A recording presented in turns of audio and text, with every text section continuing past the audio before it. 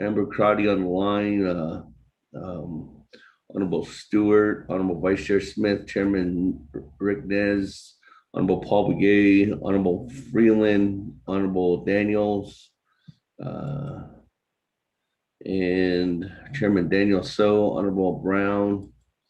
So we need a little bit more in order to make a quorum, but we'll be getting started here shortly. Again, good morning to everyone listening in. Today we're having an actual special session, the 24th. I'm on the line. Good morning or good afternoon, boss. So we're having a special session, proposed agenda here before us for the 24th Navajo Nation Council.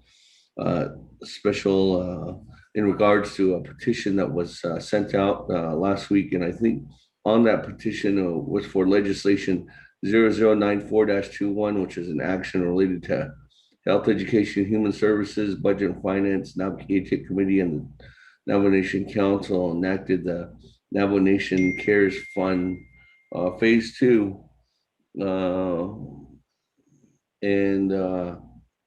With a hardship assisted expenditure plan allocating Navajo Nation Cares Fund investment earnings thereinto. So I do believe we have 19 members of the council that signed on to that petition. So we'll go ahead and move forward with that. And I know that on the petition too as well, colleagues, they didn't indicate for other legislations as well that might be available at this time to be added on to the agenda.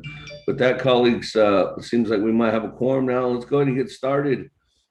This is a 24th Navajo Nation Council special session via telecommunication. Today's date is Friday, June 25th, 2021. Time now is 1:05 p.m. in the Navajo Nation Council chambers in Window Rock, Arizona. My colleagues throughout the nation too as well, across the entire Navajo Nation from their respective communities. And I, presiding as myself, Seth Damon, Speaker of 24th Navajo Nation. With that, colleagues, let's go ahead and get a roll call, and then we'll go ahead and move on from there. Good afternoon, honorable members. Honorable Elmer Begay. Honorable Elmer Begay. Honorable Elmer Begay did not answer roll call. Honorable Key Allen Begay Jr. Honorable Key Allen Begay Jr. Honorable Key Allen Begay Jr. did not answer roll call. Honorable Paul Begay. Delegate Paul Begay is present. Honorable Paul Begay answered roll call. Honorable Nathaniel Brown. Honorable Nathaniel Brown. Delegate Brown is present. Honorable Nathaniel Brown answered roll call. Honorable Eugenia Charles Newton. Honorable Eugenia Charles Newton.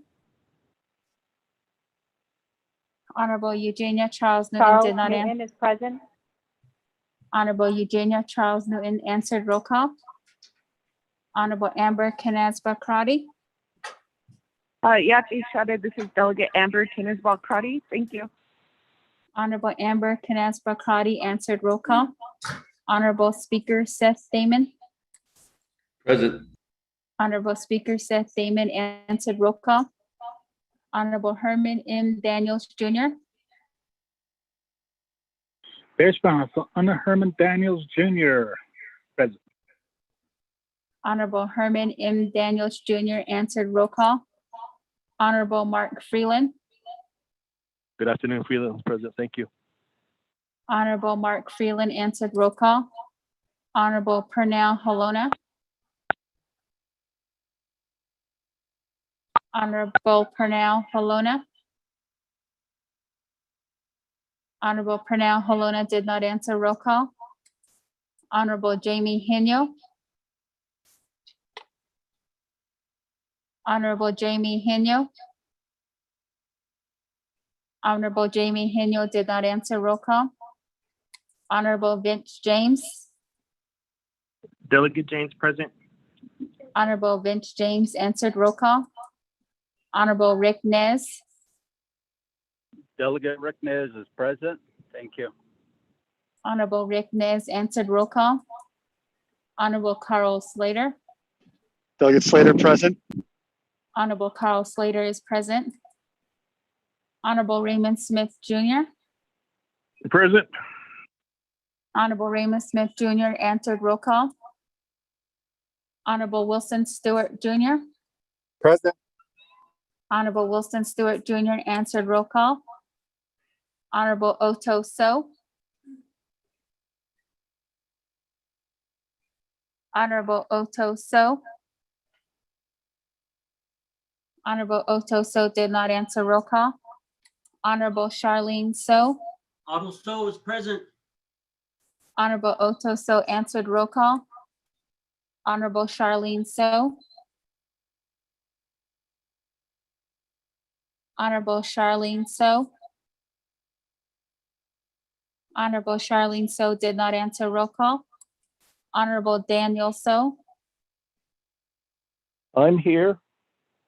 Honorable Daniel So answered. Roll call. Honorable Eugene So.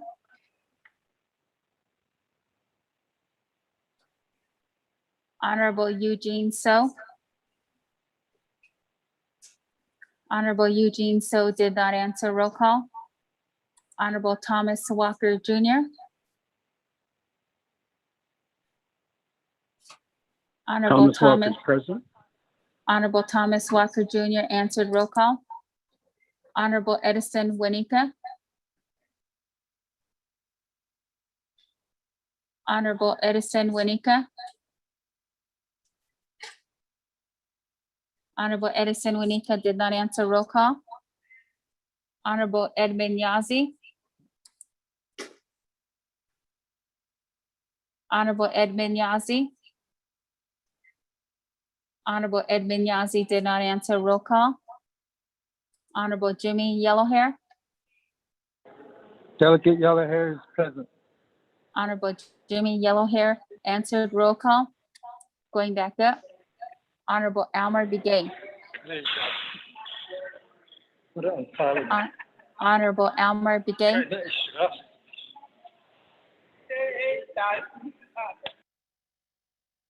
Honorable Almer Begay did not answer. Roll call. Honorable Key Allen Begay Jr. Honorable Key Allen Begay Jr. Honorable Key Allen Begay Jr. did not answer. Roll call. Honorable Pernell Halona. Honorable Pernell Halona. Honorable Pernell Halona did not answer. Roll call. Honorable Jamie Henyo. Honorable Jamie Henyo. Honorable Jamie Henyo did not answer. Roll call. Honorable Charlene So. Honorable Charlene So. Honorable Charlene So did not answer. Roll call. Honorable Eugene So.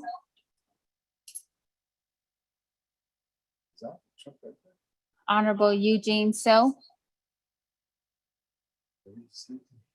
Honorable Eugene So did not answer. Roll call. Honorable Edison Winika.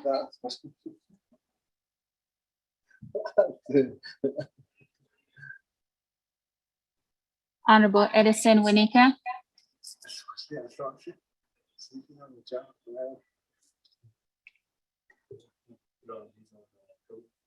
Honorable Edison Winika did not answer. Roll call. Honorable Edmund Yazi. Honorable Edmund Yazi. Honorable Edmund Yazi did not answer. Roll call. Honorable Almer Begay. Here. Honorable Almer Begay is present. Speaker, you have 17 members present, including yourself. Speaker Callen's Delegate Callen's online present. Thank you. Honorable Key Allen Speaker. Begay Jr. answered. Roll call. This Delegate Helona, I'm present as well. Thank you. Honorable Pernell Halona answered. Roll call. Speaker, you have 19 members present, including yourself.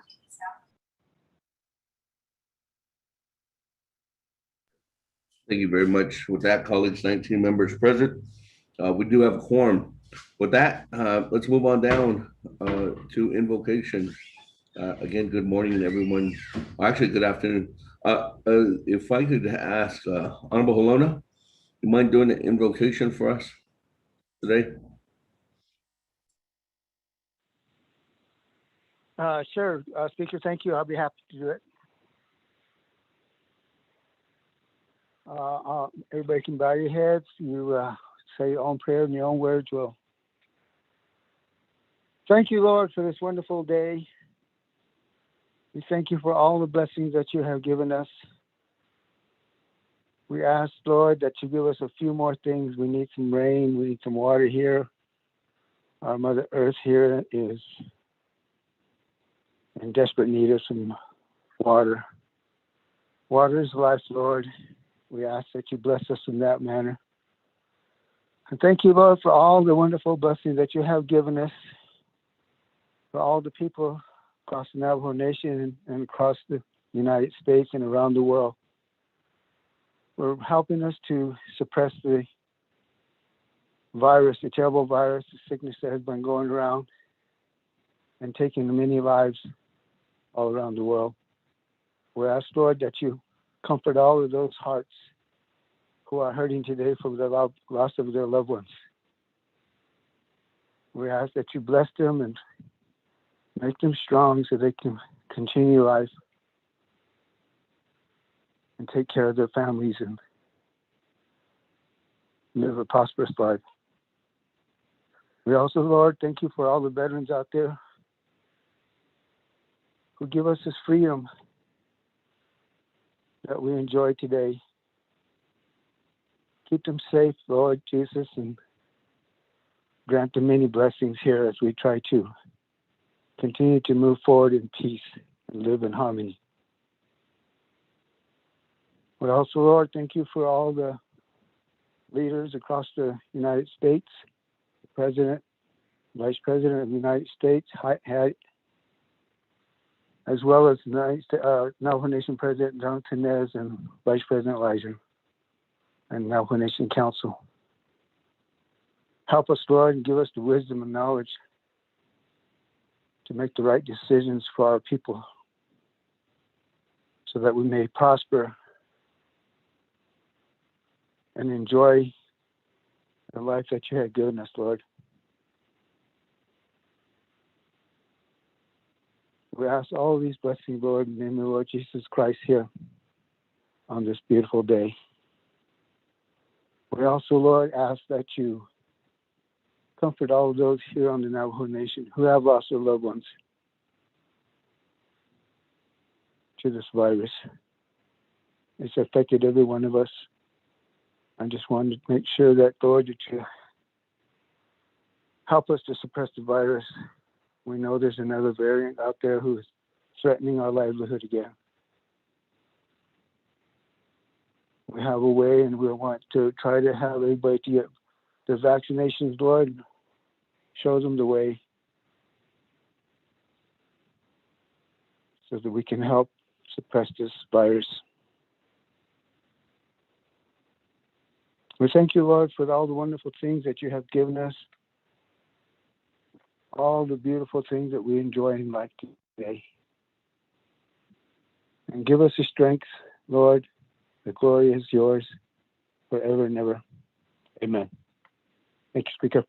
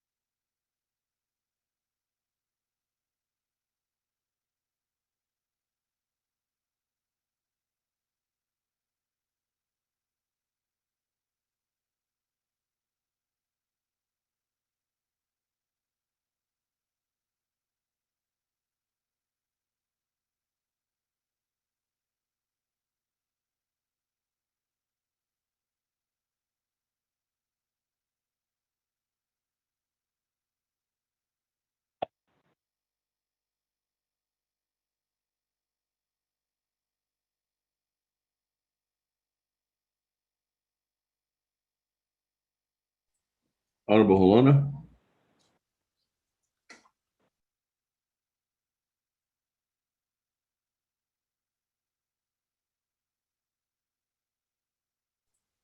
Honorable Holona,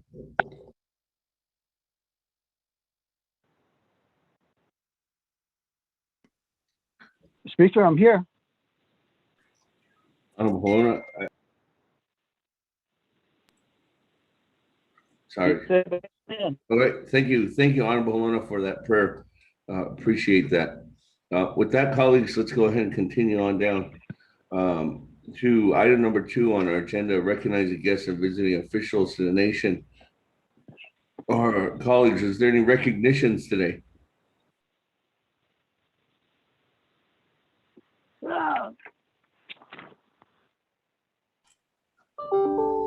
I have no one in the queue, Speaker. no one lined up. Speaker, Yes, Speaker. Delegate Freeland. Honorable Freeland. Good afternoon, Speaker. Honorable Freeland. You have a Hey, recognition? good morning. Good afternoon. Yes, not good morning. Excuse me. Yes, Well, Speaker. I want to recognize Go make ahead, a floor is yours. recognition if I may. Yes. Thank you, Speaker. Wanted to say good afternoon to our 8 chapters: Crown Point, Najaskish, Te'ai, Basenti, White Rock, Lake Valley, Herfino, Naiza, and to all our 102 other chapters out there. Good afternoon. All of our workers, our chapter staff, administrative staff, all of our employees of the Navajo Nation. Thank you, frontline workers, EMS, fire, police personnel. Good afternoon, and thank you for all the work that you all are doing. CXRs, Daltecs, everyone out there out in the field, giving service to our Navajo people. Thank you very much for all that you do for our great Navajo Nation and all of our other people that are working on as well. Speaker, with that, I want to say thank you.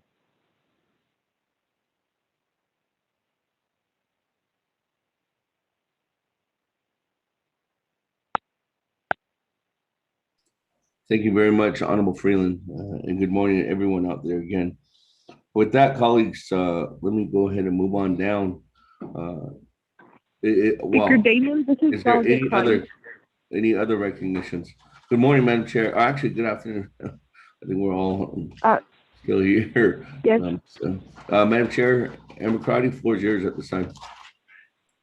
Thank you, Speaker. My colleagues, I appreciate the prayer and the moisture we're receiving this afternoon.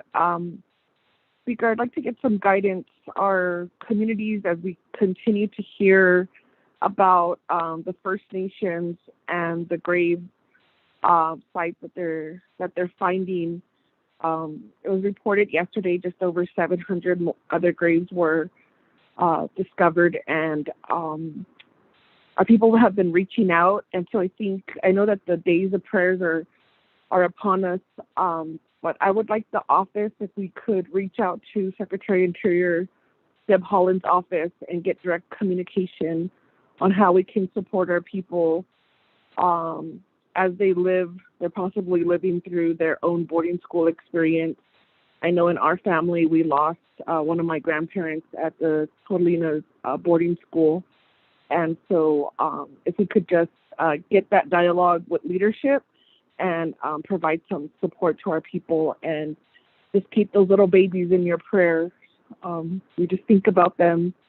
We know the tragedy that happened to them, how they were taken away, and how they, their last days with us were not with their families. And so we just continue to pray for their healing and praying for our people. Thank you, Speaker.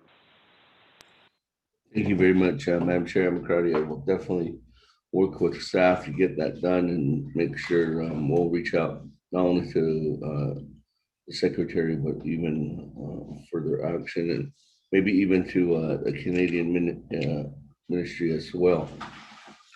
Other than that, we will work on that, Madam Chair.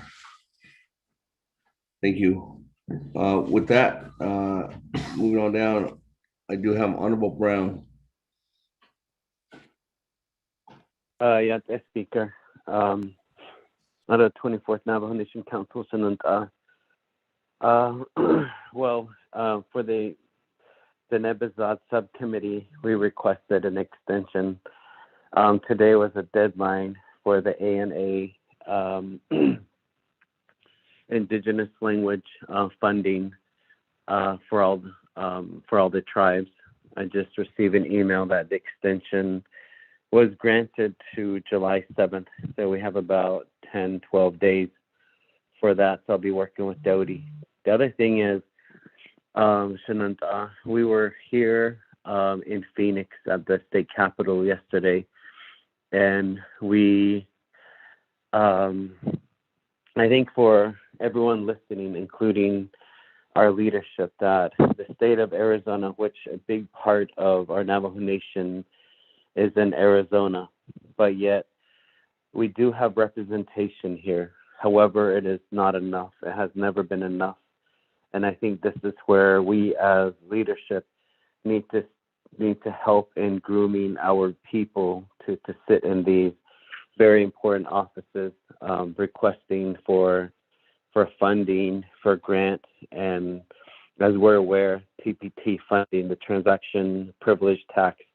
Navajo puts in, just Navajo alone, minus the other tribes, we put in on average about $20 million a year into this privilege tax.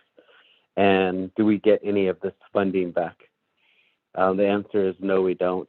If we do, it's very little. It's not significant to fund our projects.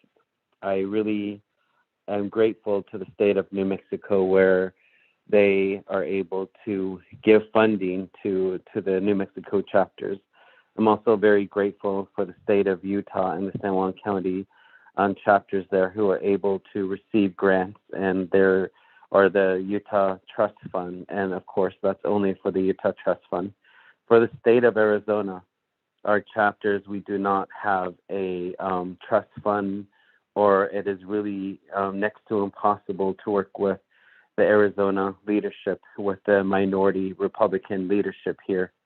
And it is continuing to be a struggle even after many years. The Kayenta Peabody Mine, Black Mesa Mine in Kayenta, and also Navajo Generating Station, and many others, land-based taxation as well as tourism have been a huge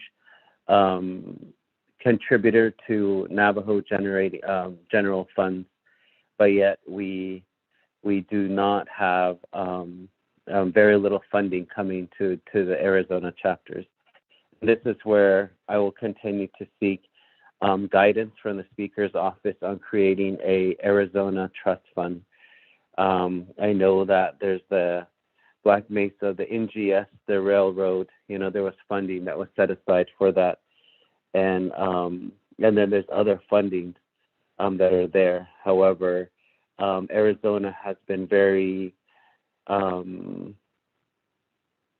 generous to all Navajo Nation chapters in giving funding to the 110 chapters without, and this is something that I'm asking for leadership to understand and to help us and work towards these when we talk about equality in finances, to have as much equal representation. Sitting, meeting with the Arizona leadership, it's become very apparent that we do not have enough representation. So I think this is where I do appreciate Mr. Freeland and the state task force members and our lobbyists. I'm not sure if they're being paid, but to keep us up to date. And sometimes this is where I was sitting here and, really understanding that, wow, it just feels like we as Navajo Nation Council delegates sometimes are used as pawns to almost sometimes go after our own Navajo leadership here in LD7. And I really would like to have a complete understanding, and that's really my job, to follow up on these. So this is, it's really concerning to me because we have people traveling down here in a time of pandemic when we are looking high and low for funding, looking at budget and finance having approved, or actually looking at the general funds and the revenue that's coming, and then the future where we will face revenue shortfalls is inedible at this time. So the biggest ask, Speaker, would be, I did if you can help me in creating an Arizona trust fund for Arizona chapters.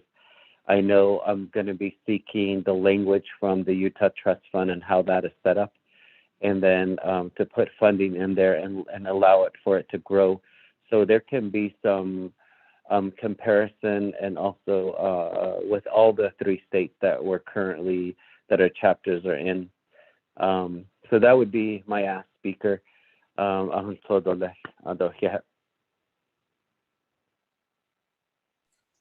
Thank you very much, Honorable Brown. With that, colleagues, and working together with Honorable Brown on this initiative, I'll have staff reach out to you and get further information, and then we can go after that and move forward. So thank you. In that, staff, just know we'll be meeting and requesting sit down with Honorable Brown on that request. That, colleagues, any other comments, any recognitions at this time? What are the recognitions?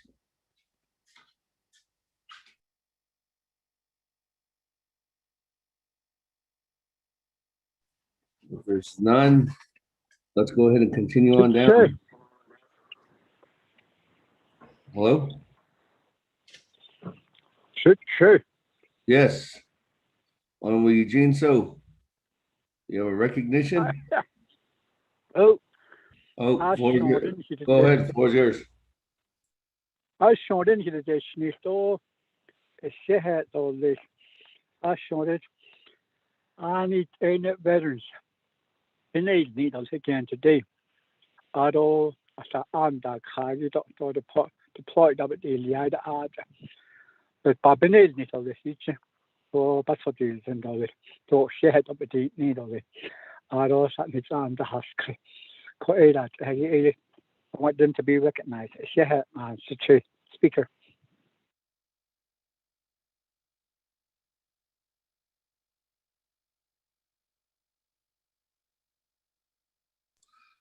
Thank you, Honorable Eugene. So that I'll have Ms. Yazzie reach out to you or Melinda, and we can definitely move forward on that if there's any further recognition on that issue or any other veteran issue, but no noticing, recognizing veterans as well. So thank you, Honorable Eugene. So that, colleagues, any other further recognitions at this time?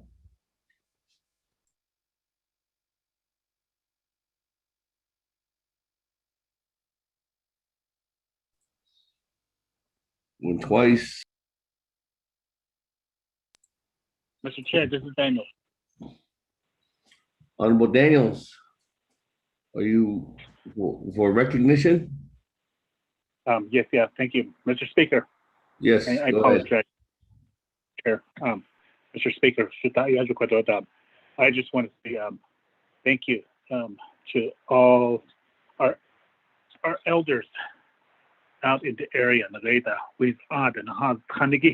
I just want to say thank you to them for being there for their family. And Mr. Speaker, 24th Navajo Nation Council, our elders, Twitter Fani, was a bed hospital, Yego, Edibedan, Bedan hit Zil, Halenaho, Adunan, Senator, that's easy for the Jins that Shingi Donana Kodota Seheki. I just want to say thank you to them as well. Aslam Baha AIC Habit Schneider Kodota for being there for us Kodona Edibe Bedan hit Zil, Halenako, Hot Asian Adam. Aslam Baha Edian Bebe Zil. I just want to say thank you to them. Kodona Gatam, Adonana Kodo Behate Siki, Kodona Gate to our Navajo people out there at the local level, at the grassroots level. I just want to say thank you to them as well for taking care of their elders. Kodota Masanetonan, but Shave, Analyst, Nalis, Slada, Yata Halianiki, Kodo, I see Kodo Yeshindash, Josh, Kodo, AIC, Kodo, Adonana Kodo, Diego, Kodo. ke masana ba da hasian ke shade ba da hasian ke nala da ye go ba da hasian ko da de stu so ko do ko to the ye go ba hasian che yan da hegi ba nada no tra so ko do. I just want to say that to our Navajo people, but a big shout out to our elders for being there for us and our children. Mr. Speaker, hospital. Thank you.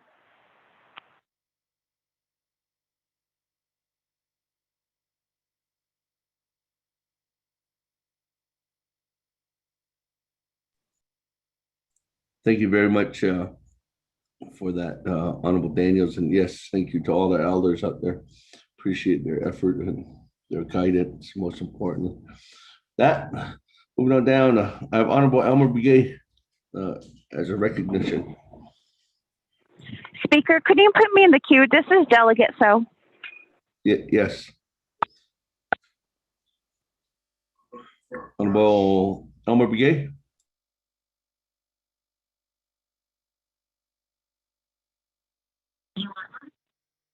Speaker, can you hear me now? I can hear you loud and clear. Okay, thank you, Speaker, and then members of the Navajo State Committee.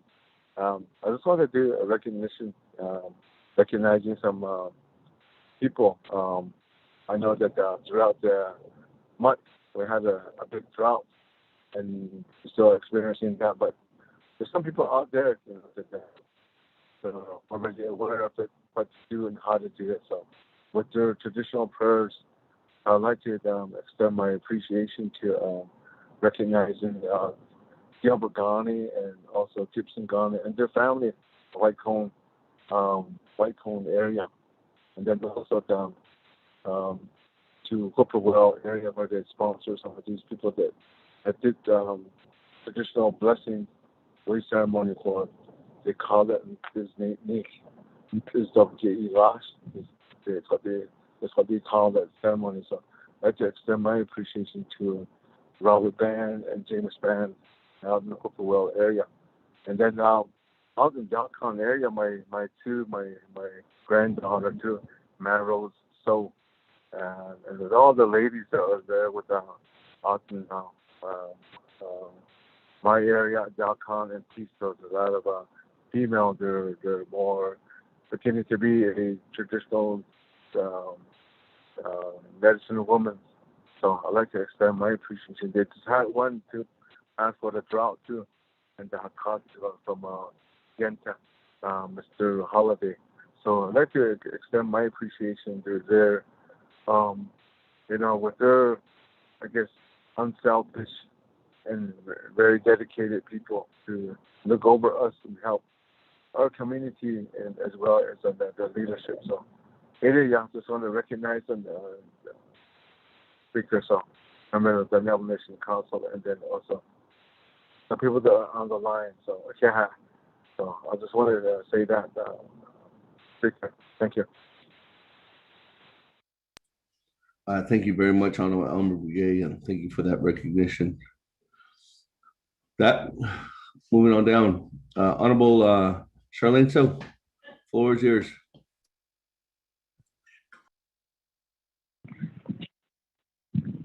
Yad Eshe Ado Yad Eshanan Adamo Shanagi 24th Navajo Nation Council Delegates Ado Alanj Nihinad Ani Nihit the Net Shik Esha the Net Anos Hotas and all Angi people of the Great Navajo Nation Yad Eshan Anhit Schnidole Sagi Equa Dehadesin Nanisht Ejana Dantra Bahan Show, but Ani Bashin Kachini Dasha Chek, Chini Dashanala, Ada yes, that was a content Nasha.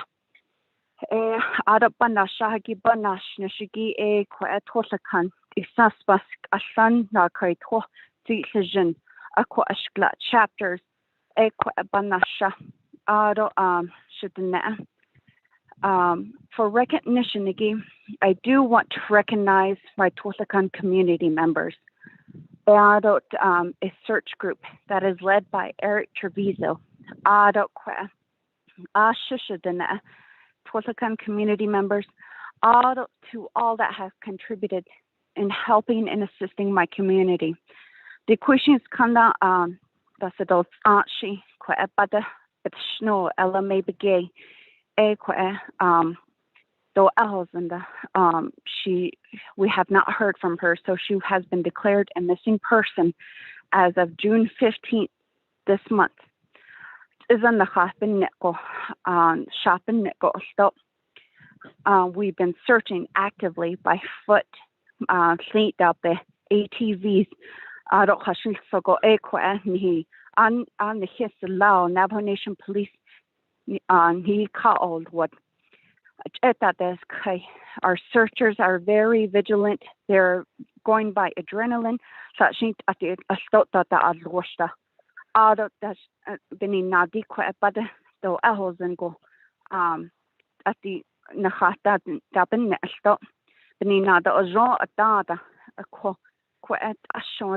would like to recognize my community. I'm very proud of the way that they have come together and the way that they have stood by one another to support LMA Begay, her children, her immediate family, her brother Robert Curley, her sisters. I do want to say thank you to all that have donated and contributed to Twasakan chapter in our efforts to find her. At this don't lay the question is called. We're going to be working with PD and continuing our search. Any kid, a question they're coming out to help us and assist us. Again, I just want to thank Eric Treviso, his group. They have been on the ground, and he has been sleeping in his vehicle as he conducts these searches. And again, we have so many community members that have been only going on 3 hours of sleep.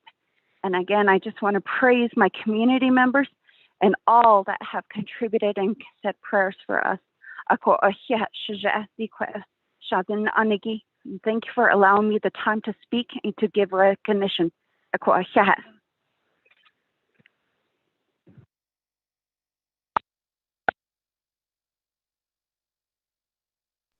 Thank you very much, Honorable Charlene So, for that recognition and for that courageous work that everyone's doing out there, and the continuing of the search effort too as well. So thank you for recognizing everyone up there. With that, colleagues, let me go ahead and move on down. Is there any other further recognitions at this time?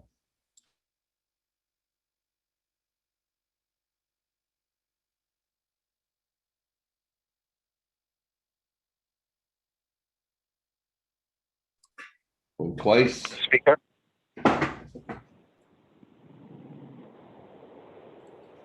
Speaker, sir. Yes, Speaker. This is Edmund Yazzie, sir. Good afternoon, Chairman. Are you Good afternoon. recognition? Yes, I just wanted to say, Speaker and members of the council, I extend our greetings to everyone that's listening. This coming Monday, recognition, and also just prayer for the family. Maggie Largo, the mother of the late Officer Houston Largo from Peru. This coming Monday, Speaker and members of the council, at the federal courthouse in Albuquerque, the sentence hearing will take place, and the individual who took the life of Officer Largo will get his sentencing that day. So just prayer for the mom and the family of the Largos here in Peru, and recognition too as well. Speaker, sir.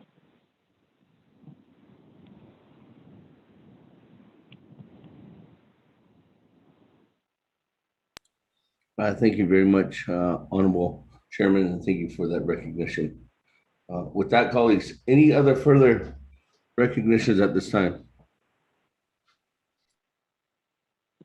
Speaker, this is Delegate Brown. Honorable Brown, you don't have any more time. Okay.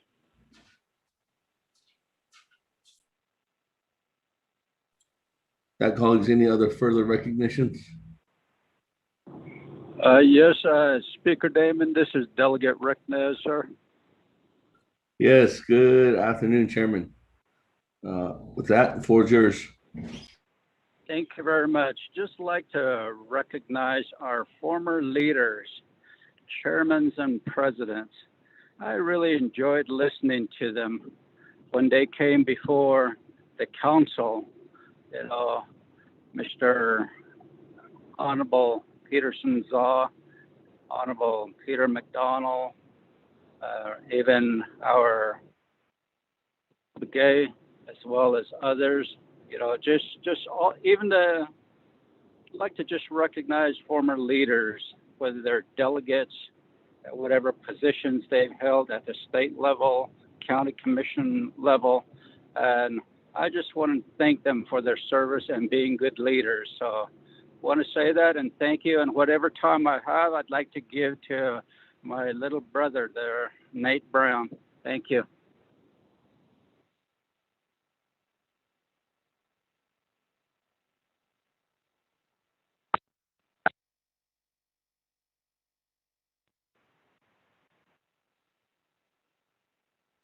Honorable Brown, floor is yours.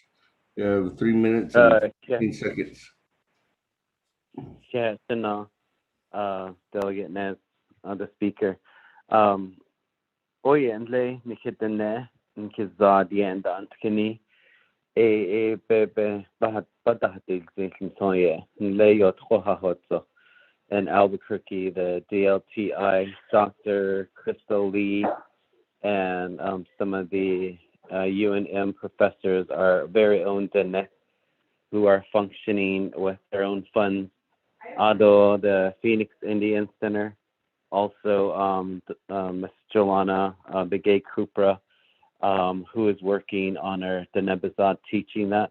Adon Le Solecha Hotsoja, Curleen Pfeiffer and her team and teachers with Eileen Quintana.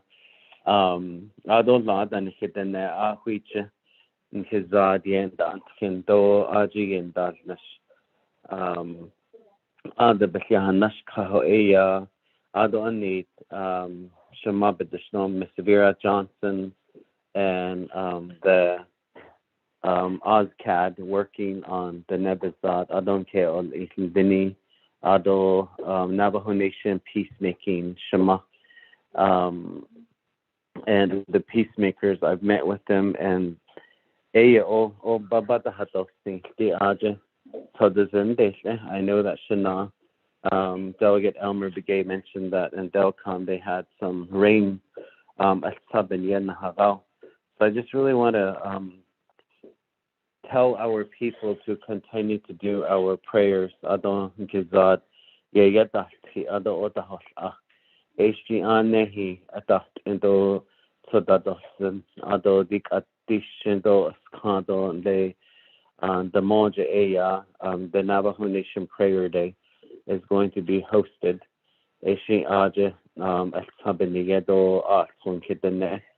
I hear from so many of our people post-pandemic who are still struggling. So it is to leadership that they look to, and it's good to showcase and remind our people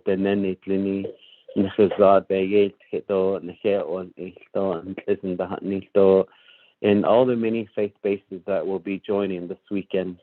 That brings solace and comfort to me, my family. And we'll continue to do our own that they're doing a lot for our people, for the safety and well-being. So anido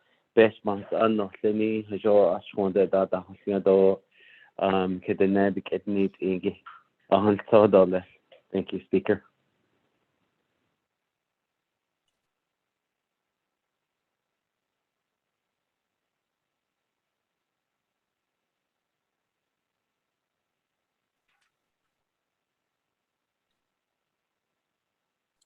Thank you, Honorable Brown. With that, colleagues, we go back to the floor. I don't have anybody else in the queue at this time. Is there any further recognitions?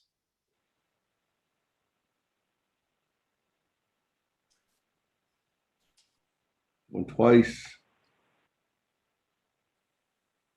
Going 3 times. That, let's go ahead and continue on down.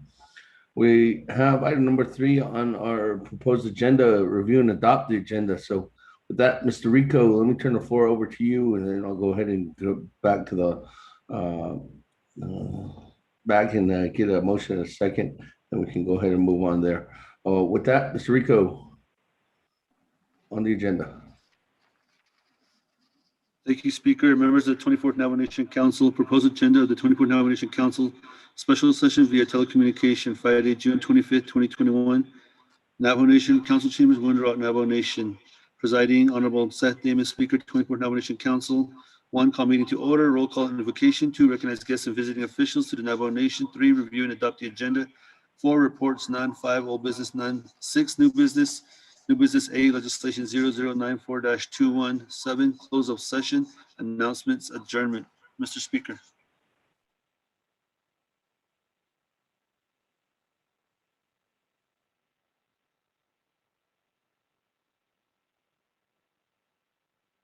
Motion. This is Delegate Daniel. Well, thank you very much, Mr. Rico. Mr. Rico, with that, there's a motion by Honorable Herman Daniels, second by Honorable Nathaniel Brown. That, colleagues, any comments, questions on the agenda? Delegate I have Honorable Slater and then Chairman Daniels. So, Honorable Slater. Thank you, Speaker. Can you hear me? Yes. Okay, excellent. I would like to ask the motioning parties to add 104-21 to the agenda and have it stand as the first item after any 2/3 legislations that may be added to the agenda. So it'd be the first item after that. Thank you, Speaker. I reserve my time.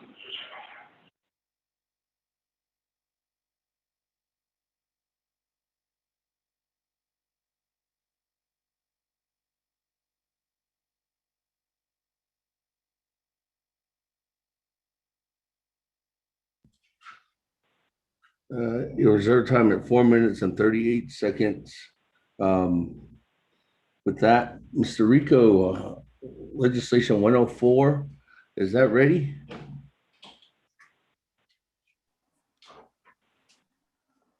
Speaker, yes, that legislation is ready. It was sent out to the council at approximately 1:20. Okay, Mr. Rico, could you read that heading into the record before I get a second on the motion? And this is on Amendment 1.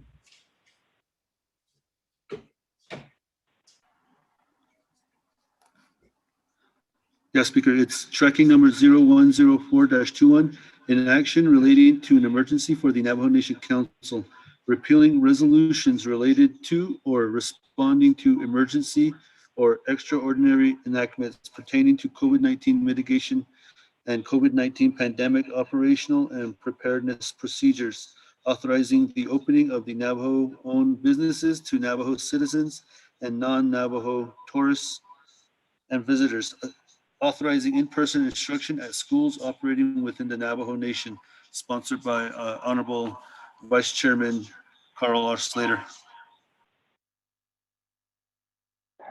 Second, by Delegate Paul Begay. Okay, with that motion by Honorable Vice Chair Slater, second by Honorable Paul Begay. That, colleagues, on Amendment 1, any comments, questions? Adding on legislation 0104-21. Speaker, Delegate Daniel So. Chairman Daniel So, on Amendment 1, floor is yours. Yes, I'd like to, I was trying to get to before Brother Carl Slater did. And I, Craigie, she, so be so I'm going to ask the moving party if it's allowed, Speaker, to request moving gentleman Carl Slater and Paul Begay to their amendment 078-21, 00921, 0102-21. Reserve. Chairman, this is Speaker Damon. Could you reiterate those numbers again? I it's hard to hear. Maybe it's just me. Yes, I can repeat. 0078-21, 0093-21, 0102-21. Okay, thank you. So, Reserve your time at 4 minutes, 5 seconds. let's So 78-21, 93-21, and 102-21. correct. Yes, sir. With that, let me see.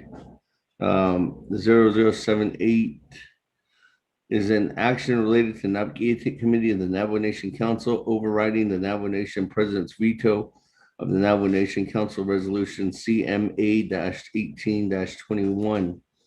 That is legislation 0078-21. Second would be legislation 93-21, which is an action related to law and order, health, education, and services. Advocate the committee and the Navajo Nation Council amending 1703E of the Navajo Nation Child Support Enforcement Act, Title 9, Navajo Nation Code, sponsored by Chairman Daniel. So with that, moving on down on legislation 0102, that legislation is an action related to an emergency for the Navajo Nation requesting the governors of the states of Arizona, New Mexico, and Utah to declare states of emergency for droughts occurring across the Southwest, sponsored by Chairman Daniel. So with that, Honorable Slater holding the amendment, there is a request to modify to add those three legislations on, and that would be in accordance after your legislation, which was 0104-21, Honorable Vice Chair Slater.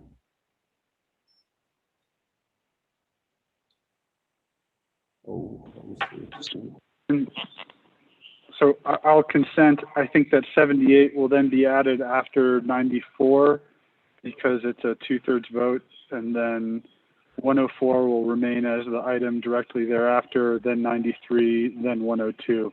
Oh, yes, you are correct. Thank you, Speaker. So the lineup, yes, you are correct. Yeah, 0078-21 would be first, yeah, because it is a 2/3. All right, that colleagues, Honorable Paul Begay, in concurrence with the modification. Yes, Speaker, Delegate Paul Begay concurs. Thank you.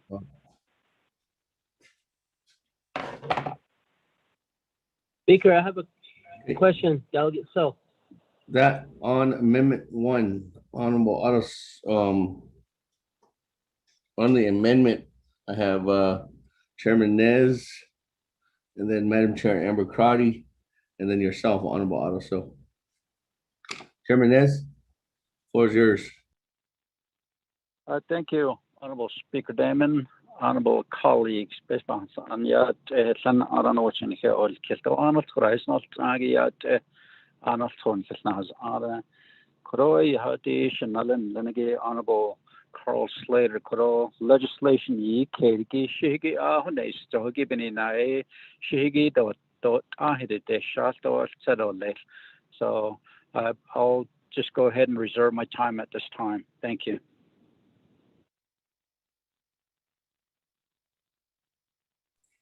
All right, thank you very much, Chairman Rick Nez. Reserve your time at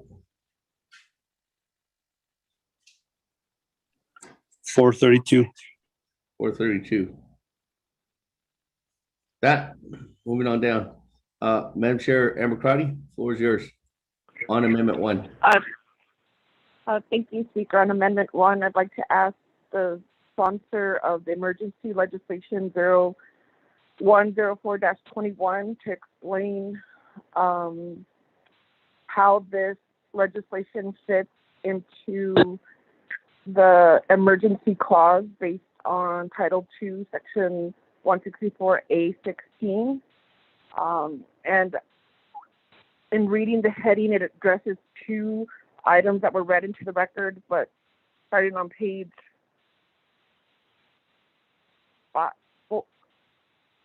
3 of 5, there's 10 items that are attached to this emergency legislation.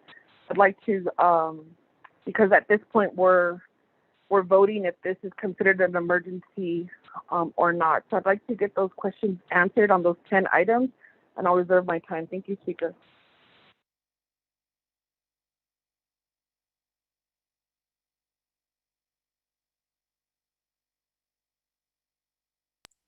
Thank you very much, Madam Chair. For that, 4 minutes and 6 seconds on your reserved time. Let me go back to, let me go to Honorable Otto. So I know he said he had a question too as well. So, and then I'll go back to the presenter of the amendment. Honorable Otto, so floor is yours. So, the legislation, the crucial bit that he so some of these I think they can wait until the spring of the summer session, such as the 93-21. Oyo bishwa unbenan so this ne for the summer session. I think today if we could just address the emergency and the emergency legislation is something that I would support. Need all legislation they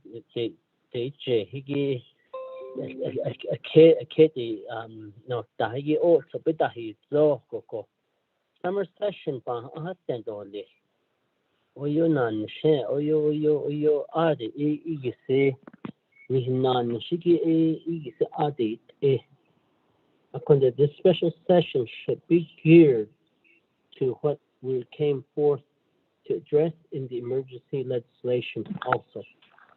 It is on this kitchen and yeah.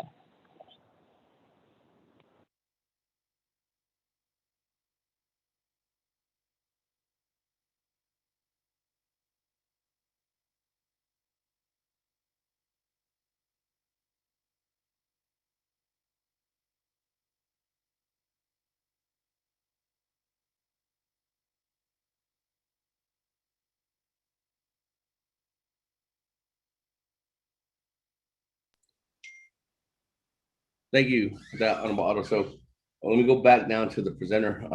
Honorable Slater, Vice Chair, floor is yours for the questions. Thank you very much, Speaker, and thank you very much to Delegate Shuma for the questions, asking you to explain the nature of the emergency on legislation 0104-21. This legislation addresses several items and will permit our roads to be open to tourists and the Navajo Nation to be open to tourists. We're approaching the July 4th weekend, and presently our Navajo business owners are denied access to the external market that comes onto Navajo. So for my analysis and many others, we view this as an emergency because this is one of the big economic drivers in their tour season, in their summer, I guess you'd say tourism season. So for the economic livelihood of our nation and our people, I think it's very important for the roads to be reopened. In addition, this will permit potentially in-person instruction within our schools in the upcoming school year and possibly for some of the summer sessions that are trying to take place right now. Presently, many school districts that our committee, the Health Education Human Services Committee, and the Department of Education have consulted with have been requesting for clarity and guidance on when they may be returning to school. And so this will allow them the opportunity to start planning on when they can return.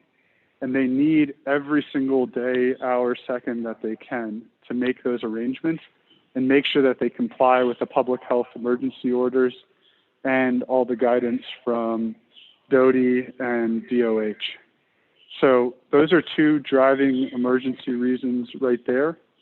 Additionally, I and many of us on the council have been beseeched by our community members and constituents to quote unquote reopen the chapters.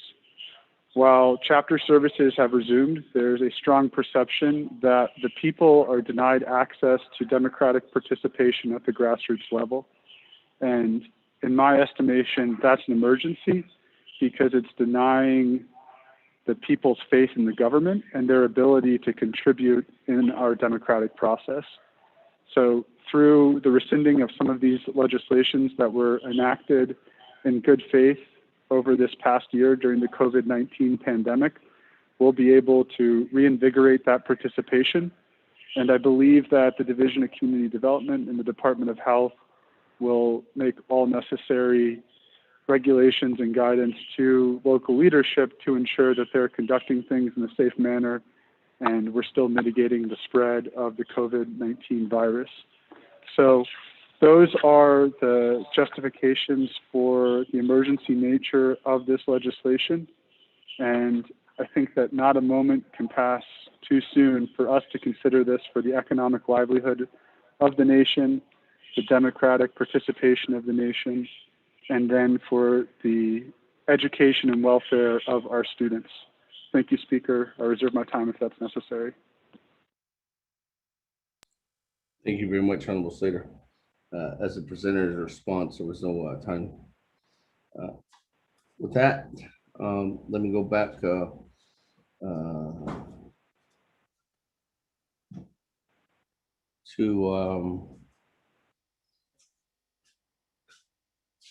Honorable Otto So. Did you ask for a modification? I think I might have overlooked that.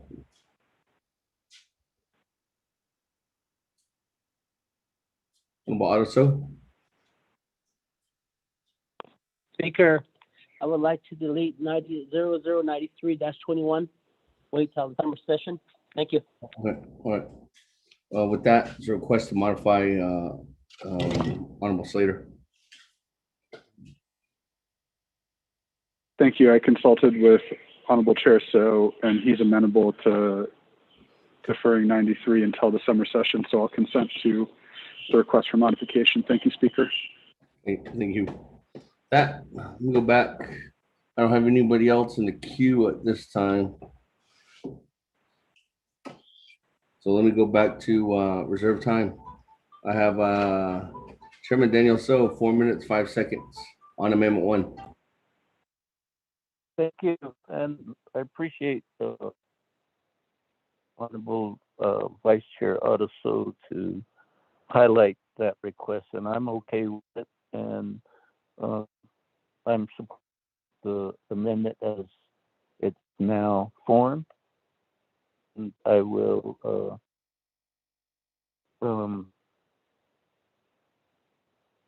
defer my time on one. Thank you.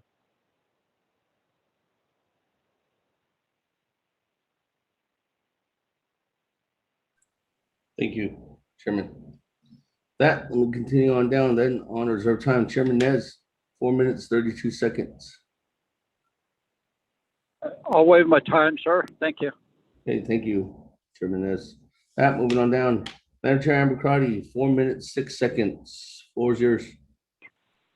Yes, thank you. On the emergency legislation 014-21, I don't see any supporting documents in terms if chapters are ready to open. in terms of how we want to, the proposed rescinding.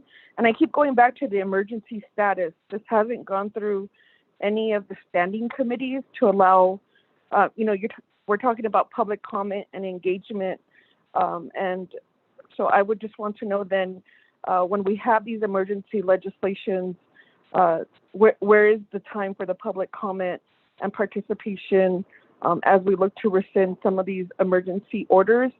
I did, in the short time, talk to district leadership, and they overwhelmingly have asked for more time to develop reopening plans, especially when it comes to quorum and having the space to safely meet. So I'm going back to, in terms of if this is an emergency, because there's 10 items bundled in this one legislation. So that's my first concern. The second area is on line 10 of page 4. It does, that does affect all governing bodies on the Navajo Nation regarding telecommunication. In terms of the emergency, if the sponsor can just expand how that's considered an emergency as we move forward with the soft opening of Navajo Nation. And I'll reserve my time. Thank you, Speaker.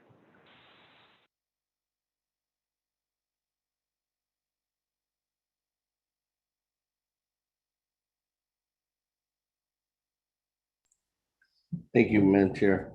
That reserve your time at 2 minutes, 28 seconds. And then I do have a new colleague in the queue, so let me go to them and then I'll go back to sponsor for response. Honorable Keon Begay, Shay, floor is yours. Good afternoon, Shay. Ikudo National Source Link Sozaki. 2 questions. The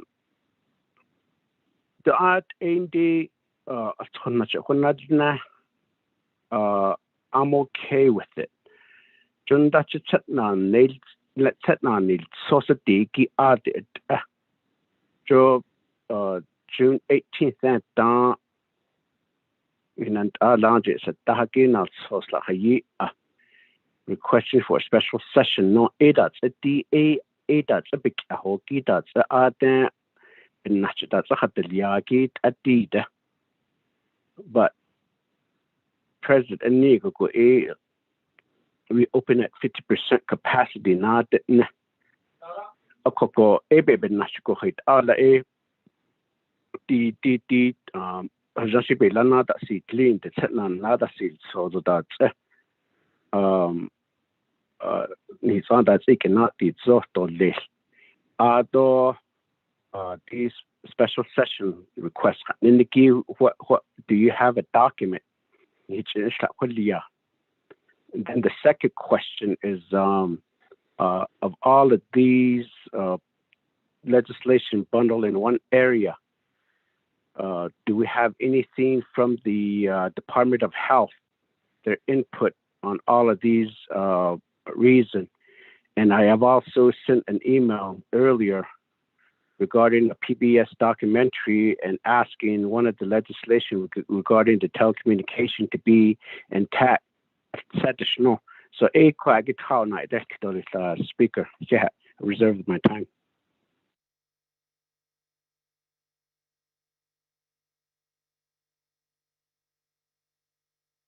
Thank you very much, Che.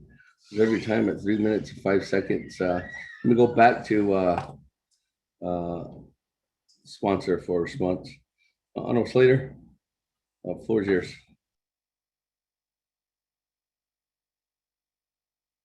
Thank you very much, Speaker. With respect to support from the Department of Health and the, is there a echo?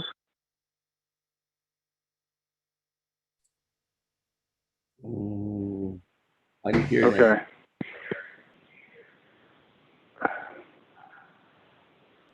Okay. There's no echo on our side, on my side at least. Okay, thank you. The Department of Health. Now there's an echo.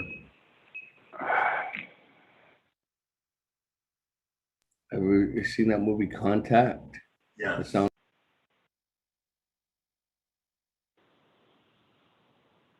Okay, I'm going to try again. All right. Thank you, Speaker. And thank you so much for the questions. So in regard to the question on, I guess line 21, page 3 of 5, CMA 1220, and that was covering the PBS article that was forwarded by Delegate Keelan Begay. I don't believe that there was a parallel process that was put in place pursuant to this resolution. And so we passed it, but I don't think that it's actually being implemented currently at this time. And if this item is added to the agenda, I asked Mr. Vicente to be able to present on this issue. And I would see that discussion more being a part of the debate. But if Delegate Begay would like to ask for his presentation on that now, I'd have to defer to you, Speaker. Second, in regard to the Department of Health and their review, I think in general it's been their position that the public health orders are what is governing the reopenings, and they have had their hands tied because of these legislations that we passed during the pandemic, in particular the CMA 1620. So this will empower them to regulate these activities that will take place under our current reopening, and they will not be impeded by anything under this rescinding. Going back to CJY 6520, I didn't quite understand what the question was, but I think it was related to how meetings will continue to take place. And I think that the feedback I've received from my constituents is that they want their leadership convening in person to discuss these issues, and that many of the difficult conversations that have taken place over the past year would have been better handled if people were convening in person in a safe manner. And we're able to do that now according to the Department of Health and the Health Command Operations Center. So that's my position, and I don't expect everyone to have the same agreement on it, but I'm happy to have that debate and discussion if the legislation is added to the agenda. Thank you, Speaker.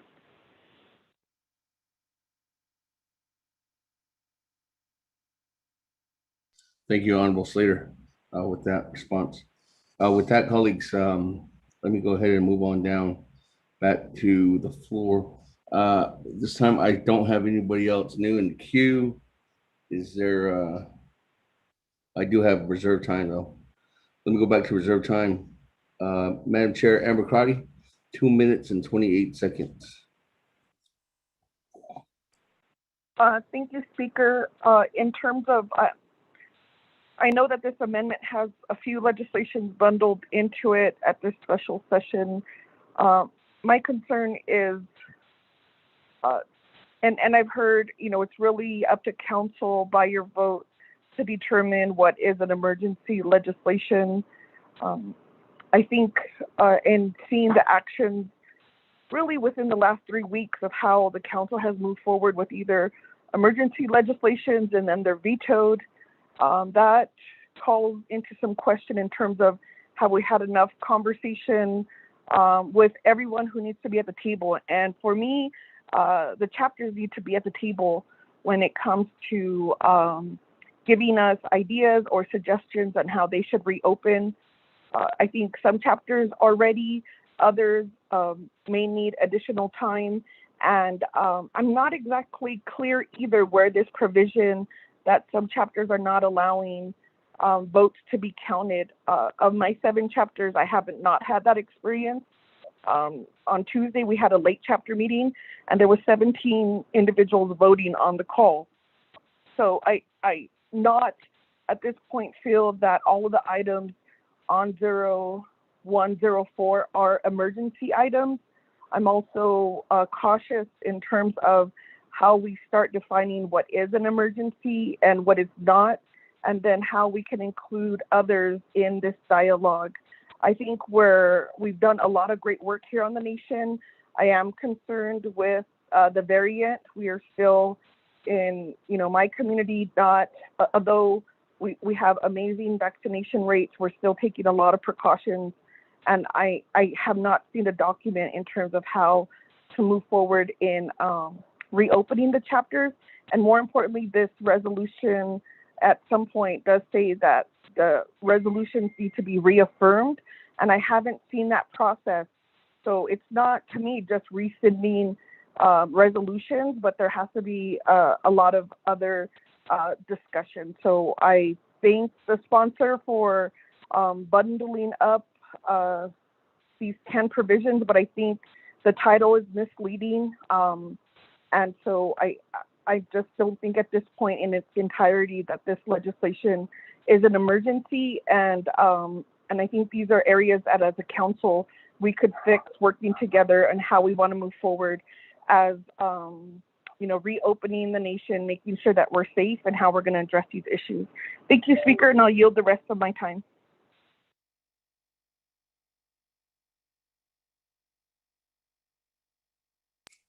Thank you, Madam Chair. Speaker. Move on down. Somebody's. Speaker. Yes. I have a question on the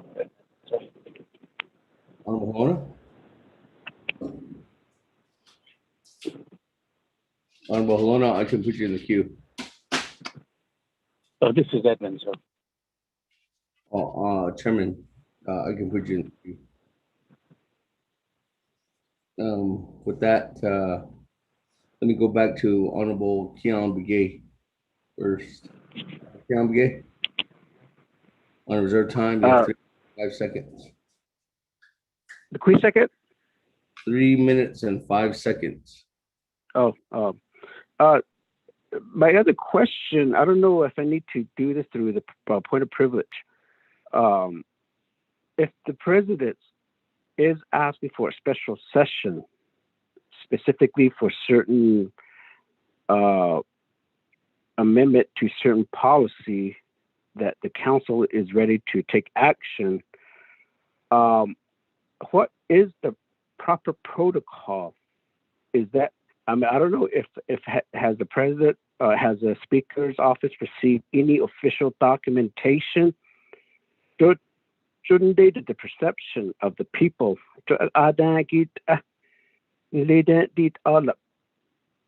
adit abespas angi kende ko adik ta hos do odit asai na behas ani na ti che chon kit to ni hiki ki akwa kin hapas here akon leta sahonas go such as the government, state government, the governor Ducey asked for a special session. They specifically convened and talked about that support a request by the governor, and then they closed it, and now they're back into their normal processing of the session. Kon hilahit ela tot hajo the men didn't give it ishan elia ya at kwake ko ti onal sos in the heat nelo sa yida to shi da zubin ya hajo ni bit ade saga hot zanda has ana deki ko halet elan sen kwake job the benna go dik at obenna ti jedor chehlan hi kwake hinch kreto benna edit our veto non splitting hit don't need to shut halet kwake ko ejo benna this could speaker reserve my time whatever is left.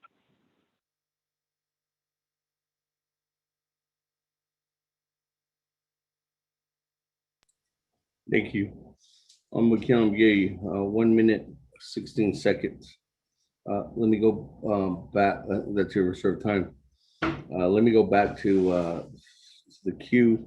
I do have Honorable Paul Begay and then Chairman Yazi. Honorable Begay, floor is yours at this time. Oh, and hold on, Honorable Begay. Just to answer your question, Honorable Che, Honorable Keon Begay, it's usually, well, prior protocol, we usually receive a letter from the president notifying, asking for a special session. To date, as of 6:25 today, 2:23 p.m., I have just seen a press release, and I seen some and have seen something in the line item veto that was handed back to us last Friday, but we have not received any formal letter from the president asking for a special session. I don't think anything's been logged in since the time the session has started for the last hour and a half. But when I last checked in at the front desk, there was still no letter from the president, official letter. So there's been no letter officially asking for a special session to the speaker's office. Just a press release and also a something in a veto message, which isn't considered a request. Other than that, moving on down, Honorable Paul Begay, floor is yours. Thank you, Speaker, colleagues on the 24th Navajo Nation Council. Thank you for the opportunity here. On this legislation, I believe we are all experiencing hard times due to the pandemic, COVID-19. Every one of us have experienced some type of hard times. I think this includes our business people and the people that work for these businesses. The only way to survive, we know today, is if we have money to buy the things that we need, are the necessities.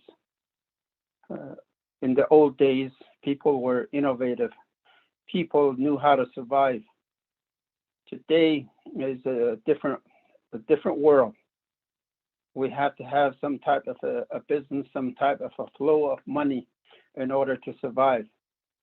The legislation that I had, that the council passed to reopen the businesses, was vetoed.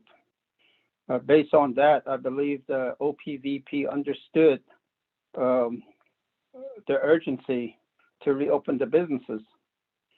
So when it took all 10 days to get this legislation vetoed. So to me, because of the urgency to get these people back to work and the businesses to operate again, we wasted another 10 days. It was at about 2 or 3 hours before the end of the day, 5 o'clock when the deadline was, when I talked with the president.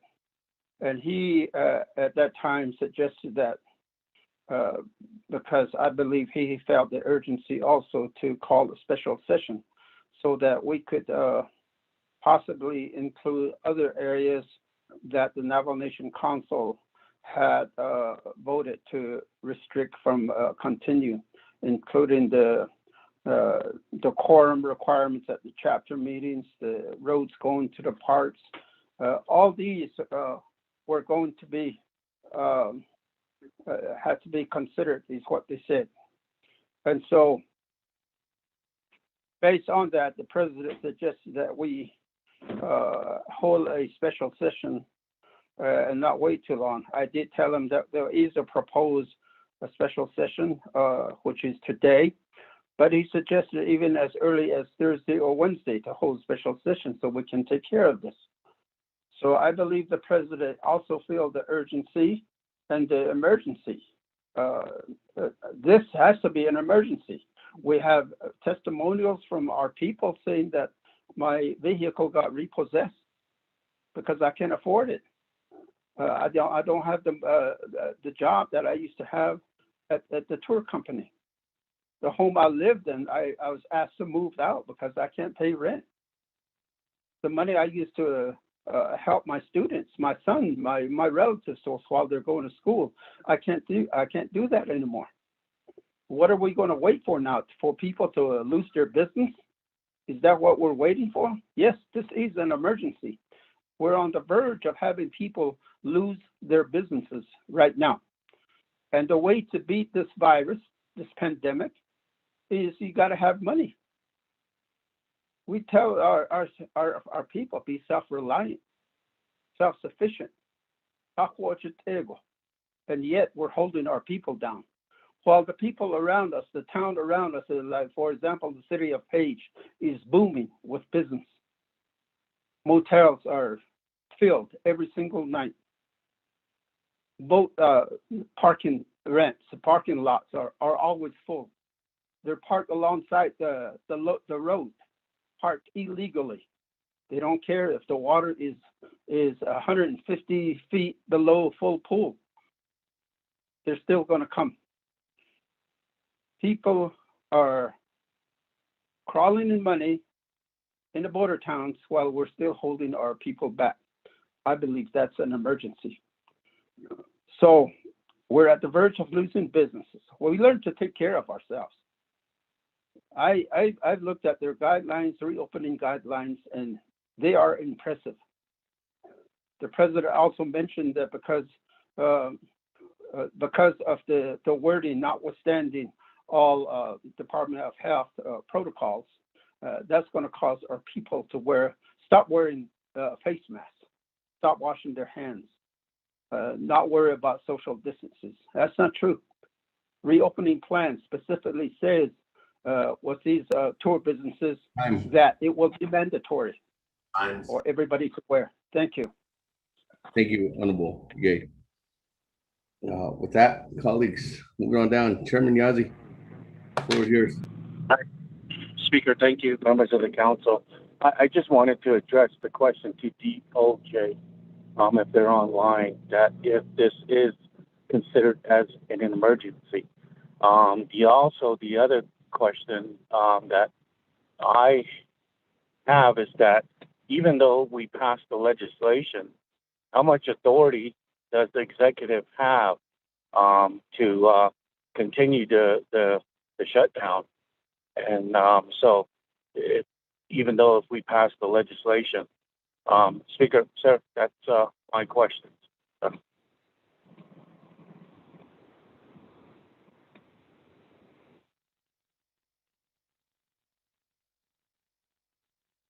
Thank you, Chairman.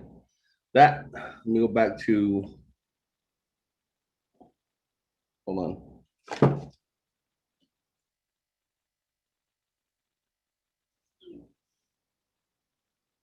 Let me go back to Honorable Slater for response. Honorable Slater. Thank you, Speaker. I think a lot of these questions, I'm not sure if they were directed at me or if they were directed toward legal counsel. With respect to the authority of the president continuing to enact shutdowns if he signs into law this legislation, my assumption is that he could exercise some version of that authority under the public health orders. Because I remember at the outset of COVID-19 that the executive branch asserted that authority. I could be mistaken. Maybe it'd be a question for the Department of Justice. And my assumption would be it'd be implemented only if there was a significant spike in cases and the Health Command Operations Center and the Department of Health made such a recommendation to the president. So that's my response there. And then if there is a request for follow-up on these other items directly to me, I'm happy to do that, Speaker. Thank you.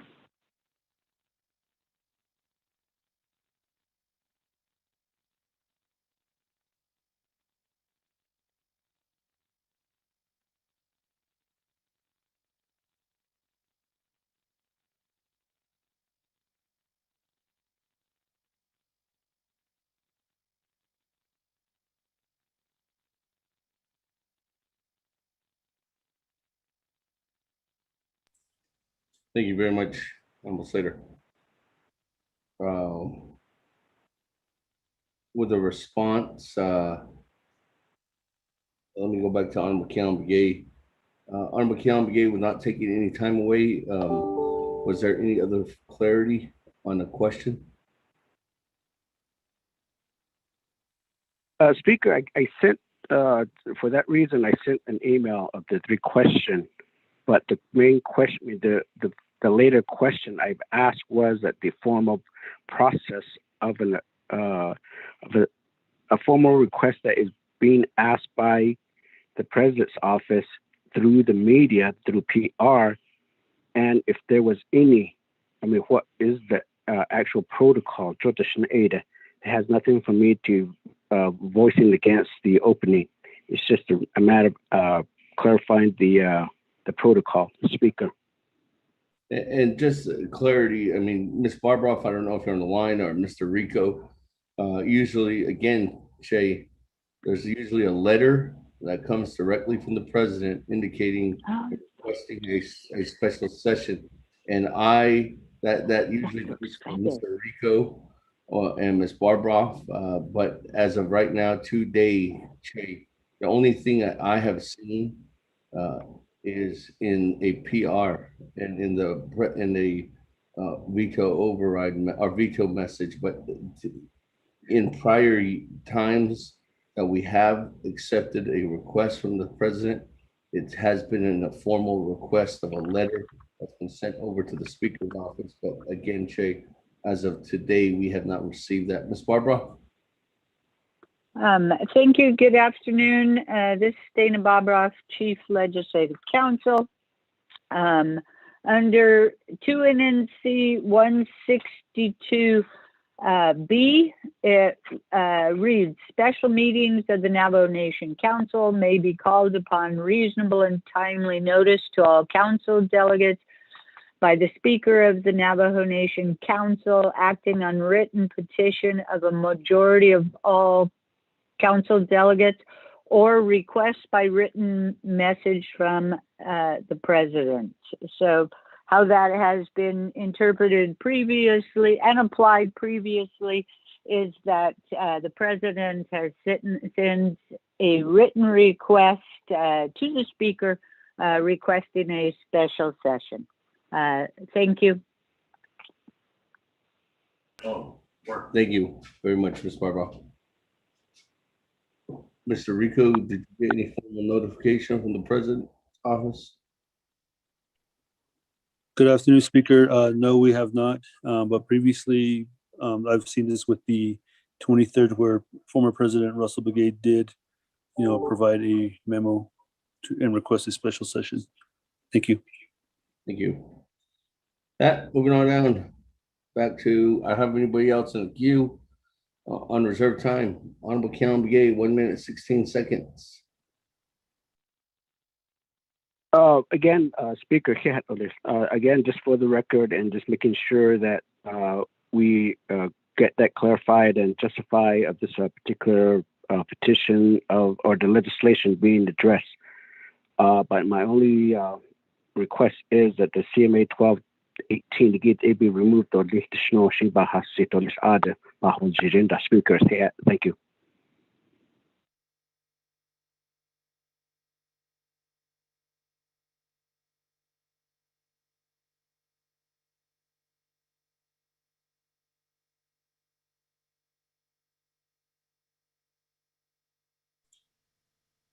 Thank you, Honorable Count Begay.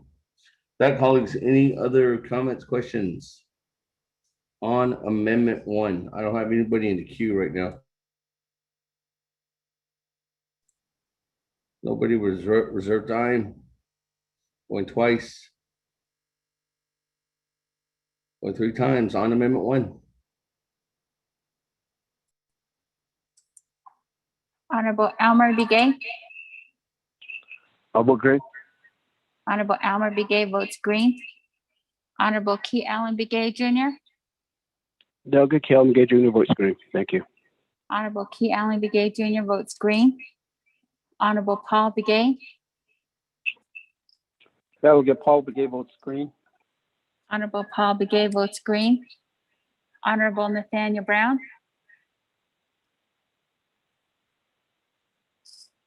Honorable Nathaniel Brown. Honorable Nathaniel Brown did not vote. Honorable Eugenia Charles Newton. Charles Newton votes green. Honorable Eugenia Charles Newton votes green. Honorable Amber Canasba Crotty.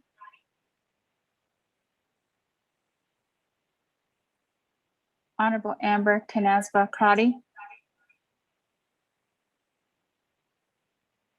Honorable Amber Canasva Crotty did not vote. Honorable Herman M. Daniels Jr. I vote green. Honorable Herman M. Daniels Jr. votes green. Honorable Mark Freeland. Green. Honorable Mark Freeland votes green. Honorable Pernell Halona. Honorable Pernell Halona. Halona votes green. Honorable Pernell Halona votes green. Honorable Jamie Henyo. Honorable Jamie Henyo. Honorable Jamie Henyo did not vote. Honorable Vince James. Honorable Vince James. Honorable Vince James did not vote. Honorable Rick Nez. Delegate Rick Nez votes green. Honorable Rick Nez votes green. Honorable Carl Slater. Delegate Slater, green. Honorable Carl Slater votes green. Honorable Raymond Smith Jr. Green. Honorable Raymond Smith Jr. votes green. Honorable Wilson Stewart Jr. Green. Honorable Wilson Stewart Jr. votes green. Honorable Otto So. Vote green. Honorable Otto So votes green. Honorable Charlene So.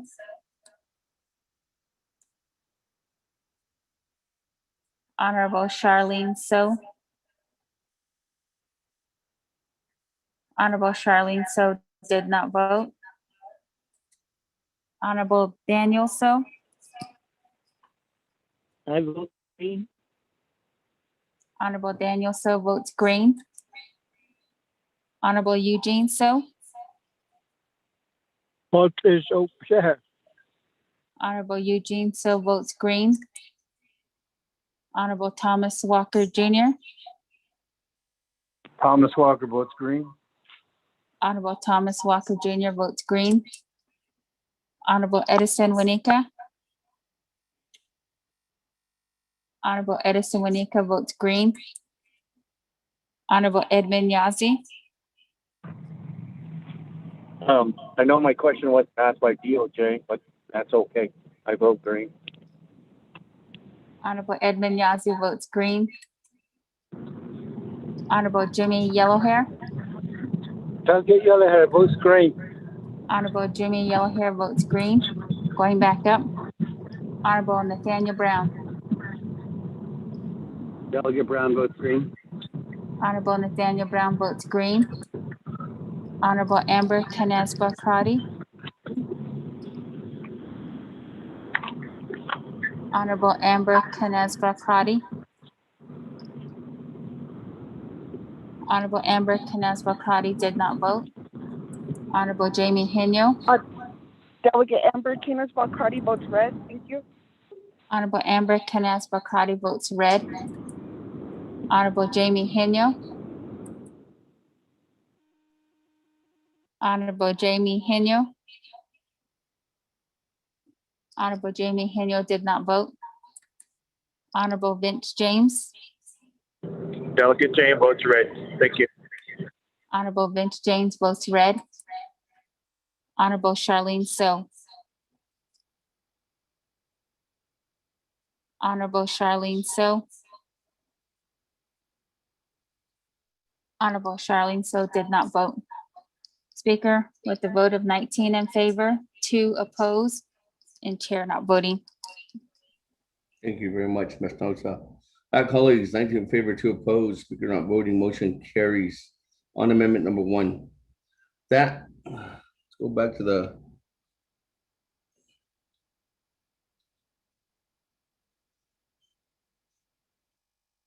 main motion.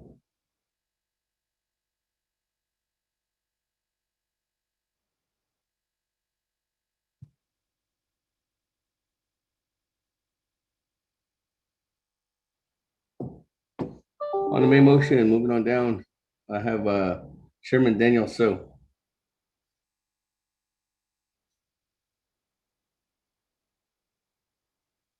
Hi, Speaker, auto delegates. I will defer the balance of my time on the main motion. Thank you. Thank you. That colleagues, any other comments, questions on the main motion of the agenda? If not, I do have a reserved time. Honorable Slater, 4 minutes, 38 seconds. I'll reserve my time. Serve your time at 4 minutes, 36 seconds.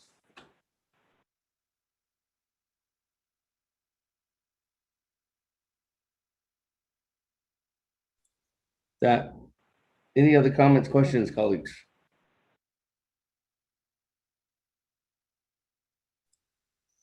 Honorable Paul Begay on the main motion of the agenda. Thank you, Speaker.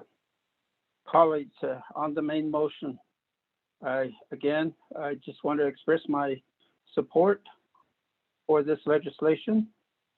I believe that two themes we need to look at, and that is our Navajo entrepreneurs, our Navajo business people. As I mentioned, they're on the verge of losing their businesses. The other is the people that they help, who are our students, high school students and college students. In my area here, there's around 1,000 of these students that come to work every year. They are calling each day. When is the tour business going to be open so we can come back to work? These are ways of being self-reliant. Kids earning money so they can buy clothes, supplies, and get ready to go back to school in the fall. We're holding them back. I have 15 tour companies in the Hachihi chapter area, and they employ a lot of these students. And so I believe that we can help our young people be self-reliant, learn to support themselves. And that's what I really am thinking about. And again, like I mentioned about the testimonies of people losing what they have, even their homes. I don't want that to happen to the businesses here also. So again, colleagues, I ask for your support. Let's all come together and help our people.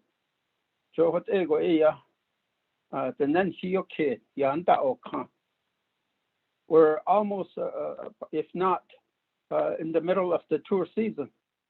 Now we're all going to head towards the closing, the tail end of the tour season, and yet everybody is open except our Navajo Nation, our Navajo business people. We're still holding them down. It's time for them to open their businesses, and that's the only way they will survive. That's all we ask, that we open the businesses so that their businesses will survive, and in return help our young people earn some money so they can support themselves. I reserve my time, Speaker.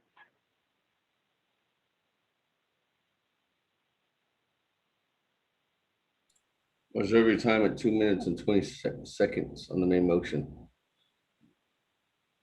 On the agenda, colleagues, any other further comments or questions on the agenda?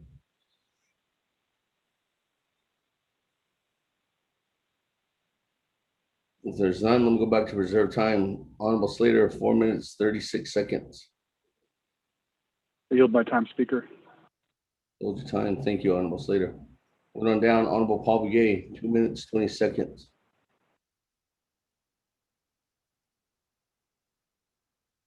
Thank you again, Speaker. As I mentioned also, the last legislation that was vetoed took the full 10 days.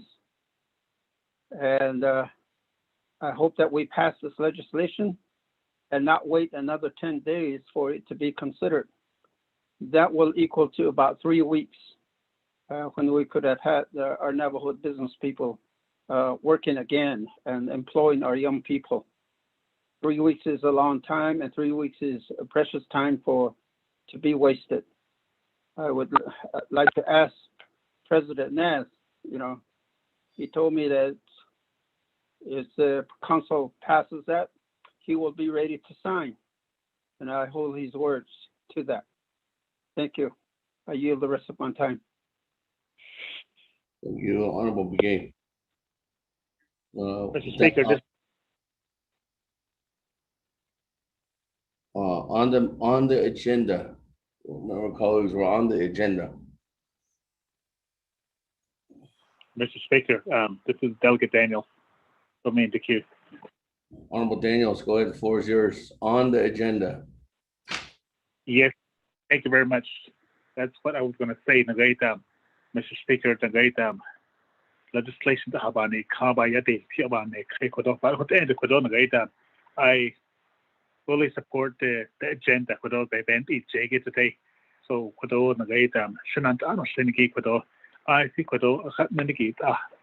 I see it's got a ditch without a ditch never cut a ditch. I think it's legislation but we can't have the agenda. So it is our Popana Oshkato.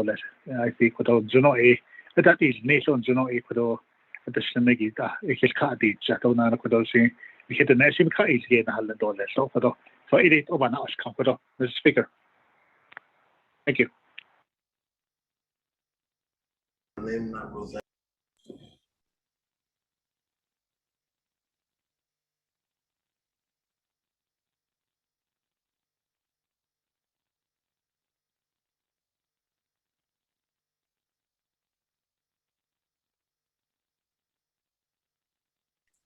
Thank you very much, Honorable Daniels. With that, colleagues, any further comments, questions on the main motion of the agenda?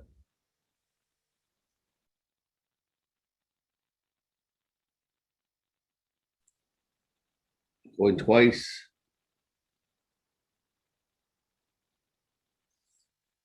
Going 3 times.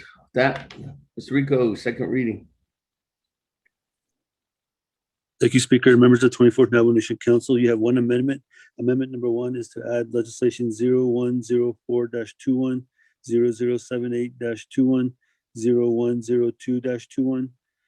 0078-21 is a 2/3, so it'd be new item B, followed by 0104-21, then finally 0102-21.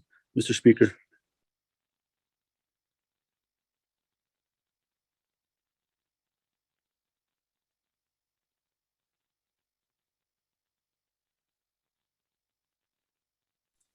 Thank you. With that, colleagues, let's go to the board. Honorable Elmer Begay. I vote green. Honorable Elmer Begay votes green. Honorable Key Allen Begay Jr. Delegate Key Allen votes green. Thank you. Honorable Key Allen Begay Jr. votes green. Honorable Paul Begay. Delegate Paul Begay votes green. Honorable Paul Begay votes green. Honorable Nathaniel Brown. Delegate Brown votes green. Honorable Nathaniel Brown votes green. Honorable Eugenia Charles Newton. Honorable Eugenia Charles Newton votes green via text. Honorable Amber Canasva Crotty. Delegate Amber Crotty votes green. Thank you. Honorable Amber Canasva Crotty votes green. Honorable Herman M. Daniels Jr. I vote green. Honorable Herman M. Daniels Jr. votes green. Honorable Mark Freeland. Green. Honorable Mark Freeland votes green. Honorable Pernell Halona. Halona votes green. Honorable Pernell Halona votes green. Honorable Jamie Henyo. Honorable Jamie Henyo. Honorable Jamie Henyo did not vote. Honorable Vince James. Delegate James votes green. Honorable Vince James votes green. Honorable Rick Nez. Delegate Rick Nez votes green. Honorable Rick Nez votes green. Honorable Carl Slater. Delegate Slater, green. Honorable Carl Slater votes green. Honorable Raymond Smith Jr. Green. Honorable Raymond Smith Jr. votes green.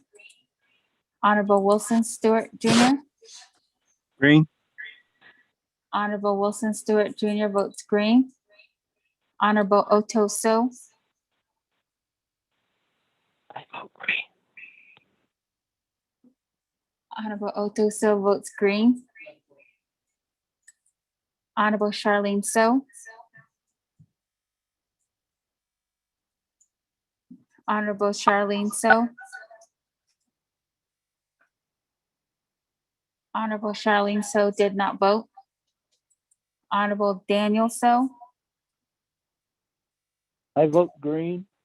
Honorable Daniel So votes green. Honorable Eugene So. Honorable Eugene So votes green. Honorable Thomas Walker Jr. Thomas Walker votes green. Honorable Thomas Walker Jr. votes green. Honorable Edison Winika. Honorable Edison Winika votes green. Honorable Edmund Yazzie. Green. Honorable Edmund Yazzie votes green. Honorable Jimmy Yellowhair.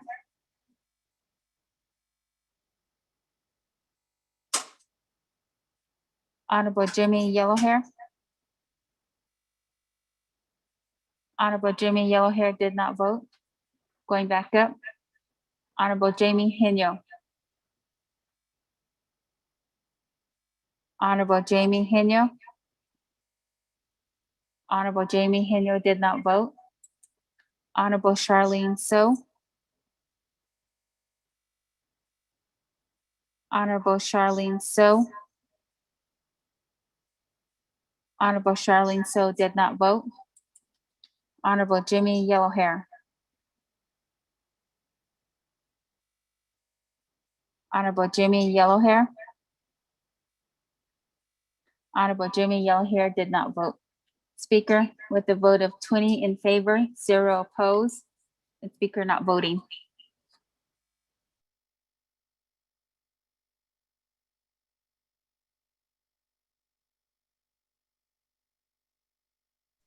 With that, 20 in favor, 0 opposed, Speaker not voting, motion carries. That, colleagues, we do have an agenda before us. Continue moving on down. Reports, there are none. Old business, there are none. New business. Legislation 0094-21, sponsored by Honorable Eugene So, co-sponsored by Honorable Keon Begay, co-sponsored by Madam Chair Charles Noon, co-sponsored by Honorable Freeland, co-sponsored by Honorable Halona, and co-sponsored by Vice Chair Slater. That, Mr. Rico, could you read it into the record? Then we'll go back to the floor.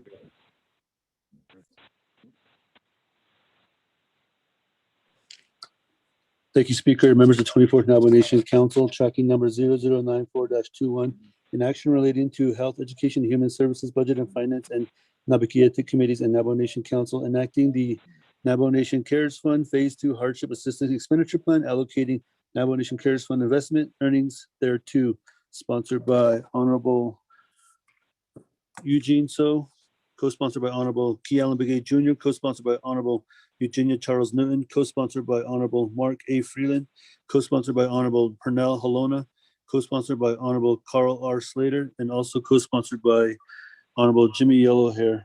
There are 3 committee reports. There is a committee report from the Health, Education, and Human Services Committee that recommend a due pass with no amendments. There is a committee report from the Budget and Finance Committee that recommend a due pass with no amendments, and also a committee report from the Nabakiatik Committee that legislation was passed and referred to the Navajo Nation Council. Per Navajo Nation Council Rules of Order Rule 9, legislation has been read into the record by electronic voice recording. This legislation will be taken over to the Office of the President for approval. Mr. Speaker.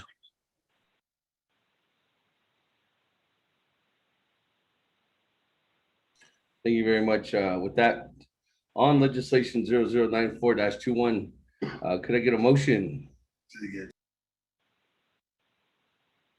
This is Delegate Brown on motion. That Honorable Brown. Second. On Second, Delegate Nez. 4-21. Honorable Brown, second by Delegate Chairman Nez. That, colleagues, this legislation did go to Health, Education, Human Services, Budget and Finance Committee, not ATIC Committee yesterday, and now at Council. Snobby work.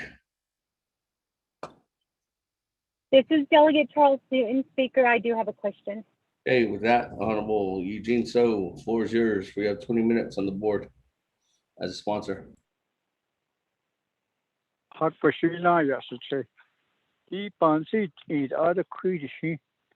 At the 1 week, Lipanet. Oh, I don't, they call it that nonsense. This Kanda, as little chong, all yet the nether chong, but I saw bad at it. No, I think a bit nasty thing. I not on talk to the car deal with nothing. So, in the kids, I were discussing some other legislation. It is not a she could all the signals. Other the question you can I refer that to my agent controller. That is thank you.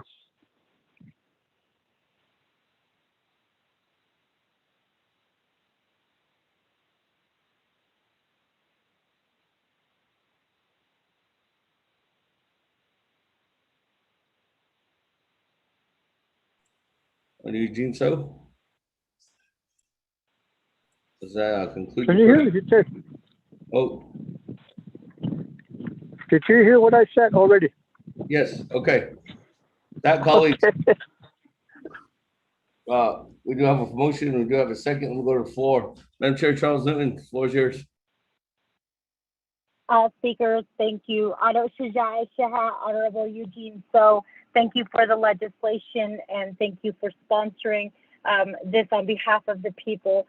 I do want to propose an amendment. Dana, if you could send out that amendment, Speaker, and also colleagues and Honorable Eugene. So there are roughly about close to 8,500 people, which has been rounded up to 9,000 people, who did meet the original deadline of November 30th, 2020. But many of them, their applications were not accepted or they were never submitted. And so this amendment is to address those who are currently on the wait list, those who, again, met the deadline, but for some reason their application wasn't accepted. So with that, Speaker, I reserve the rest of my time.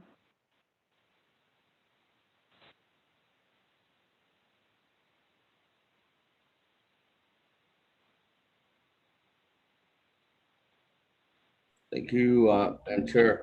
Reserve your time, 4 minutes, 3 seconds. Any other comments, questions?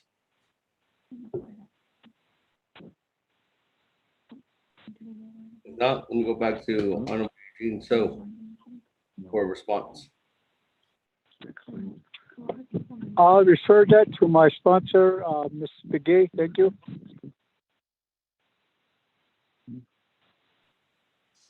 Madam Controller.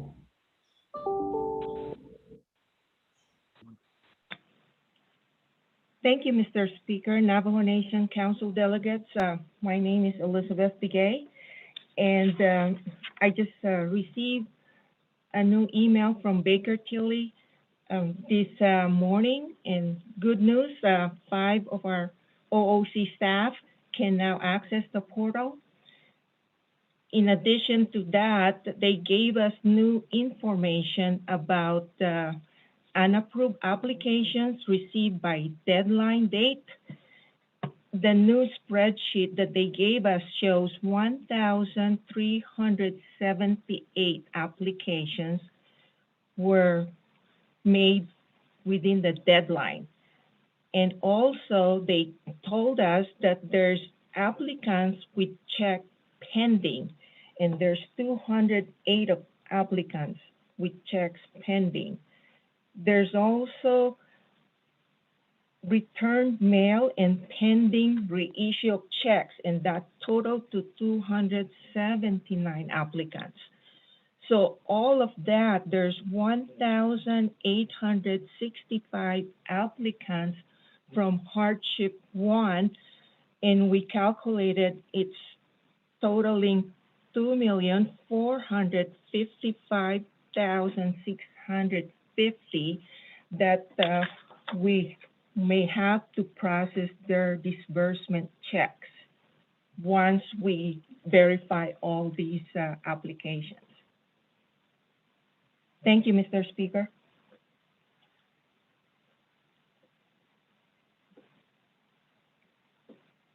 Thank you. And Madam Chair, Charles Newton, is the memo or the request for an amendment?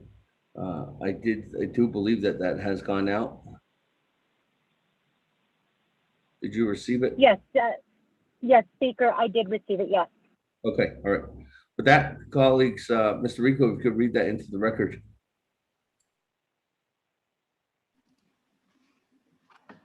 Mr. Speaker, members of the 24th Navajo Nation Council.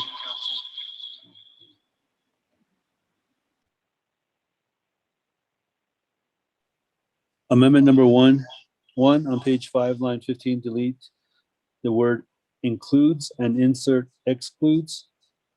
2 on page 7, line 22, insert new paragraph as follows. New paragraph F, notwithstanding paragraph E above, those eligible Navajos who timely submitted their applications for hardship assistance pursuant to resolution number CJY-67-20 and have resolved all problems, issues, exceptions identified by the Office of the Controller by July 31st, 2021, but have not received their assistance check shall be awarded funding comparable to the amount awarded to other CJY-67-20 recipients. If the exceptions are not resolved by July 31st, 2021, those applicants are eligible to reapply under phase 2. End of new language. 3, renumber, reletter succeeding paragraphs, sections, and exhibits accordingly if necessary.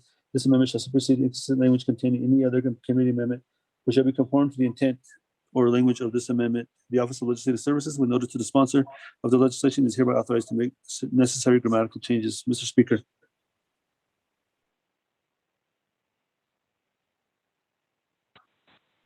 Thank you. With that, Madam Chair, Charles Newton, motions. Is there a second on Amendment 1 for legislation 009? Auto so. Auto so. That, colleagues, any comments, questions? Yeah. Honorable Kiambige, floor is yours. Speaker, Amendment Benini Haki. Although if we pass this amendment,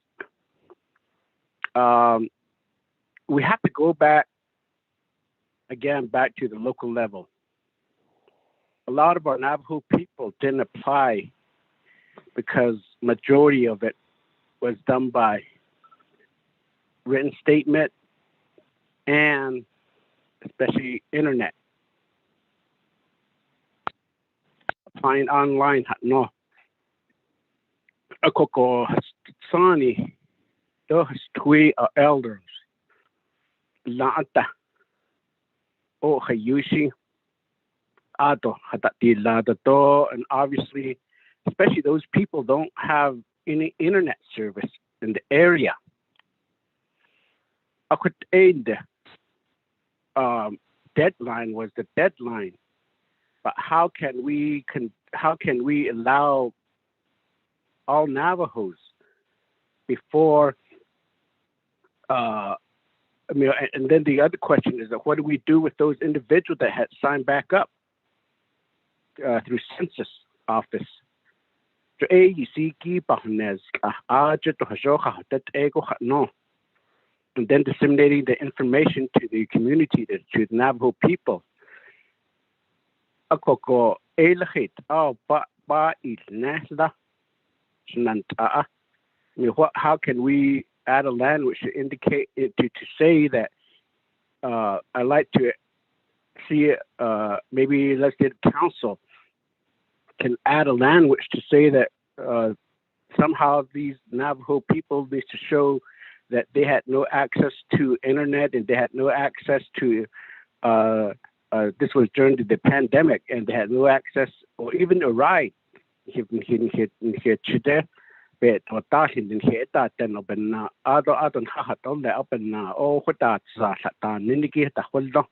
I like for us, I want your support, council, that we give 100% an opportunity for our Navajo people to apply. So maybe I don't know, Shema, if you are amenable. Could agree to an amendment for adding even those people that didn't even apply before the deadline, that give them time to conduct the whole legislation. So Ede Kodon Hinge Kato is the chairman, the speaker. I reserve the rest of my time.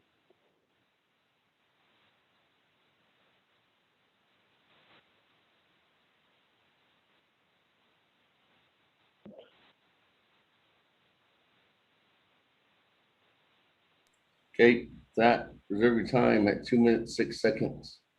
Let me go. I don't have anybody else in the queue at this time, so we go back to Madam Chair for response.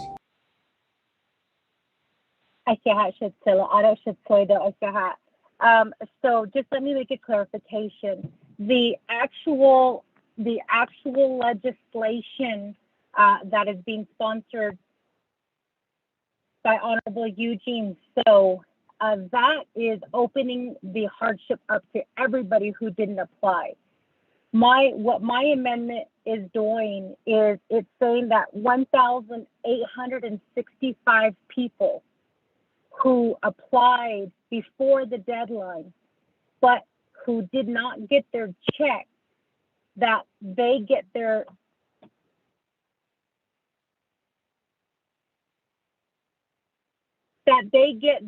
check because they did meet the deadline, but there was problems that they ran into, and some of those problems may have been that they may have had to submit their CIB, but because the CIB offices were closed, it was hard to access, so they couldn't submit their CIB.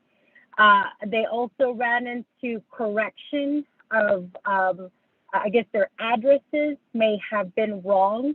And so there was no way to send them the check to their correct address. Or three, their checks were sent back because the post office did not verify that they were, I guess, on that post office box. So technically, these 1,865 people, they did apply before the November 30th deadline. They also, they just ran into some issues. So that $2,455,650 would be paid out to those individuals, again, who met the deadline, but for various reasons were not able to pick up their checks, or their checks were mailed back to them, or mailed back to controller's office, or they were having issues that they couldn't resolve. And so those are what we're trying to say, is that they get paid out first before other people who did not apply before the deadline, before they get paid out. I hope that makes sense. Again, I think it's just a matter of being fair, because these people, they did apply before the deadline. They just had so many issues that could not be resolved. And so the hardship technically closed, and they weren't able to resolve those issues before the hardship closed. Thank you. or I'm sorry, before Baker. Thank you.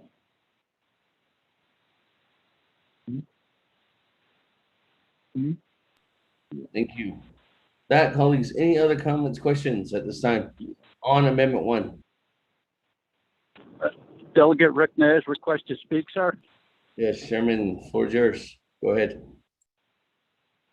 Thank you very much, Honorable Speaker Damon, honorable colleagues, and here, based on Anjan Lino, Eugene. So, we have a list going for my chapters, my precinct chapters, where people have not got paid. They submitted, and they haven't got paid. Some of them, they just didn't meet the deadline. So there's two categories of people. Some of them could not apply or submit their documents because of their lack of CIB. CIB bed, and why? Because the offices were closed.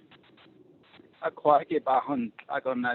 were told that they have incomplete documents without their CIB. BIA office, she did at Escala happening now. So CIB bed, and they have plans in place, so now they can issue those CIBs to people that really need to resubmit. So thank you for this legislation. I support it. I reserve my time.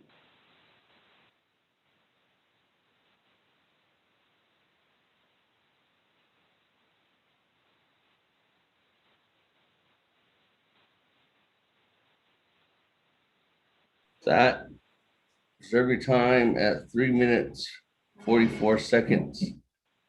That, colleagues, any other further comments or questions at this time?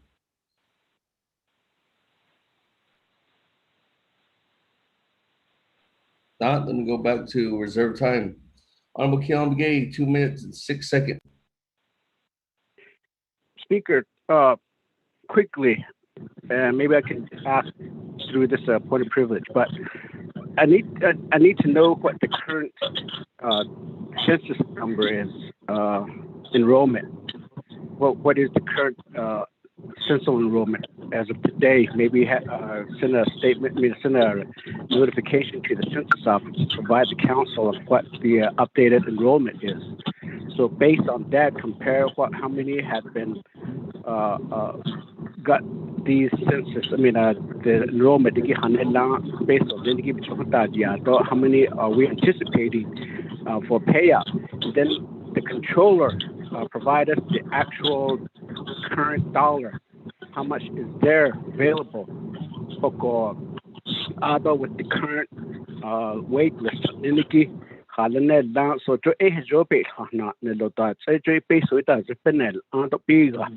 So that way, if to my understanding, 90,000 had enrolled. I would say, and we should stand with them to say that, well, even if they just enrolled, they should be eligible to receive the first CARES funding. Speaker, those are my 3 requests only. Reserve my time.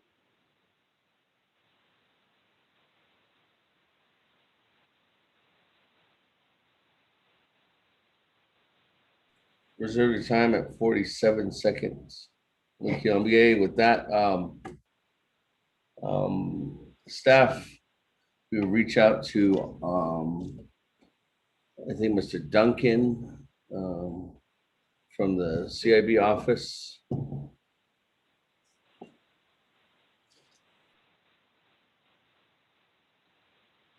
And Madam Controller, there was a question to you as well.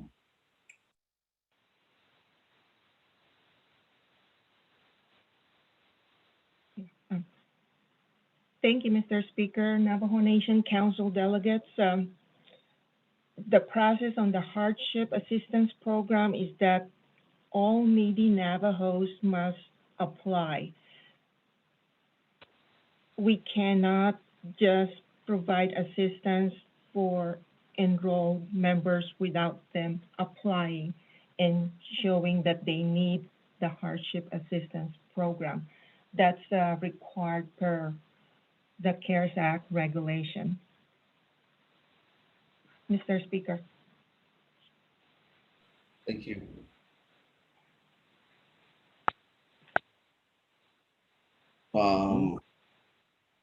Speaker, Staff, this is Delia Charles Newton. Can I add to that? yes, hold on, Madam Chair. Ms. Yazi? Are we reaching out to the CIB office?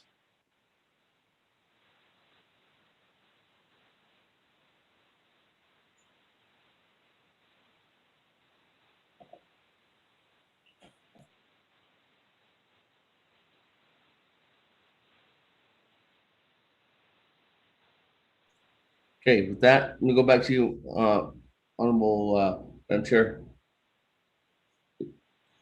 Thank you, Speaker. And colleagues, if I could clarify, there's technically 3 categories of people. Shana, Honorable Rick Nez, you did talk about, that there's 2 categories, but there's really 3.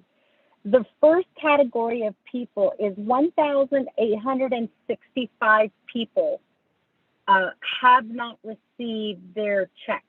They applied before the November 30th deadline. But again, for reasons, for reasons unknown, they were not able to verify information or to verify addresses. So this this amendment that I'm proposing, it applies only to the 1,865 individuals who have not received their hardship checks. Their name is in the system. They have been approved, but again, because maybe they weren't able to submit their CID or they weren't able to verify their address, they did not receive a check. The second category is what is referred to as those on the wait list. There are 8,500 people on the wait list. And so it's been rounded up to about 9,000 because people were still calling in. These are the people who did apply, who are saying that they applied, but their application never made it to, I guess it just was never processed. So for instance, people who filled out the application online, they put in their name for the contact information, but they did not put their name in to receive the hardship. If you look at the application, there was section 1 was just basic information. Section 2 was their contact information, like, who is the person who is applying, who's filling out this application, who can we contact? Section 3 was where you put all the names of the people who are living within your household. So there were some people who filled in their names for Section 2, but never put their name down in Section 3. That was one, one issue that many people were reporting. The other issue is that there were some people who went to their chapter house, who filled out the application, but their applications were not submitted until the end of December or January. There are 2 chapters that came out and said, our staff got COVID, so, we weren't able to submit these. Now they're right here. So those are the names that were added to the wait list. The third category are the people who just never applied, and now we're saying we're going to open it up. So what this amendment that I'm proposing, what I'm saying is that the 1,865 people who met the November 30th deadline, who still have not gotten their checks, that they should, have their checks processed first. Because in reality, you have 9,000 who are on the wait list. And then you have, I guess as a whole, from what I understand, 92,000 Navajos did not apply. And so there is not enough funding. If all 92,000 people apply, there is not going to be enough funding to give them the amount at $1,350. And the legislation the Honorable Eugene So is proposing is saying, let's just open it back up and see who applies. But if again, you know, if a lot of people apply, their funding may be different.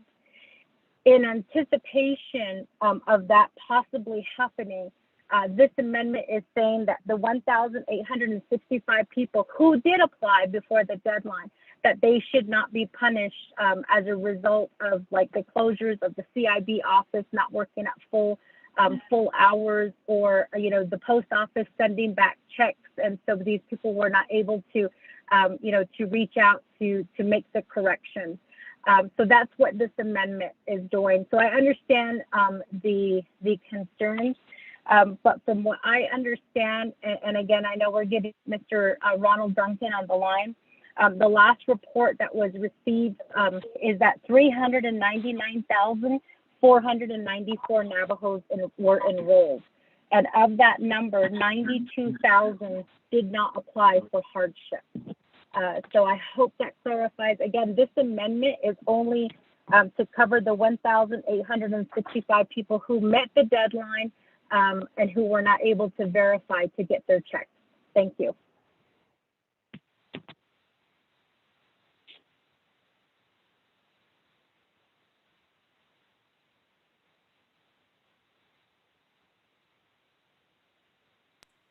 Thank you with that response. Do we have anybody on from the census office?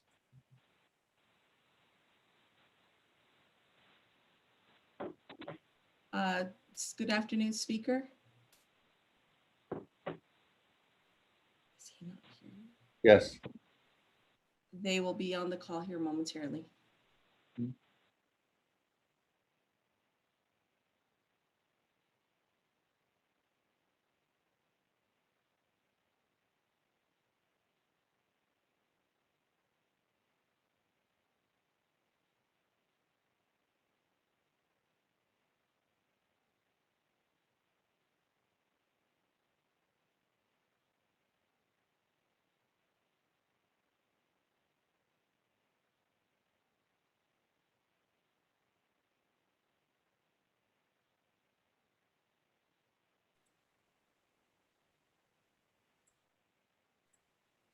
Good afternoon. Do we have anybody on from the census office?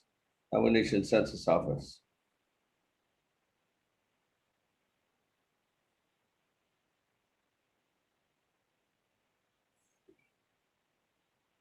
You might have to press *6 to unmute.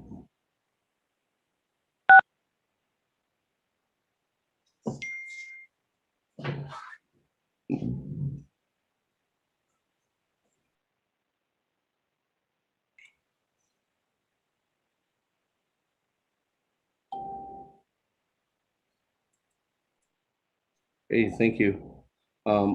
We've reached out to them. They didn't indicate that they will be calling in, so let me go back to the floor at this time. I do have a new colleague who has joined in the queue, so let me see if they have any questions, and then we can go back to as well. Honorable Brown, floor is yours.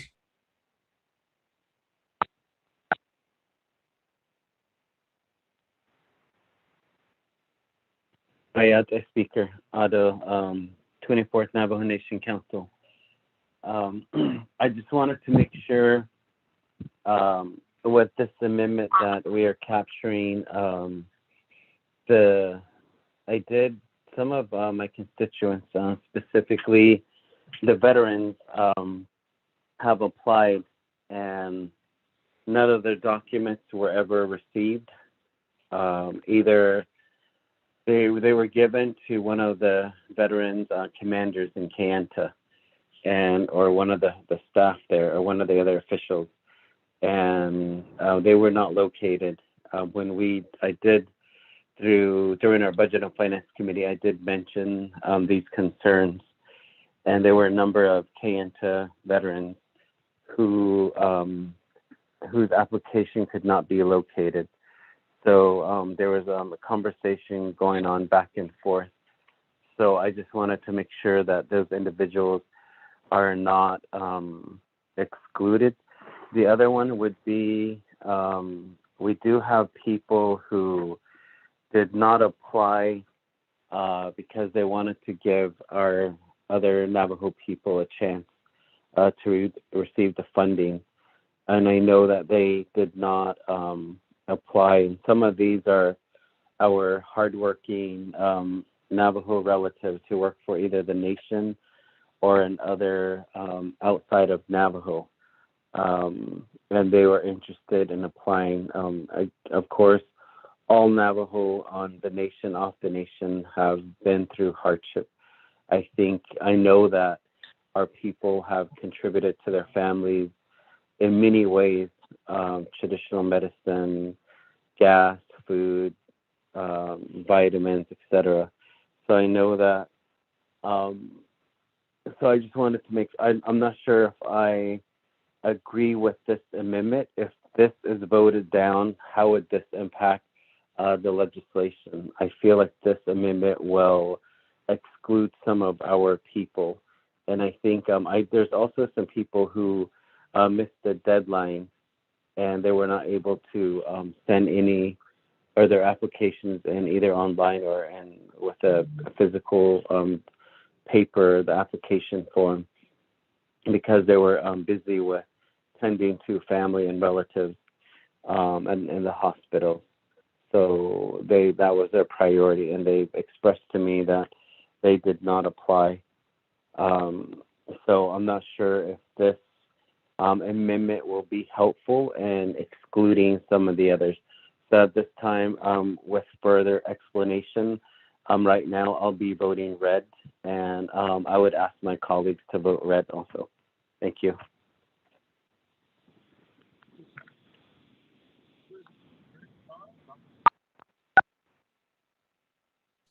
Thank you very much, Honorable Brown.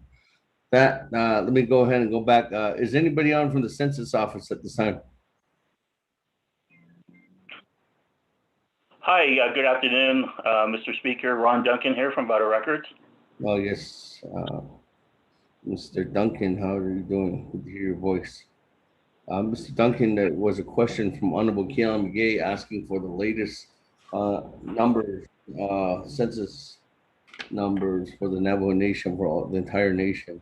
I don't know if you have that. Hi, good afternoon, Council. And we're going to be sticking with that number right now as projected from a couple weeks back at the 399 number, okay? We did receive enrollment information from the folks from Baker Tilly, okay? And actually that's where the information is derived from. And I've been in contact with the Office of the Controller, with Acting Controller Elizabeth Begay, along with Laura Johnson, regarding the portal and everything. And once we sift through the information from Baker Tilly, we can begin that process of revising the number. But in that time, until we get to that time, we're going to go ahead and stick with that 399 number, 399,494. Mr. Speaker. Speaker, Kel McGay, doing a point of privilege. Yes, Che. I'm Keon McGay. Thank you, Mr. Duncan. Speaker, I'm not sure when the Navajo Nation begins to have their census data information being administered by a higher firm. Maybe my point of privilege is to ask the BIA census office, maybe they'll provide us the accurate information in writing. That's a two-part request, Speaker. That's my point of privilege.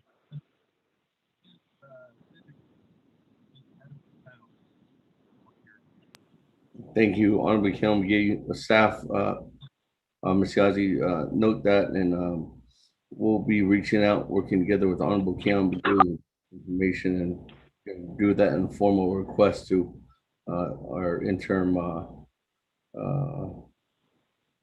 PIA Regional Director. Thank you, Honorable Kilby. That, colleagues, I don't have anybody else in the queue right now at this time. Delegate Yellowhair, that's a speaker. Yellowhair, go ahead. The floor is yours. I have a problem with my phone.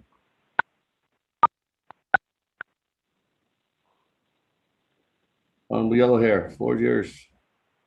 Okay, yeah, there's speakers to the Arundana Tibet, the Navajo Nation Council. I asked about there's 3 categories involved. Let's say, my Honorable Charles Newton, 1,800, then you get 1,800 not meet at that line. About 80 attorneys. Out of 9,000 figures run off. I thought every kill in the AA at the on waiting list. About I don't know where to push about the so 3. Rick Nance, Honorable Rick Nance, should you call the I have a list who did not apply. There's a reason for why they did not apply, but they never got a call back from the consultant. They failed to return calls. There's issues that was problems. There's 3 categories, 8 about 40. All these 3 categories all relate to get their hardship money. And those 3 categories should be applied. It's related to a hardship care funds should be paid them. It's just to kind of clean up the book as to start off with the our acting controller start working on it. It's going to go through based on the what comes into her office, or we can assist them because there'll be issues again like telephone calls. We can help to so if our constituents got some documents, we can deliver them to controllers. We can assist them. All about on the touch but that a year ago. But I science done all the being the about don't Zabania Kita. Not taking spells and he no tiki. I could eat all by tea. Did ya said it did kita that we could just work green like this. On Ani. If you understand my explanation, this is very clear crystal to understand. Of green data, a lot of it, but that we'll be working with the acting controller too, and also working with the CIP office too. Some are lacking documents, and they do not show that they need to put on a 0 balance. The Johnson labor card just at the out of card that's what the that in the same iron to that case in the over to that is that all the bit the telephone the other that and gender has got that those are very clear explanations. Show about this is not only if you got that how a copy up a hot it all out about the whole season. It you got out of a kid about the national we could use April money later, man. We just few left too, and we can do it. Say so say about on that year. So 1,800. People received 1,350. Non 18 under $800 on there. They received 500. Era because this is not with April money. Well, so that they care keep funding we should approve as A to three category that's applied to it. I'm pretty sure Beth acting controller agree with me. Otherwise, she probably need my assistant to help her to clarify these areas so we can get this out all by only the knowledge is not only. I got things all over the also, but that like clear to all hardship that we have involved with it, people involved with it, contact with economics. Once about hospital, chair, thanks for the floor. Let's vote on it, not on it. Let's vote that evening. That it, I say, quite out how.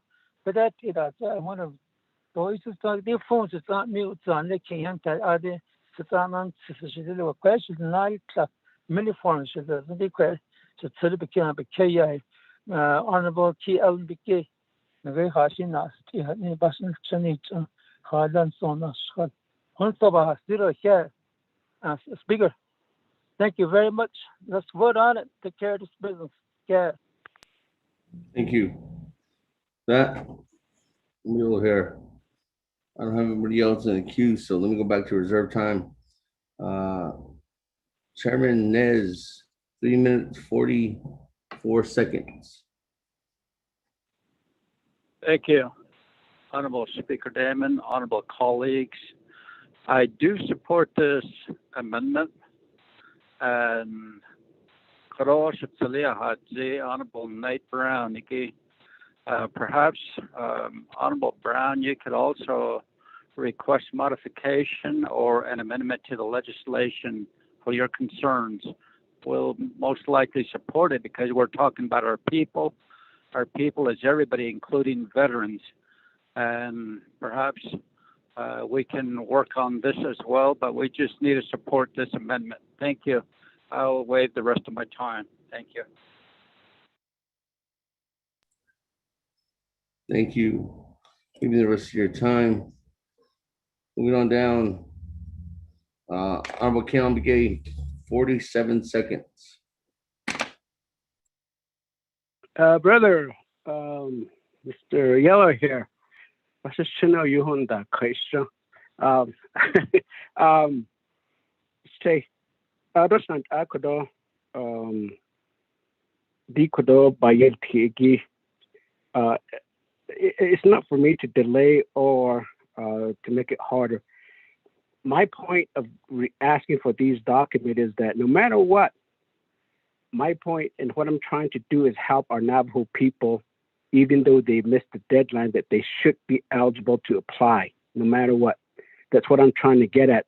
And the reason why I'm asking for the updated census data and how much money is there still available and how much are on the waiting list, and that should give us a number, the numbers that how much we're looking at. Should we give an opportunity to all these Navajo people that have not applied, even though it was past the deadline? So that's my reason of asking for these, and that's the reason why I'm trying to figure out what's the best solution or what's the best amendment that we can add on to this legislation, just so that our Navajo people will be benefiting from this funding that's still available to be distributed. So, yeah, this session on Flinigi, because Ebaban C case to little assured and hit the Shikodo, the net art at the later at the lado, it's not the late Yagi. Let's give it all, give it to them. In the Kodo, it Ashin Yan, give to Hudini, to Ebayel Tigit. So, it is our Kodoba Hanana seat only. So, I guess I won't have any more time for an amendment anyway. Speaker, yeah. Thank you. That, colleagues, moving on down. I don't have anybody else in the queue. Are we ready to vote on Amendment 1? Speaker, this is Delegate Charles Newton. Can I clarify a little bit more? Yes, Madam Chair. Floor is yours. Thank you, Speaker, and thank you, colleagues. I understand the concerns at this point that are being raised, but there's 3 categories. Your first category are the people who met the deadline, but who have not been paid. Your second category are those people, as Nate Brown stated, they're saying that they applied, but their application was never submitted. Then you have your third category, and those are the people who just never applied. This amendment, it addresses the first category, and that is the people who did apply on time before November 30th, 2020. The reason why I'm asking that they completely be paid out is because they did everything that they were supposed to do, but they ran into problems that were outside of their control. as Honorable Ricknez stated, the CIB offices were closed, so they couldn't submit a copy of their CIB, or the post office sent back their check, or the check was sent to the wrong address. So the first category, there's 1,865 Navajos who met the deadline. They went in, they applied before November 30th, 2020. What I'm saying is, that they should not be punished, and that we should, pay them the $1,350 and the $450. The reason why this is happening is because I'm just going to be honest with everybody. There is a good possibility that there is not going to be enough money to give to the 92,000 Navajos who didn't apply.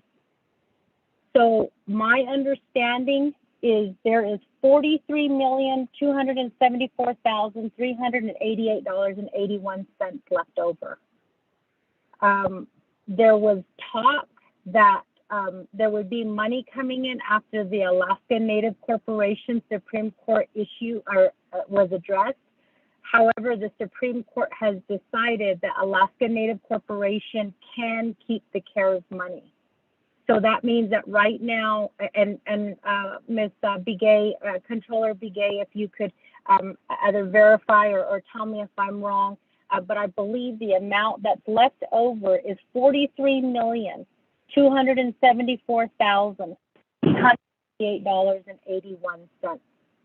What I would like to do with this amendment is for the 1,865 Navajo people who applied, but who, again, outside of their control, they were not able to verify information. They have not received their first hardship check, but they were approved and they applied before November 30th, 2020. So I hope that clarifies. As far as the remaining amount, we are going to give it all to hardship, but I think we're leaving it to the controller to, implement the law as it is written. There is there's nothing right now in the legislation that is prioritizing. And again, if you vote red on this amendment, you're basically putting in the 1,865 people who applied before November 30th, 2020. We're putting them in with everybody else, and we're saying that you have to apply with everybody else. And I really hope that you vote green on this amendment, because the 1,865 Navajos who did apply on time shouldn't be punished because the CIB office was closed, or because the post office sent back their checks, or because they got the wrong, the check company sent the check to the wrong address. So again, I hope that clarifies a little bit more. I am asking my colleagues at this time to vote green, so that we don't, so that the 1,865 people who waited in line before November 30th, 2020, who applied before November 30th, 2020, are not penalized in any way, and that they can receive their hardship check. Thank you. Speaker Damon, this is Vice Chair Smith. Speak.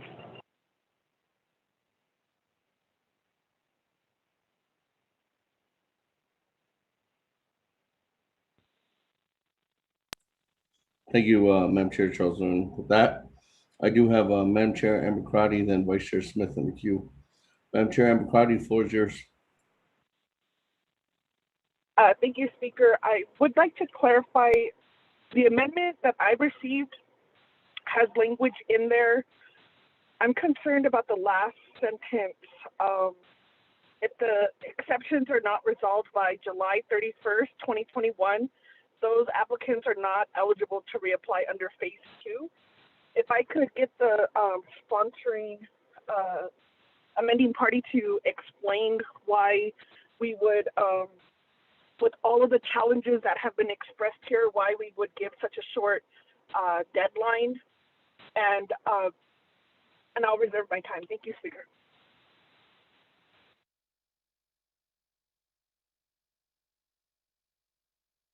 Thank you. Reserve your time at 4 minutes, 22 seconds. Moving on down, Vice Chair Smith, and then I'll go back to the sponsor. Thank you, Speaker. And Budget and Finance, or the Navajo Nation Council of 24th, and those that are listening in. This amendment is a concern right now because I have constituents that are waiting patiently. So, according to the controller who sent me an email speaking on behalf of what she writes here, she says, hello, Vice Chair Smith. I just received several files from Baker and Tilly on wait list, checks pending, etc., and 5 staff from OOC are now given access to the portal. I would like to request the names of your constituents that applied and have submitted their documents so that we can research them. Those documents were sent a long time ago. So if this amendment passes and I send this information in, does that mean the folks that are waiting are going to be put back into this legislation to wait again? The reason why I'm asking that is because there's several people in the same category, in the same situation, waiting patiently. They submitted their paperwork, they submitted everything, and now this amendment's wants to help in that fashion, but it seems like everybody's going to have to wait in line again. First come, first serve is going to be like, and this legislation that was submitted was to help those that absolutely did not have a chance to put in their application. I think the one that we're talking about now, the ones that have made the deadline, they should have been taken care of. And that answer should be coming from Baker and Tilly on how to take care of this. Speaker Damon, that's my question. Is Baker and Tilly able to answer these questions? I reserve my time. Thank you.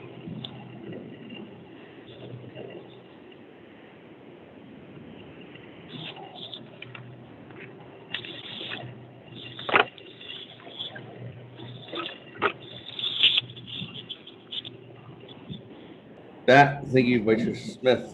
2 minutes, 54 seconds is reserve time. I'll go back to the sponsor, Madam Chair, Charles Newton. What was yours? Thank you, Shatilla Speaker Damon, Delegate Crotty, thank you for asking that question. So just for clarification, the language states that if the exceptions are not resolved by July 31st, that those applicants are eligible to reapply under phase 2. So they are eligible to apply under phase 2. The reason why the July 31st deadline was put into place is because as Honorable Raymond Smith has stated, like there's people who are waiting. And many of these people, so this is my understanding about what happened. Can somebody please mute their phone? I hear coughing and I think it's traffic that's going by. Speaker, can you assist with that? I am not hearing anything on this side. Colleagues, if you could make sure your phone's on mute.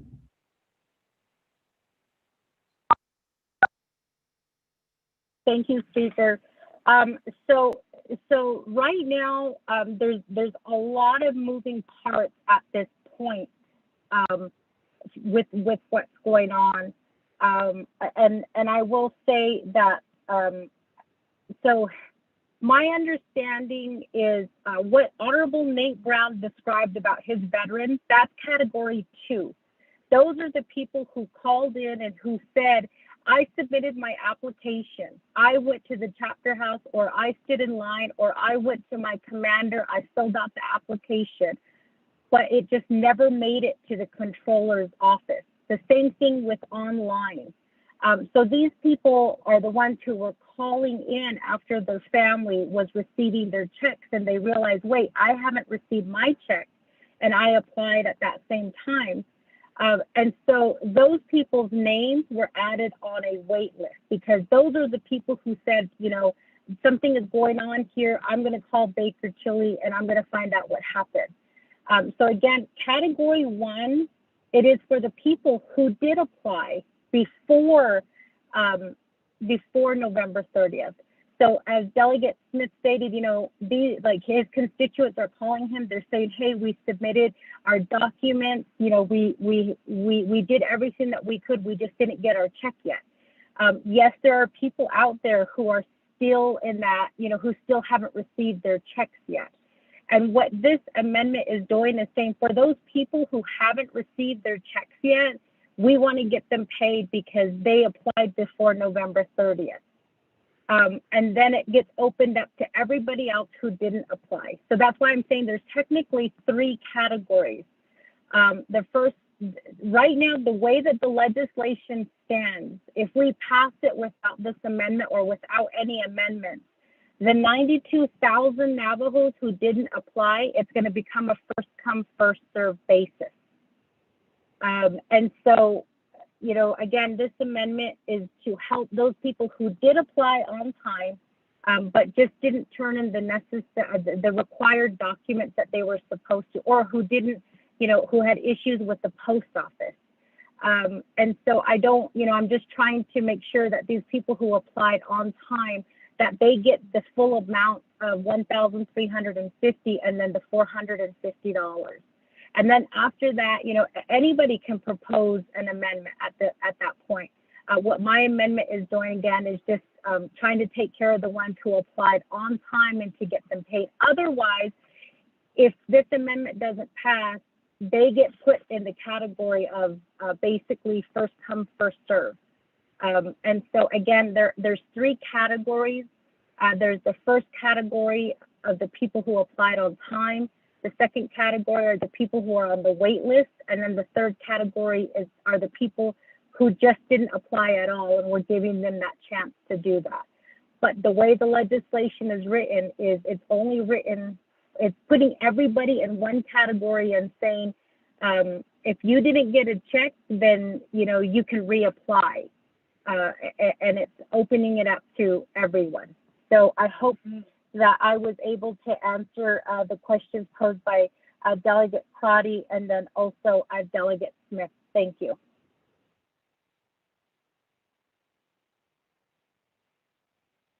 Speaker, did I reserve my time, Speaker? This is Delegate Yellow here.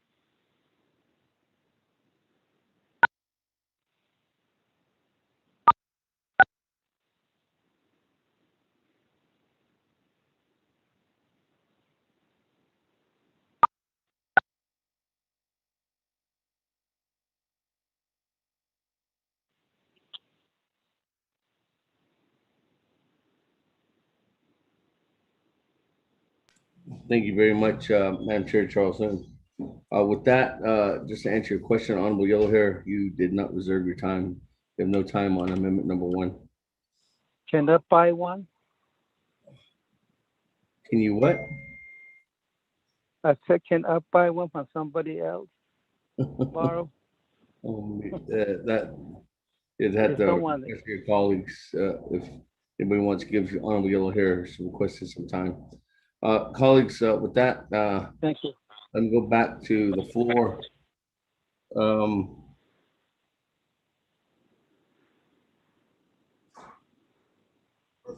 I don't have anybody else on the. Delegate So, can you put me in the queue? Honorable Otto So, go ahead. The floor is yours. Yeah. Kado sunanta dide there's anybody tigi. Ako dide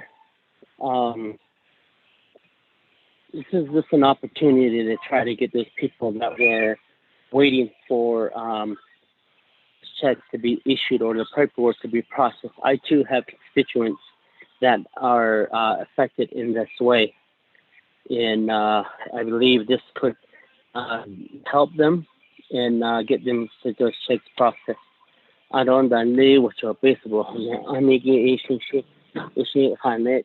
She I don't know what but we have to get these people that applied and just simply voting against it sends a message of I see so that's it. So this case. Akonde oben any ego the yard limigi do hada di lagi. We're gonna help them also. I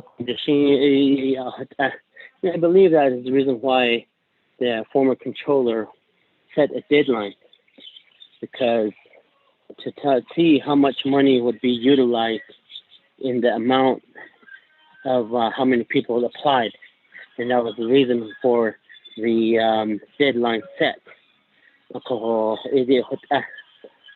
Unfortunately, that things hindered a lot of people to apply, and we're just reopening up everything for everybody again to help and try to clear things like that. So with that, I'm going to turn the rest of my time over to Honorable Jimmy Yellow here, since he wants to buy time. So I think I need some votes on the legislation, Yellow hair. Now I'm just teasing. Thank you, Speaker. Thank you. That Honorable Yellow hair, 3 minutes and 5 seconds. Okay, thank you. So let's our Speaker, Navajo Nation Council, here, Chair, Honorable Autoso, here, Chair, I use a higher number, was in 3 categories. There's mentioned 1,800 something, but I used 2,000 people that were didn't meet the deadline, but the paperwork were in the process. $8,900,000. I used $450. That's a high number. Out of 9,000, 880 by 450, $4,050,000. Out of credit, a higher number. I use it 92,000 and times that 450 is 41,400,000. That heats of 46,350,000. There's money around 43 million. According to about 3,350,000, because I use higher number instead of using $300. So we're on the safe side to put all these in 3 categories. We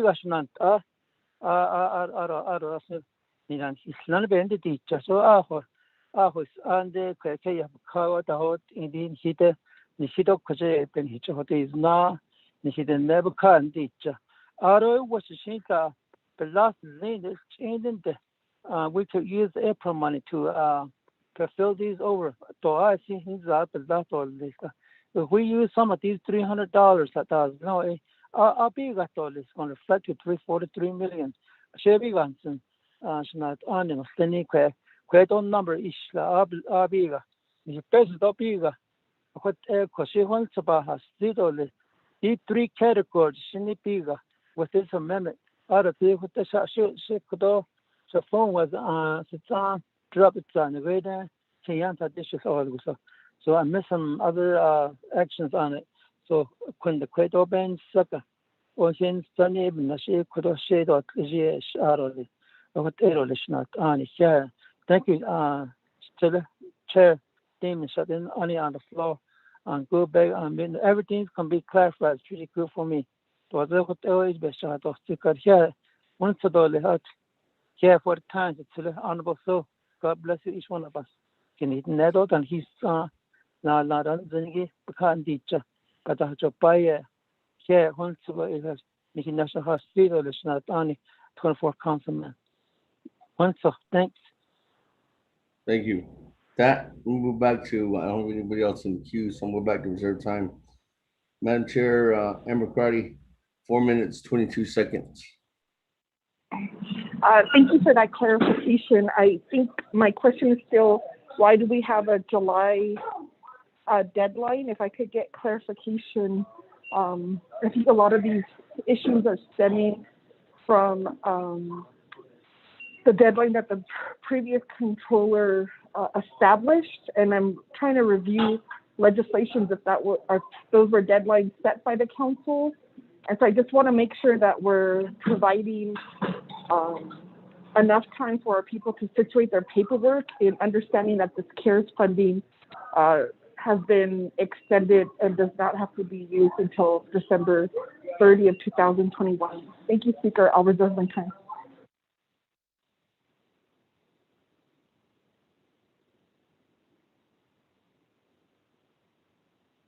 That reserve time at 3 minutes, 37 seconds. Moving on down, Honorable Vice Chair Smith, 2 minutes, 54 seconds on reserve time. Thank you, Speaker. I reserve my time. I want to hear the answer on that. Thank you. That 2 minutes, 50 seconds. Reserve time. I'm gonna go back to the sponsor.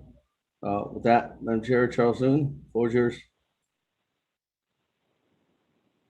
Okay.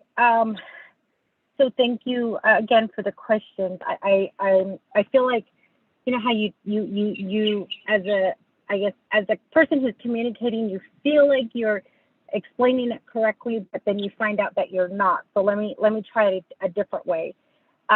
So the deadline of July 31st would apply only to the 1,865 people who did meet the November 30th, 2020 deadline. The reason why the deadline was put in place is because the rest of the funding okay, so if these 1,865 people don't come forward by July 31st, the rest of that money goes back into the big pot, which is open for everybody.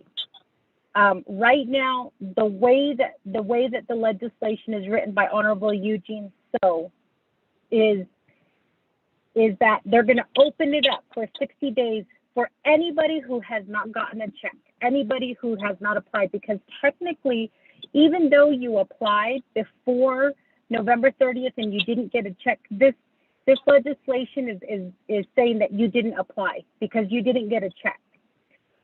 So what this amendment is doing is it's saying that there's 1,865 people who applied for the hardship before the deadline that council put in place.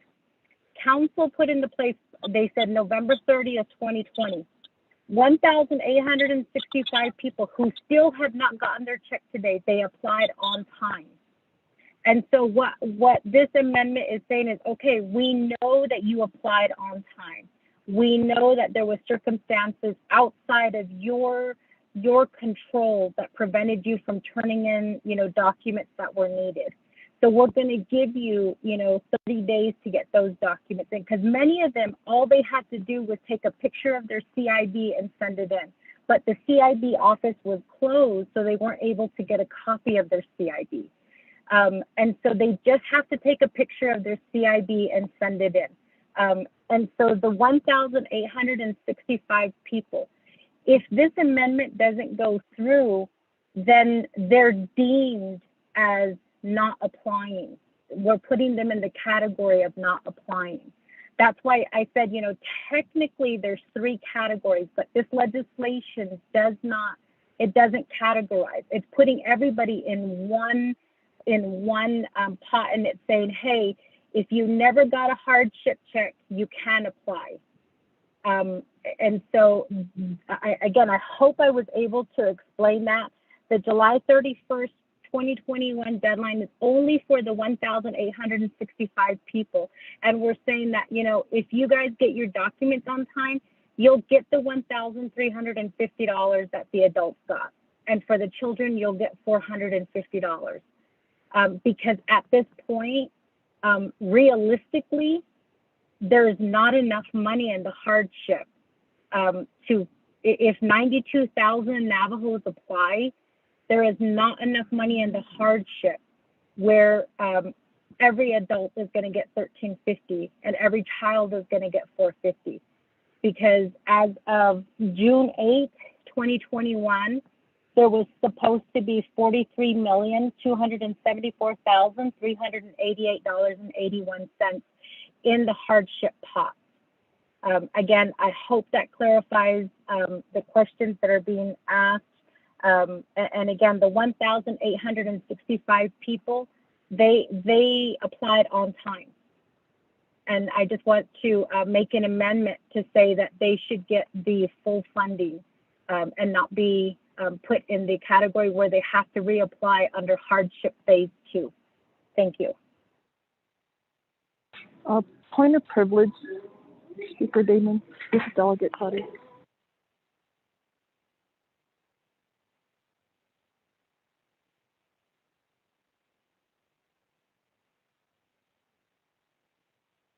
Yes, Madam Chair, and McCarty, point of privilege.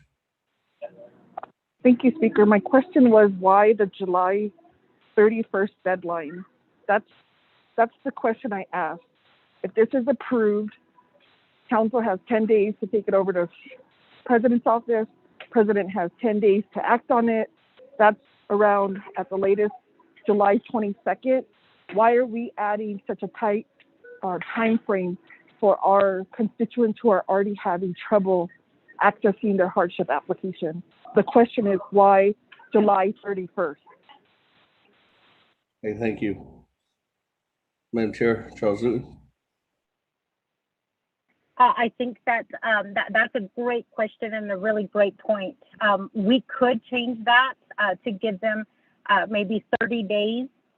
I mean, that again, this amendment, you can amend it. You can just even remove the timeline or the deadline if that's what you want to do.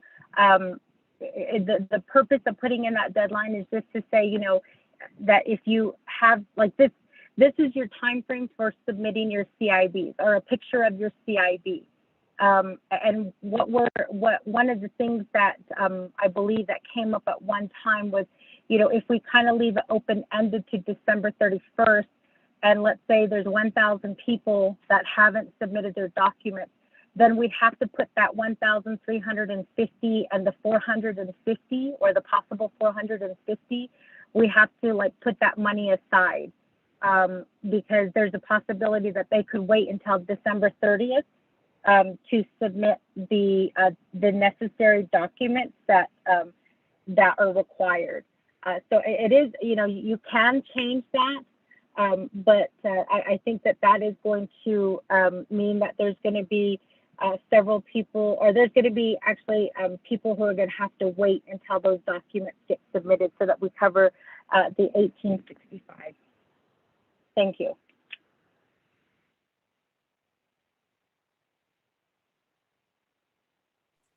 Thank you very much. That, colleagues.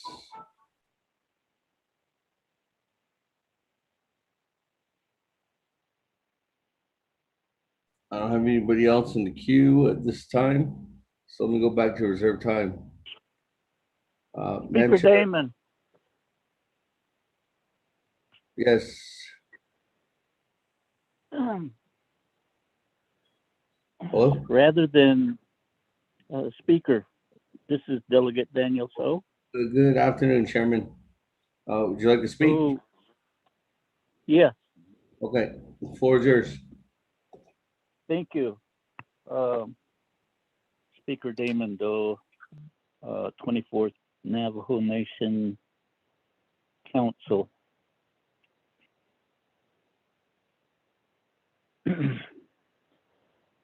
So, our listening audience, thank you for everybody tuning in to this very special session that we are conducting. If I may, Speaker, since the other Honorable Chair Charles Newton has the motion, she has the amendment, and she's asking us to change it, but she has the motion. So in that aspect, I want to ask her to change her amendment, wherein the deadline shall be 30 days after the president signs this legislation into law. That basically, with the notice that we're giving here and the action that gives perhaps more than 40 days. and there won't be any question of the deadline being too close. And then for us, I too have constituents that basically had problems with their birth certificate, the date of birth, different from the CIB. And that's where they ran into it, and they couldn't get it changed because the Office of Vital Records, if memory, if my memory is correct, the Office of Vital Records,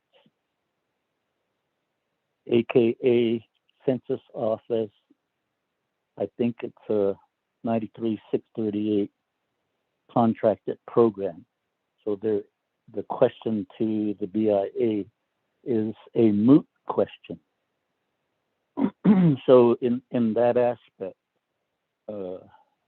that office is under the direction of the executive branch.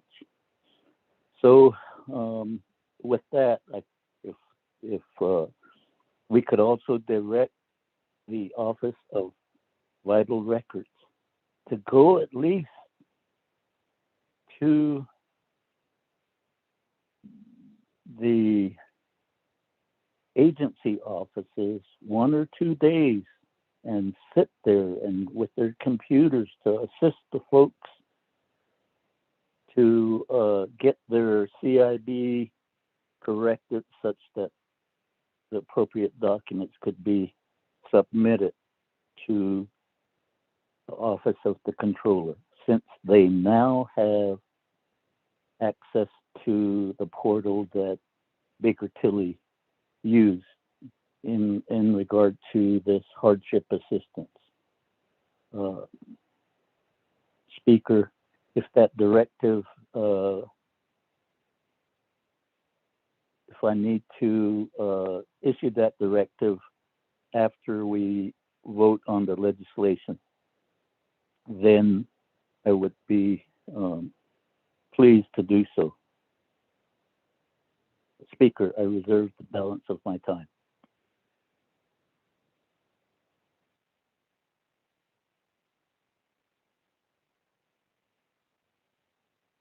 Thank you, Chairman.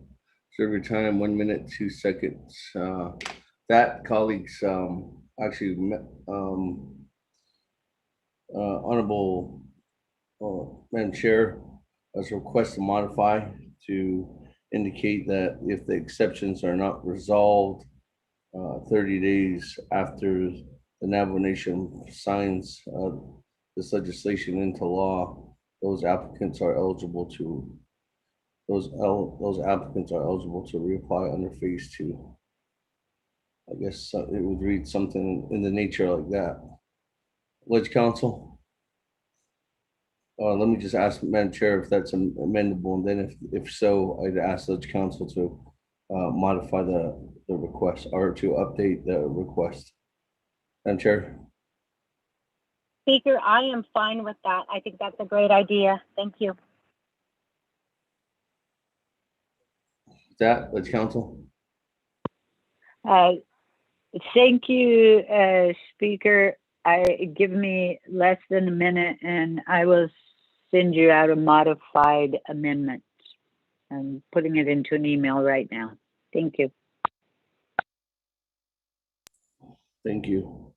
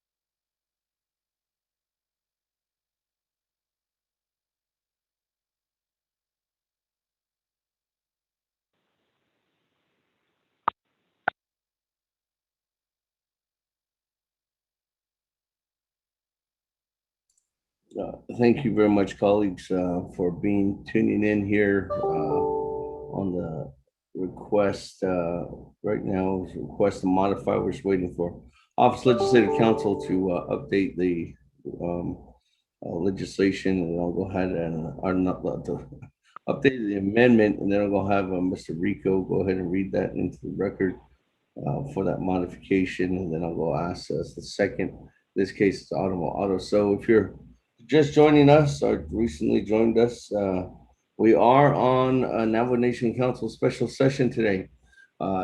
We are having that special session on specifically for this legislation 0094-21. And this legislation is currently up. We are on this legislation. We actually are on an amendment number 1 right now, held by Madam Chair Charles Lynn and second by Honorable Otto So. That's what council is debating at this time. So I do believe that we do have an updated amendment now. Mr. Rico, I'll go ahead and turn the floor over to you. Thank you, Speaker and members of the 24th Navajo Nation Council. I will reread the paragraph. It is a new paragraph F. Notwithstanding paragraph E above, those eligible Navajos who timely submitted their applications for hardship assistance pursuant to resolution number CJY-67-20 and have resolved all problems, issues, exceptions identified by the Office of the Controller, new language, by 30 days after this legislation is signed by the President of the Navajo Nation, but have not received their assistance check, shall be awarded funding comparable to the amount awarded to other CJY-67-20 recipients. If the exceptions are not resolved, new language or modification within 30 days after this legislation is signed by the President of the Navajo Nation, those applicants are eligible to reapply under Phase 2. Mr. Speaker.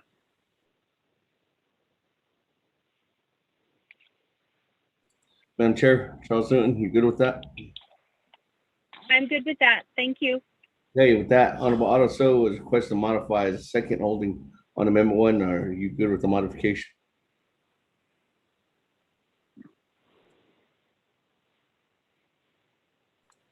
Honorable Otto So. I concur. Okay, thank you.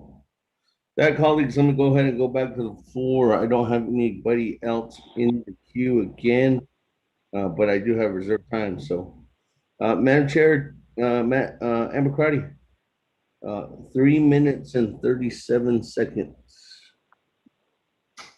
What are yours? Yes, thank you, Speaker. I appreciate the time. I just need to know, or I believe we're on the right track. I just don't know if we want to have it at 30 days or 60 days. I just wouldn't want to add any more stress onto our constituents, and I'll reserve my time. Thank you, Speaker. Request to modify, Madam Chair Charles Newton, from 30 days to 60 days. And Madam Chair, you have reserve your time is at 3 minutes, 21 seconds. Madam Chair Charles Newton? I'm good with the 60 days, but I don't know, and I would probably need verification from Controller Begay that if we put in the 60-day clause, does that mean that Phase 2 can't happen until the 60 days is completed? I just need a little bit of verification on that part, since Controller Begay would be implementing this law once it's passed. So, Speaker, can I call upon my agent, Elizabeth Begay, to answer part of that question? Yes.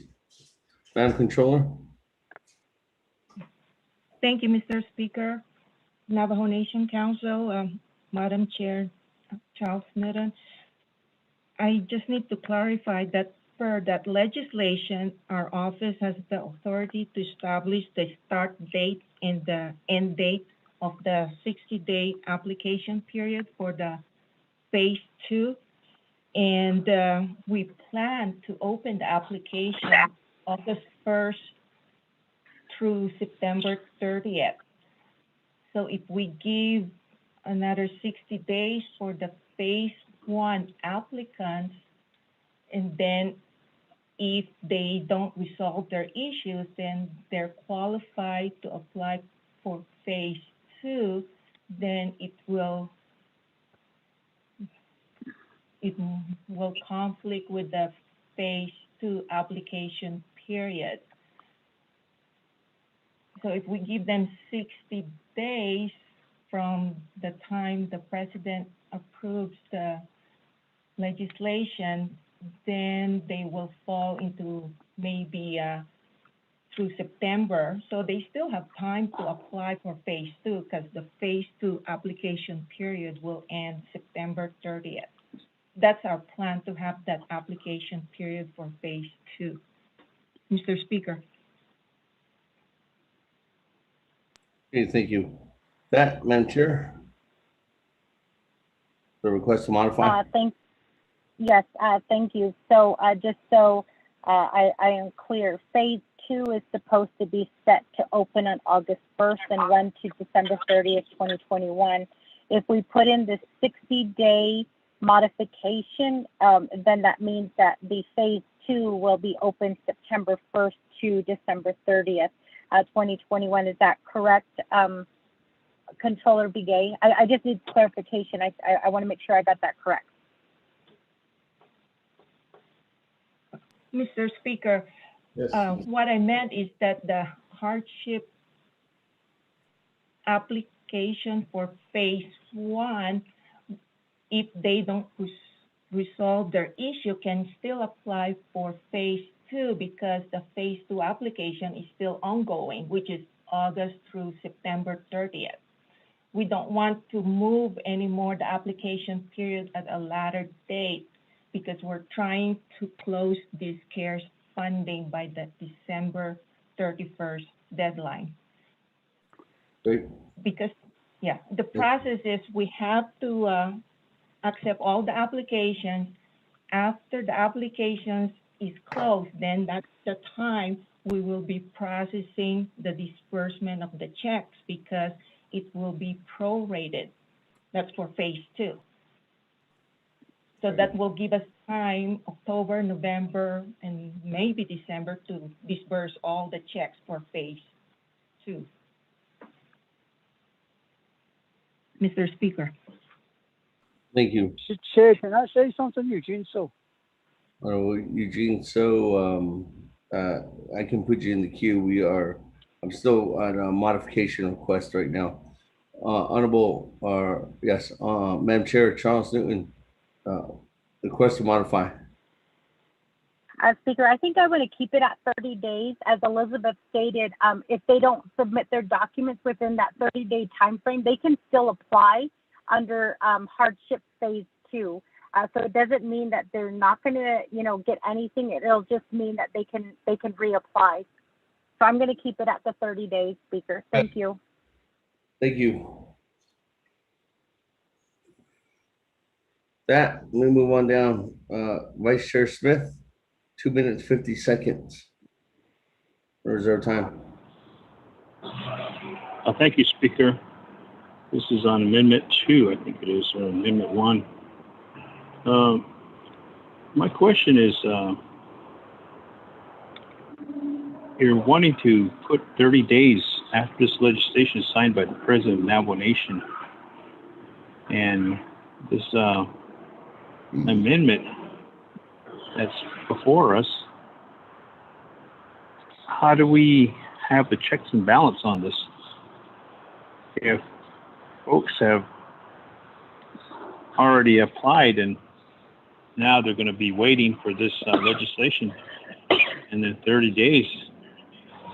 My thoughts were that the first CARES Act on the hardship, all those that had made the deadline should have been taken care of within that CJY 6720. And now this amendment, my question is to Legislative Chief Counsel, if we pass this amendment, does this change the intent of the legislation? Because the intent of this legislation was to open the door for those that weren't eligible or did not apply or did not make the deadline or did not have the time to get their application in? Will this change the intent of the legislation that was brought forth and it went through the committees? That's my question, Speaker. I reserve the rest of my time. Thank you.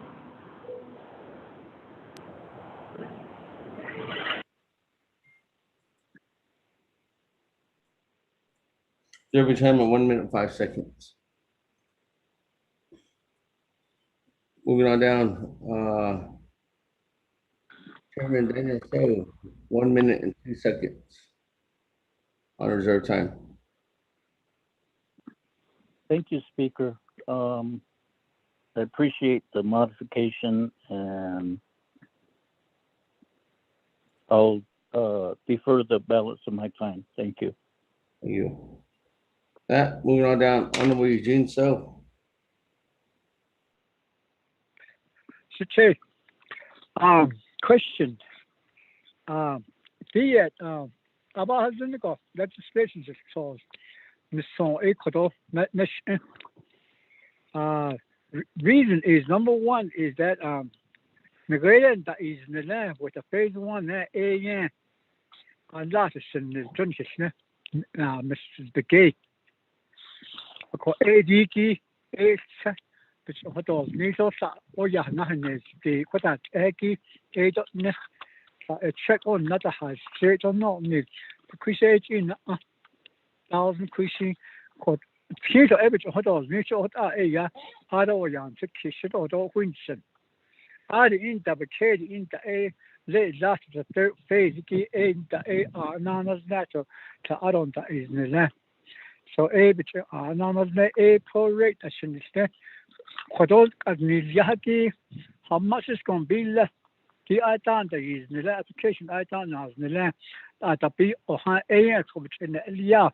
It's in the A, where Alia Gogi A nada is Nilgay, it's Hik, however, what I told me. Joe Hota A, Lynch Kid, Hota A, because it's tea. Because he could all Benahit, Ahoko, or the Ahos and all is national.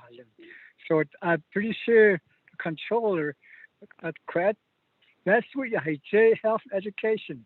Ita ni question it in ladies class. I don't know any being as non honai class.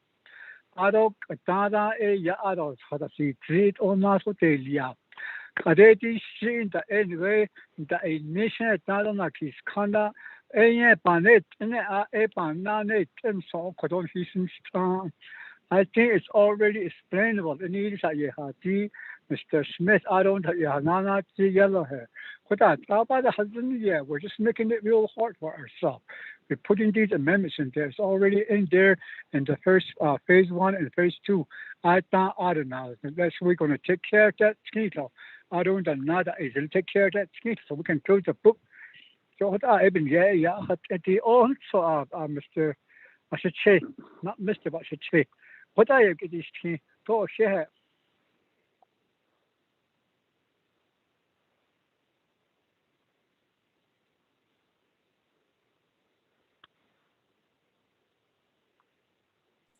Thank you very much. With that, let me go ahead and go back to first to Madam Chair Charles Newton for response, and then if there's anything that Officers Council would like to add on to as well.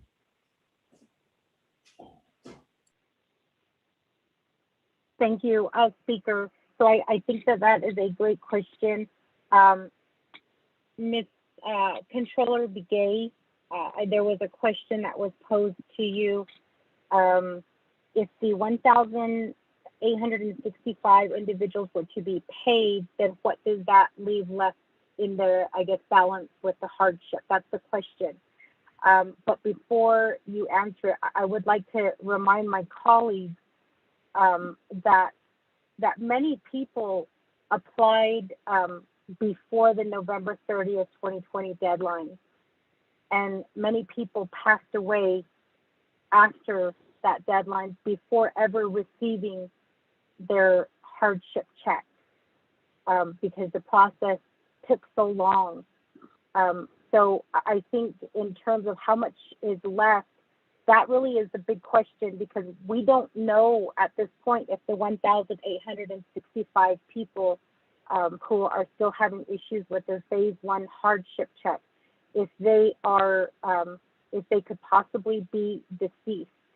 And so I think that Controller Bigay and I did have that conversation, that may be a possibility, but that's why this time frame is put in place. Is, you know, if we tell them that they have some time to submit the documents that they need, then they'll have a pretty good understanding after that 30 days, or originally it was July 31st, but now they'll have 30 days after the president signs it, and they'll have an idea of how much money then is in the pot that can be distributed to the rest of the people. So I just wanted to remind my colleagues of that. Controller Bigay, I'm going to turn the floor over to you.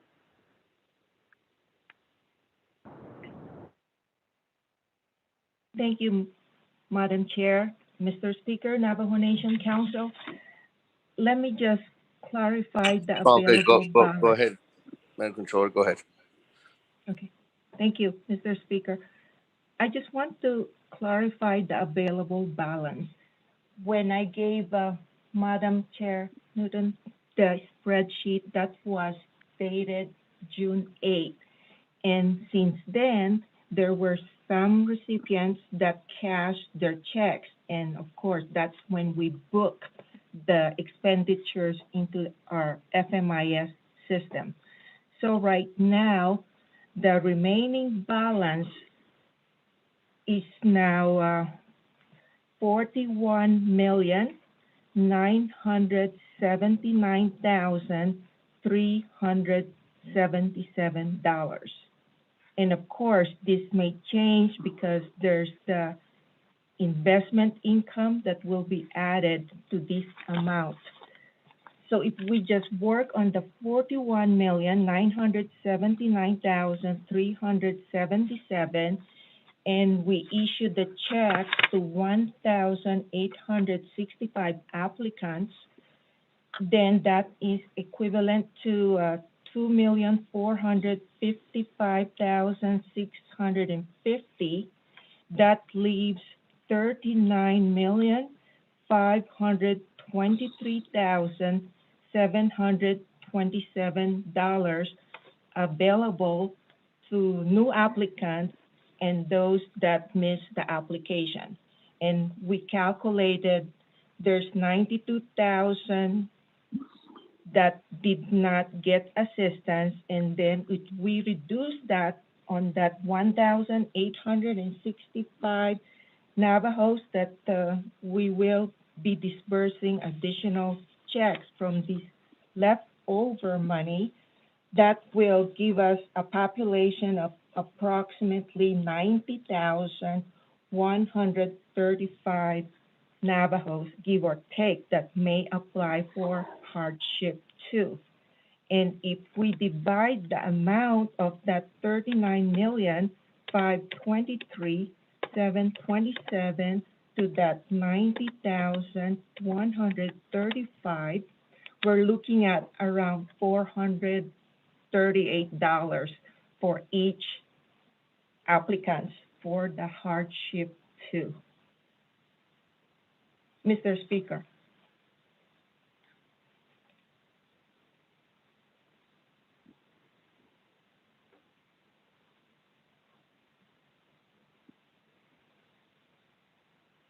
Thank you. With that, any further comment by Officer of the City Council?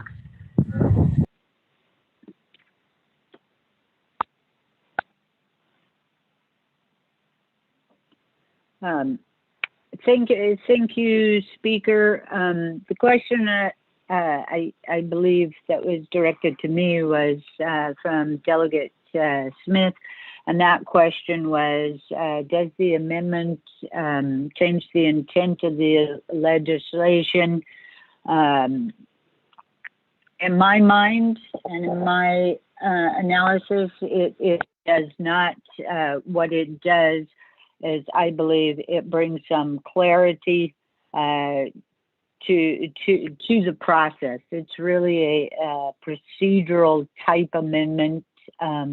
So I don't believe that it does change the intent, but just actually explains the process and provides notice to people how the second phase or phase 2 will work. Thank you, Speaker. Thank you. That, Madam Chair, Charles Newton, anything else to add on? No, Speaker, I think that pretty much clarifies what we're trying to do with this amendment. Thank you. Okay, thank you. With that, colleagues, I'm gonna go ahead and go back to the floor then. I do have reserve time. No one with no one in the queue. So, Madam Chair, Amber Crotty, 3 minutes, 21 seconds. Thank you, Speaker. I'll waive my time.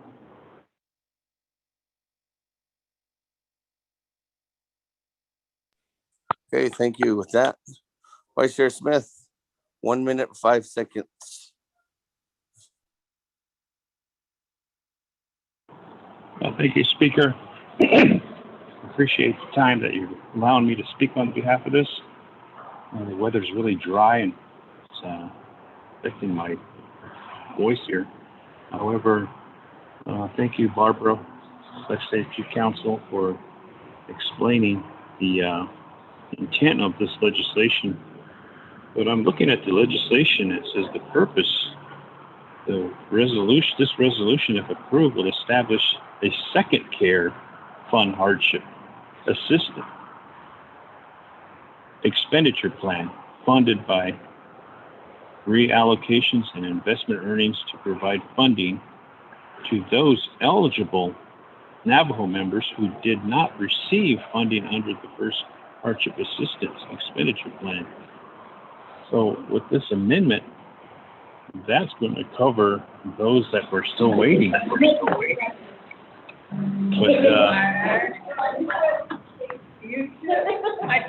But there's someone in the background Colleagues, interfering.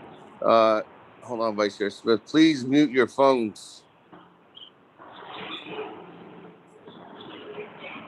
Staff, can you please hear to monitor the call? Thank you. Vice Chair Smith, what's yours again? Oh, thank you, Speaker. I hope I didn't lose precious time on my minutes here. You know, at any rate, I do understand the intent of this amendment, and the intent is to try to help those that were in that bind and those that are still waiting to also be considered. But it's not conducive to how the first legislation was done, where folks were helped. Thank you, Speaker. But those that were helped in the first one, they had given some funds. And thank you, Speaker.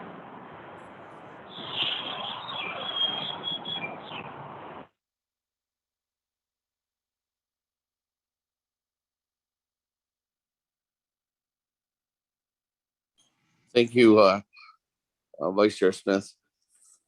With that, moving on down. I don't have anybody else in reserve time. Any further comments, questions on Amendment 1? Not, let me go back to Madam Chair Charles Newton. Response to Vice Chair Smith's questions.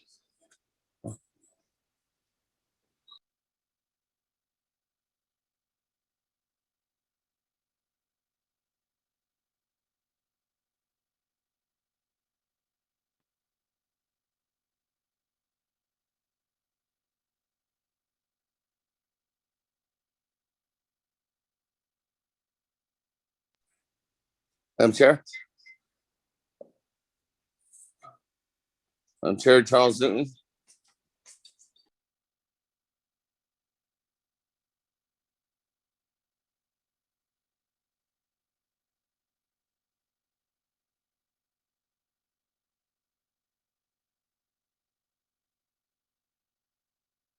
Speaker? Speaker? Okay. Hello? Yes, Madam Chair. I think when you guys were muting the last people, you guys muted me. So, Speaker, I will say that I didn't hear a question from Honorable Raymond Smith. I think he was building up to his question, but I don't believe he did answer it. But I will say that I hope that my colleagues vote green for this amendment because these 1,865 people, they did apply before November 30th, 2020. They just didn't get in their CIB in time, or their post office sent back the checks because their names were not on the post office box. So again, I hope that everybody votes green in favor of this amendment. And then that's all I want to say at this point. Thank you, Speaker. Thank you. With that, colleagues, there's no further comments or questions on Amendment 1. Are we ready to vote?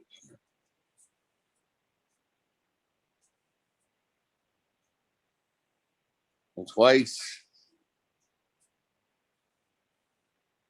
3 times. Let's vote. Honorable Elmer Begay.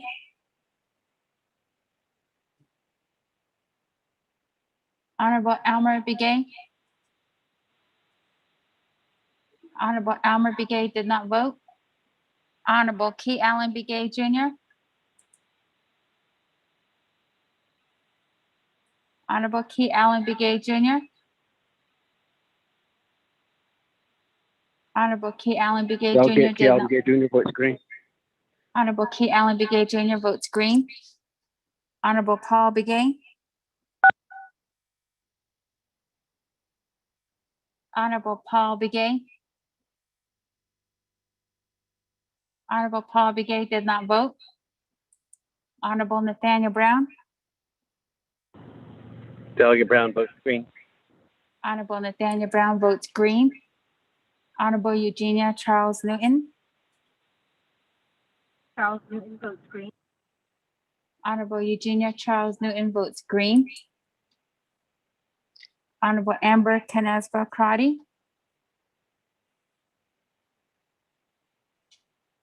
Honorable Amber Canespa Crotty. Honorable Amber Canespa Crotty did not vote. Honorable Herman M. Daniels Jr. I vote green. Honorable Herman M. Daniels Jr. votes green. Honorable Mark Freeland. Green. Honorable Mark Freeland votes green. Honorable Pernell Halona.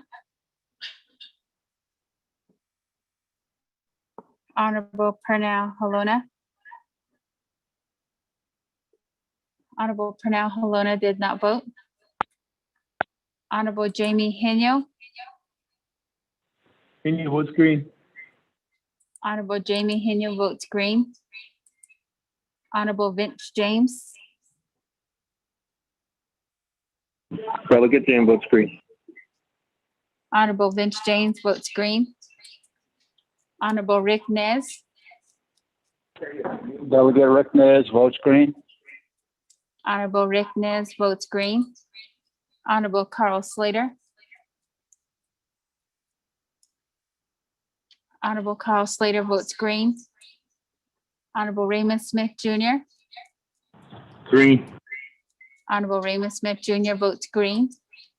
Honorable Wilson Stewart Jr. Green. Honorable Wilson Stewart Jr. votes green.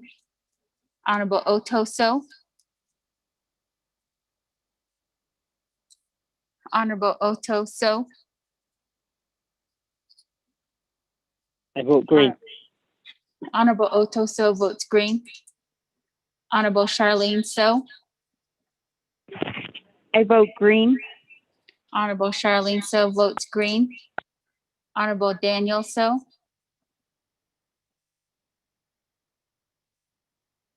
Honorable Daniel So,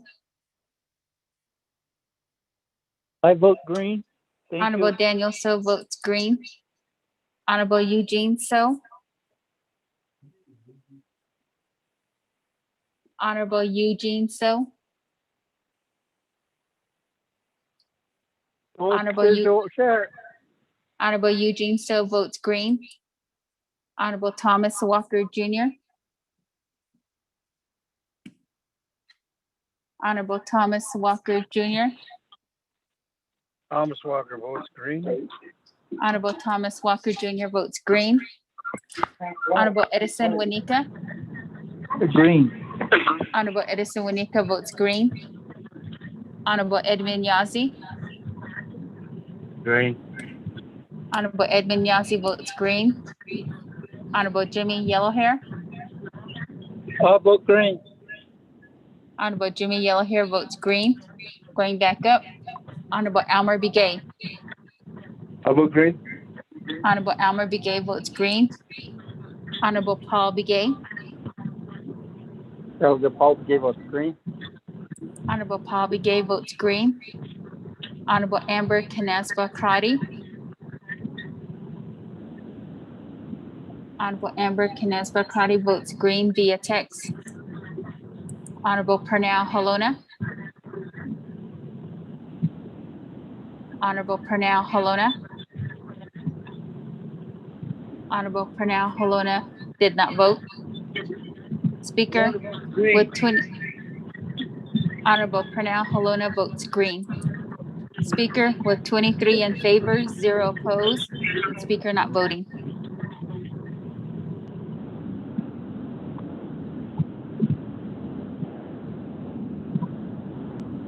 Okay, 23 in favor, 0 opposed. Speaker not voting, motion carries on Amendment 1.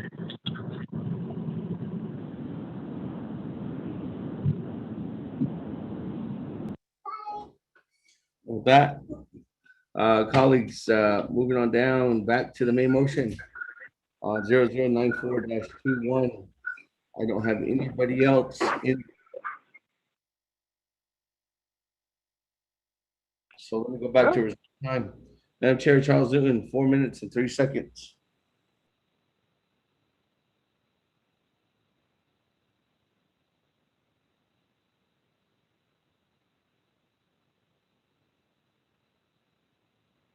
Madam Chair, Charles Newton.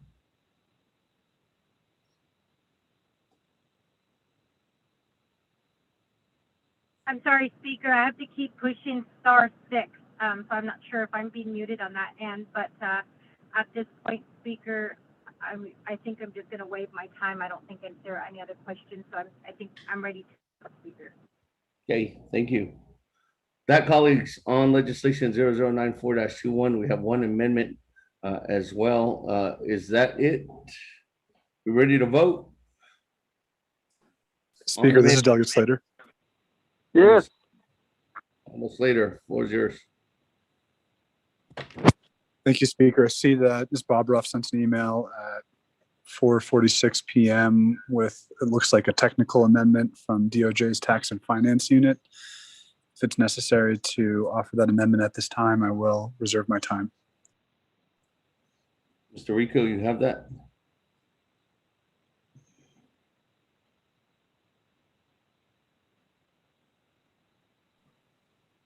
Hey, good afternoon, Speaker and the 24 Nomination Council. I do have that. Honorable Slater, 4 minutes, 48 seconds on your reserve time. That, if you could read that into the record, Mr. Rico.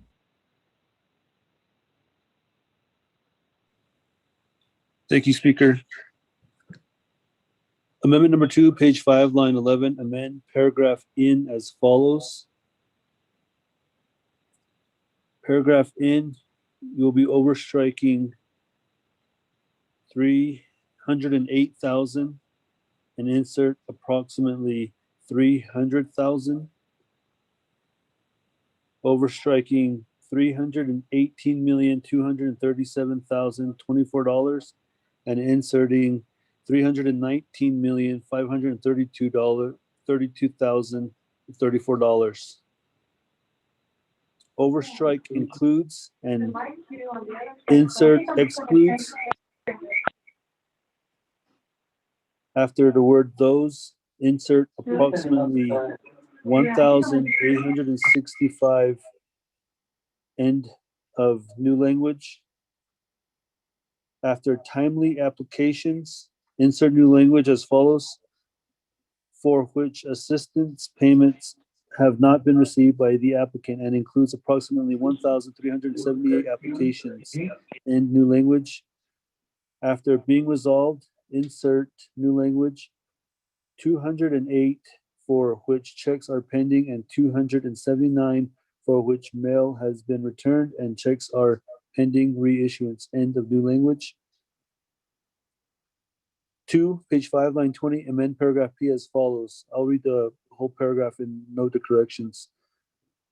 P, as of June, insert 14, 2021, the hardship assistance expenditure plan has been funded with a total of overstrike $341,702,780, and insert $361,511,411 through CJY-67-20, CS-74-20, and the reallocations to the hardship assistance expenditure plan thereunder, and after funding application received by the November 30th, 2020 deadline, in the total amount of overstrike $318,237,024, and insert $319,532,034. The plan has a current remaining balance of overstrike $23,465,756, and insert $41,979,377. The remaining balance, new language, will change if outstanding reallocations are received. Overstrike may increase after outstanding reallocations are received, and overstrike. And earned investment income is added. New language, underscore, and will ultimately decrease when Office of the Controller issues payments for the approximately 1,865 timely applications for which applicants have not yet received payment. 3, on page 7, line 6, insert new paragraph as follows. New paragraph D. Office of the Controller shall process payments for the approximately 208 applicants with checks pending, and the approximate 279 applicants for which mail was returned and checks are pending reissuance. Office of the Controller shall continue to attempt to resolve the approximately 1,378 applications with exceptions. The phase 1 applicants that submitted their applications timely but have not received their assistance payments and have resolved the exceptions by 30 days after this legislation is signed by the President of the Navajo Nation shall be awarded an amount comparable to that awarded in phase 1 recipients. Awarded to phase 1 recipients. If the exceptions are not resolved by 30 days after this legislation is signed by the President of the Navajo Nation, the applications shall be denied, and those phase 1 applicants shall be eligible to reapply in phase 2. End of new language. 4, read number, read letters, succeeding paragraphs, sections, and exhibits accordingly if necessary. This amendment shall supersede inconsistent language containing any other committee amendment which shall be conformed to the intent or language of this amendment. The Office of Legislative Services, with notice to the sponsor of the legislation, is hereby authorized to make necessary grammatical changes. Mr. Speaker.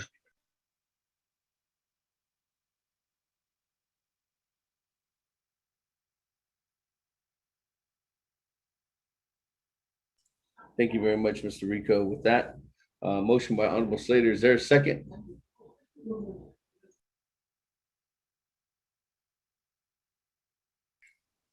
Second? Yellow hair. On the yellow hair. That, colleagues, any comments, questions on amendment number 2?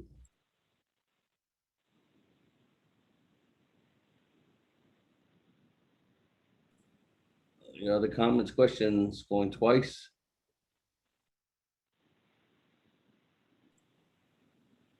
Going 3 times. Let's go to the board on amendment 2. Honorable Elmer Begay. Honorable Elmer Begay. Honorable Elmer Begay. Honorable Elmer Begay votes green. Honorable Key Allen Begay Jr. Delegate Key Allen Begay Jr. votes green. Thank you. Honorable Key Allen Begay Jr. votes green. Honorable Paul Begay. Honorable Paul Begay votes green. Honorable Paul Begay votes green. Honorable Nathaniel Brown. Delegate Brown votes green. Honorable Nathaniel Brown votes green. Honorable Eugenia Charles Newton. Honorable votes green. Honorable Eugenia Charles Newton votes green. Honorable Amber Canaspa Crotty. Honorable Amber. Delegate Amber Kidisba votes green. Thank you. Honorable Amber Canaspa Crotty votes green. Honorable Herman M. Daniels Jr. I vote green. Honorable Herman M. Daniels Jr. votes green. Honorable Mark Freeland. Green. Gosh.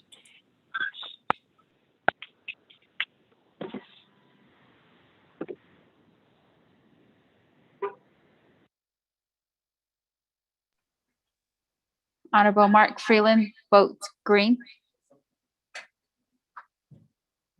Honorable Pernell Halona. Honorable Pernell Halona. Honorable Pernell Halona did not vote. Honorable Jamie Henyo.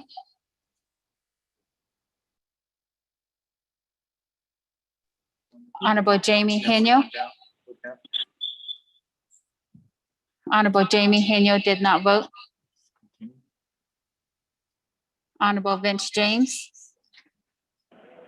Delegate James votes green. Honorable Vince James votes green. Honorable Rick Nez. Delegate Rick Nez votes green. Honorable Rick Nez votes green. Honorable Carl Slater. Delegate Slater, green. Honorable Carl Slater votes green.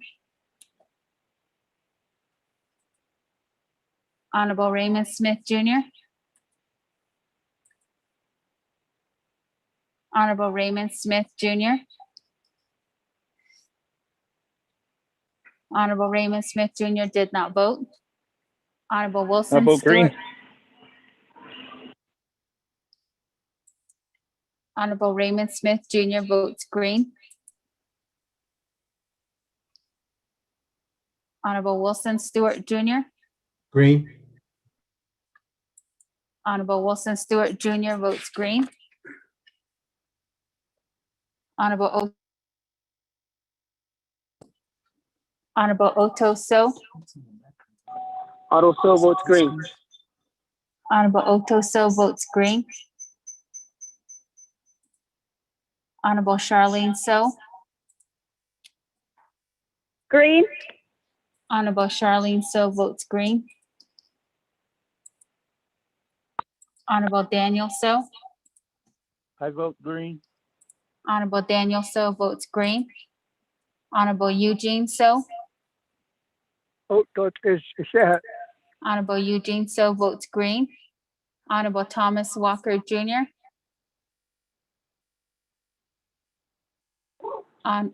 Honorable Thomas Walker Jr. I vote green.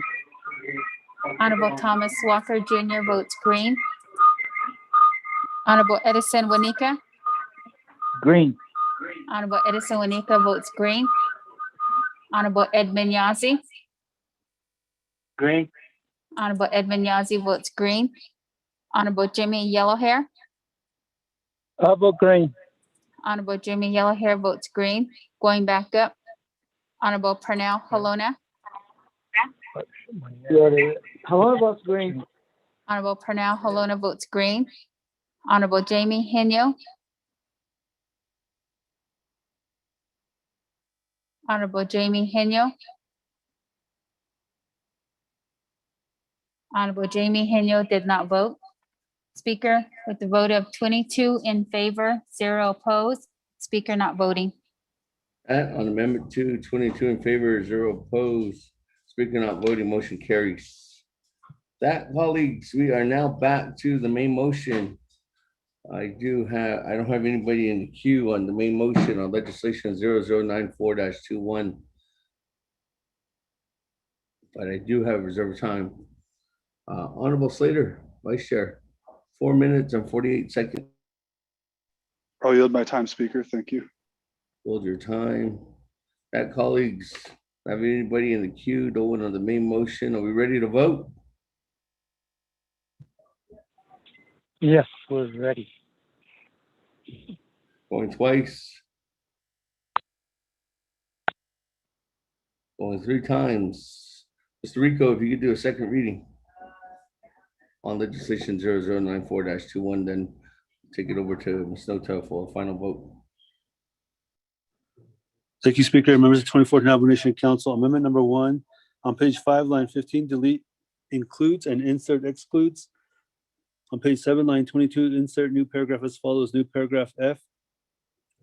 Notwithstanding paragraph E above, those eligible Navajos who timely submitted their applications for hardship assistance pursuant to resolution number CJY-67-20 and have resolved all problems, issues, exceptions identified by the Office of the Controller by 30 days after this legislation is signed by the President of the Navajo Nation, but have not received their assistance check, shall be awarded funding comparable to the amount awarded to other CJY 67-20 recipients. If the exceptions are not resolved within 30 days after this legislation is signed by the President of the Navajo Nation, those applicants are eligible to reapply under Phase 2. Amendment number 2 on page 5, line 11, amend paragraph in as follows. Paragraph in, by resolution number BFO-32-20 attached as Exhibit 3, the Budget and Finance Committee established eligibility criteria and a November 30, 2020 deadline to apply for hardship assistance. The overstrike 308,000 and insert approximately 300,000 enrolled Navajo members who met BFO-32-20's application deadline and eligibility criteria have received hardship assistance for a total distribution amount of overstrike $318,237,024 and insert $319,532,034, which overstrike includes and insert excludes those new language approximately 1,865 end of new language timely applications insert for which assistant payments have not been received by the applicant and includes approximately 1,378 applications wherein exceptions are still being resolved, insert 208 for which checks are pending and 279 for which mail has been returned and checks are pending reissuance, end of new language. Page 5, line 20, amend paragraph P as follows. P, as of June, insert a 4 after 1. So it says June 14, 2021. The hardship assistance expenditure plan has been funded with a total of overstrike $341,702,780 and insert $361,511,411 through CJY 6720 CS 7420 and the reallocations to the hardship assistance expenditure plan thereunder. And after funding applications received by the November 30th, 2020 deadline in the total amount of overstrike $318,237,024 and insert $319,532,034. The plan has a current remaining balance of overstrike $23,465,756 and insert $41,979,377. The remaining balance, new language underscore will change if outstanding reallocations are received and underscore an overstrike may increase after outstanding reallocations are received and overstrike and earned investment income is added. New language underscore and will ultimately decrease when Office of the Controller issues payments for the approximately 1,865 timely applications for which applicants have not yet received payment, end underscore. On page 7, line 6, insert new paragraph as follows. New paragraph D. Office of the Controller shall process payments for the approximately 208 applicants with checks pending and the approximately 279 applicants for which mail was returned and checks are pending reissuance. Office of the Controller shall continue to attempt to resolve the approximately 1,378 applications with exceptions.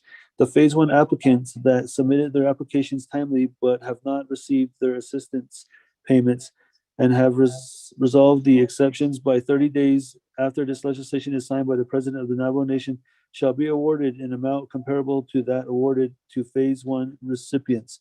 If the exceptions are not resolved by 30 days after this legislation is signed by the President of the Navajo Nation, the applications shall be denied and those Phase 1 applicants shall be eligible to reapply in Phase 2. End of new language.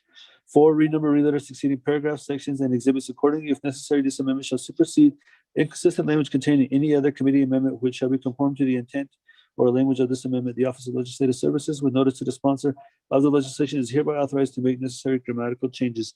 Mr. Speaker.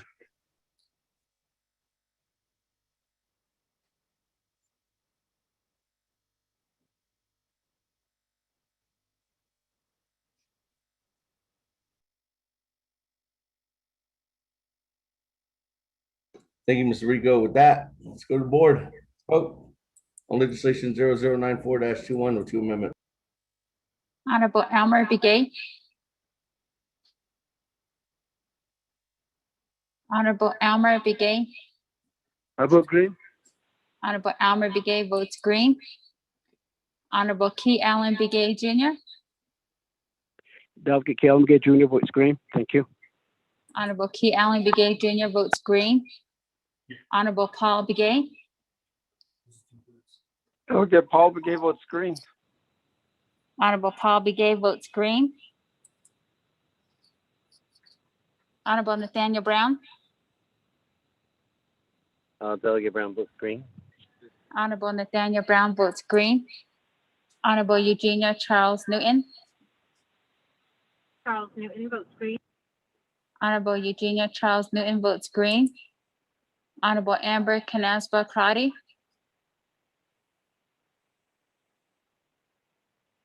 Honorable Amber Canasba Crotty. Honorable Amber Canasba Crotty did not vote. Honorable Herman M. Daniels Jr. I vote green. Honorable Herman M. Daniels Jr. votes green. Honorable Mark Freeland.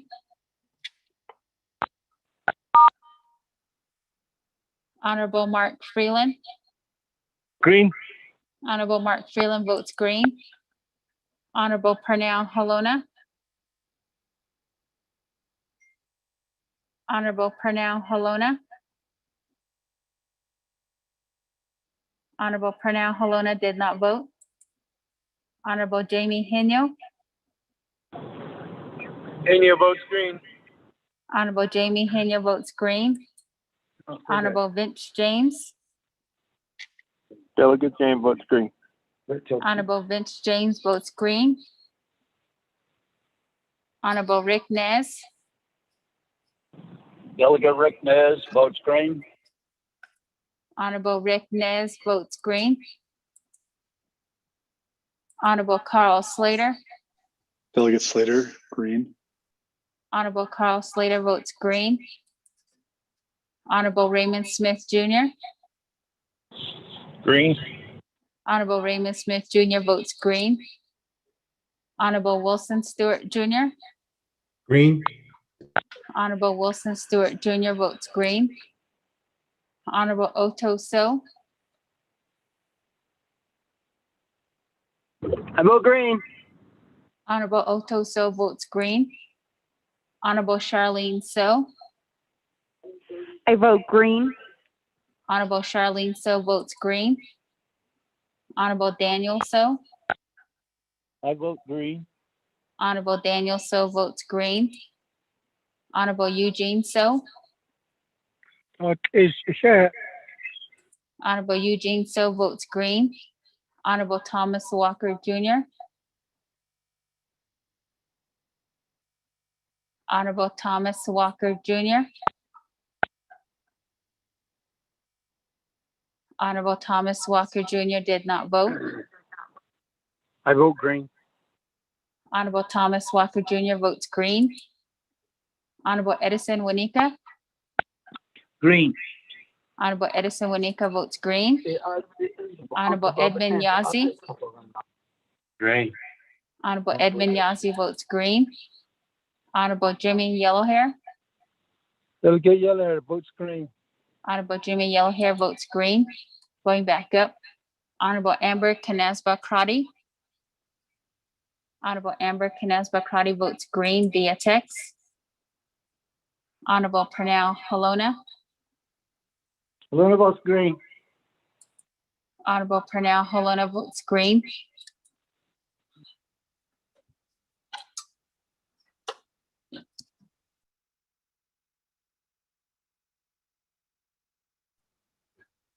Speaker, with the vote of 23 in favor, 0 opposed. Speaker not voting.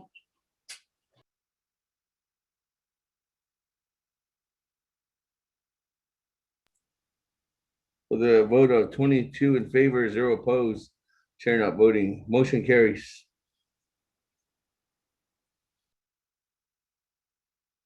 Colleagues, thank you very much. Moving on down, item number Speaker. B on the agenda. It was actually 23 in favor. Oh, it's 23 in favor. Oh, okay. 23 in favor, 0 opposed. Chair not vote, or speaker not voting. Thank you very much, colleagues. Motion carries out legislation. Let's go across the street for the president's approval. With that, or veto approval too as well. Let's go on down to 0078-21.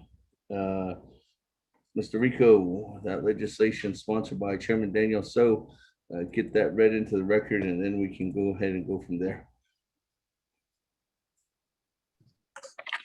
Mr. Speaker, members of the 24th Nomination Council, tracking number 0078-21, an action relating to Napakiete Committee and the Navajo Nation Council, overriding the Navajo Nation President's veto of Navajo Nation Council Resolution CMA-18-21, sponsored by Honorable Chairman Daniel E. So. You do have a committee report from the Napakiete Committee that the legislation was passed and referred to the Navajo Nation Council. Per Navajo Nation Council Rules of Order Rule 9, legislation has been read into the record by electronic voice recording. Mr. Speaker.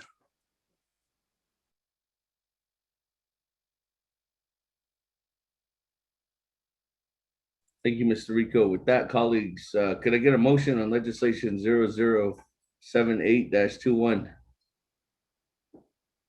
Motion, Delegate James. Motion by Honorable Vince James. Is there a second? Second, Wanika. Second by Edison Wanika. That, colleagues, let's go to the board on legislation 0078-21. Snowta.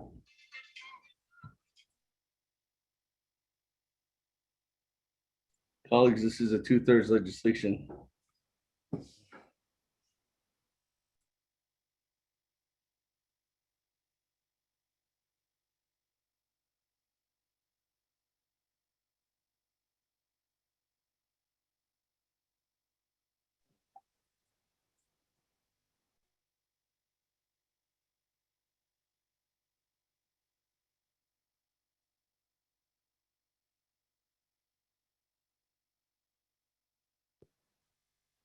Honorable Almer Begay.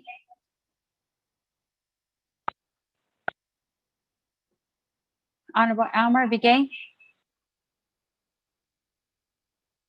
Honorable Almer Begay did not vote. Honorable Almer Begay. I vote red. Honorable Almer Begay votes red. Honorable Key Allen Begay Jr. Delegate Keller votes red. Honorable Key Allen Begay Jr. votes red. Honorable Paul Begay. Honorable Paul Begay.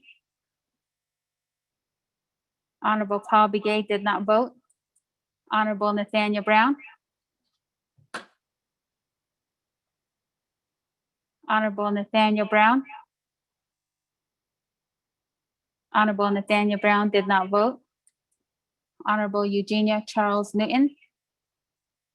Charles Newton votes green. Honorable Eugenia Charles Newton votes green. Honorable Amber Canaspa Crotty. Honorable Amber Canaspa Crotty. Honorable Amber Canaspa Crotty did not vote. Honorable Herman M. Daniels Jr. Honorable Herman M. Daniels Jr. Honorable Herman M. Daniels Jr. did not vote. Honorable Mark Freeland. Honorable Mark Freeland. Honorable Mark. Honorable Mark Freeland. Green. Honorable Mark Freeland votes green. Honorable Pernell Halona. Halona votes green. Honorable Pernell Halona votes green. Honorable Jamie Henyo. Hania votes red. Honorable Jamie Henyo votes red. Honorable Vince James. Delegate Dan votes green. Honorable Vince James votes green. Honorable Rick Nez. Delegate Rick Nez votes green. Honorable Rick Nez votes green. Honorable Carl Slater. Delegate Slater, green. Honorable Carl Slater votes green. Honorable Raymond Smith Jr. Red. Honorable Raymond Smith Jr. votes red. Honorable Wilson Stewart Jr. Red. Honorable Wilson Stewart Jr. votes red. Honorable Otto So. Green. Honorable Otto So votes green. Honorable Charlene So. I vote green. Honorable Charlene So votes green. Honorable Daniel So. I vote green. Honorable Daniel So votes green. Honorable Eugene So.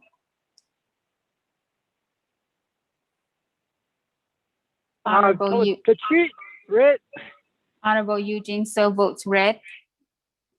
Honorable Thomas Walker Jr. Honorable Thomas Walker Jr. Honorable Thomas Walker Jr. did not vote. Honorable Edison Wanika. Green. Honorable Edison Wanika votes green. Honorable Edmund Yazi. Red. Honorable Edmund Yazi votes red. Honorable Jimmy Yellowhair. I vote red. Thank you. Honorable Jimmy Yellowhair votes red.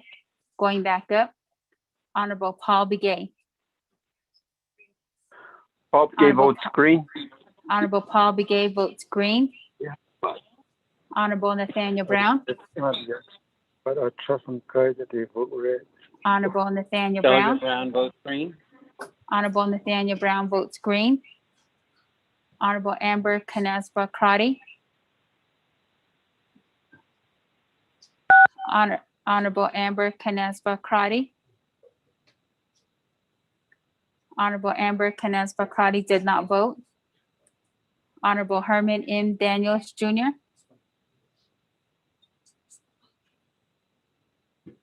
Honorable Herman M. Daniels Jr. Red. Honorable Herman M. Daniels Jr. votes red. Honorable Thomas Walker Jr. Honorable Thomas Walker votes red. Honorable Thomas Walker Jr. votes red. Speaker, with a vote of 12 in favor, 10 opposed, and Speaker not voting. Thank you very much, colleagues. With that, 12 in favor, 10 opposed, Speaker not voting. Motion fails. As that legislation 0078-21 didn't need 16 votes. That, colleagues, let's go ahead and move on down on our agenda. We have legislation 0104-21. Mr. Rico, if you could read that into the record.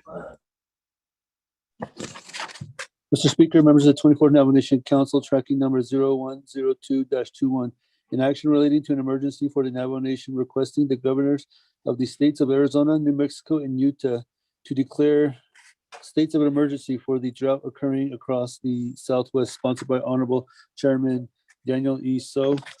This is an emergency legislation, so there are no committee reports. Per Navajo Nation Council Rules of Order, Rule 9, legislation has been read into the record by electronic voice recording. Mr. Speaker.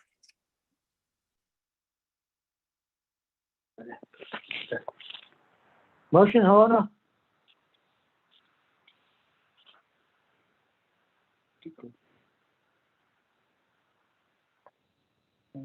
Thank you very much, colleagues, or Mr. Rico.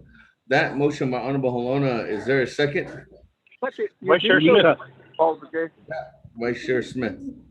That, colleagues, on legislation 0104-21. Comments or questions? Question. Speaker, I'll give again. Okay with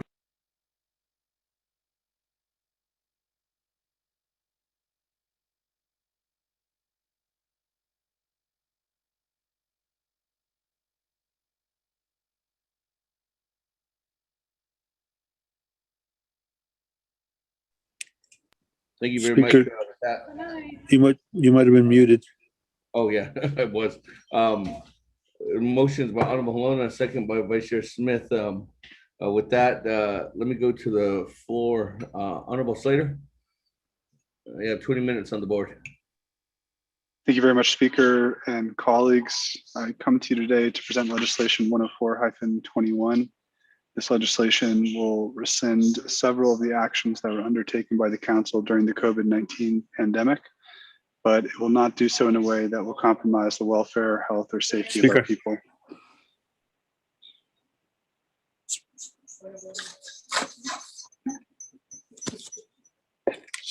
Speaker.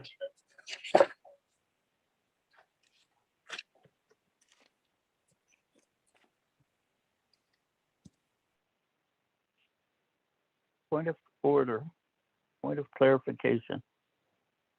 Delegate Daniel So. Yes, point of clarification. Or, well, what is your question, Chairman?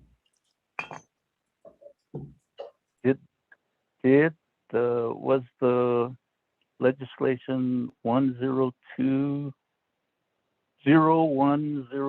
read into the record? That was read into the record during the opening of when we were debating on the agenda. We have not got to 0102-21. Mr. Rico? I actually read 102 into the record. That's what Chairman So is talking about.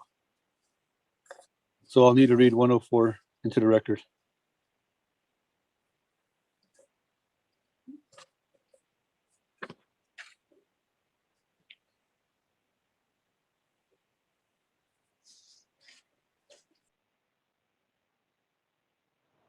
Speaker, you'll have to, could I give guidance? Call 0104 to the table again to correct the meeting record.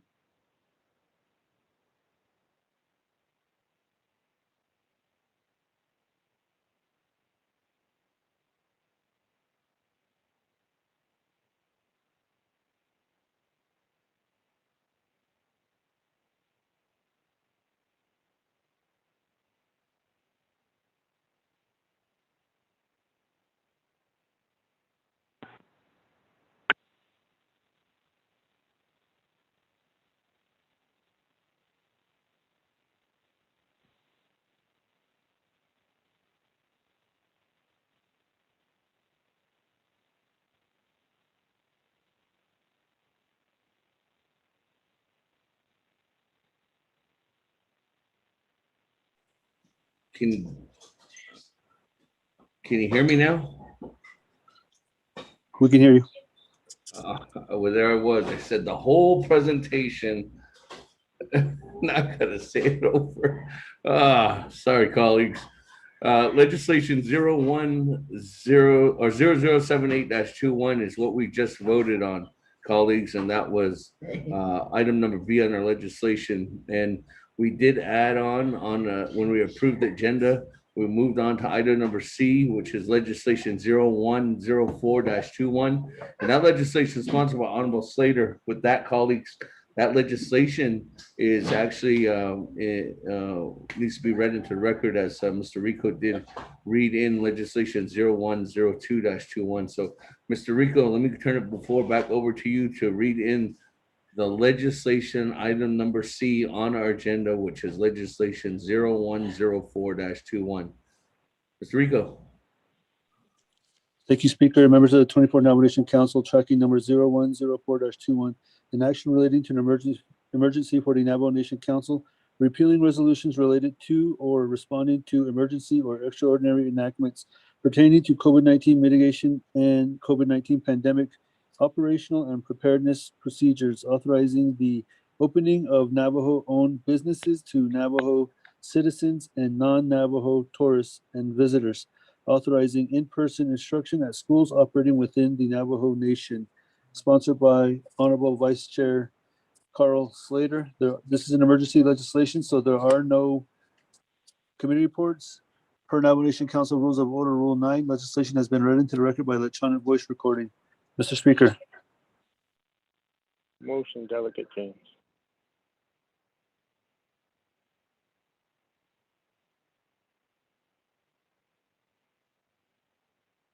Thank you very much, Mr. Rico. But that we do, I'm going to ask for a motion again to clarify the record. So could I get a motion on this legislation 0104-21? Motion, Delegate James. Motion by Honorable Vince James. Charles Newton. Second by Madam Chair Charles Newton. Now on this legislation 0104-21, is there any comments or questions at this time? Going twice. Speaker. I think Honorable Slater has a question to his own legislation. Thank you, Honorable Slater. Speaker, I just wanted to note that there's a proposed amendment. So. Okay. Okay. I thought you wanted to ask yourself a question, Honorable Slater. Honorable Slater, floor is yours on the board. And then I have Honorable Paul Begay and then Honorable Chairman Jamie Heaney on the queue. Honorable Slater, floor is yours. Thank you very much, Speaker and colleagues. I come before you today to present legislation 104-21. This legislation will rescind several provisions that the Navajo Nation Council enacted over the course of the COVID-19 pandemic, which we are still confronting at this time. And it will do so in a way that will ensure the health, safety, and welfare of our people under the public health emergency orders and guidance from the Health Command Operations Center, the Department of Health, and other relevant coordinating agencies. So at this time, the large pieces of this legislation will rescind CMA 1620, which closed the Navajo Nation to tourists and to visitors.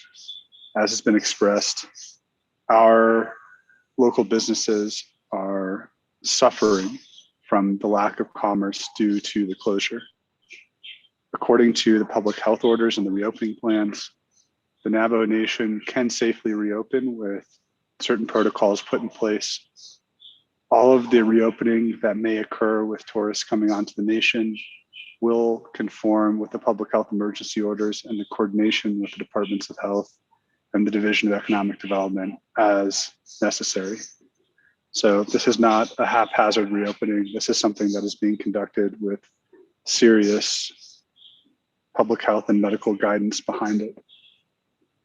Additionally, this legislation will liberate chapters from the necessity of a couple items. I'm going to read from a legal memo that has been drafted and sent to the chapters from January 14th of 2021.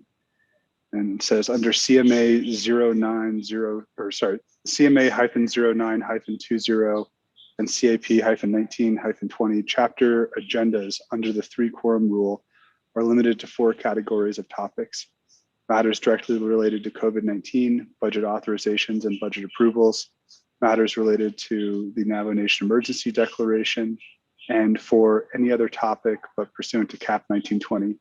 Chapters must receive prior approval from Dr. Yellowman, Executive Director of the Division of Community Development, who will consult with the Department of Justice. Prior approval is only needed for this 4th category. In other words, DCD approval is not necessary for the first 3 categories. Per memorandum dated July 7th, 2020, Dr. Yellowman delegated approval authority to all senior program project specialists of all area ASC offices.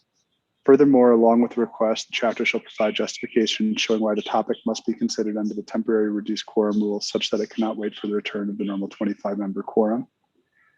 So there are other provisions that are contained in CMA 09-20 and CAP 1920. Because of the concerns that were brought forth at the consideration of the agenda by my colleagues, I asked the Office of Legislative Counsel to draft an amendment that would allay some of those concerns. So with this amendment, chapters will still be permitted to conduct their meetings via telecommunication, but there will be a return to the 25-member quorum rule unless chapters have received, authorization under an RDC resolution to operate with a lower number than the 25 quorum rule as stated in Title 26.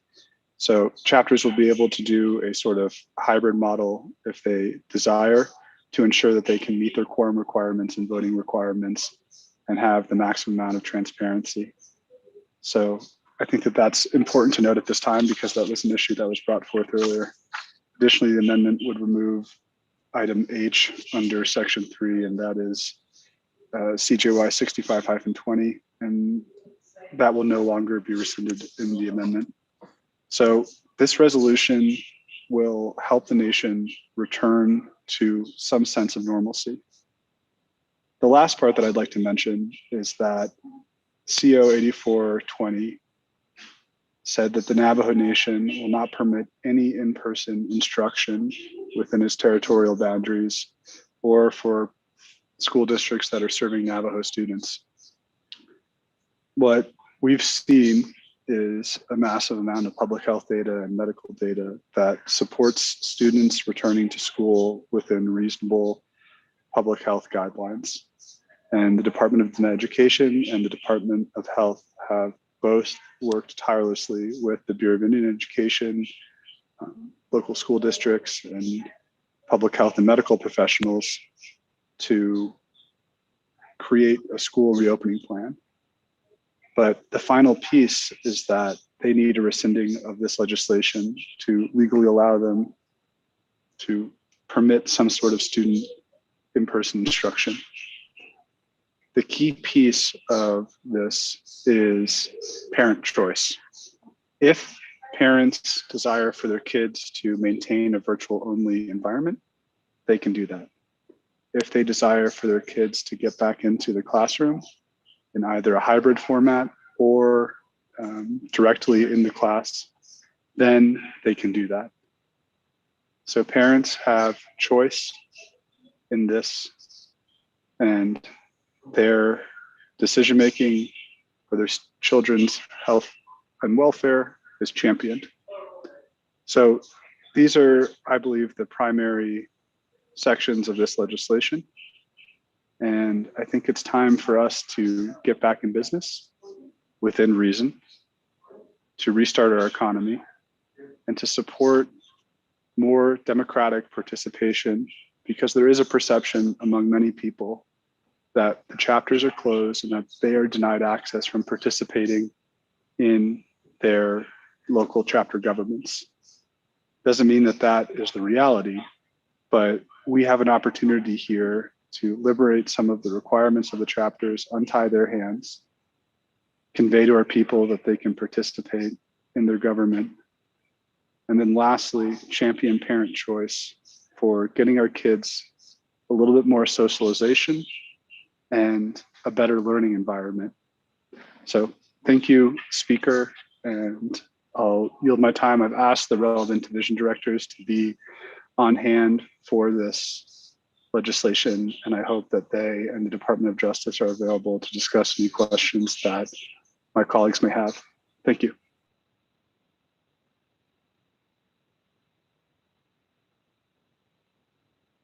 Thank you very much, Honorable Slater, Vice Chair, for that presentation.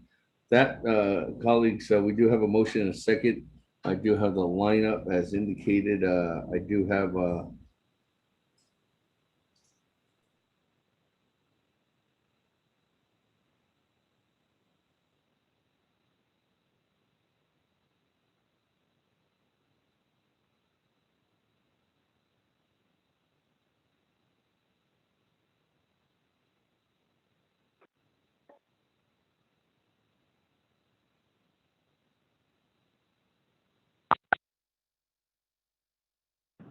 Hello, are Paul we still Begay. on? Can you hear me?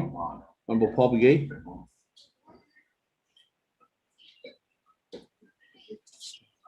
Yeah, yes, Speaker, I can hear you.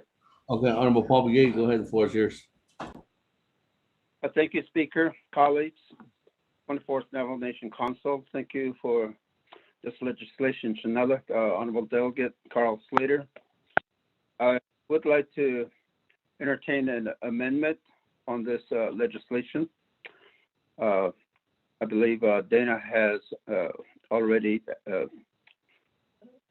sent out the amendment language. So that is my intent right now, to do an amendment. Save the rest of my time, Speaker.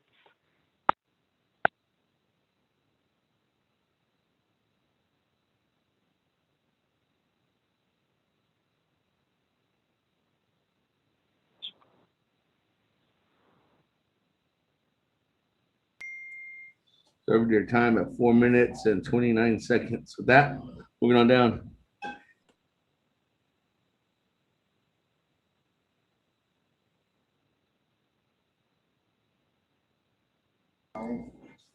Yeah, Mr. Rico, if you could go ahead and read that amendment into the record.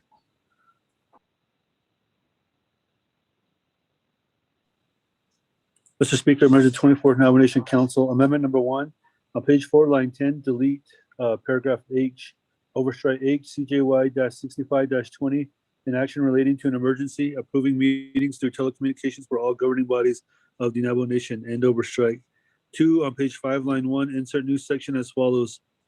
Section 6, allowing chapter telecommunications. A, Navajo Nation chapter shall comply with applicable public health emergency orders, and chapter meeting quorum requirement shall return to a minimum of 25 persons unless otherwise authorized under RDC D-127-12. B, chapter meeting shall comply with the Navajo Nation Local Governance Act. C, the chapters may continue to use telephonic or other electronic means as a supplement to meet their normal quorum requirement. D, the Navajo Nation Council hereby supports and continued use of the chapter return to operations plan attached as Exhibit A to guide chapters in providing services to their communities in a safe manner. End of new language. 3, renumber, reletter succeeding paragraphs, sections, and exhibits accordingly. If necessary, this amendment shall supersede inconsistent language contained in any other committee amendment which shall be conformed to the intent or language of this amendment. The Office of Legislative Services, when noted to the sponsor of the legislation, is hereby authorized to make necessary grammatical changes. Mr. Speaker. Second, Wanika.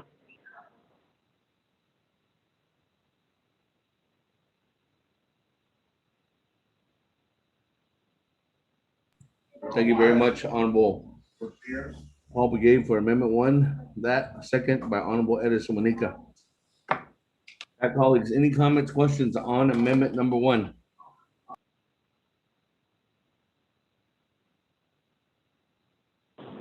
Henio. Chairman Henio on Amendment 1. Floor is yours. To the Speaker Dana, Nomination Council, and there at that, and then people that are saying. And just one question I have is maybe Amendment 1 or the main motion. But since we are rescinding the legislations that restricted in-person meetings and which allowed certain parts of Title 26 to be, I guess we could say, lax. One point in particular is the voting requirements and the chapter officials, where under Title 26 they are not allowed to make motions or second. And I know about what the laws that were passed that year. I would allow officials to make a motion and a second and then vote. But we're leaving all of that. But then at the same time, we're saying that, oh yeah, they can still have virtual meetings. The people who still are uncomfortable with showing up. So let's say, for example, if there's a quorum of 15, or let's say 17 at a chapter. But then again, nobody shows up or calls in. And only the officials are sitting there. And now we have stricken out all the laws that we passed last year. They just be sitting there with not able to take action as necessary. I don't know how we can still allow that to happen. My question here. Maybe legal counsel will help me with that. Thanks.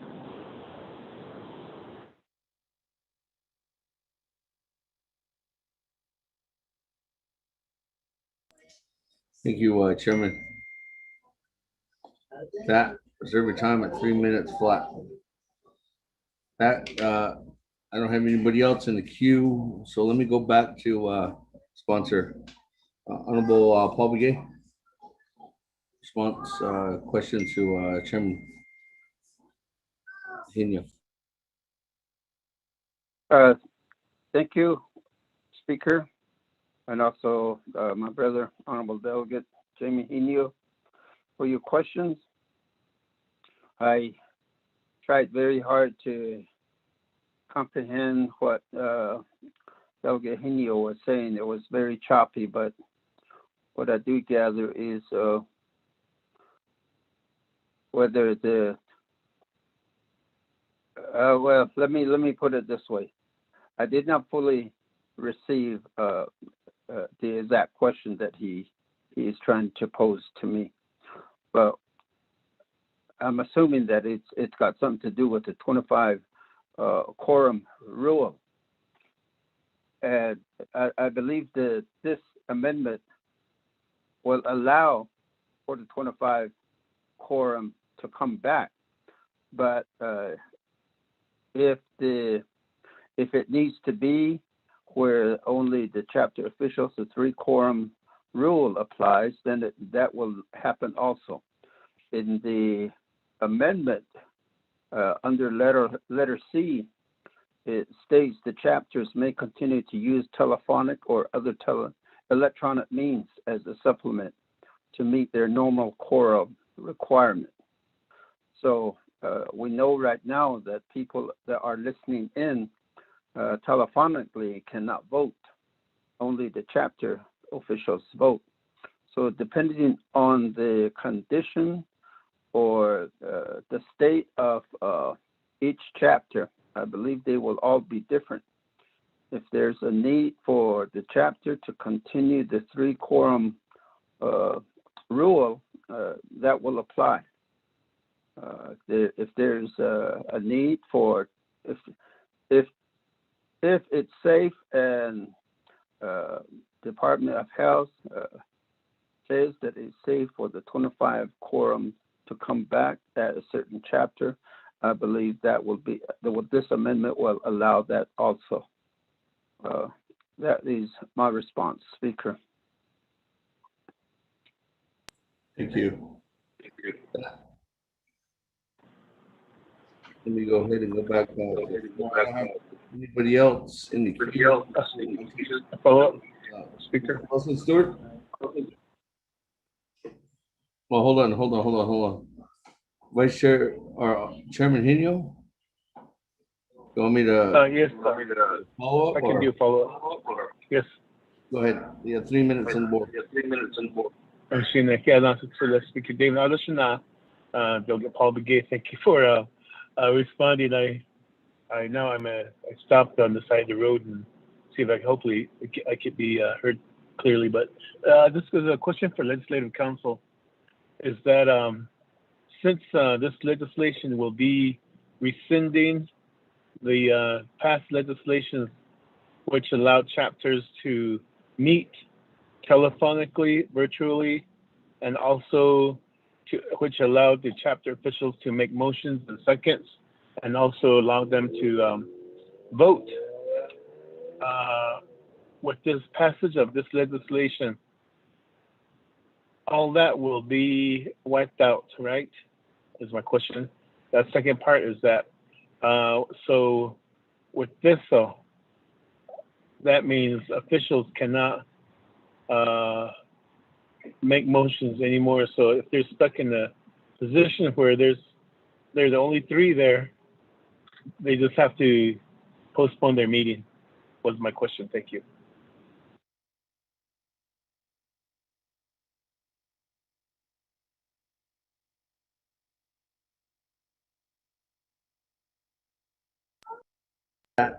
We turn that back over to Office of Legislative Counsel, or maybe even Department of Justice to add on to as well.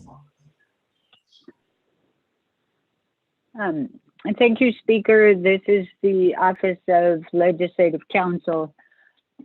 This is Dana, and I certainly DOJ can chime in, but primarily what Chairman Hino has said. There are some exceptions to that. Under this, chapters will still be able to use telecommunications methods to supplement their quorum requirements. But as far as the chapter president or vice president making motions, seconding motions, that will no longer be available unless chapters somehow develop that through their own meeting rules, which there is a provision in Title 26 that would allow that. One thing that this amendment or this legislation will do is it will take off the restrictions of chapters only being able to hear matters that comply with budget, COVID-related matters without getting special approval from the Division of Community Development.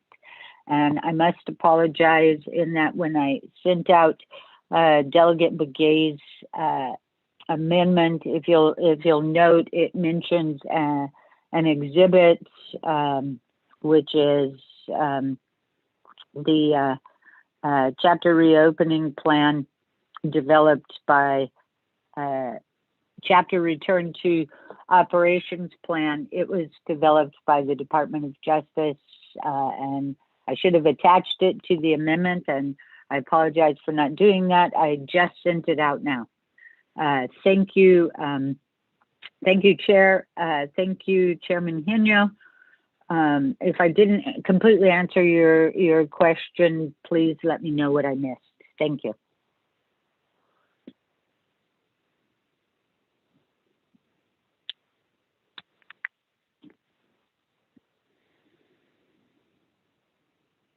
Thank you very much. That, colleagues, let me go ahead and go back to the floor. I do have Vice Chair or Honorable Stewart. Honorable Stewart, good afternoon. Floor is yours. Good afternoon, Speaker. Good evening, colleagues at ADNEB at 5:52 p.m. Ako kaagi ay deep and benit in the this legislation and this amendment. Iki, my question is, does this coincide with the March 19th memo sent out by Mr. Roger McGay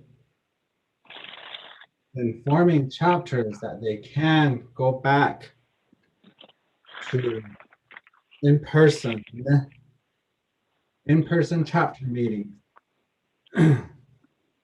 And on page 4 or 3 of 4, page 4 and starting from page 3, and I did send this memo to Ms. Barbara as well, to ask for that clarity, because this one, aka, yeah, this is what we've been practicing for the 4 chapters here, in person and online. Okay, we've been asking those that come in if they've been vaccinated. So we've been keeping the for the 3 chapters, 3 out of 4 chapters, they keep the virtual. For 1 chapter, we've been having problems with our internet. So that's what we've been doing, but we've been trying to comply with this March 19th memo. Okay, from the ASC, Ms. Pat Begay, to the chapters that she provides a service to. So this is what we've been discussing as well. So this is the part that I'm confused about, because this amendment and then this part of the legislation, okay, is that, are we aware of this March 19 memo? That was my question. To the speaker. Reserve my time.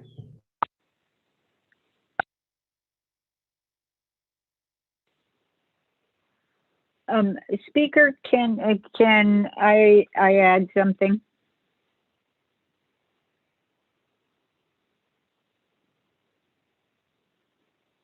Yes, with that, Honorable Stewart, you have reserve your time at 3 minutes and 4 seconds. Let me go to Ms. Barbara. Thank you, Speaker. Thank you, Speaker. Thank you, Delegate Stewart. The amendment is consistent with the memo and the exhibits, and actually the exhibit that I just sent out, is comes from, it's attached to this memo. It's the last section. That's where it came from. So yes, I believe it is quite consistent with this memorandum. Thank you.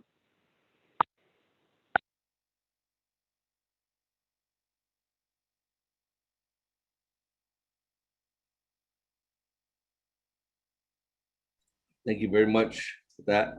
Honorable Paul Begay, I don't know if you want to add anything onto that as a sponsor of the amendment.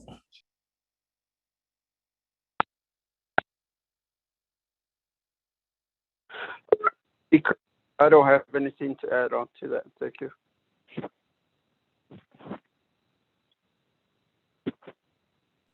Thank you.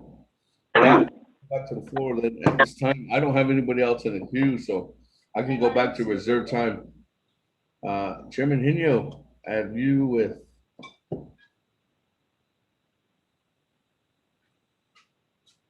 Here, National Speaker Damon, and Delegate Paul Begay, and thank you for clarifying the question I had regarding the rescinding of the resolutions. And I do support the amendment. I support the main motion. I yield my time.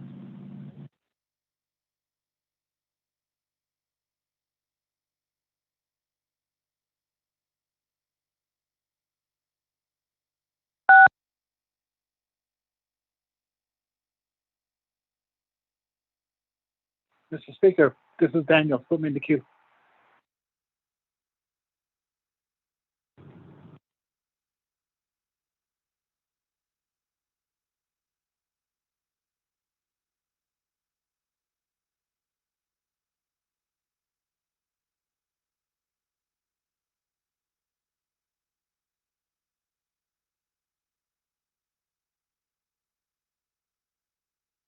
Thank you very much. Let me go back to the floor.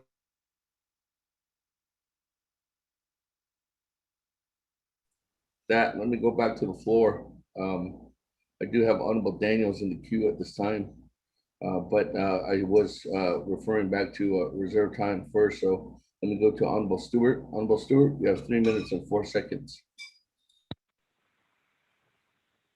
Negotiating Speaker, thank you again. Our colleagues at Ihnana, our Kodo Amendment, Shana, in behind the Igito, Delegate Slater, so yeah, okay. My next question again, that thank you, Ms. Barbara, for that clarification on that one, that first part. With the chapters, the ASCs and Linigi, they've been meeting with chapters. Chapters from there, just like they're willing to comply with these policy changes and these steps to go back into in-person. They're still scared to conduct meetings. And then as well, that's, I think, what are they? I know Mr. Vice Chair Slater, he stated at the beginning that he's been asked from community members to go back into in-person. IHS the Health Command Center case, because of the 4 chapters that I serve, we've been working and meeting with the command center and asking, where are we at? Where are our numbers at? With the 4 chapters, whereas possibly in the 70s, as fully vaccinated within the 4 communities. How are the other communities out there, according to the agency or the IHS or the hospitals that they get services from? That would play into this part again of the legislation and the amendment too for in-person. Where we're still kind of hesitant to meet in person, we're still meeting virtually. So that's just another question or in comment I want to make, Speaker. Then to waive my time. Thank you.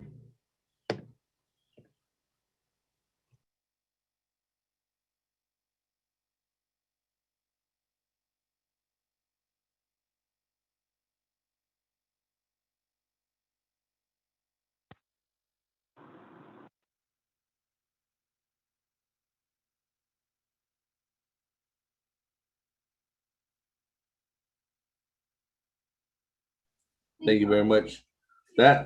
Moving on down. Honorable Daniels, where's yours? Mr. Speaker, thank you very much. Arunta Kodo, Shanata Amersanagate Kodo, 24th Navajo Nation Council, Kodo, Hia Kodo, Arunta Staff Legislative Council, Arunta Kodo, Tawis Ane Kodo, Dino Flagi Kodo, Zun Frau Hia Kodo, Adole Kodo, Himas, Bane, Tito Kodo, they have Ane Shao, and Aj Meso, but have Ane Daj Meso, Ecodo, 18 Mexico, a Kodo Nagate. I said, again, for bringing this legislation before us, Kodo. Should I as a delegate Slater, I think I can. Speaking to the amendment, my brother, delegate Paul Begay, Nihagi, Edo, I see Hajin for AIC, the K, the I'm going to support this amendment, and also I'm going to support the legislation as well. My brother, delegate Chairman Henio, I got chapters. The 3 quorum rule, the 3 quorum. Then on the show, some resolution. Constituents in Leniki, Hashins for the bed in the court, Lana Yilde, Halunako. So, according Jonathan, could resent the the 3 quorum rule, and also could on get a Chemiel Dash, the after Hashins for Ayego. Carried at Nestlé Yego. So, I think ko ba hinne ko do sini ya da ska ko do o kere da ne kli vi yego so iri hasil for da at so shi iklan ko do e da ko do the case of the Kodota, this amendment Kodota, one sort of habit, Mr. Speaker, thank you very much.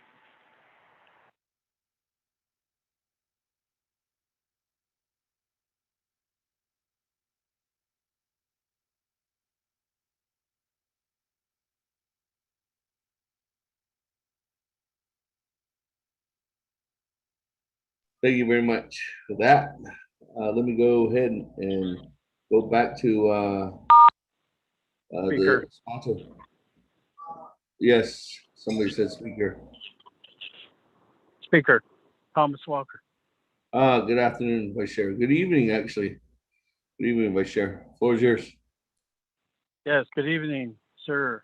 Although members of council, although our listening audience, although the discussion we're having here certainly is appreciated, and sponsor of the legislation, Chitsui Delegate Slater, although sponsor of the amendment, Shinala Delegate Begay, for putting thought, time, and energy into the language proposed in this legislation here. I think it's worth noting that there is posted on council website legislation 0103-21. That legislation does the same as this legislation, except AGDA, it's not written as an emergency legislation. Although it only focuses on the chapter operations, restoring operations. The language is pretty similar with that component. The emergency legislation, the component where we're focusing on chapter government operations or meeting requirements or quorums, other use of telephonic means of discussing and voting and whatnot. So 0103 it's written to focus only on chapter operations. I think it's just worth noting that. Although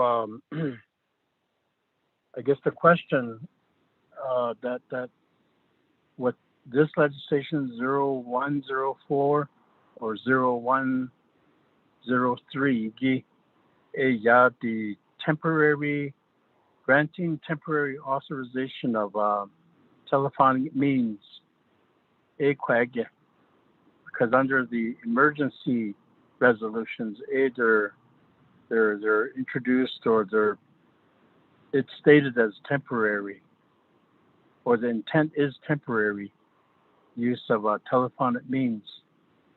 Joko, sometimes we talk about, and we know that things have changed since the pandemic. Called the temporary use of telephonic means. Maybe it should be just indefinite from here on, because of the new norms.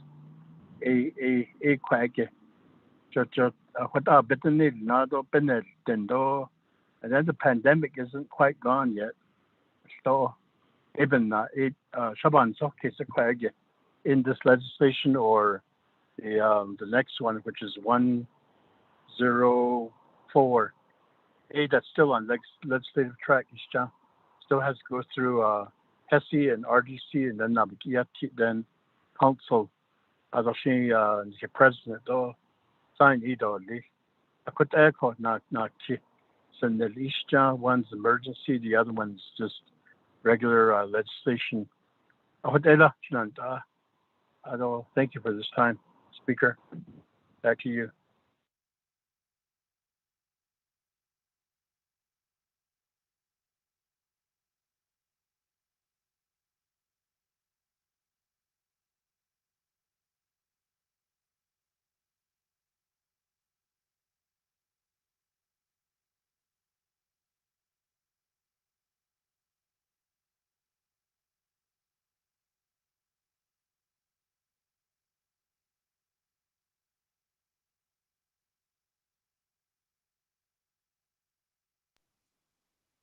Star six, speaker. Oh, sorry. There was going off. Thank you very much, Vice Chair Walker. With that, let me go ahead and go back to the sponsor. I think there might have been some clarity, some questions. If not, then we can go and continue on. Honorable Paul Begay, floor is yours.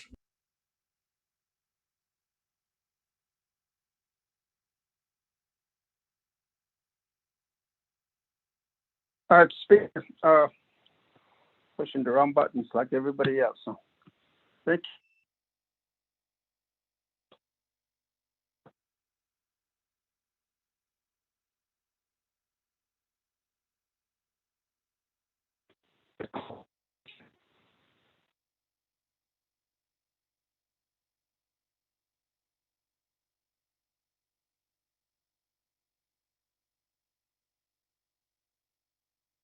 Honorable Paul Begay.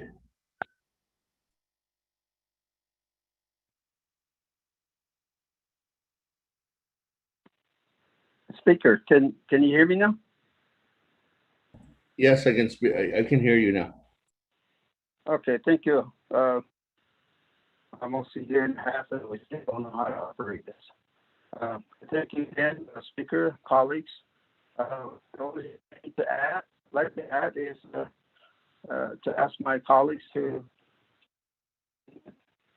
the legislation as a whole. I appreciate that. Thank you. Speak.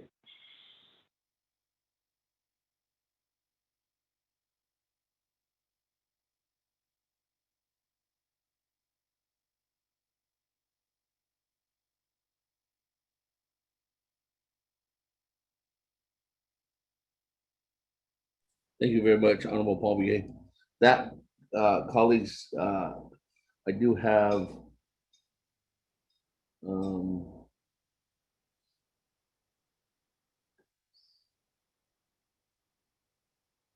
as of right now, I don't have anybody else in the queue. I have nobody with reserve time on amendment number 1. Any other further comments, questions on amendment number 1? Speaker, this is Delegate Charles Newton. Yes, Madam Chair, go ahead. Speaker, I am in support of opening up our chapters. I think that we do need to move forward and allow our people to have some voice. I guess I'm really confused as to what has been brought forward by delegates and what are happening at the chapter. I know that at our chapter for Shiprock, we were advised by DOJ that people could not speak.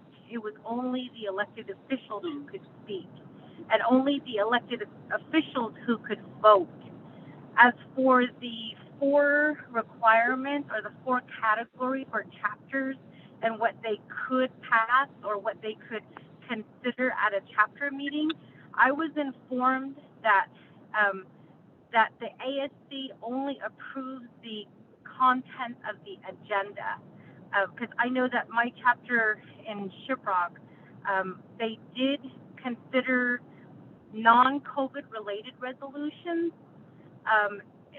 For instance, approving a design, I guess a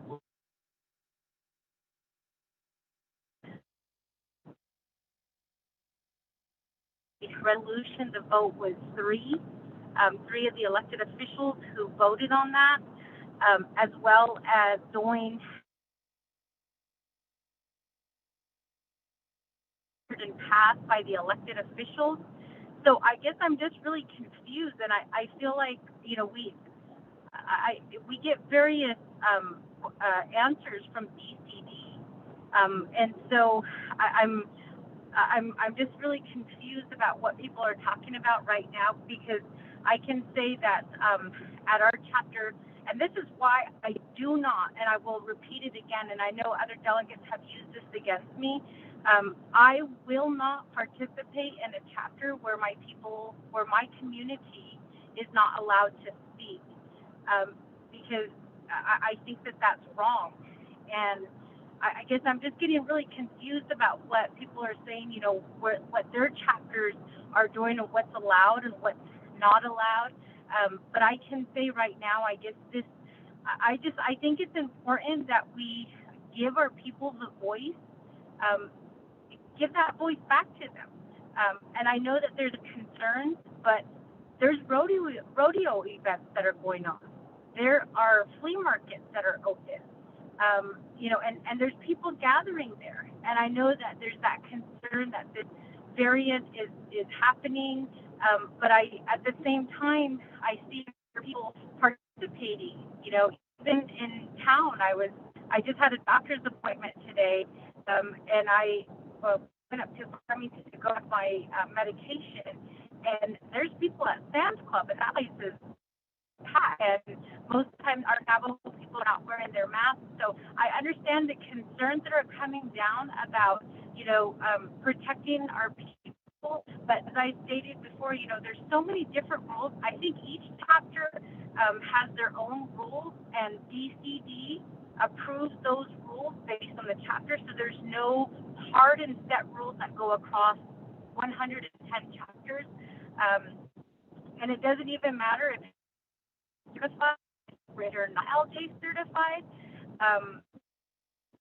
So many things that are happening right now that, I think our people do need to come back. Our people need to understand what's happening, and they need to be a part of the process when it comes to us considering the ARPA funds and what needs to occur within the communities and what concerns are there. And that certainly that dialogue does have to happen. So I just want to state that for the record, and I reserve the rest of my time.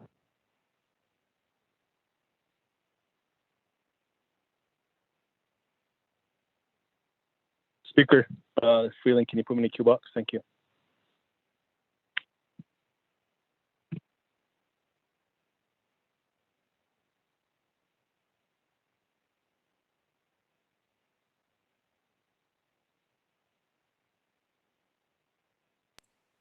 Thank you, Madam Chair. That, Mr. Rico, could you restate that again?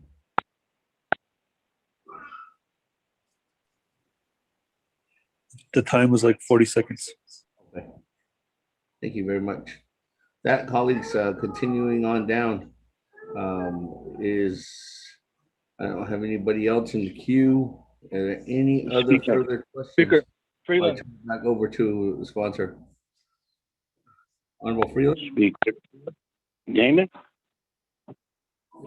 Yes. Yes, Speaker. Chairman Yazzie, is that you? It's Freeland. Yes, sir. Okay. Honorable Freeland, and Chairman Yazzie. Honorable Freeland, floor is yours. Okay. I'll let my honorable colleague go first, and I'll go after him, Speaker. That's fine.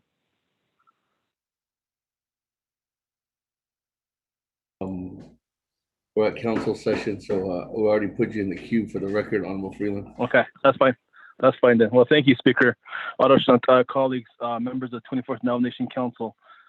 Thank you for the legislation as well as the amendment. And speaking to the amendment, let's remember we have 110 chapters, and each of them all 110 are not the same. They all vary as far as where they are at right now. Some are way ahead than others, and that's not their fault. It comes down to staffing, and I have 8 chapters.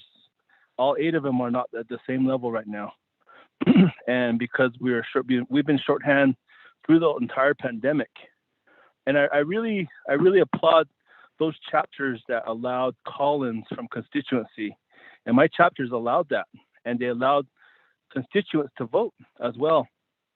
And I really applaud all of our chapters that did that, because I saw that in action. And allowing our chapters, allowing the officials and the constituents to vote, that was happening, and that happened within my 8 chapters. So I'm really thankful, and I'm really appreciative to all of our chapters that did that. There was call numbers posted. There was even on KTNN you would hear call-in numbers for chapters. So that was happening all this time, and I really appreciate our chapters doing that. I also want to commend the administrative staff, the teams, the CSCs, the AMS, and chapter managers as well. They were the ones who were enforcing the CDC guidelines, and they were the ones who were enforcing the health commands orders. And I have a couple of chapter CSCs that were pretty strict, and we all appreciate them for doing that because they were following the guidelines very closely and doing their jobs. And that was something I was able to see. And I'm very even making sure that I was even getting my temperature checked when I entered the chapter for meetings. So hats off to all of the CSCs, all the AMS, all the administrative teams, even temporaries, even those. I have one chapter that we have a PEP worker as well. I have 2 PEP workers, and this is at Vicente. And Charmaine and James, you guys did so awesome. I'm so proud of you.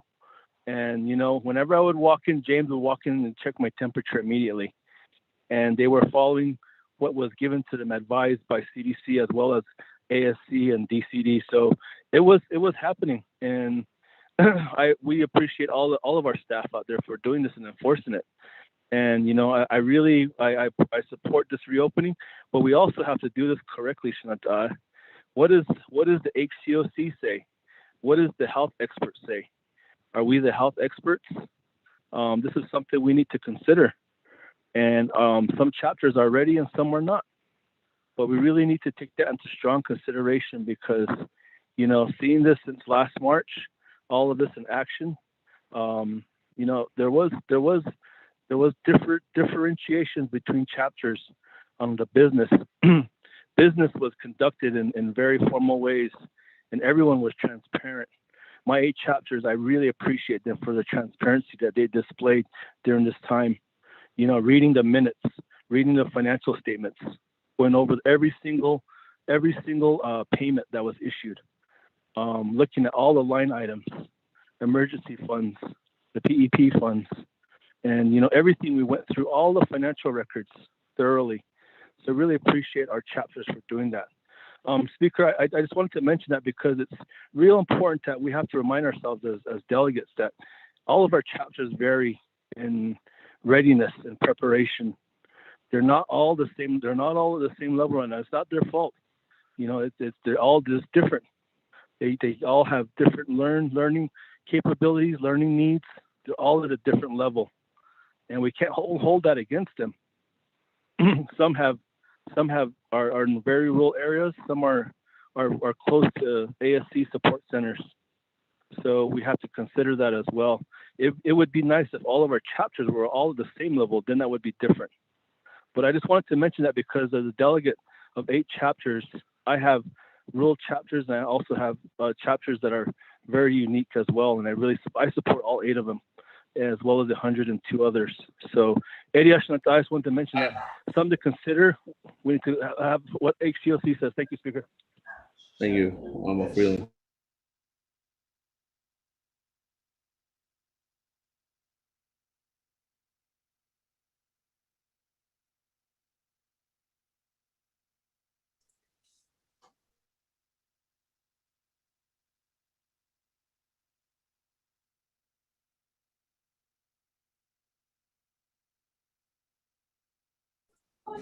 Chairman Yazzie?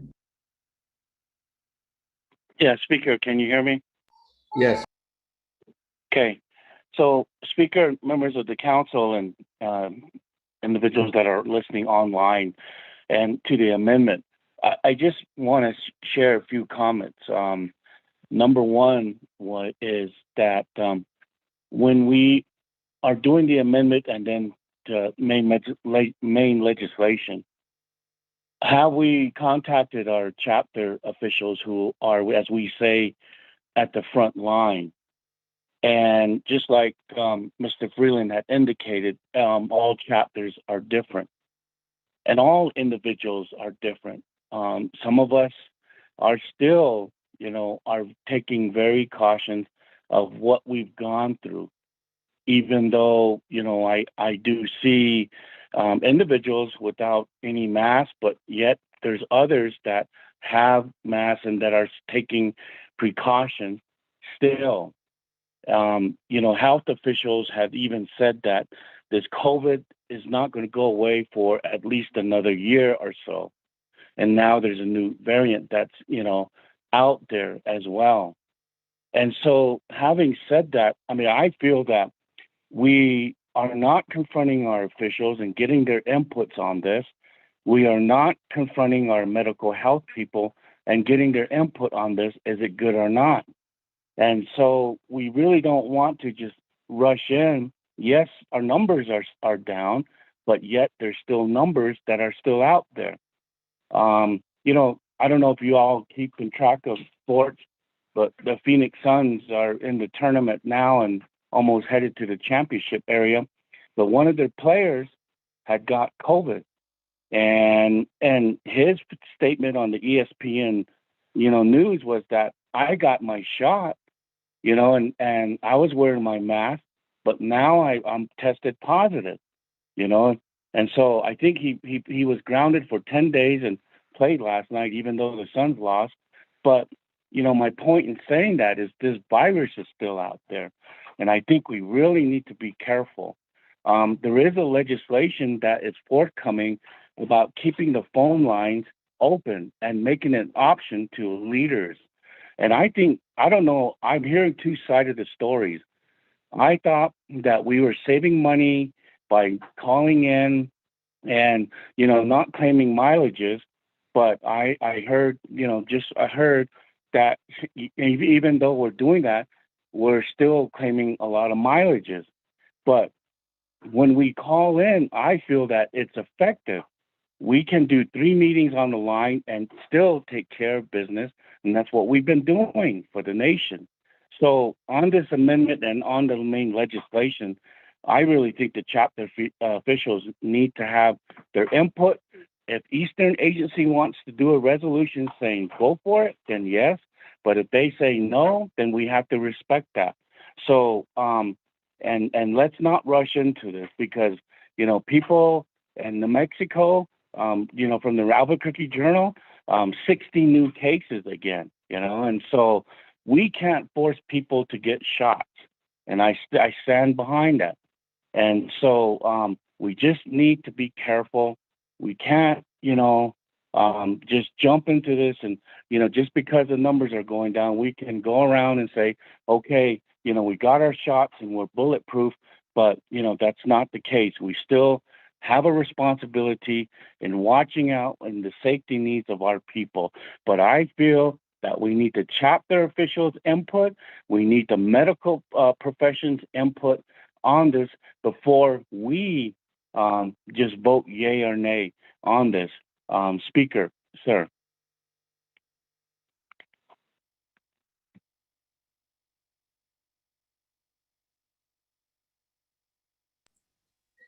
Thank you very much, Chairman.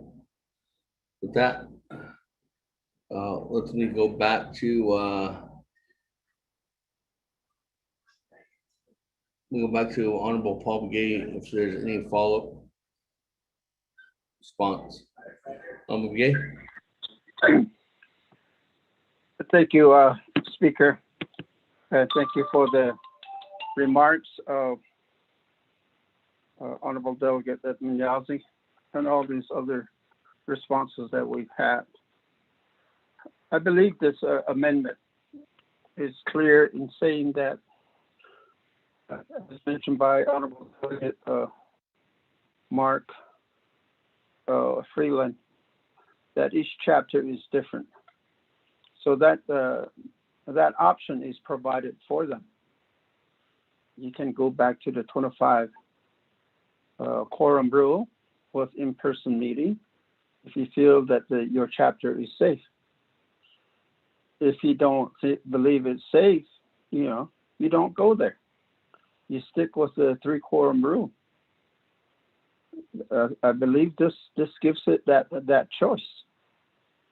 And we're all adults, chapter officials, and they are in the capacity to make good decisions for their community, for their people.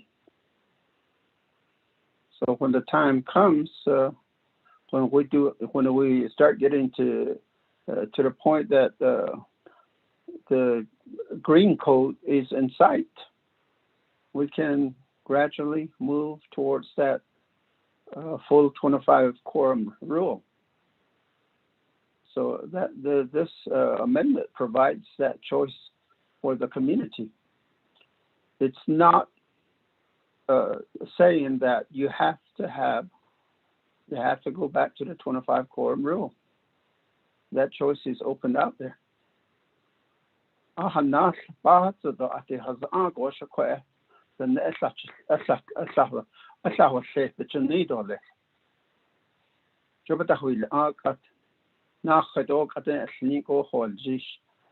Almost a year and a half now. We are cautious. We are afraid. So we learn to protect ourselves each day. And we still preach to our community members at the chapter level.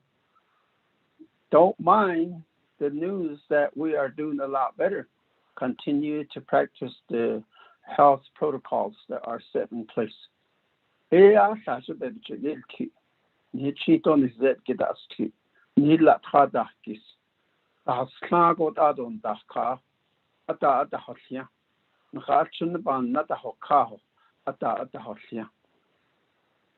all the things that we have learned. Even, for example, these business people that have that have put together their reopening plans, reopening guidelines. Even though it states in there that it's going to be mandatory for the operator, the employees, and the visitors to wear their masks and to practice all safety protocols. Even though the code may change to green, and I believe that at the chapter level we can do the same. So it's a choice. It's a wise choice that our leaders need to make at the chapter level. What is safe for your community?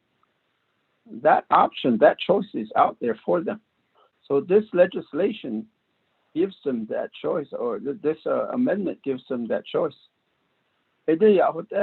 Colleagues,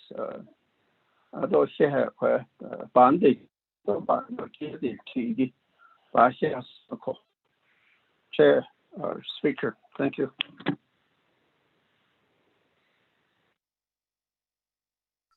Thank you.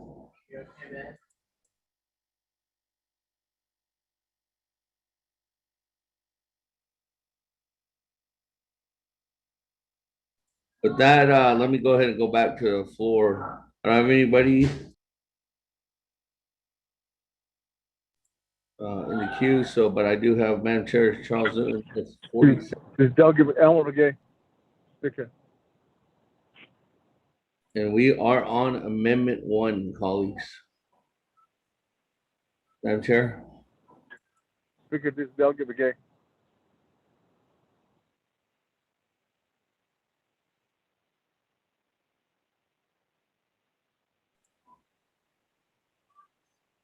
Honorable Elmer Begay, I can put you in the queue. Yeah. Madam Chair Charles Newton. Thank you, Speaker and colleagues. Speaker, I guess my one question is, if this legislation does pass, at what point is council also going to start meeting in person and to allow people back into the gallery? As that, I think, is the same point that needs to be made as well, is if the people want to come and talk to council and also be a part of the council sessions. I know that that is something that we will also have to consider as delegates as well, is when are we as council delegates going to start having our in-person meetings in Window Rock again? Thank you, Speaker. I reserve the rest of my time.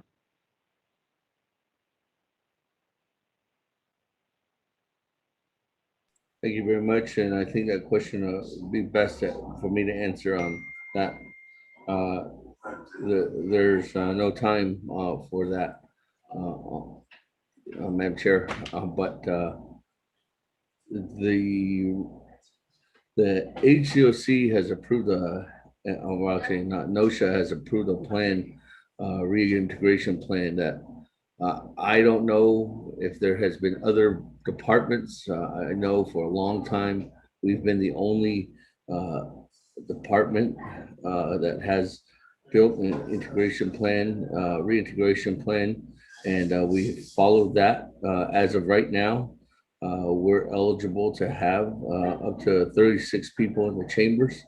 With this legislation being rescinded, we will look together and build a respectable integration plan, still privy in order to make sure that we're still following CDC guidelines at this time. So I think it takes action upon each department, upon each branch in order for that build out to happen. And I tell you, I couldn't give you a guarantee on time frame, because I would make sure that we're still in compliance with all CDC guidelines in order for us to appropriately protect everyone, including the staff and all of my colleagues, in order for us to continue in-person meetings at this time. With that, Madam Chair Charles Newton, I hope I answered your question. But let me go ahead and refer back to the floor. Honorable Elmer Begay, floor is yours. Oh, thank you, Speaker. Can you hear me now? Yes. Okay, thank you for that. I thought, yeah, the legislation for those we thought considered delegate leader, amendment so my question is, today, what we're saying is the way we're thinking, and then the way the legislation stating is that we learn how to take care of ourselves. We're aware of the situation, and then also the virus, how to take care of, how to live through it. And we learned that we can take care of ourselves.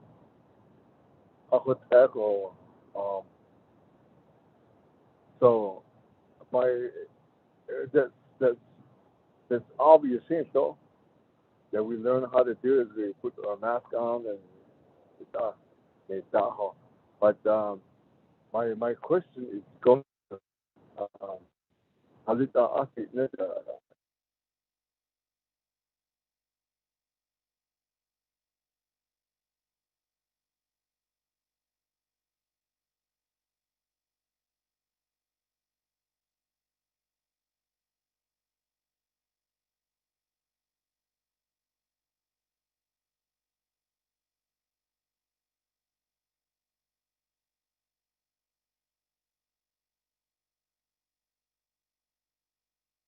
Hello, speaker? Yes. Can anybody hear me? I can hear you, Madam Chair. Okay, I'm sorry, speaker. I thought I lost connection. Thank you, Honorable Elmer Begay. With that, colleagues, any other comments, questions at this time? Speaker, this is Vice Chair Smith. On Amendment 1, we're on Amendment 1.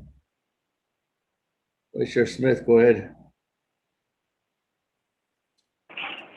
Speaker, I made the second on the main motion. I'd like to withdraw my second. This is something that needs to be really discussed and talked about, so I withdraw my second.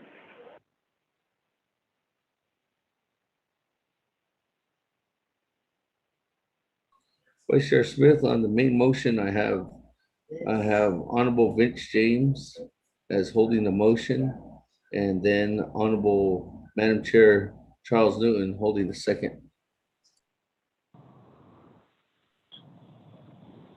Oh, thank you, Speaker. Speaker, I'm back on. Honorable Elmer Begay. Yeah, this is Elmer. Can I go on again? But you have 3 minutes and 13 seconds. Okay. Thank you. Speaker, my question is right now the goes to Kadoshana delegates later. Are we saying that we applied it? We got this grant, and then we got this CARES funding, and we have some that are the $1.8 billion that's still here, and we're telling the government, we're telling the people that and now what the situation was out there, that like intergenerational families that are still living. I think the Hawan Asa in the house. I'm not sure if we address those kind of situations out there, that everybody got their water, is everybody got their bathroom addition, is everybody got the electricity. What actually, even the children, right now the broadband got improved. Let's look at these projects. So, that's my question. Did anybody evaluate that? How much improvement that was made? How much of these projects are people that are like the intergenerational homes? Maybe let me know. Maybe I would say that that's where the problem was. Are we ready for if something happens again? Do we have any that we can take these people to where they can quarantine? Are we ready for that?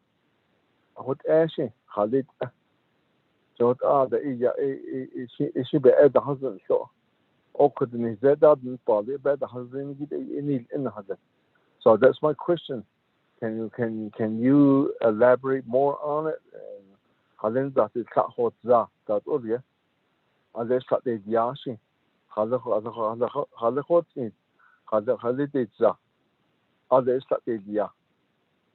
Speaker, point of privilege.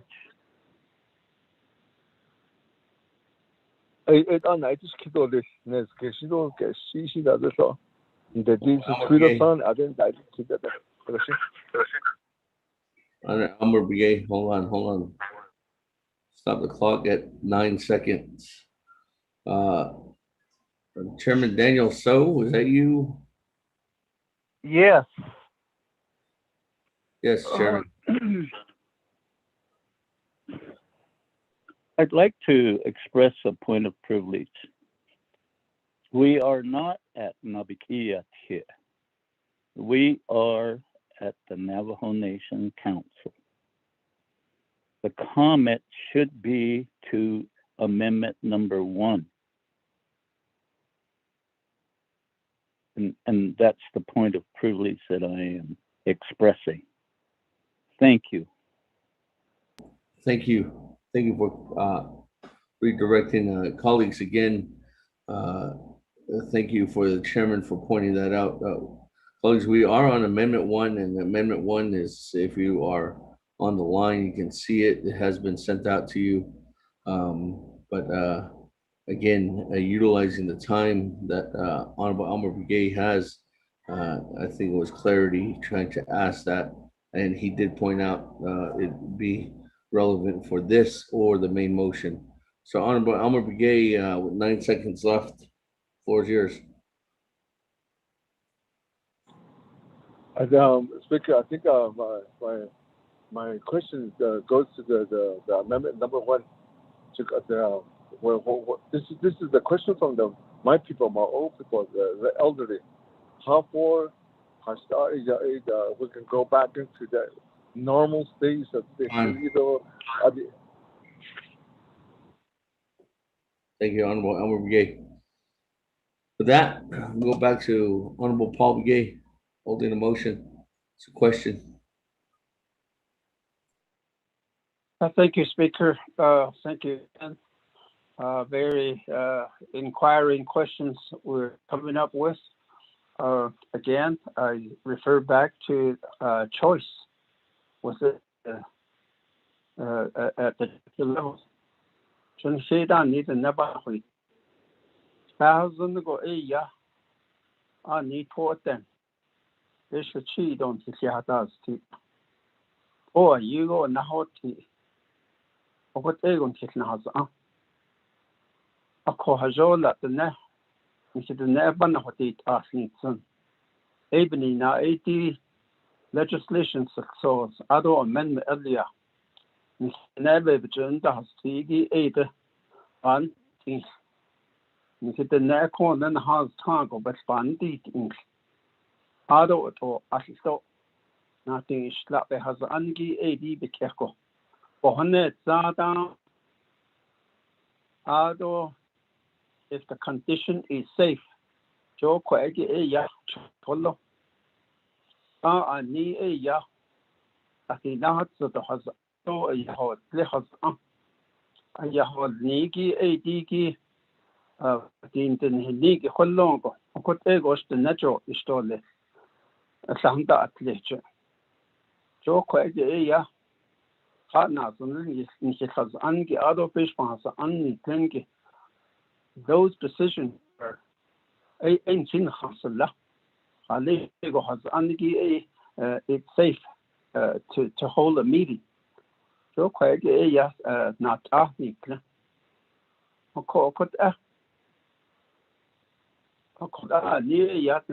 We are aware, we know the hardships that are going through. And we want to address it.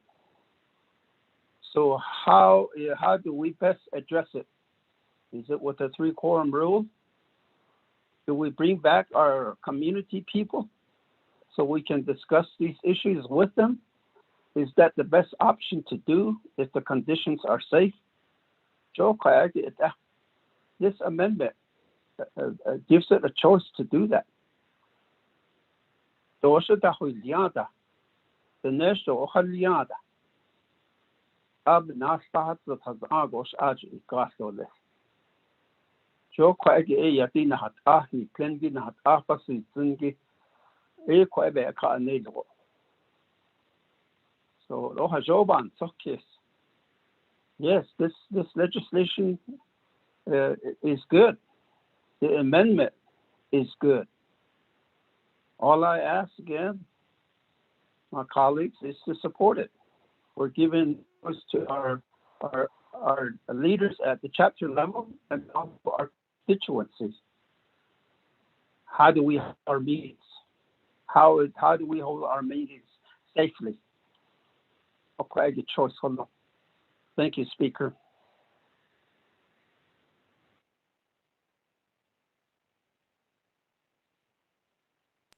Thank you, Honorable Paul Begay. That colleagues, I don't have anybody else in the queue. Nobody with reserve time. Are we ready to vote on Amendment 1?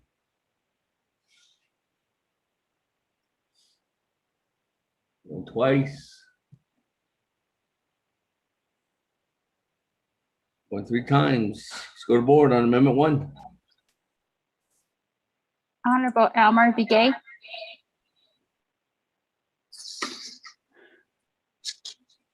Honorable Elmer Begay. Honorable Elmer Begay did not vote. Honorable Key Allen Begay Jr. Honorable Key Allen Begay Jr. Honorable Key Allen Begay Jr. did not vote. Yeah, votes green. Thank you. Honorable Key Allen Begay Jr. votes green. Honorable Paul Begay. Delegate Paul Begay votes green. Honorable Paul Begay votes green. Honorable Nathaniel Brown. Honorable Nathaniel Brown.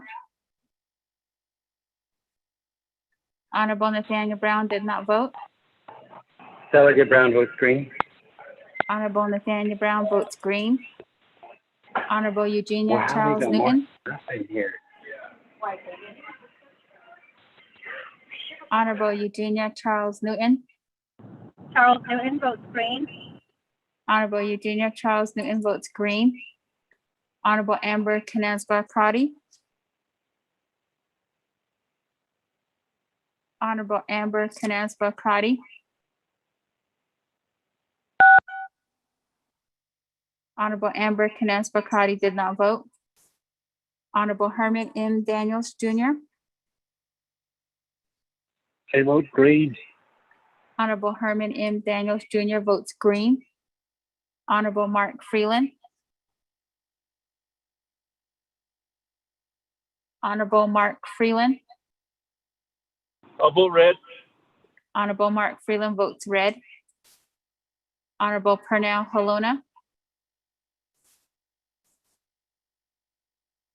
Honorable Purnell Halona. Honorable Purnell Halona did not vote. Honorable Jamie Henyo. Henry votes green.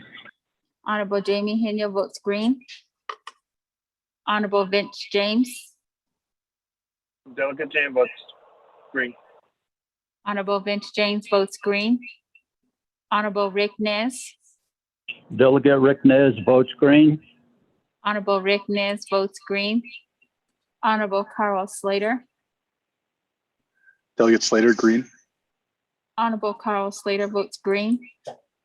Honorable Raymond Smith Jr. Green. Honorable Raymond Smith Jr. votes green.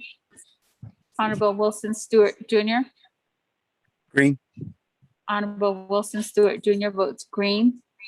Honorable Otto So. Honorable Otto So. Honorable Otto So did not vote. Honorable Charlene So. I vote green. Honorable Charlene So votes green. Honorable Daniel So. I vote green. Honorable Daniel So votes green. Honorable Eugene So.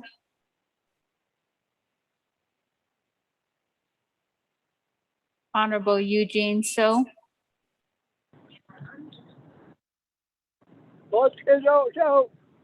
Honorable Eugene So votes green.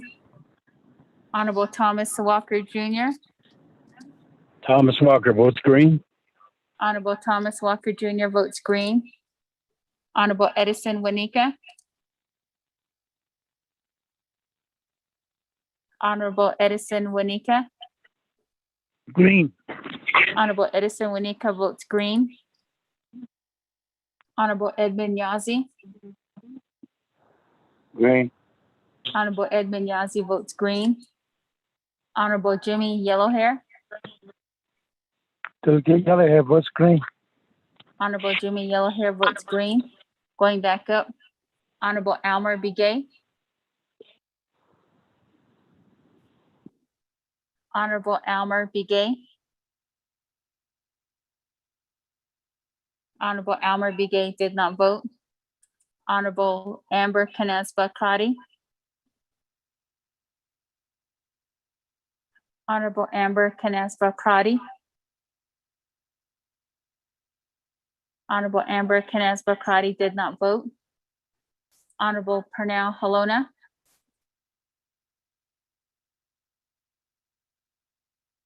Honorable Purnell Halona. Honorable Purnell Halona did not vote. Honorable Otto So. Honorable Otto So. Honorable Otto So did not vote. Speaker, the Otto So vote of votes green. Honorable Otto So votes green. Speaker, with the vote of 19 in favor, 1 opposed, speaker not voting.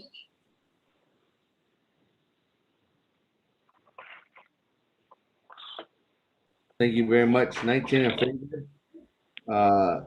zero, one opposed, speaker not voting. Motion carries on amendment number 1. With that, colleagues, let's go back to the main motion. I do have Honorable Chairman Hinio in the queue at this time. Chairman, floor is yours.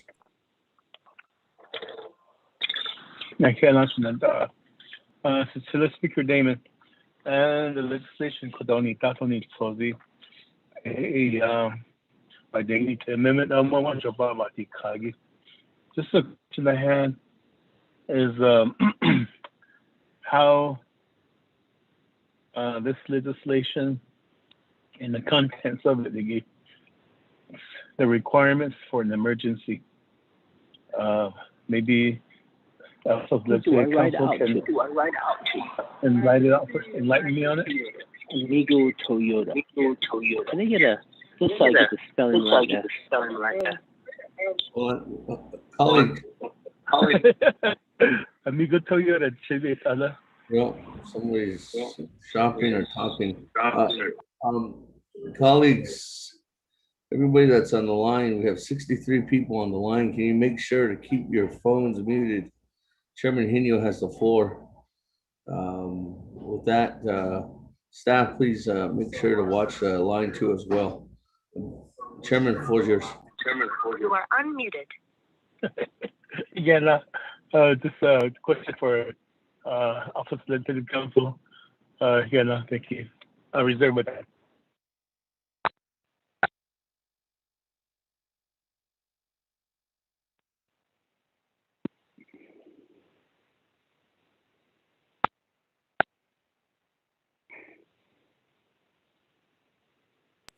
Thank you very much, Chairman. With that, reserve your time at 4 minutes, 15 seconds. Ms. Barbara, I'll turn it over to you. Thank you, Speaker and Chairman Hinio. Of course, it is the council that makes a determination as to whether the legislation is an emergency or not. In this legislation, on page 2, under the findings section, paragraph A, puts forth a explanation of why the emergency legislation is necessary. And I would have to say that there may be different levels, in my view, different levels of emergency with some of the legislations that you're looking at repealing, but we do know that economic chaos or such is being created by CMA 1620, which is the road closure. We have also many issues addressing the closure of the schools. And then, of course, there is the issue with the chapters. So that is my interpretation of the emergency, the rationale for emergency. My office felt like it did meet the emergency criteria. However, that is always the final question is for council. Thank you, Chairman Hinio and Speaker.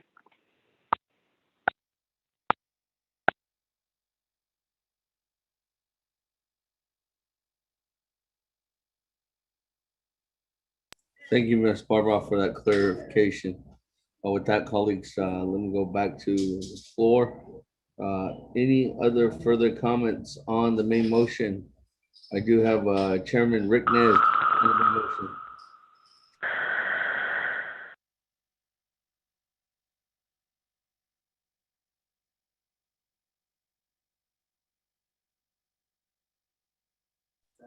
Chairman Rick Nez. Thank you, Honorable Speaker Damon, honorable colleagues. Shananta, I'd like to offer an amendment it's been sent to each of us. So I'd like to make that motion to add that really small amendment. Thank you. Mr. Rico, do you happen to have that amendment?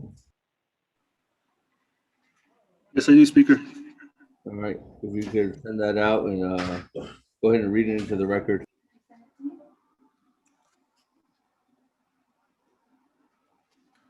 Amendment number 2, on page 1, line 15, insert language as follows.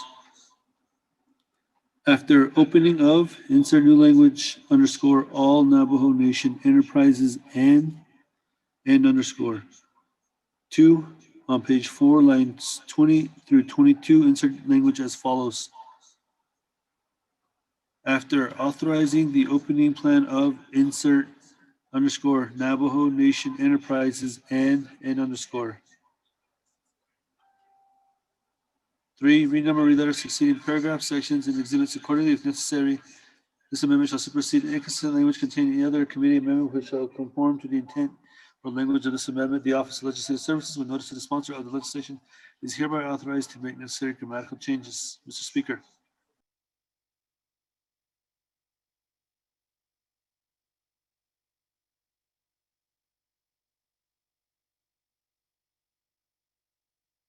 Okay, thank you very much. With that, on amendment number 1, or amendment number 2, sponsored by Chairman Nez.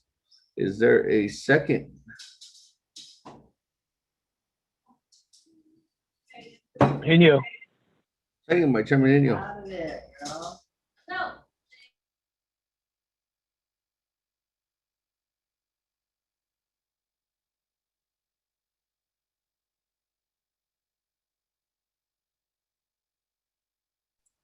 Thank you very much. Any comments, questions on amendment number 2?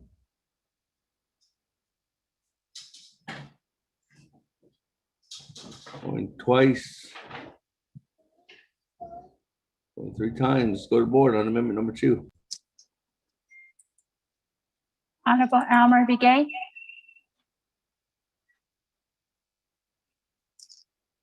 Honorable Almer Begay. Honorable Almer Begay did not vote. Honorable Key Allen Begay Jr. Yeah, vote green. Thank you. Honorable Key Allen Begay Jr. votes green. Honorable Paul Begay. Honorable Paul Begay. Honorable Paul Begay did not vote. Honorable Nathaniel Brown. Honorable Nathaniel Brown.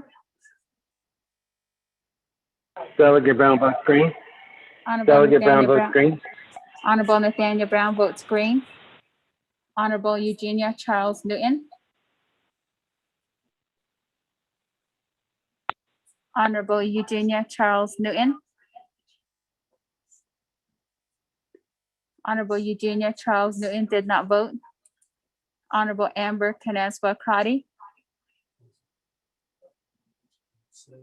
Honorable Amber Canespa Crotty. Honorable Amber Canespa Crotty did not vote. Honorable Herman M. Daniels Jr. Honorable Herman M. Daniels Jr. Honorable Herman M. Daniels Jr. did not vote. Honorable Mark Freeland. Green. Honorable Mark Freeland votes green. Honorable Pernell Halona. Honorable Pernell Halona. Honorable Pernell Halona did not vote. Honorable Jamie Henyo. Inyo votes green. Honorable Jamie Henyo votes green. Honorable Vince James. Delegate James votes green. Honorable Vince James votes green. Honorable Rick Nez. Delegate Rick Nez votes green. Honorable Rick Nez votes green. Honorable Carl Slater. Delegate Slater, green. Honorable Carl Slater votes green. Honorable Raymond Smith Jr. Honorable Raymond Smith Jr. Honorable Raymond Smith Jr. did not vote. Honorable Wilson Stewart Jr. Green. Honorable Wilson Stewart Jr. votes green. Honorable Otto So. Honorable Otto So. Also votes green. Honorable Otto So votes green. Honorable Charlene So. I vote green. Honorable Charlene So votes green. Honorable Daniel So. I vote green. Honorable Daniel So votes green. Honorable Eugene So. Honorable Eugene So votes green. Honorable Thomas Walker Jr. Honorable Thomas Walker Jr. Honorable Thomas Walker Jr. did not vote. Thomas Walker votes green. Honorable Thomas Walker Jr. votes green. Honorable Edison Winika. Honorable Edison Winika. Green. Honorable Edison Winika votes green. Honorable Edmund Yazi. Green. Honorable Edmund Yazi votes green. Honorable Jimmy Yellowhair. Honorable Jimmy Yellowhair. Honorable Jimmy Yellowhair did not vote. Delegate Yellowhair votes green. Honorable Jimmy Yellowhair votes green. Going back up. Honorable Almer Begay. I vote green. Honorable Almer Begay votes green. Honorable Paul Begay. Delegate Paul Begay votes green. Honorable Paul Begay votes green. Honorable Eugenia Charles Newton. Honorable Eugenia Charles Newton. Honorable Eugenia Charles Newton did not vote. Honorable Amber Canespa Crotty.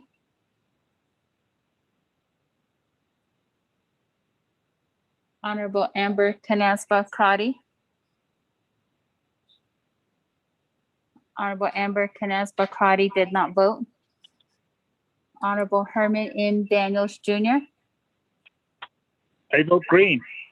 Honorable Herman M. Daniels Jr. votes green.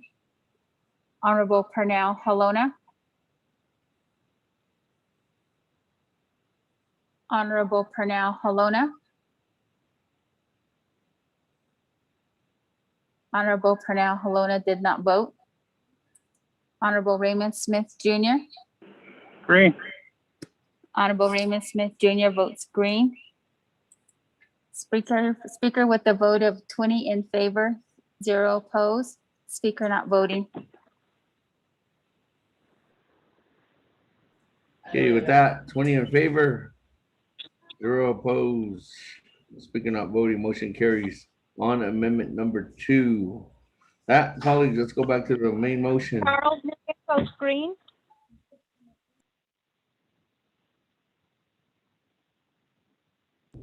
Madam Chair, Charles Newton votes green. I'll accept that. We didn't get a new motion, so that will change the vote, Ms. Nutsa, to 21 in favor, 0 opposed, and Chair or Speaker not voting.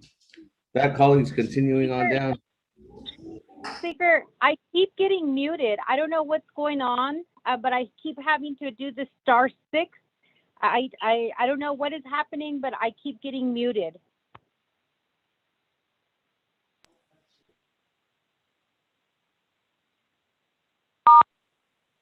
Okay.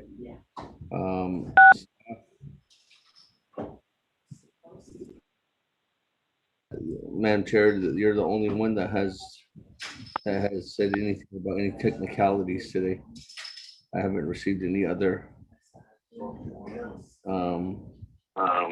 If it continues, what we'll do is take a break, restart the probe, and shut down Zoom and go over again.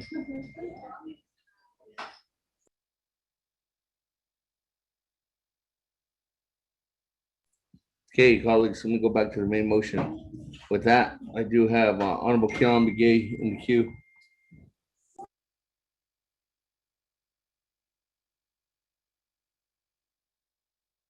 This Chair. We're back on the main motion, right?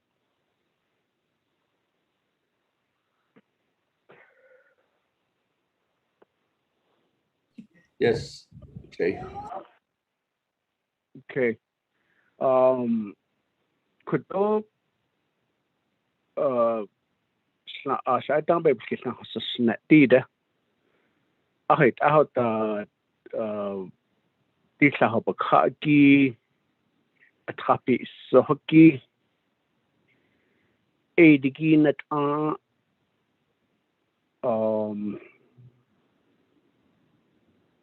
on nak was tapping up at the snow by which I have see a coco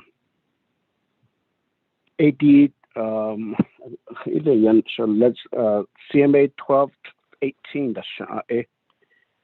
is the legislation number. A coco Benina Niki HOA is an emergency established earlier to implement wireless broadband services across the Navajo Nation. Certain provisions are being waived or expediting the process. Digida not hanat sosko biga to snow bahasina. That's it at it up on nets. Santana Slenigi, Edikodo, Slenigi, Baby Snido, Adokodo.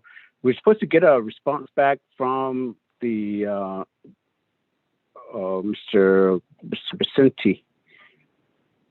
Akoko, that's a Hanazi, Hanazi, that's Edikodo Ben Niato is chairman, speaker. If CMA 1220 would be removed from this legislation and keep it in place. Speaker, reserve the rest of my time.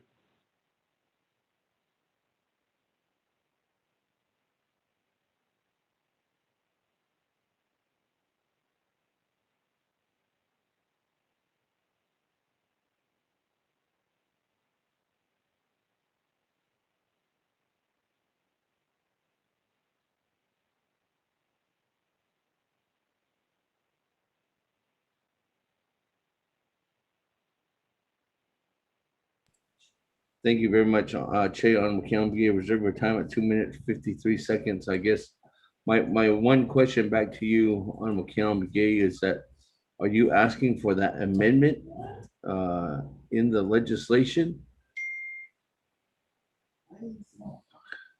Speaker, that's why I've asked if we're back on the main motion on 104.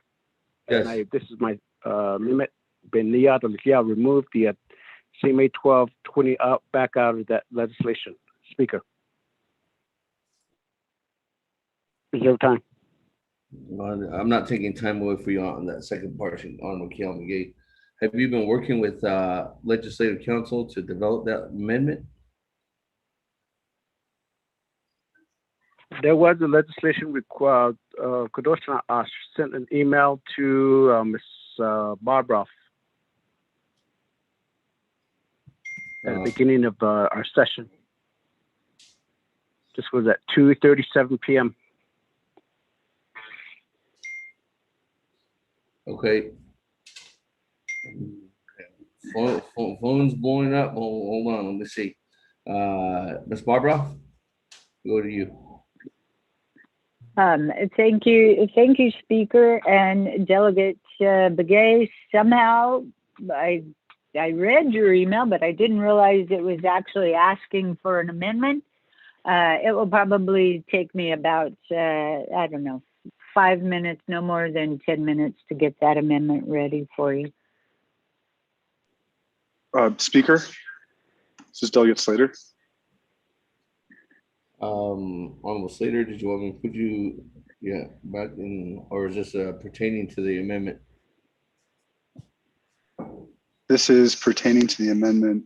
Potential amendment. Go ahead, Honorable Yeah, Slater. I apologize. I had a draft of the amendment sent to me by Ms. Bobroff earlier, so I'm trying to find it to forward to her. Okay, as soon as you get that information together, Ms. Barbroff, as soon as he's ready to set that out, I'll come back to you. Honorable Keon Begay, as soon as it's ready, I'll come back to you, Che, for that recognition. So colleagues, at this time, I don't have anybody else in the queue. So I'm gonna go back to reserve time on the main motion. Chairman Henio, 4 minutes, 15 seconds. Actually, whoa. Honorable Paul Begay, 4 minutes, 29 seconds. Reserve my time. Reserve your time at 4 minutes,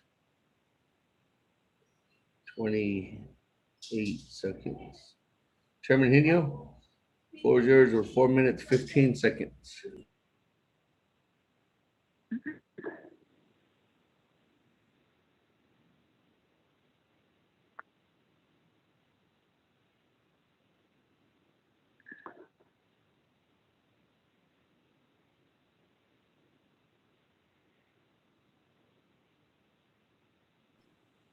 Chairman Henio?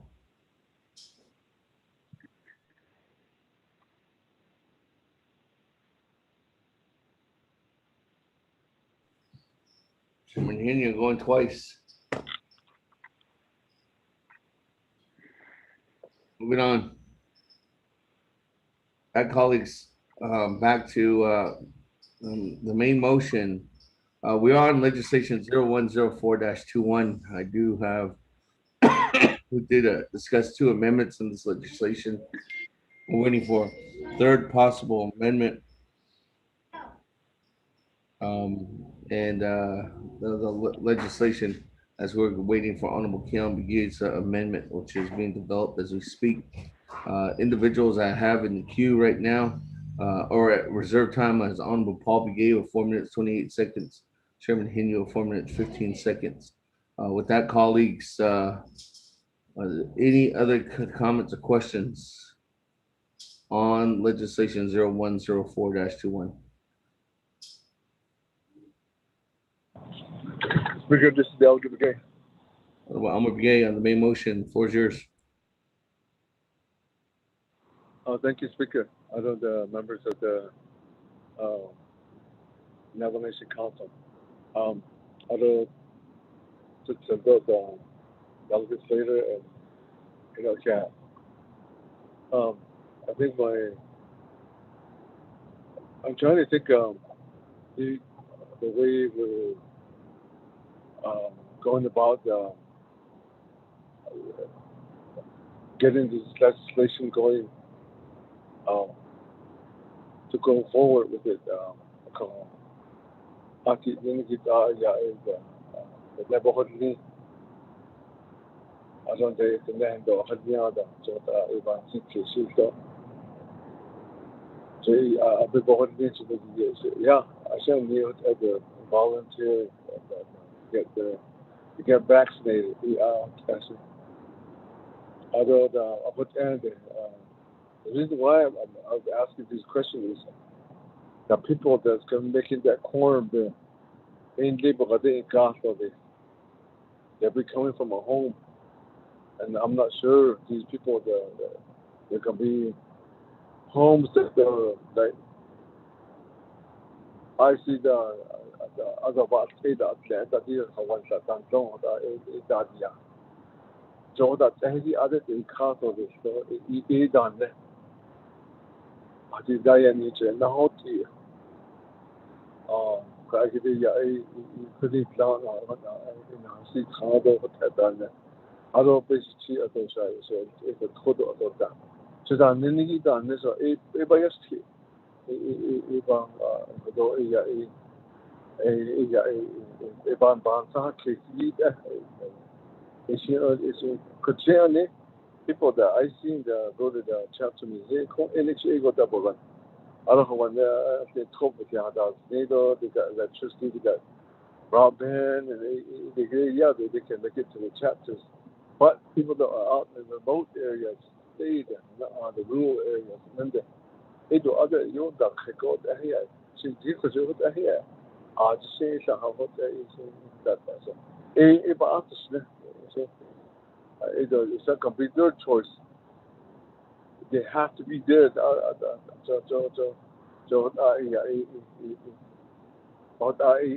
Ban sakit ko ba de yashe ba ho yashe jo ta ya asle ho mo di ko je ya do ho tehda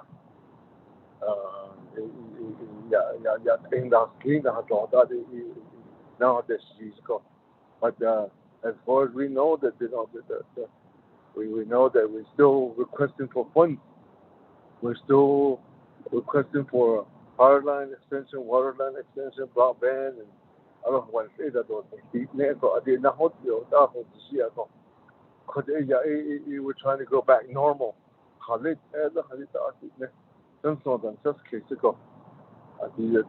alcohol talk, I did not hold the other side.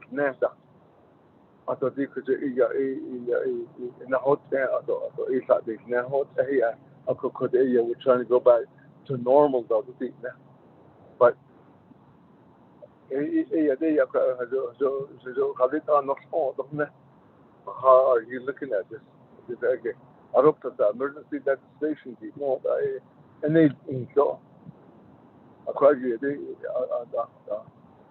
avances que so kada ya adit avances que da ato ni da hado da nas da kada mena gagi ko na hot igis na hot di adi na hot tsne ko kodi ka ja ai ato sahna da tle to ne da abi da 25 no na this is ko abo bebe and da di ko ده يعني طبعا تسكيت يا أخو هذا الناس I don't know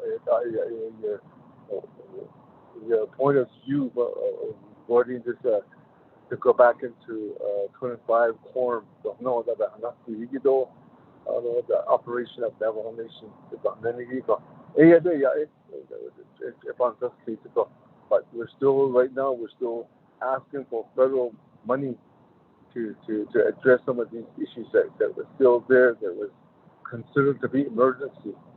I thought, so that's my question, Speaker.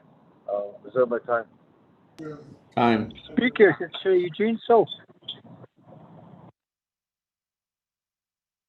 Honorable Elmer Gay, you just finished up your time.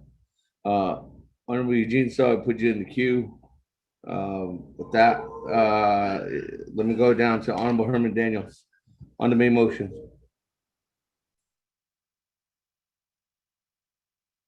Mr. Speaker, thank you for the opportunity here. And also, good evening.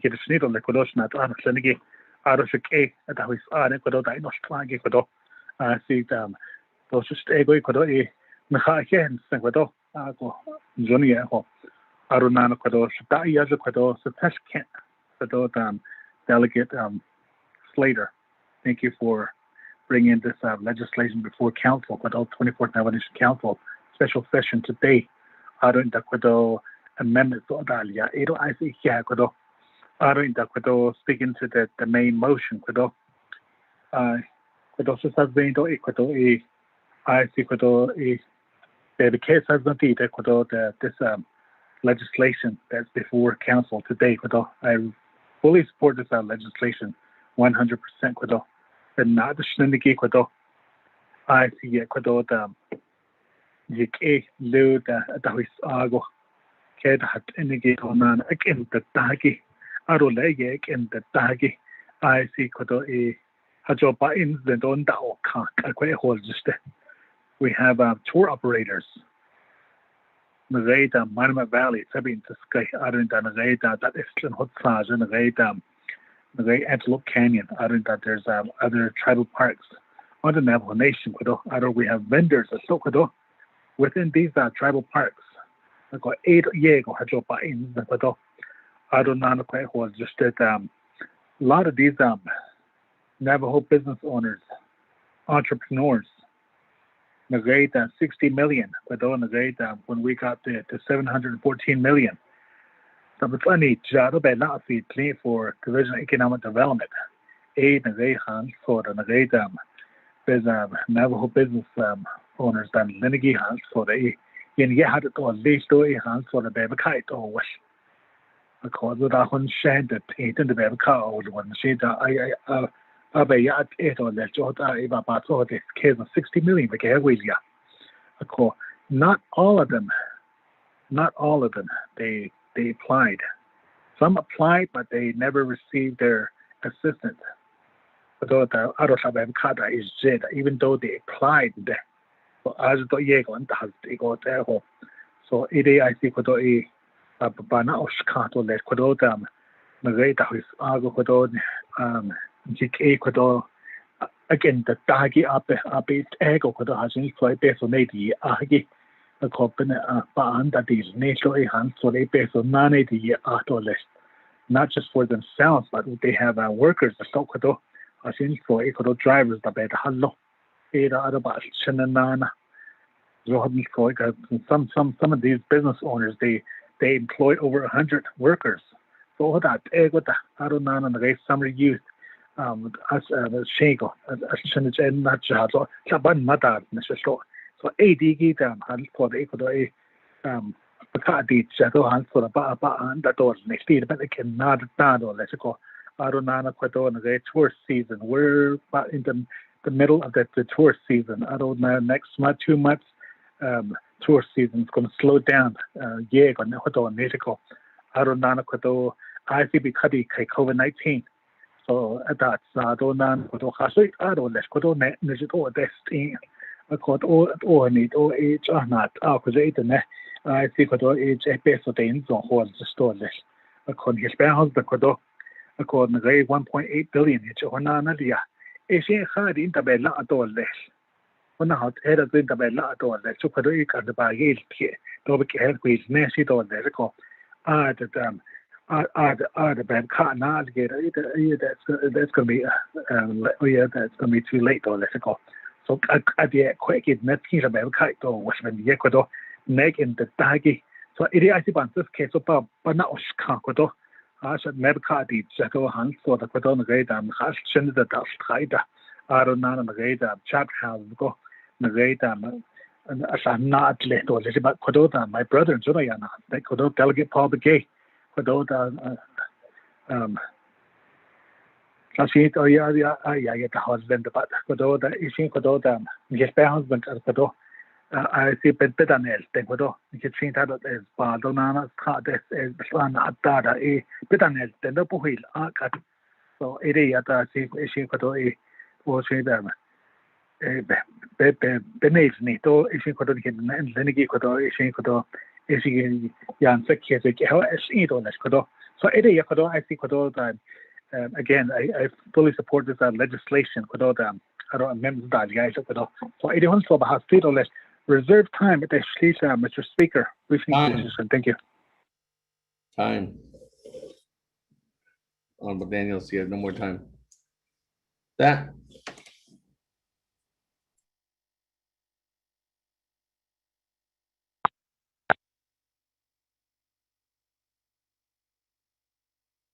Speaker.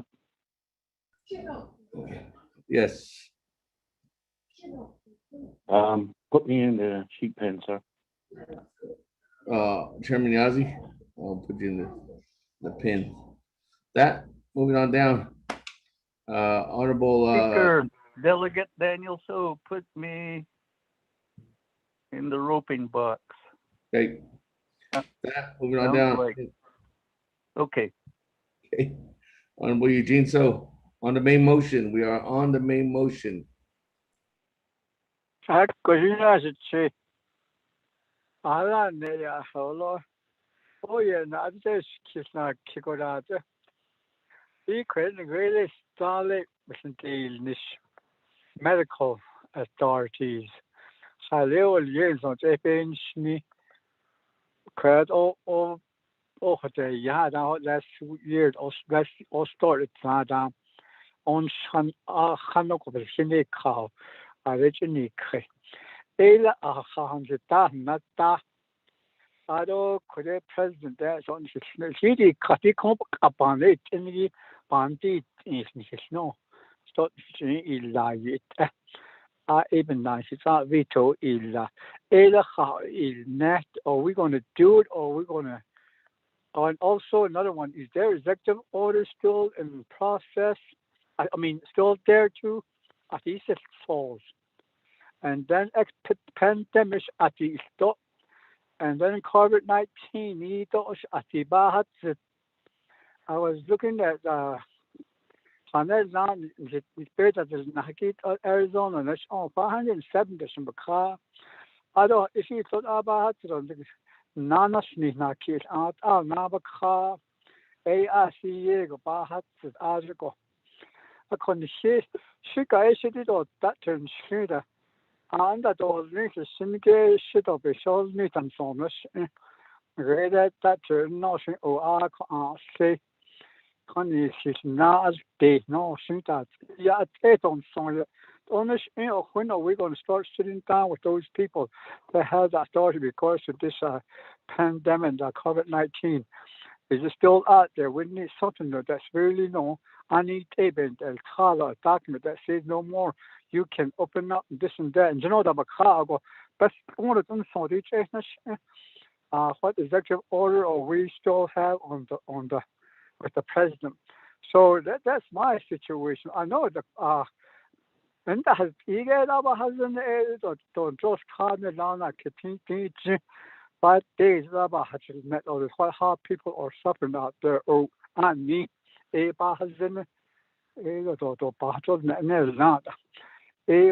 about these two the executive order, is it there still a pandemic? Are we still having some kind of a COVID-19 still out there?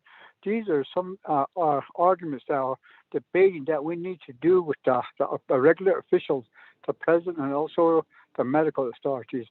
Maybe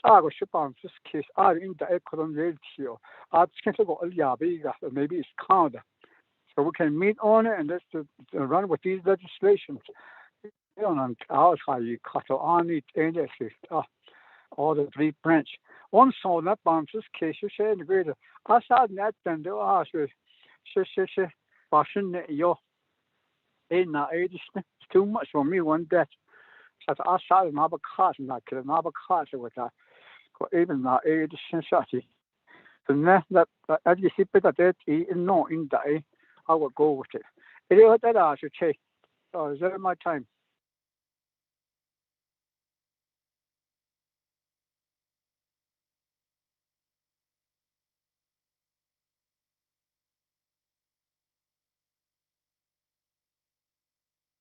Thank you, Honorable Eugene So. Reserve your time with 1 minute, 33 seconds.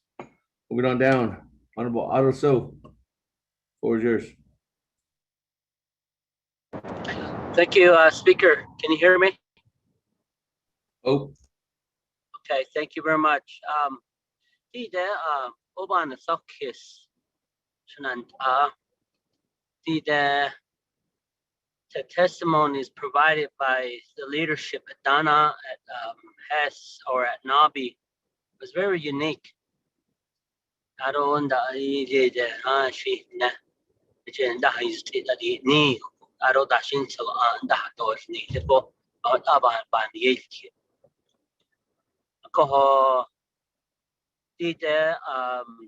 the Napa Hatne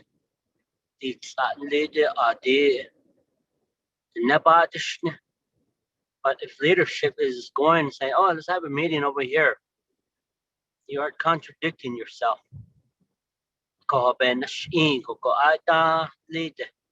Nendalti. The Nen lid for Tanda. Dadan Luta. See, you know, I was getting my getting repair done on my vehicle, and see revival tent up. I don't that. Ko khalit khalit wala ibig khit ne di na hat ne ki aro kon hinna shit states. Arizona has opened back up. The state of New Mexico will be opening back up sometime next week or the after. Ko kid inda nana ade na ne chatoli. Ko ya le the one that te he go I can date only. By local and they're going to be subjected to the same policies that are in place. The government policy that's in place is currently impacting the Navajo Nation economy. The people are buying on Navajo now. They're going off the reservation. You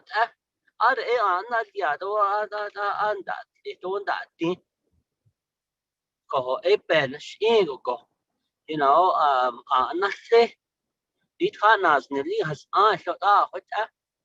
was at my chapter meeting last week or a couple of weeks ago, and my chapter meeting told me, how come you're not over here at the meeting over here?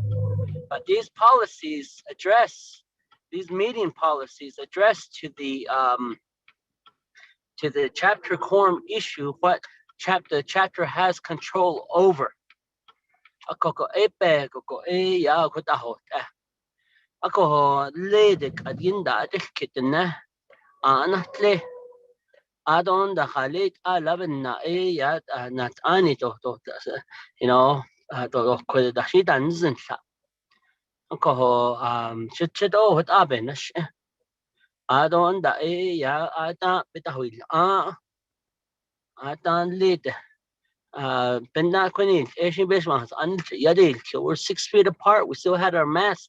And times we put our finger down just to speak a little bit clearly, but we all know that we were 6 feet apart and the nails the national I don't think so. Navajo is smart.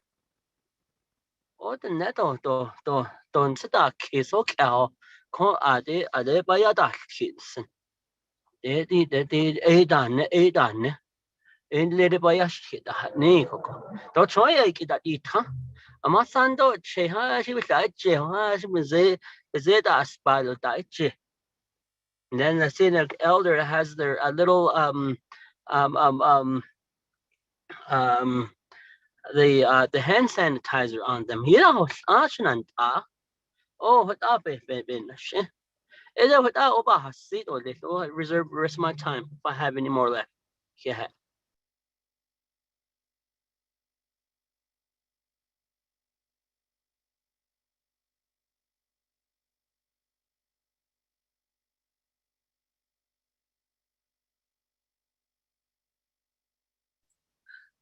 Thank you, Honorable Otto. So that 42 seconds. Unreserved time. That moving on down.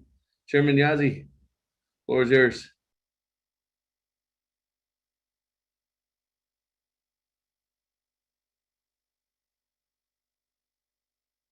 Speaker, members of the council. Yes. It looks like my brother, Mr. Herman Daniels, wants to speak more, so I'll go ahead and give him the rest of my time, sir.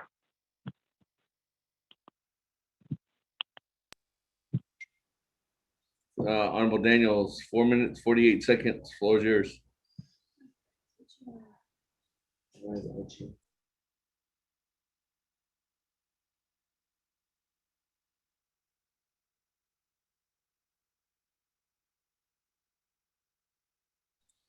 Honorable Daniels.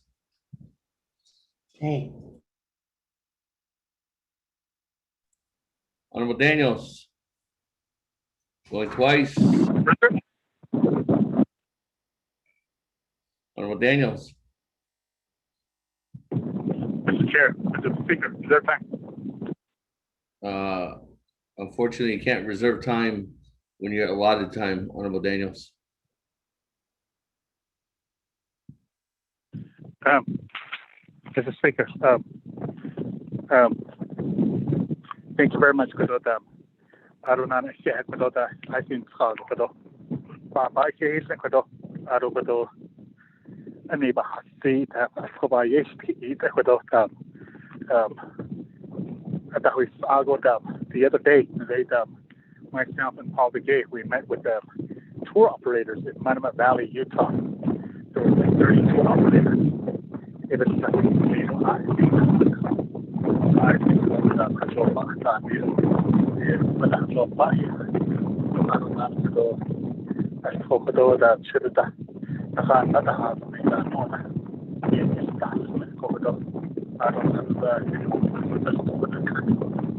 don't know what is that for. Based on the article and being on that was again. But over that, I don't know.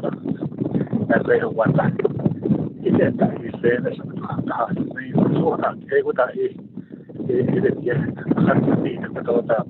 this legislation could so begin. So he did I think with all my partners come with I don't know these are vendors that were traditional about has a snake with that within the park and the vendors renegade Hashim for Mareda Yota Abed Iranash Slate Lada Nation Potter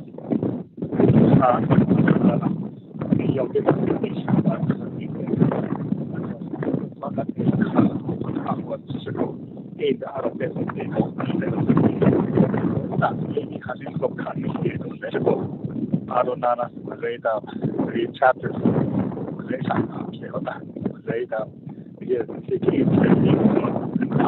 Registered voters. Or let the Cornstoga, or let the Cards, or I don't know how to be so non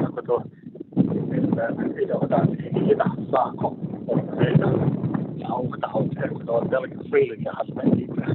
Oh, yes, my region, 4 chapters. They're all different.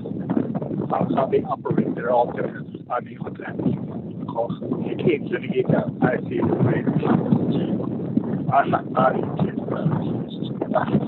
see the case your time. Yes, it's in Chicago. For it, I don't know what in San Juan County, I see that they're ready to go back to school, but I think so. I could only but that was kind of what I see could yin that skin going on CDC guidelines. So you could so they're ready to go back to school in person. The San Juan County, so what that but has state or less, but the legislation would only so the Sabai additionally, I think I support it, and I encourage my colleagues to I think became the Kato by Landy to learn the not what is me. Other yat Ellen, nada on it or less. Yat Ellen, nada is dead or let go. Even though we lost loved ones and the Jason beneath me or let go. Out with the whole nation, not behind us. Out with the whole nation. Got no screen there, Yahada, the whole season later or for either Yakodo, or she met Mr. Dest, Nana, Mr. Yat or nada is dead. You would not a consort the Halonko. Mareda or Tlan, Aronam, Zebe, or Gas. When gets a hard Elna or Kagi, Aronam, Karatain, the Fosuda, or Tlan Yosemite, so it could or Tlangi could or not find any cut or less could or idiot. I see what Banaitis can't or less could Mr. Speaker, we try about $3. Thank you. I see could by hands could the time that's given to me could thank you, Mr. Speaker. Oh, thank you. Honorable Daniels, that colleagues, we'll go ahead and move on down. Chairman Daniel, floor is yours.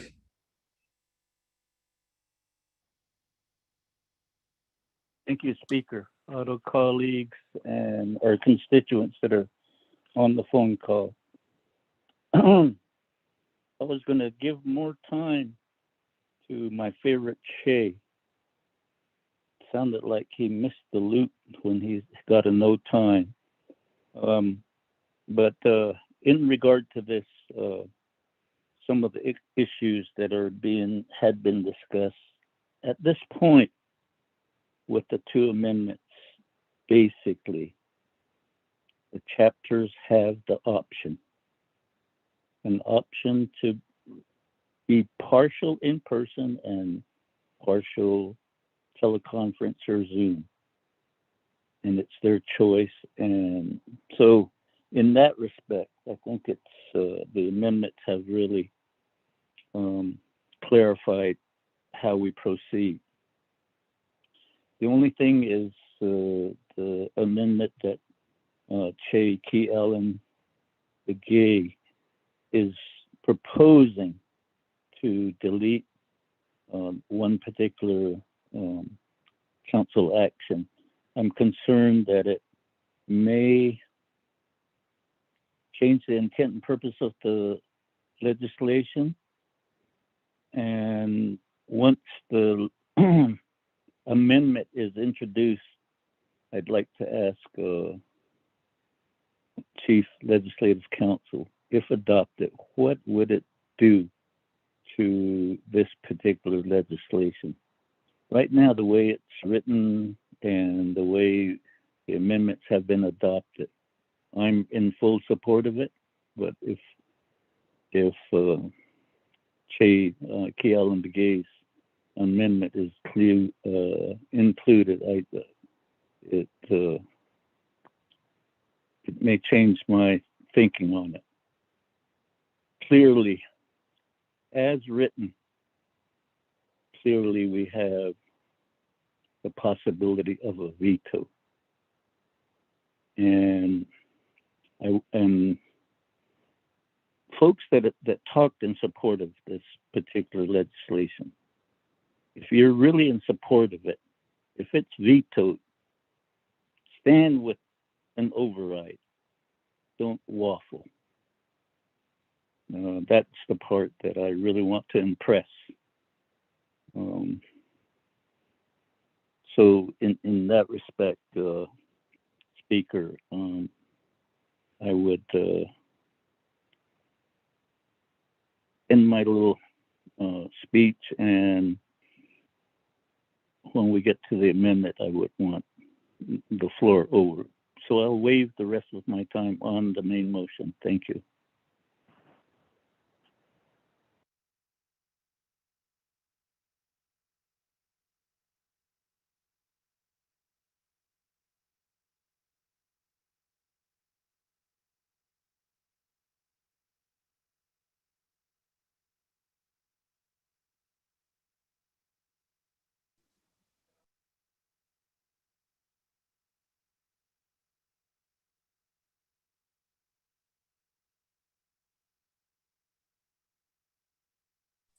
Thank you very much, Chairman Daniel. So that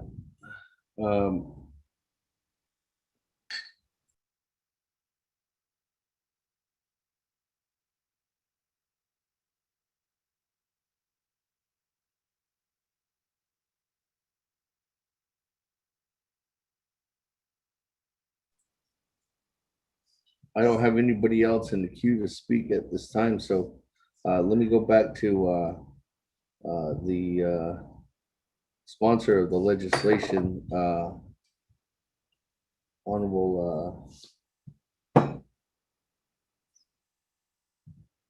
Slater, if there's any further comments or questions before I go back to the floor and get ready for Honorable Keon Begay's amendment. Honorable Slater. Thank you, Speaker. I think there were a couple questions, and the first one revolves around how is this going to benefit our Navajo citizens who live in rural areas? And my response to that is presumably they don't have good cell phone coverage. So they have poor telecommunications access to chapter meetings and to school. So This may permit them to get a better education and to participate more forcefully within their community governance. And particularly with ARPA coming down, I think it'd be a shame if we just had, what would it be, 330 people, 3 per 110 chapters, decide the fate of ARPA funding for all the chapters. Instead, we need robust participation from our people. Second, there's a question about what public health orders are currently in effect and that we should be deferring to medical and public health professionals. That is precisely what this does. I think in the view of a lot of people, the council really overstepped their bounds and constricted progress of the response in some cases to COVID-19 by constricting some of the actions that the executive branch could take. And it was done with the right intentions and with the knowledge that we had at the time. But as someone who sponsored some of these resolutions, I can express, or I would like to think I have the intelligence to express some humility here. So on behalf of all of us, I think it's incumbent upon us to understand how our government works and know that these public health orders are issued. The fact that we don't know what's in effect right now is very concerning because we're supposed to be able to convey that information to our local leadership. The last one went into effect on June 18th, and I wonder how many of us actually know that and are sharing that information with our chapters or knew that chapters could be meeting in person with 10 people. This is going to restore things back to the public health professionals. They're the ones who issue the public health emergency orders and guide that. So I think it's really important for us to take that stand, that we stand behind medicine and science and not just speculative conjecture. To make statements that we have to condition relieving any of this upon every single person being connected to broadband, power, and water, we'll never be able to achieve that. We don't have the money under ARPA. We don't have the money ourselves to do that for every single home on Navajo. So if that's going to be the position, then we're never going to be able to get ourselves out of these COVID restrictions. So I really appreciate the support expressed by my colleagues, and they articulated very well the necessity of these provisions. But we need people to get re-engaged, and we need to let them live, but do it within a reasonable framework for our collective health and safety. Thank you, Speaker.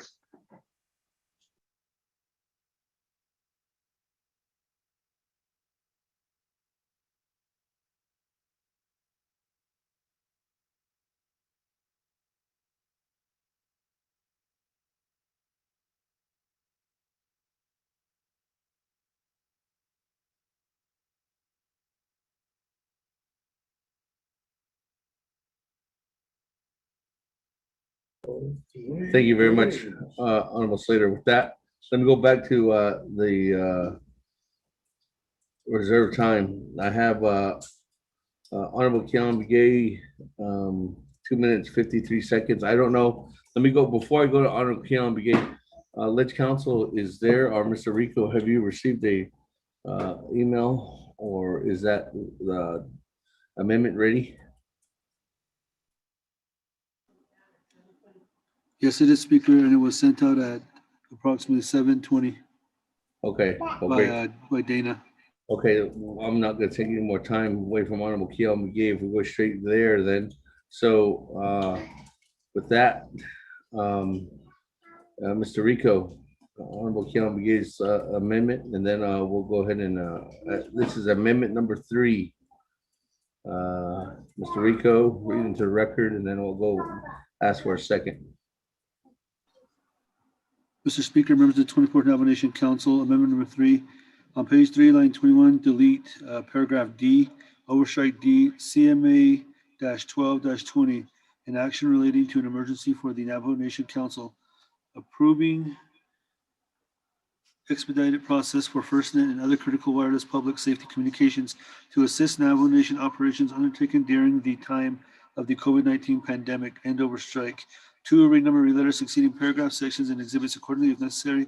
This amendment shall supersede inconsistent language contained in any other committee amendment which shall be conformed to the intent or language of this amendment. The Office of Legislative Services, with notice to the sponsor of the legislation, is hereby authorized to make necessary grammatical changes.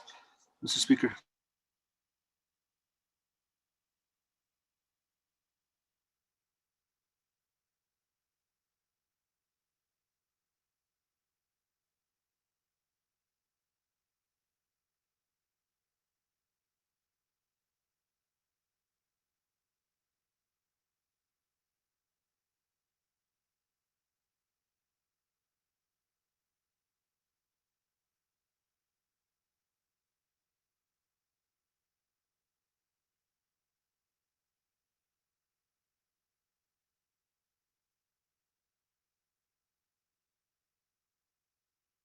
Hello, are we still online?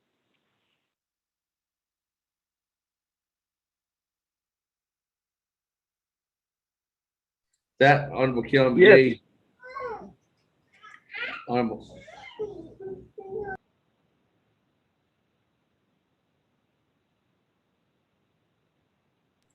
Thank you, Honorable Keelan Begay. Is there a second? Delegate Rick Nez, second. Second, Honorable Keelan Begay, second by Honorable Chairman Nez. That, colleagues, any further comments, questions on amendment number 3?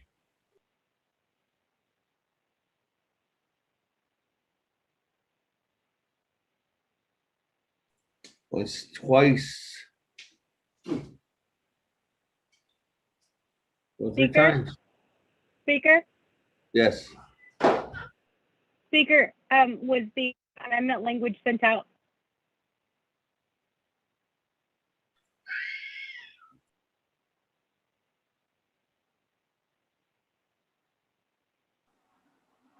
Speaker, it was sent out at around 7:20, but we can resend it again.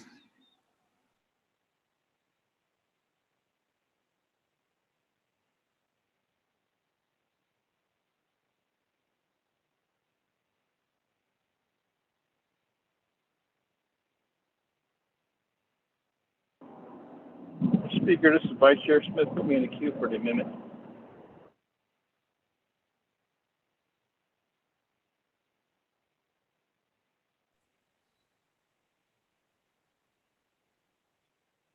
Okay. For clarity, Mr. Rico, could you restate that again? The amendment was sent out around 7:20, and but we'll resend it again. Madam Chair, did you get it? Charles Newton? Yes, I just now got it. Thank you, Speaker. All right. So with that, I'm gonna go back to the floor. On amendment number 3, is there any further comments or questions? Speaker, this is Vice Chair Smith. Vice Chair Smith, go ahead. Thank you, Speaker. On the amendment, there was a question that was posed by Chairman So of the Health and Education and Human Services. I was hopefully wanting to hear that answer from legislative council regarding this amendment, if it's going to change the intent of this legislation. And if so,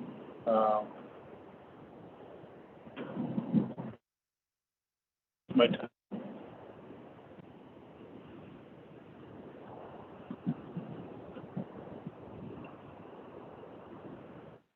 Vice Chair Smith, you're breaking up.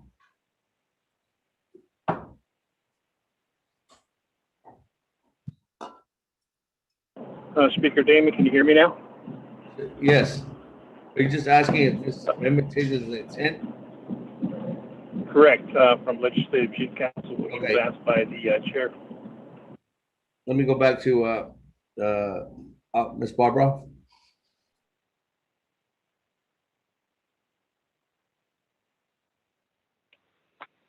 Thank you, Speaker. Thank you, Vice Chair Smith and Chair So. To make this discussion easier, I just sent out a copy of CMA 1220. It's entirely possible, and once you get it, you can take a look at it. I'd particularly like to direct you to the bottom of page 3, the effective date, duration of action section, because it's entirely possible that it could certainly be interpreted that this legislation has basically expired, but nobody's taken actual action to do that. And why I say that is and I hope everybody got it, but on under section 4 of CMA 1220, paragraph B, it states that the provisions of this action shall remain effective until the Navajo Nation Land Department has returned to operation pursuant to Navajo Nation President lifting of the state of emergency or by other proclamation of the Navajo Nation President. Well, with the reopening of the government by the executive branch by the President, the Land Department has returned to operation. Nonetheless, so I feel like this legislation is in a gray area, but that was not actually the question that was asked. What the question that was asked of me is whether this, whether repealing CMA 1220 changes the intent of the legislation. Now, you know, my standard response is it is up to the sponsor and the council to determine what the intent of the legislation is. But this legislation, and I'm looking at section 3, look at section 3, and it states the Navajo Nation, with its improving health conditions and upgraded safety status, will not require certain restrictions related to responding to emergency challenges resulting from the COVID-19 pandemic. And then it goes on and repeals the following enactments. So the question really to be asked is this legislation, are the restrictions or the exceptions in this legislation still necessary? Obviously, the drafter and the sponsors of the legislation do not believe it's still necessary. But all of that said, I think if you take it out, my view, and as I've said before, it's your decision, but my view is it won't change the intent because the legislation does not say that it is repealing all enactments that were COVID-19 pandemic related. Thank you, Speaker. Thank you, Chair. Vice Chair, excuse me.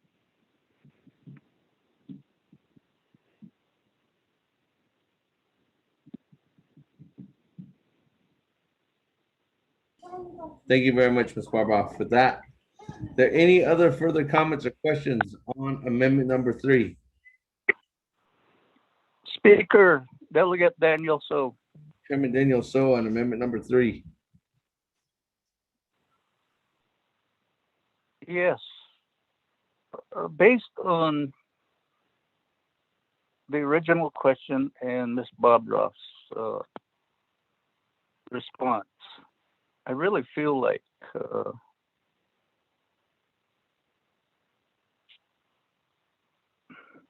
Kay Kialan Begay's amendment is not required. If you read it, section 4, everybody's back to work. So I really feel like it's unnecessary. That is and I'm gonna, if Honorable Key Allen Begay proceeds with the amendment, I'm gonna vote red. Thank you.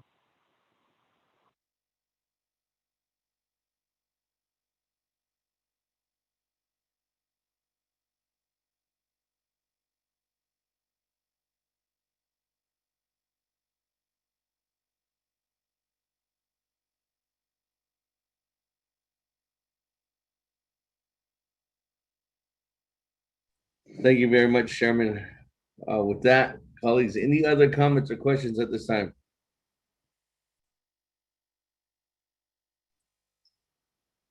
If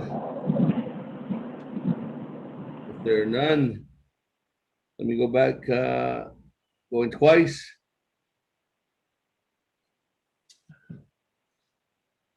Going 3 times, let's go to board on amendment number 3. Speakers, Vice Chair Smith, I had reserved time. Vice Chair Smith, I didn't hear you say you reserved time. You cut me off. I was in an area that it was coming chopped up, and I did say I reserved my time instead of I was coming chopped up, and I repeated my question, and you didn't have give me time to say I reserved my time, sir.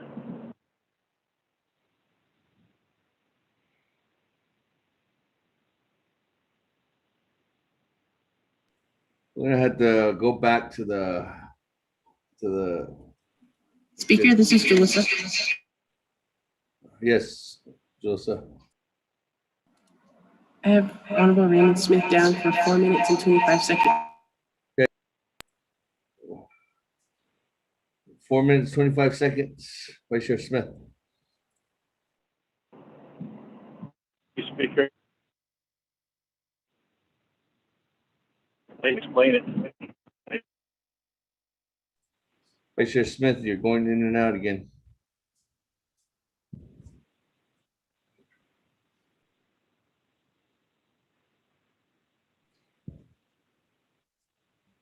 Vice Chair Smith.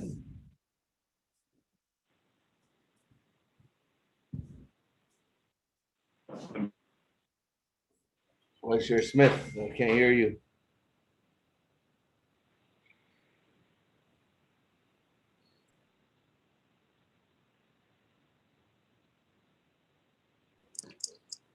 Speaker, it looked like he might have lost signal.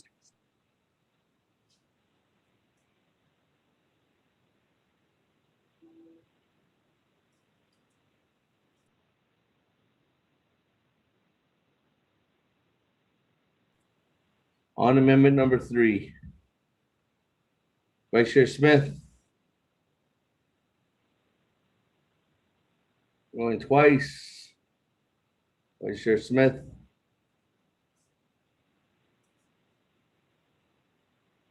Going 3 times. That, colleagues, back to the main motion on amendment number 3. Any other further comments or questions?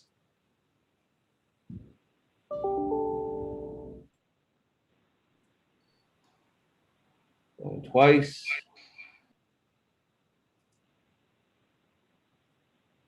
Going 3 times. Go to board on amendment number 3.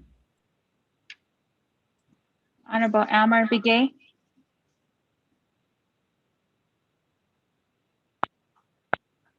Honorable Almar Begay. Honorable Almar Begay did not vote. Honorable Key Allen Begay Jr.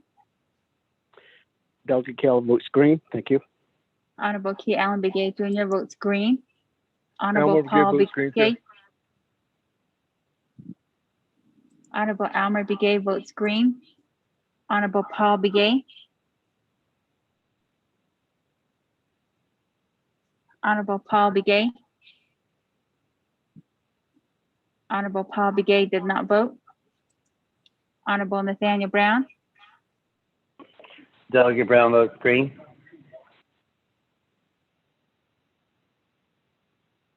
Charles Newton. Hello? Can you hear me? Delegate Brown votes green. Yes, Honorable Brown. I got your vote. Honorable Nathaniel Brown votes green. Honorable Eugenia Charles Newton.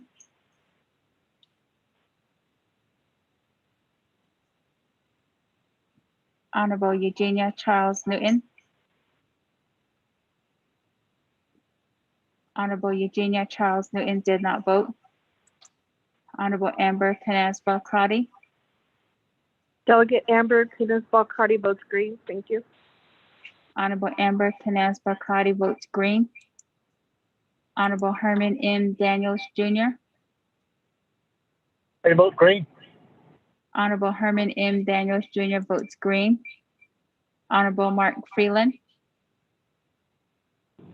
Freeland votes green. Honorable Mark Freeland votes green. Honorable Pernell Halona. Honorable Pernell Halona.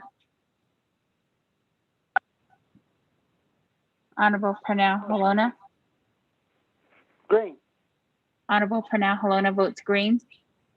Honorable Jamie Henyo. Aina votes green. Honorable Jamie Henyo votes green. Honorable Vince James. Honorable Vince James. Delegate Honorable James votes green. Honorable Vince James votes green. Honorable Rick Nez. Delegate Rick Nez votes green. Honorable Rick Nez votes green. Honorable Carl Slater. Delegate Slater, green. Honorable Carl Slater votes green. Honorable Raymond Smith Jr. Honorable Raymond Smith Jr. Honorable Raymond Smith Jr. did not vote. Honorable Wilson Stewart Jr. Green. Honorable Wilson Stewart Jr. votes green. Honorable Otto So. Vote green. Honorable Otto So votes green. Honorable Charlene So.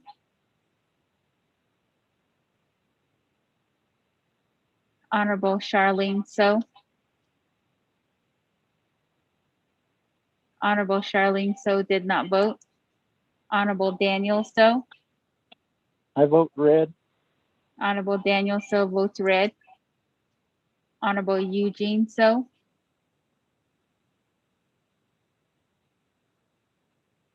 Honorable Eugene So. Honorable Eugene So did not vote. Honorable Thomas Walker Jr.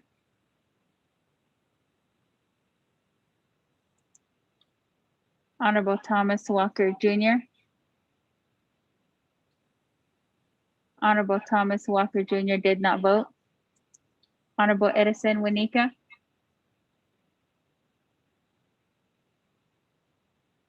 Honorable Edison Winika. Honorable Edison Winika did not vote. Honorable Edmund Yazzie. Red. Honorable Edmund Yazzie votes red.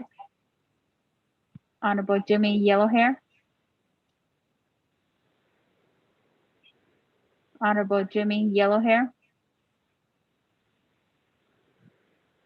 Honorable Jimmy Yellowhair did not vote. Going back up. Winika votes green. Honorable Edison Winika votes green.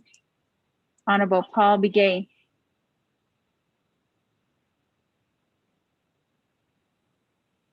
Honorable Paul Begay. Honorable Paul Begay did not vote. Honorable Eugenia Charles Newton. Charles Newton Delegate votes Paul green. Begay votes green. Honorable Eugenia Charles Newton votes green. Honorable Paul Begay votes green. Honorable Raymond Smith Jr. Red. Honorable Raymond Smith Jr. votes red. Honorable Charlene So. Honorable Charlene So. Honorable Charlene So did not vote. Honorable Eugene So. Vote. Honorable Green. Honorable Eugene So votes green. Honorable Thomas Walker Jr. Honorable Thomas Walker Jr. Honorable Thomas Walker Jr. did not vote. Honorable Jimmy Yellowhair. Honorable Jimmy Yellowhair. Honorable Jimmy Yellowhair did not vote. Speaker. I vote with the- green. Delegate Yellowhair votes green. Honorable Jimmy Yellowhair votes green. Speaker with a vote of 18 in favor, 3 opposed. Speaker not voting. Speaker, I vote green. Otto So.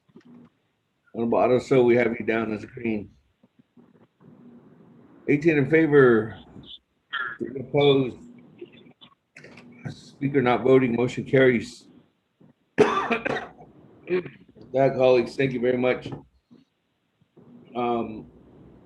Colleagues, we are moving back to the main motion on legislation 0104-21. We have 3 amendments. I just want to remind the council, the time now is 8:14 p.m. I just want to let everybody know that. We do have Honorable Keon Begay up next with reserve time of 2 minutes and 53 seconds on the main motion. Then Honorable Eugene So, 1 minute 33 seconds. Honorable Otto So, 42 seconds. And then from there, I do have Chairman Daniel So as well with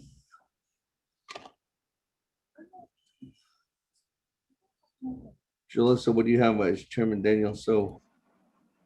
Chairman Daniel So waived his time. Okay, sorry. Well, Chairman Daniel So waived this time. Okay, thank you. I was wondering, I couldn't read my little chicken scratch here. It's getting late in the hour. With that, colleagues, Che, Honorable Keon Begay, 2 minutes, 53 seconds. Floor is yours.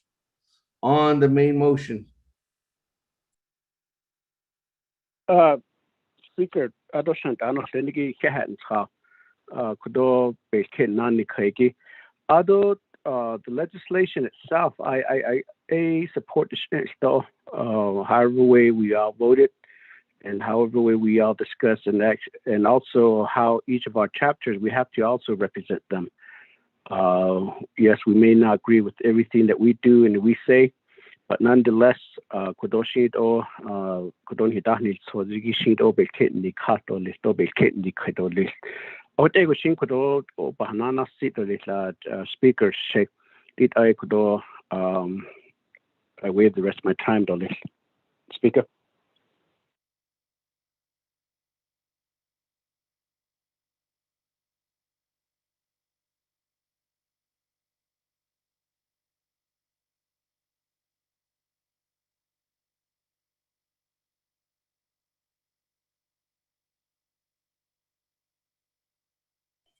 He's saying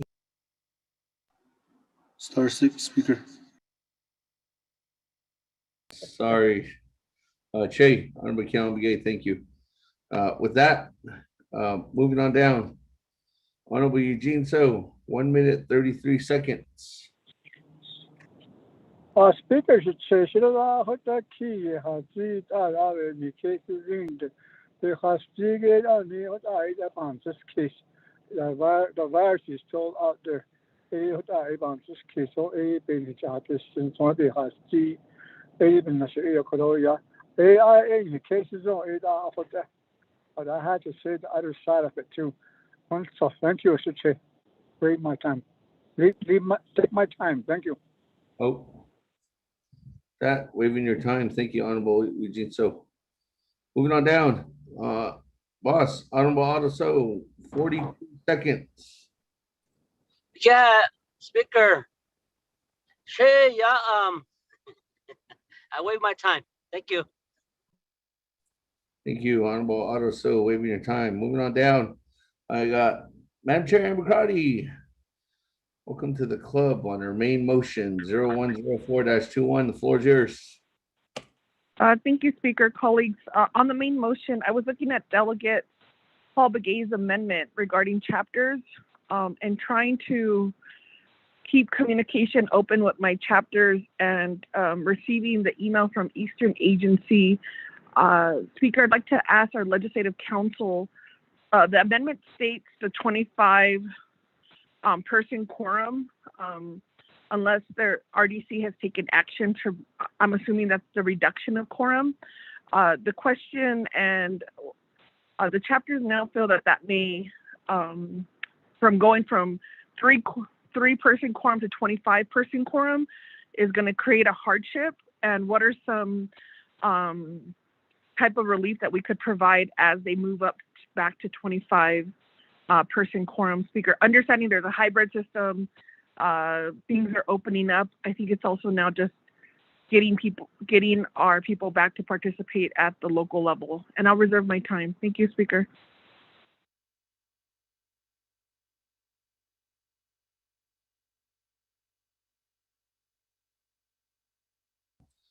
Thank you very much, Madam Chair. Reserve your time at 3 minutes, 57 seconds. We go back to the sponsor.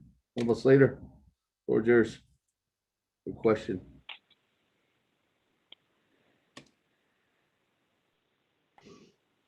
Thank you very much, Speaker, and Kachma for the question related to increasing the quorum requirements. So if a chapter is going to use the 3-person quorum requirement, I'm trying to pull up the memo again. I think that they are confined to only addressing matters directly related to COVID-19, budget authorizations and budget approvals, and matters related to the Navajo Nation Emergency Declaration. So, sorry, give me 1 second. I'm trying to pull the memo.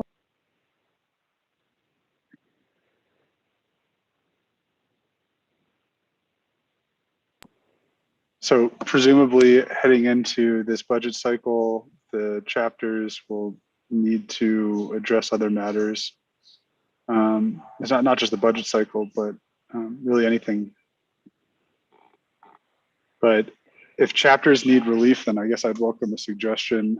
I think the position should be that people are able to participate in their chapter meetings, whether it's via telecommunication or in person. And it's incumbent upon chapter leadership to solicit participation in the government.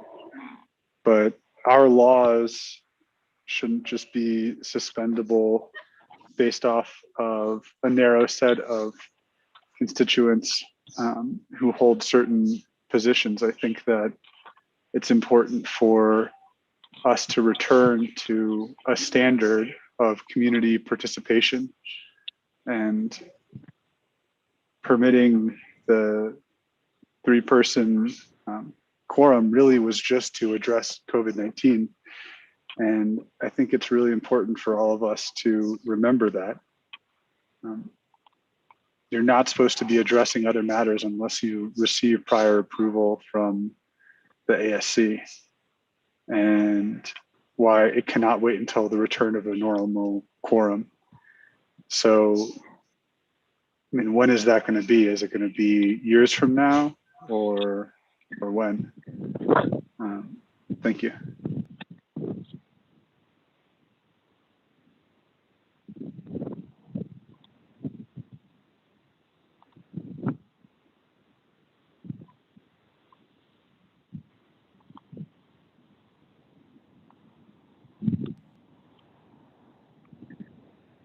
Thank you very much, almost later. With that, go back to the floor. I don't have anybody in the queue. I don't have anybody with the reserve time, so we'll go back to Madam Chair, actually, with 3 minutes and 57 seconds. Madam Chair Amber Crotty, what was yours? Yes, thank you, Speaker. I don't think anywhere in my question I referred to requesting a matter of years. What I think we should consider in how we're opening So if it's at three-person quorum now, then what is a transitional period that we can offer to the chapters?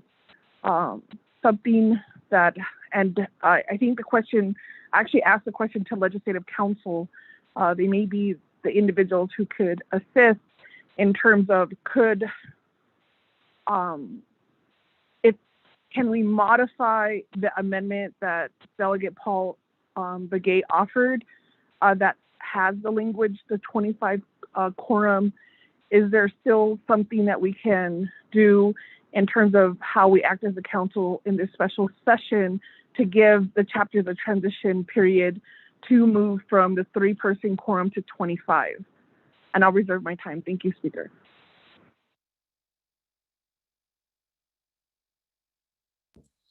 Thank you. Reserve your time at 2 minutes, 54 seconds, Madam Chair. With that, let me go over to any further clarification to Ms. Barbara and your team, Office of Legislative Counsel. Thank you, Chair. Excuse me. Thank you, Speaker, and thank you, Madam Chair. Karate.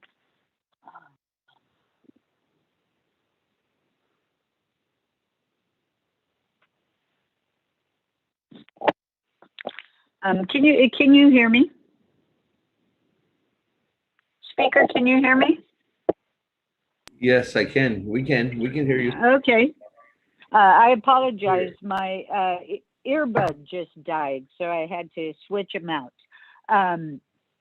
So I do believe that I could develop an additional amendment. It probably wouldn't take me that long to put in that provision doesn't become effective for 30 days or however long for that transition period, or if there's another benchmark. So if I could get some guidance, I will start working on that.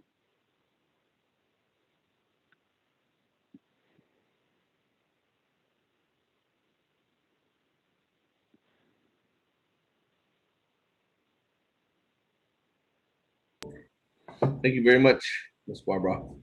With that, colleagues, any other comments or questions at this time?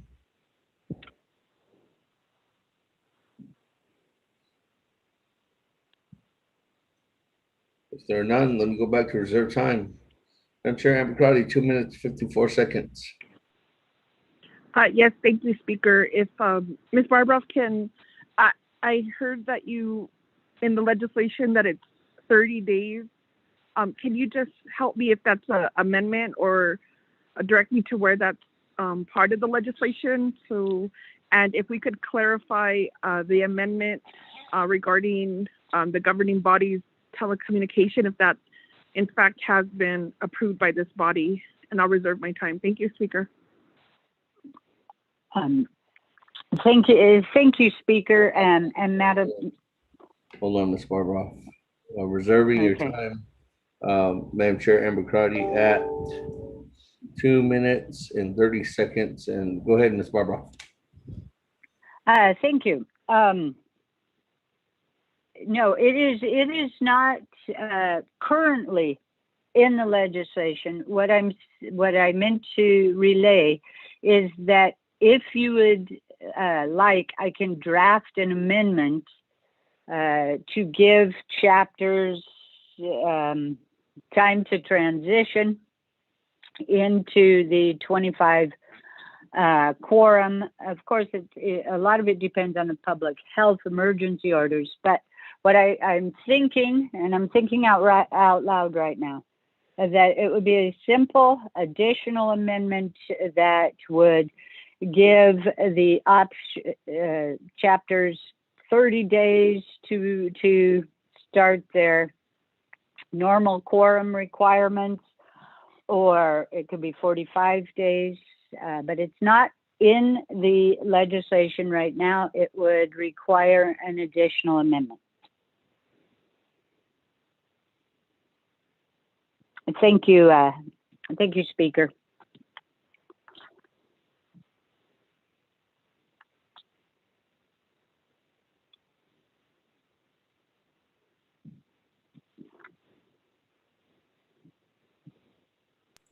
Thank you very much, Ms. Barbara. With that, let me go back to, without taking any time away, Madam Chair, Member Crotty, is that the direction then? So we can get this amendment going? Thank you, Speaker. Yes, I'd like to request the amendment per Ms. Barbara's recommendation on the effective days in consultation with chapters and other delegates. I'd like to make it 90 days. Okay. That, Ms. Barbara? 90 days. Thank you. Thank you, Speaker. Madam Crotty, give me just a few minutes and I will send that out to you. Thank you. Thank you. Colleagues, there is also a recommendation for another amendment that was sent out per the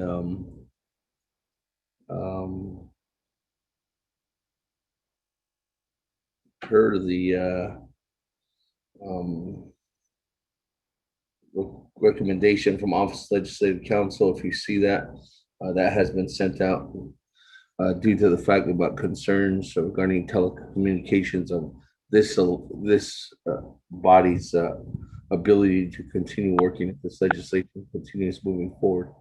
With that, I do have Honorable Paul Gay too as well. Honorable Gay, sorry, please forgive me.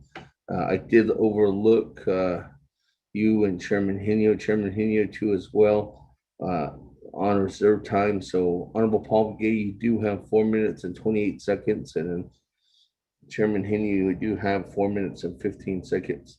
Honorable Paul Gay, I don't know if you want to have that a lot of time at this time. Thank you, Speaker. Thank you, colleagues. Also, we had, I believe, we had a very thorough discussion on this issue, and I believe also that the objective that we had in mind, we've covered that thoroughly. Also, my main goal today was to address the business people. Our Navajo business people, they are the ones that are on the verge of losing some of their businesses. And we don't want to do that with all of us preaching to be self-reliant and all of us saying economic development, all of us saying employment issues. We need to help our 1,000 or so young people get their jobs back so they can help themselves. We need to help our business people so they can help our people, our young people. They in turn can help themselves get what they need to go back to school. And we've also established a good plan, I believe, for the chapter. We've given them a choice whether to stay with the 3-quorum rule or whenever they believe it's safe. Making a smart decision. It is safe. They can go back to whatever the amount of quorum it is that they require at their chapters. So I thank the colleagues again. I just ask for a favorable vote on this, and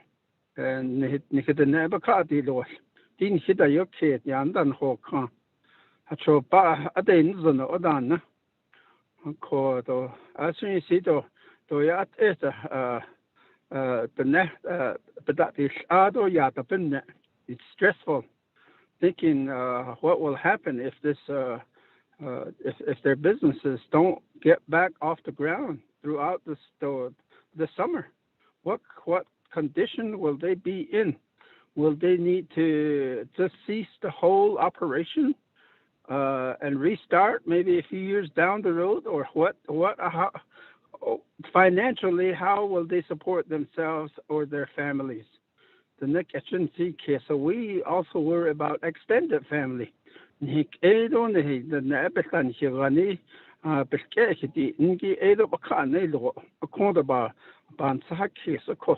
Dort an hin hit has angedate an see case that the nanny tingi. Down dan see na kot the better not how the Dean loan da abet the tea gone. The bat so the hat no on say Iran but the tea had no the parts of the sheep were shared.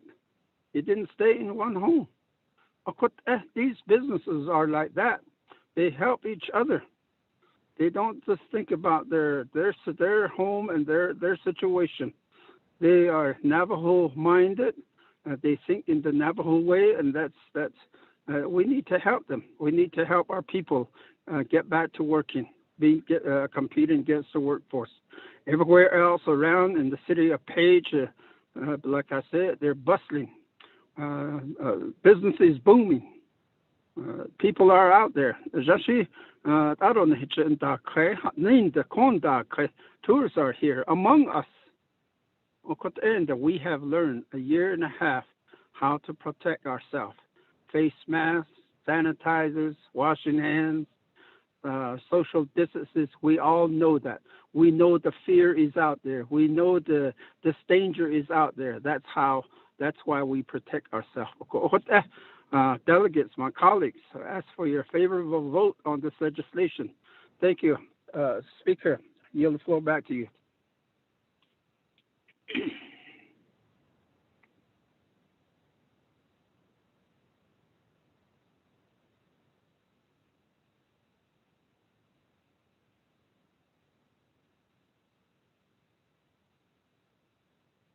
Thank you, Honorable Paul. With that, moving on down.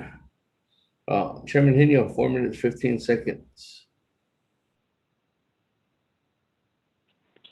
Here to the Speaker Damon, Ado Shinanta, 24th Navajo Nation Council. I did read the information from Eastern Navajo Agency Council President Johnny Johnson, given some advice and some concerns regarding this legislation.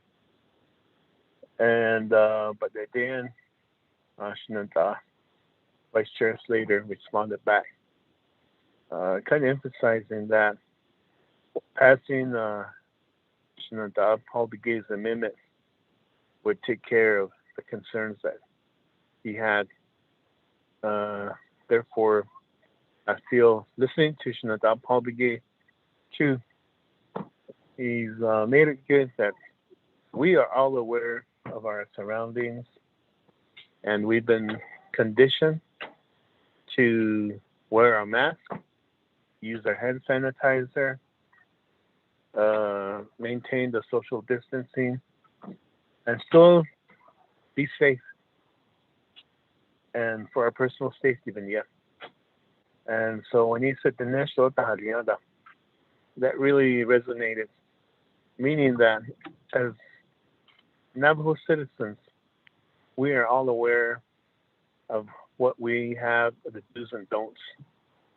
And so when you go to the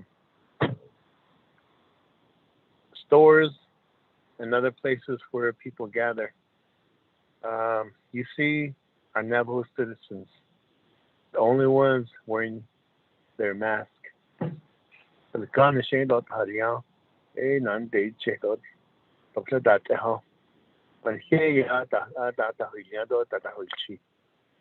so with that though, I feel comfortable that we should support this legislation and move forward with it. So I'll close to the Speaker Damon Shinanta, and with that, I yield the rest of my time. Thank you very much, Chairman. That looks like we do have it just in time. Chairman, Madam Chair Amber. But before that, let me go to Honorable Slater if there's anything, and then I'll go back to the amendment. Honorable Slater, at this time, any response as on the main motion? Yes, Speaker, thank you. I just wanted to state that I was very inarticulate in my response to Delegate Crowdy's request for information and questions, and I support the amendment as she's crafted it, and I think the recognition of the diversity of our chapters is important. So if we can get everybody on board, I think this is the final piece in order to make this thing work. So thank you, Speaker. All right, great. Let me go back to Mr. Rico. If you could read Madam Chair Amber Crotty's amendment into the record. I think that did just get sent out to everyone, correct, Mr. Rico? Good evening, Speaker and members of the 24 Navajo Nation Council. It did just get sent out. It is basically an amendment to revise amendment number 2 on page 5, line 1. Section 6, allowing chapter telecommunications, A, Navajo Nation chapter shall comply with applicable public health emergency orders, overstrike, and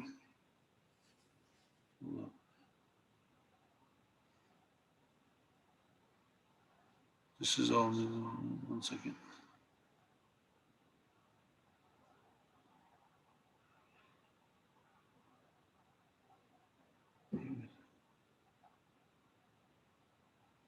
Okay, let me restart. Section 6, allowing chapter telecommunications.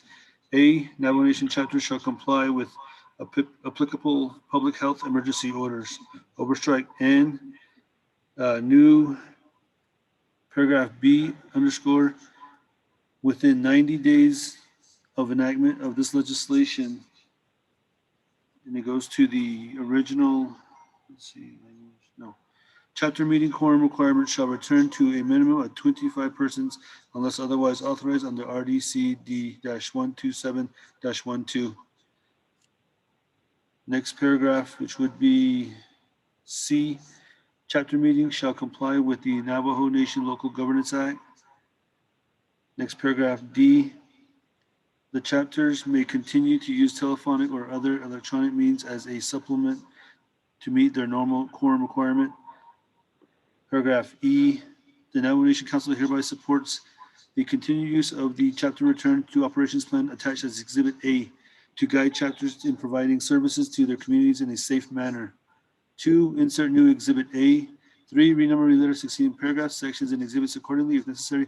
This amendment shall supersede inconsistent language contained in any other committee amendment, which shall be conformed to the intent or language of this amendment. The Office of Legislative Services, with notice to the sponsor of the legislation, is hereby authorized to make necessary grammatical changes. Mr. Speaker.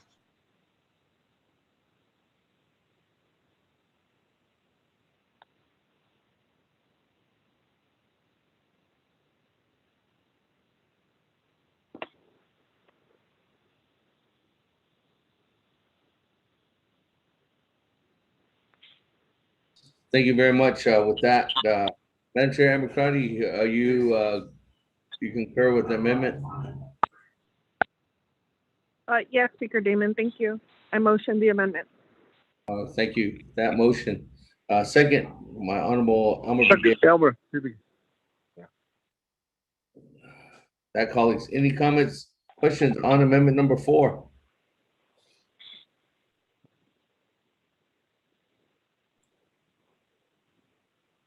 Twice. Hello. Malona on amendment number 4. Floor is yours. Thank you, colleagues. Good evening, everybody. I just wanted to check to see this amendment addresses the fact that it's at 25 quorum rule, and there are also others who have reduced quorums that have approved. So does this amendment address that issue? So there, I have a couple of chapters that are reduced quorum. I think they have only a 17 reduced quorum that they have to go, that they're going by right now. So I'm just checking to see, make sure that it's not a final deal and they have to have 25. Yes. On item, the second portion, where it says item B, it says 25 persons unless otherwise authorized under RDC D-127-112. So that covers all the other ones, other quorum requirements, Honorable Holona. Okay, thank you. Speaker. Okay, with that, colleagues, any other comments, questions? If not, let's go to the board and vote on on amendment number 4? Honorable Elmer Begay, I vote green. Honorable Elmer Begay votes green. Honorable Key Allen Begay Jr., Delegate Kale votes green. Thank you. Honorable Key Allen Begay Jr. votes green. Honorable Paul Begay, Honorable Paul Begay, Honorable Paul Begay did not vote. Honorable Nathaniel Brown, Delegate votes green.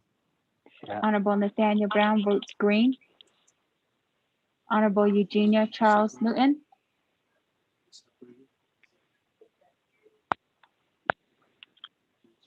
Honorable Eugenia Charles Newton, Honorable Eugenia Charles Newton did not vote. Honorable Amber Canazba Crotty, Delegate Amber Canisbal Crotty votes green. Thank you. Honorable Amber Canazba Crotty votes green. Honorable Herman M. Daniels Jr., I vote green. Honorable Herman M. Daniels Jr. votes green. Honorable Mark Freeland, Green. Honorable Mark Freeland votes green. Honorable Pernell Halona, Alona votes green. Honorable Pernell Halona votes green. Honorable Jamie Henyo, Haney votes green. Honorable Jamie Henyo votes green. Honorable Vince James,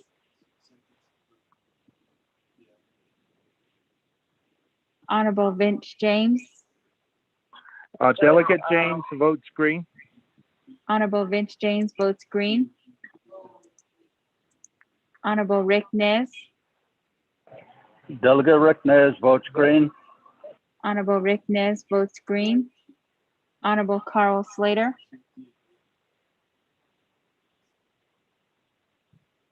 Honorable Carl Delegate Slater, green. Delegate Slater, Honorable green. Honorable Carl Slater votes green. Honorable Raymond Smith Jr., Green. Honorable Raymond Smith Jr. votes green. Honorable Wilson Stewart Jr., Green. Honorable Wilson Stewart Jr. votes green. Honorable Otto So,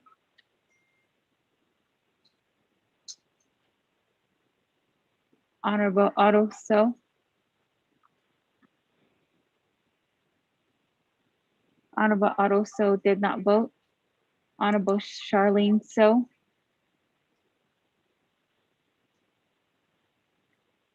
Honorable Charlene So, Honorable Charlene So did not vote. Honorable Daniel So, I vote green. Honorable Daniel So votes green. Honorable Eugene So, Honorable Eugene So votes green. Honorable Thomas Walker Jr.,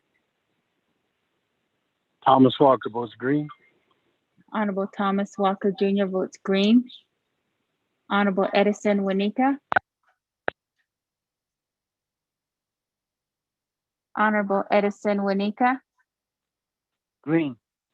Honorable Edison Winika votes green. Honorable Edmund Yazi, Green. Honorable Edmund Yazi votes green. Honorable Jimmy Yellowhair,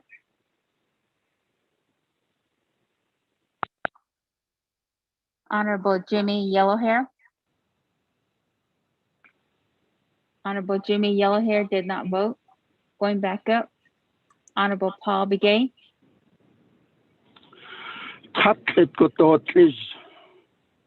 Honorable Paul Begay votes green. Honorable Eugenia Charles Newton,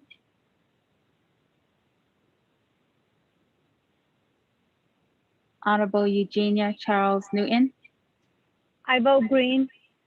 Honorable Eugenia Charles Newton votes green. Honorable Otto So,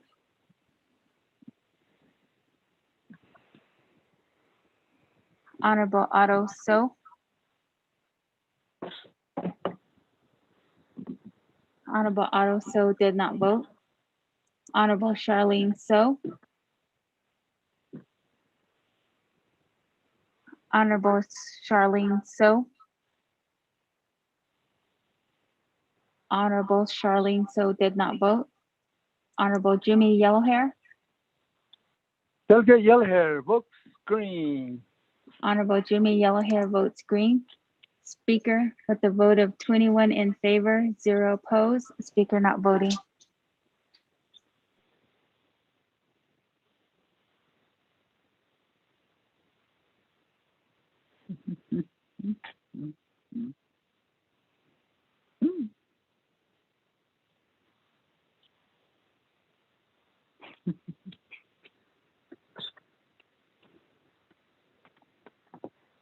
Thank you very much. That, colleagues, 21 in favor, 0 opposed. Speaker not voting on amendment number 4. Back to the main motion. On legislation 0104-21, we did run through the gauntlet, I think, on this one, colleagues, clarifying everything. We do have 4 amendments standing. I don't have anybody in the queue right now, but I do have Madam Chair Amber Crotty with 2 minutes and 30 seconds on reserve time. Madam Chair, I waived my time. I waived my time, Speaker. Thank you. the time. Thank you very much. That, colleagues, are we ready to vote on legislation 0104-21? Let's vote. Going twice. I'm waiting for that one colleague to say at the last. Going 3 times. Vote. Board. Vote. Oh, actually, Mr. Rico, do a second reading. Mr. Speaker, members of 24th Nomination Council, you have 4 amendments. Amendment number 1 on page 4, line 10, delete paragraph H, overstrike H, CGY-20 in action relating to an emergency, approving for all governing bodies of the Navajo Nation and overstrike. 2, on page 5, line 1, insert new section as follows. New section 6, underscore section 6, allowing chapter telecommunications. A, Navajo Nation chapter shall comply with applicable public health emergency orders and chapter meeting quorum requirements shall return to a minimum of 25 persons unless otherwise authorized under RDCD-127-12. B, chapter meeting shall comply with Navajo Nation Local Governance Act. C, the chapters may continue to use telephonic or other electronic means as a supplement to meet their normal quorum requirements. D, the Navajo Nation Council hereby supports the continued use of the chapter return to operations plan attached as Exhibit A to guide chapters in providing services to their communities in a safe manner. Amendment number 2, 1, on page 1, line 15, insert new language as follows. After opening of, insert new language underscore all Navajo Nation enterprises and underscore. On page 4, line 20 through 22, insert language as follows. After the opening of, insert new language underscore Navajo Nation enterprises and underscore. Amendment number 3, 1 on page 3, line 21, delete entire paragraph D, overstrike D, CMA-12-20, an action relating to an emergency for the Navajo Nation Council approving expedited processes for FirstNet and other critical wireless public safety communications to assist Navajo Nation operations undertaken during the time of the COVID-19 pandemic and overstrike. Amendment number 4, on page 5, line 1, revision to amendment number 2 as follows. Section 6, allowing chapter communications. A, Navajo Nation chapter shall comply with applicable public health emergency orders. Period. Overstrike. And new paragraph B, within 90 days of enactment of this legislation and underscore. Chapter meeting quorum requirements shall return to a minimum of 25 persons unless otherwise authorized under RDC D-127-12. Paragraph C, chapter meeting shall comply with the Navajo Nation Local Governance Act. Paragraph D, the chapters may continue to use telephone or other electronic means as a supplement to their to meet their normal quorum requirement. Paragraph E, the Navajo Nation Council hereby supports the continued use of the chapter return to operations plan attached as Exhibit A to guide chapters in providing services to their communities in a safe manner. 2, insert new Exhibit A. 3, renumber, reletter succeeding paragraphs, sections, and exhibits accordingly. If necessary, this amendment shall supersede inconsistent language contained in any other committee amendment which shall be conformed to the intent or language of this amendment. The Office of Legislative Services, with notice to the sponsor of the legislation, is hereby authorized to make necessary grammatical changes. Mr. Speaker.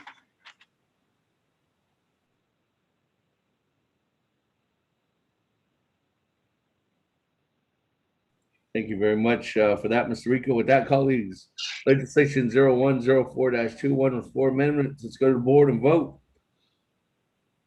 Honorable Elmer Begay. I'll vote green. Honorable Elmer Begay votes green. Honorable Key Allen Begay Jr. Key Allen votes green. Thank you. Honorable Key Allen Begay Jr. votes green. Honorable Paul Begay. Delegate Paul Begay votes green. Honorable Paul Begay votes green. Honorable Nathaniel Brown. Delegate Brown votes green. Honorable Nathaniel Brown votes green. Honorable Eugenia Charles Newton. Charles Newton votes green. Honorable Eugenia Charles Newton votes green.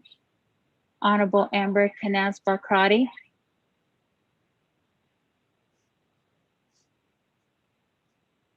Honorable Amber Canaz Barkrati. Honorable Amber Canaz Barkrati did not vote. Shut it. This is Delegate Amber Canas Bakrati. I vote green. Thank you very much. Honorable Amber Canaz Barkrati votes green. Honorable Herman M. Daniels Jr. Hey, green. Honorable Herman M. Daniels Jr. votes green. Honorable Mark Freeland. Green. Honorable Mark Freeland votes green. Honorable Pernell Halona. Votes green.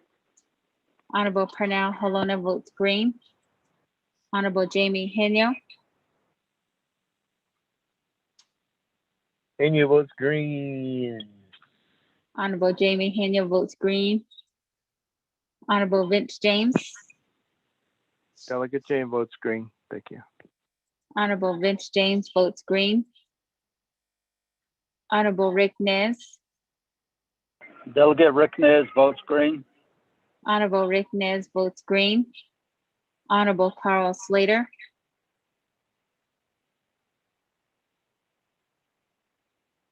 Honorable Carl Delegate Slater, green. Honorable Carl Slater votes green. Honorable Raymond Smith Jr. Honorable Raymond Smith Jr.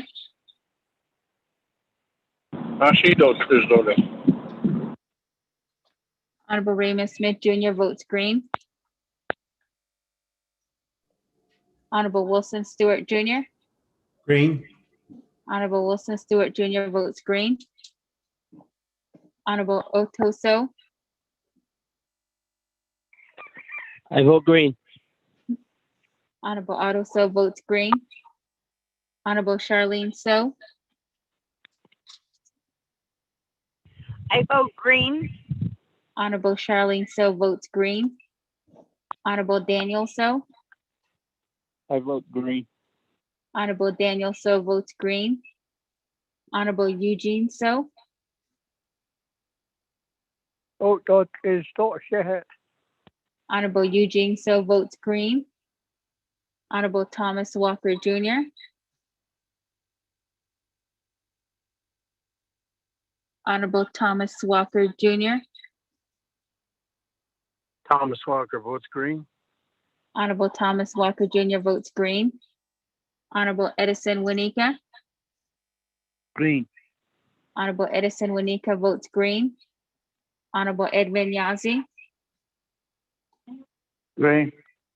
Honorable Edmund Yazi votes green. Honorable Jimmy Yellowhair. I vote green. Honorable Jimmy Yellowhair votes green. Speaker, with vote of 23 in favor, 0 opposed. Speaker not voting.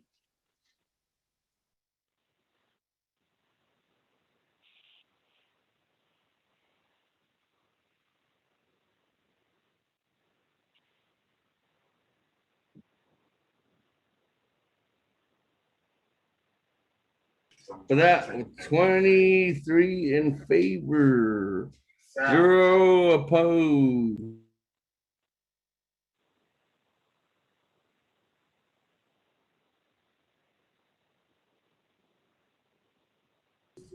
Twenty-three in favor, 0 opposed. Motion to adjourn. Speaker not voting on legislation 0104-21, colleagues, with 4 amendments on that legislation. Thank you very much. That legislation is destined to go across the street too as well, colleagues. With that, moving on. Chairman Yazzie. Yes, sir. Is that you? Yes, sir. Motion. Sure. Colleagues, there is one more legislation 0102-21, but a motion to adjourn precedes that. Motion to adjourn Hold by on, Speaker. Chairman Yazzie. Is there a second? Speaker. I thought we were done. Now I withdraw my motion. Okay, with that, moving on down, on the motion on legislation or on the main agenda.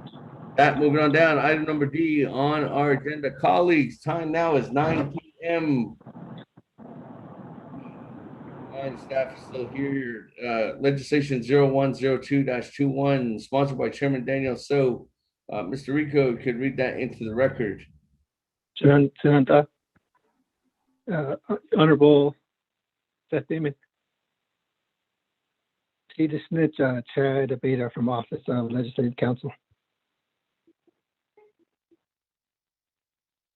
Can you hear me? Yes, Mr. Beta. Yes, Office of Legislative Counsel. This Nick, can I say something about this legislation before we proceed?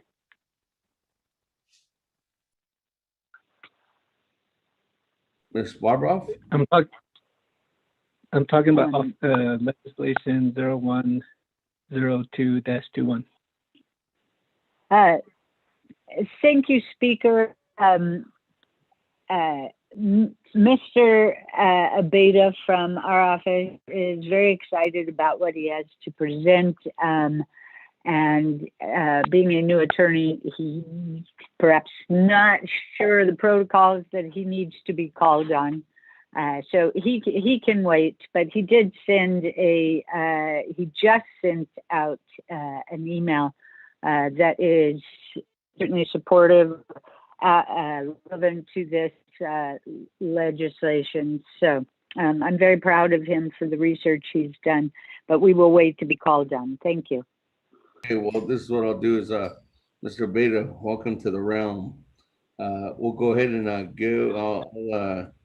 get have Mr. Rico read into the record, and then get a motion in a second. Then I'll come to you before we go into the presentation from the presenter, if that's okay with Chairman Daniel. So, but Mr. Rico, this time on legislation 0102-21. Can I get a motion? I mean, could I get that read into the record? Good evening, Speaker and members of 24th Nomination Council.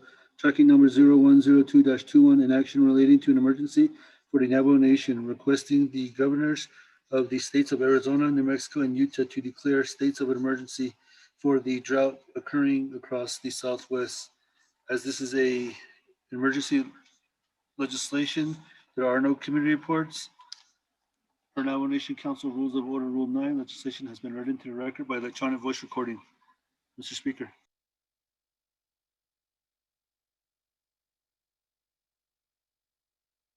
Motion, Helena? Motion, my Honorable Helena, on legislation 0102-21. Motion, my Honorable. Second, my Honorable Bonica. That again, Chairman Daniel, so you mind if I go to Mr. Beta first from Office of Legislative Counsel? just give us some guidance on this legislation? Speaker, are we breaking rules of procedure if you do that? Well, only the reason why is just because I don't know if there's anything that's needed to be done to this legislation ahead of time. And that's the reason why. I don't know if this legislation might be consistent, maybe. Yes, there, Speaker, Delegate Daniel. So yes, there are 2 amendments that need to be addressed in this particular legislation, and I'm just giving you a hard time. Okay, well, this is what we'll do. Let's go to Mr. Abeda. Are you sure, Chairman? I can go to you first, and then. No. Let's. Mr. Abeda. I know it's late in the hour. Let's go over there.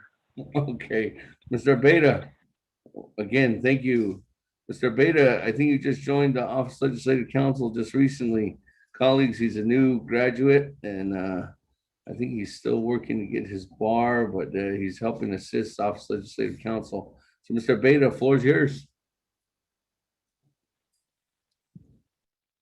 Yeah, thank you, Honorable Speaker Tate Mendoz, Despas Anadon Senigi, Ari Desnoski Tenetkato. She the Snitchat Beta Office of Legislative Counsel. I'm a new attorney. I do have my bar license, and I just wanted to share the emergency declaration that was recently passed. The president of the Navajo Nation and the Commission on Emergency Management, they issued a declaration, State of Emergency Declaration, CEM 21-06-25.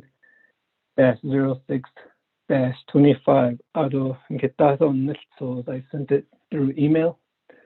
And that one, and the president and the Commission on Emergency Management issued this declaration today about 4 o'clock. That's the president called a special meeting, and then with that emergency declaration, it's talking about how it reaffirms the drought emergency declaration that was issued from the Navajo Nation Commission on Emergency Management back in 2018, And so the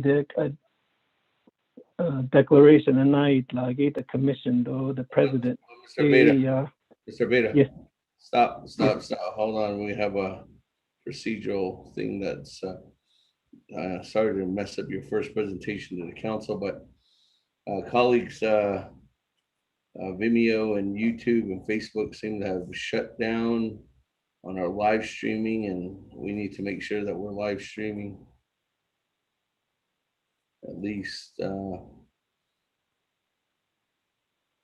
Mr. Hanley, are we good now? Kyron?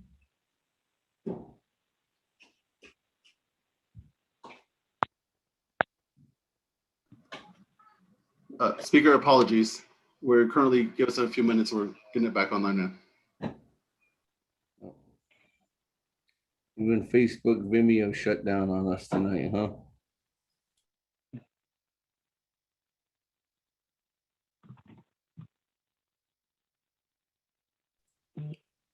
Colleagues, bear with us around technical difficulties at this time. I just want to make sure for the record that we're having this session in public and being transparent.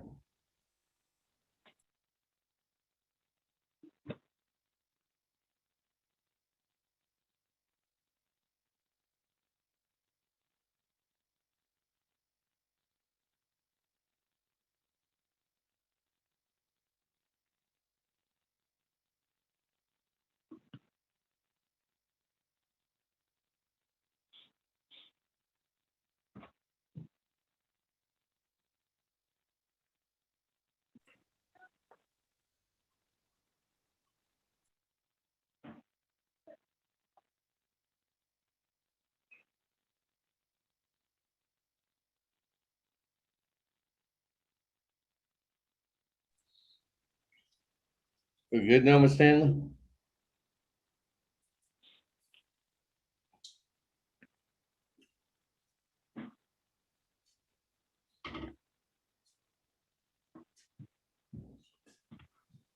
Yes, sir. You can proceed. Thank you. Okay, good. So we're all right. We're good to go. We're back live. All right, Mr. Beta, continue on. Sorry again. Yeah. Start over or just start off from where I left off? No, just start from where you left off.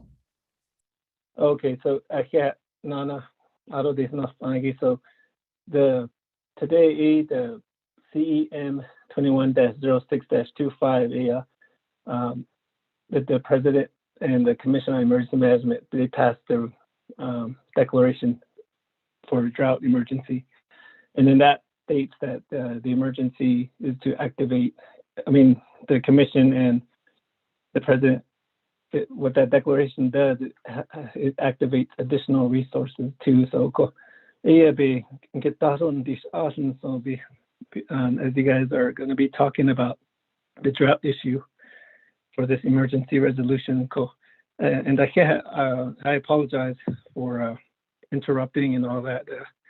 In the Ohas Ali, and I say, hey, indeed, with 100 miles per hour, but yeah, Speaker.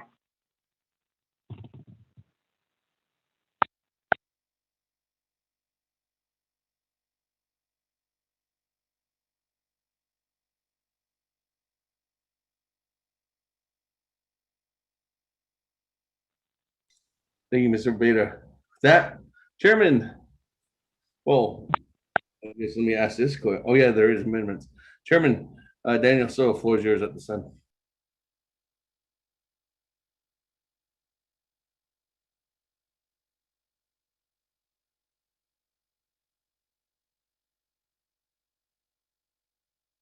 Thank you, Speaker. Oh, can you hear me? Loud and clear. Okay, it sounds like that's our new part of our oath of office. Can you hear me?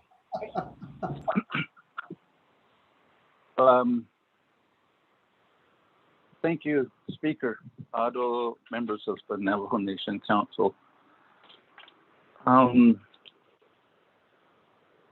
This particular action is a result of discussion we had at the Telecommunications and Human Services Committee. Basically, the discussion resolved around the high heat index, and the committee members were really concerned about the elders that basically are without water, domestic water system, and public utilities. And it went into the other aspects.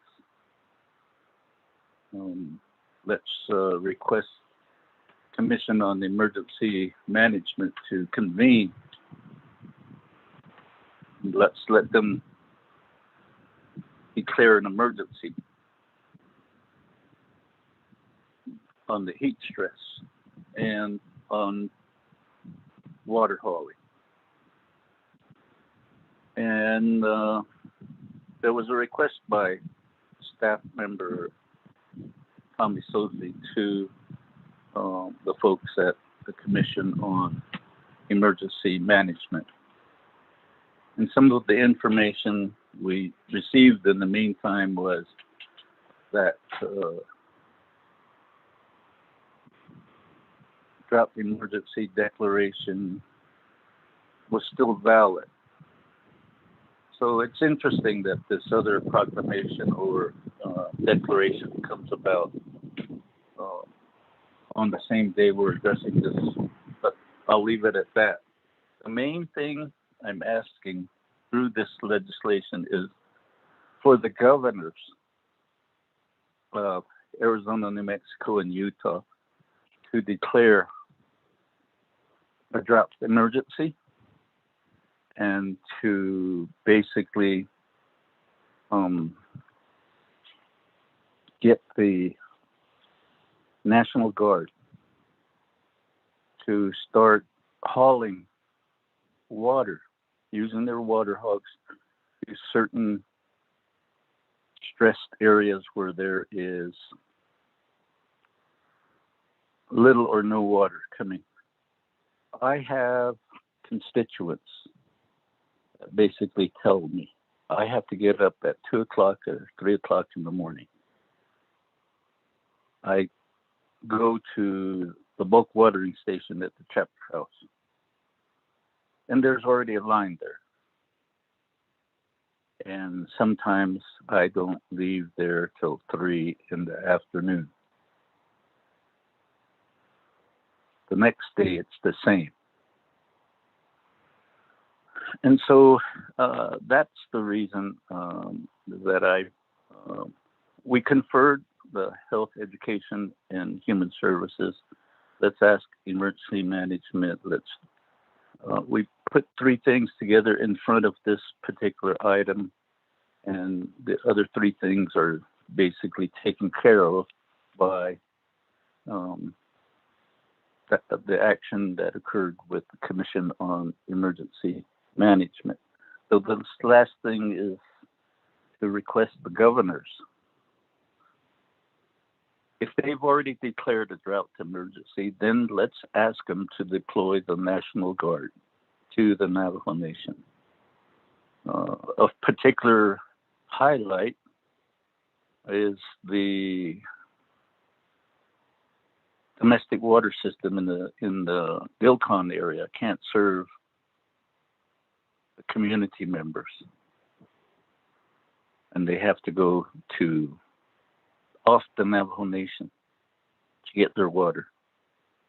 And the other is many of our livestock folks, they're the elderly, and they're the ones that are out there in the heat of the day, standing in line with their trucks and trailers, or their trucks and their water systems in the back of the pickups. And that's all they do, 24/7. And I'm concerned about those aspects. We have the San Juan River. We don't use all our water rights, and perhaps with some of the National Guard water hogs, or even the Navajo truckers could get water out of the irrigation canal at Nampi and go down 371 or 491, or even toward East Nosbus and toward Tosakan, Danahosa. So those are my thoughts, Speaker. And I certainly ask the Navajo Nation Council to place the 2 amendments perhaps as one onto this legislation, and let's get it certified and sent across the streets, and get the governors to help us in this regard. That would be the extent of my presentation, and I stand for questions. Thank you.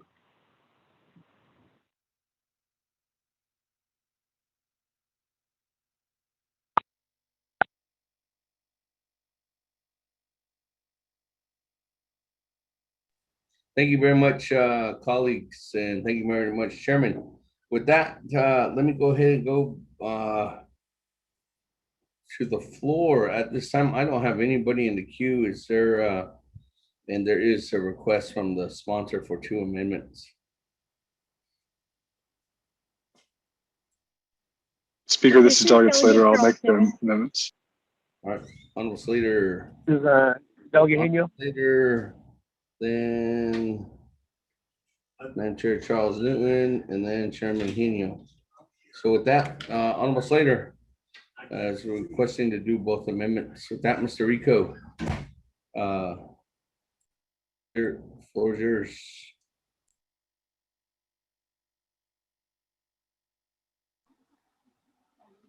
Mr. Speaker, I do see one amendment. I'm not too sure about the second one. I can read one of them. Oh, hold on. Ledge Council, is there 2 amendments?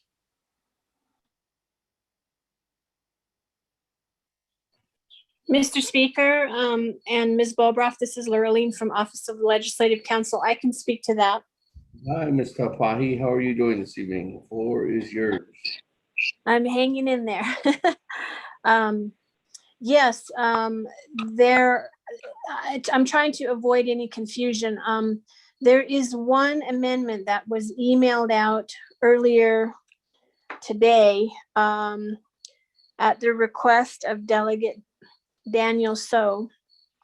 I don't know if he has shared that amendment with you all. And then I emailed another amendment, which I then revised and emailed again. So it would need, the second amendment is actually there's a revised version of the second amendment. And the curious thing, and I apologize if there's any confusion. I'm going to do my best to make sure no one gets confused. Mr. Abeyta has just been furiously researching this entire time while the council has been in session. And he has, as he mentioned, come up with or found that the Navajo Nation Commission on Emergency Management just issued an state of emergency declaration just today. And so Legislative Council, OLC, we feel that the second amendment that was emailed out by myself needs yet another revision. And so I'm in the process of doing that right now. This revision would account for and recognize the Commission on Emergency Management State of Emergency Declaration. And so there will still be 2 amendments. It's just that the second amendment that was emailed out is going to be emailed yet again in the next 10 to 15 minutes by myself, because it will have a third revision. But then you would just disregard the first 2 versions. So if there are any questions, and perhaps you could turn the floor over to Mr. Abeyta if it would be appropriate at this time. Thank you, Mr. Speaker. Okay, so let me get this correct, Ms. Tapahi, is that it's going to take you about another 15 more minutes in order for you guys to fix the entire amendments with Mr. Abeyta's work continuously and throughout the day to reflect that in there. So we're going to have to wait a couple minutes in order for that to happen, colleagues. Ms. Barbara? Speaker, thank you. Let me ask Ms. Tapaya a question. Laureline, is the very first amendment that you sent out earlier in the day, is that still viable? The one that I sent to Honorable Delegate Daniel So has not been amended and is good as is. But Okay, again, would you please resend that out? Okay, and then to do the second one, I should correct the speaker. It won't take me 15 minutes. It'll take me 5 minutes. Okay, so let's go ahead and Speaker, Delegate Daniel So. The amendment that Ms. Tapahi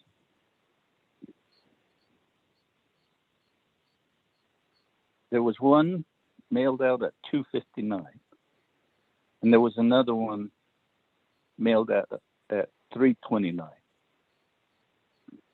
and then of course the one that Mr. Abeda is. So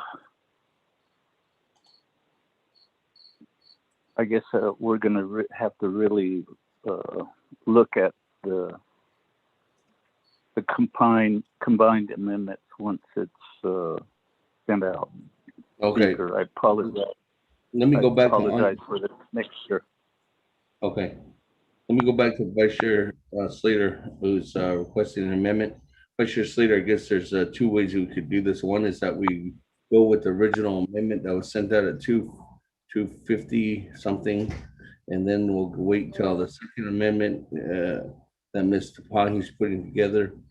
Or would you like to wait until the entire amendment is complete and just do it all at once? Vice Chair Slater?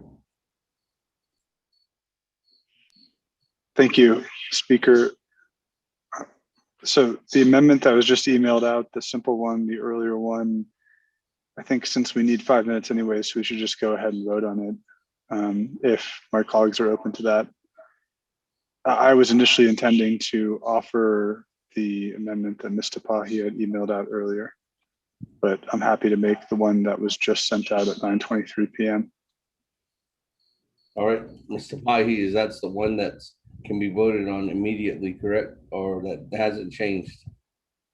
Yes, this is the amendment that I prepared for Honorable Delegate Daniel So, and this does not need any tweaking or anything. It can go as is. What does the amendment start off with? So you know, Mr. Rico will know which one he needs to read into the record. Okay, it's very, very brief. I did email Mr. Rico as well. It's Okay. very brief. It You has have it? only one. It has only one change, and it starts on paragraph 2. Okay. I'm sorry, page 2, paragraph 2. The Navajo Nation further requests that upon issuance of states of emergency, that the governors deploy the National Guard to assist the residents of the Navajo Nation suffering the consequences of the severe drought. And then the language is added, underlined, particularly with urgently needed water delivery services for residents and livestock. Rico, with that, on Amendment 1 from Honorable Slater. I'll refer to you. Thank you, Mr. Speaker, and members of the 24th Navajo Nation Council. Amendment number 1 basically just adds a sentence at the end of the paragraph. On page 2 at lines 4 and 6, make the following changes to paragraph 2. At the end of paragraph 2, overstrike the period, insert a comma, and insert the language, particularly with urgently needed water delivery services for residents and livestock, and underscore. Mr. Speaker.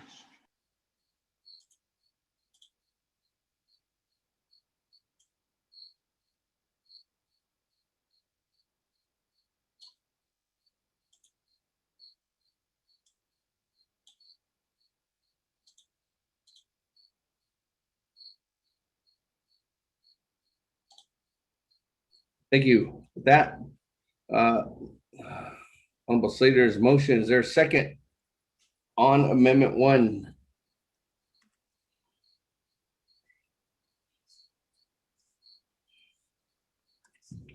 Genio. Chairman Henio.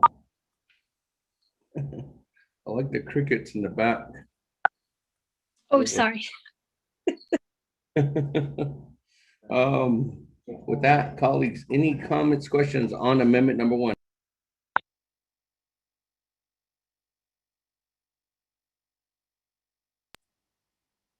Twice. Okay. Speaker. Eugene So, floor is yours on Amendment number 1. Regards to urgently needed, where is the water coming from? I just want to know what water in the hole is there. Is it coming off the reservation? Thank you.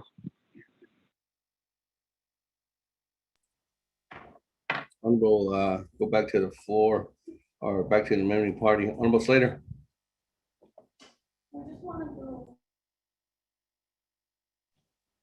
Since this is requesting the Guard to assist the nation in distributing water, it will be up to the Guard in the states to make that determination. Thank you, Speaker.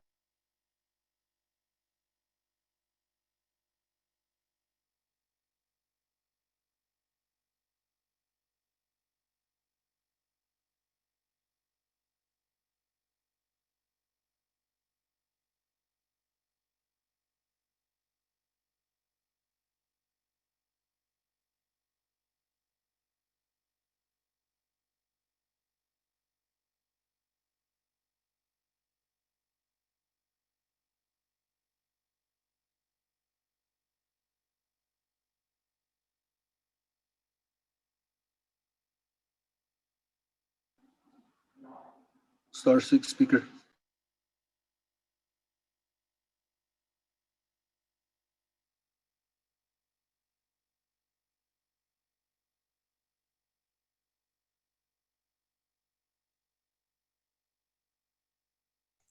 Thank you. Can you hear me? Yes, we can. All right. That, colleagues, any other comments, questions on amendment number 1?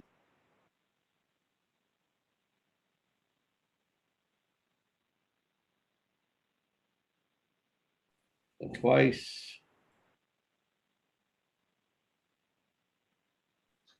3 times. Go to board on amendment number 1. Honorable Elmer Begay.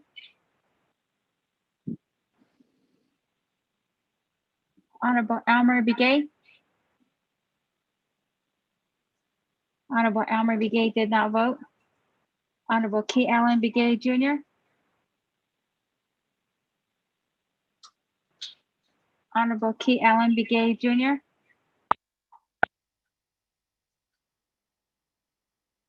Honorable Key Allen. Dr. Kell was green. Honorable Key Allen Begay Jr. votes green. Honorable Paul Begay. Honorable Paul Begay. Honorable Paul Begay did not vote. Elmer Honorable Begay votes Nathan- green.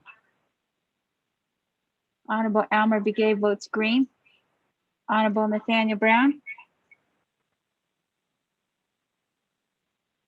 Honorable Nathaniel Brown. Honorable Nathaniel Brown did not vote. Honorable Eugenia Charles Newton.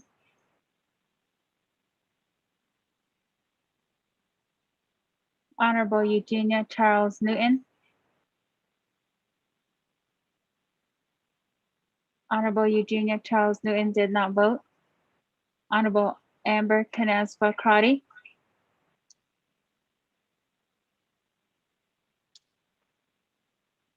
Honorable Amber Canespa Crotty. Honorable Amber Canespa Crotty did not vote.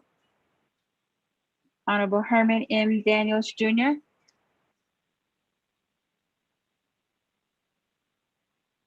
Honorable Herman M. Daniels Jr.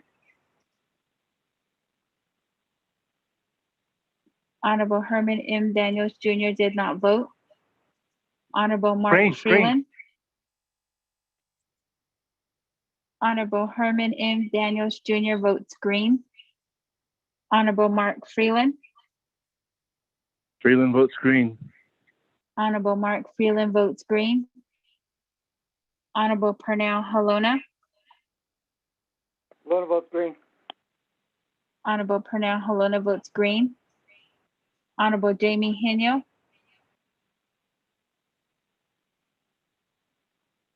Honorable Jamie Henyo.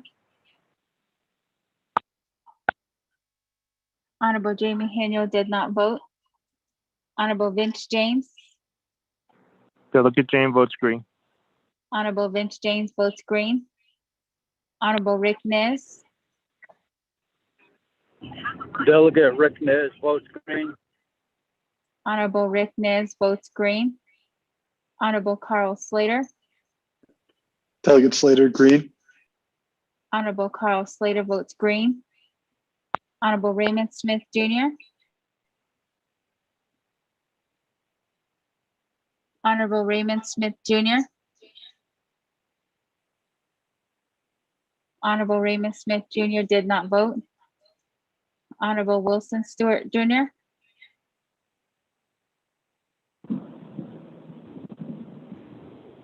Green. Honorable Wilson Stewart Jr., Green. Honorable Wilson Stewart Jr. votes green. Honorable Otto So, Otto So votes green. Honorable Otto So votes green. Honorable Charlene So, I vote green. Honorable Charlene So votes green. Honorable Daniel So, I vote green. Honorable Daniel So votes green. Honorable Eugene So, What is over here? Honorable Eugene So votes green. Honorable Thomas Walker Jr.,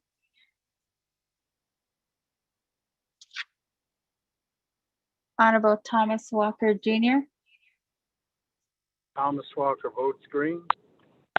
Honorable Thomas Walker Jr. votes green. Honorable Edison Wanika, Green. Honorable Edison Wanika votes green. Honorable Edmund Yazi, Green. Honorable Edmund Yazi votes green. Honorable Jimmy Yellowhair, I vote green. Thank you. Honorable Jimmy Yellowhair votes green. Going back up, Honorable Paul Begay, Honorable Paul Begay, Honorable Paul Begay did not vote. Honorable Nathaniel Brown, Honorable Nathaniel Brown, Delegate Brown votes green. Honorable Nathaniel Brown votes green. Honorable Eugenia Charles Newton, Charles Newton votes green. Honorable Eugenia Charles Newton votes green. Honorable Amber Canaspa Crotty,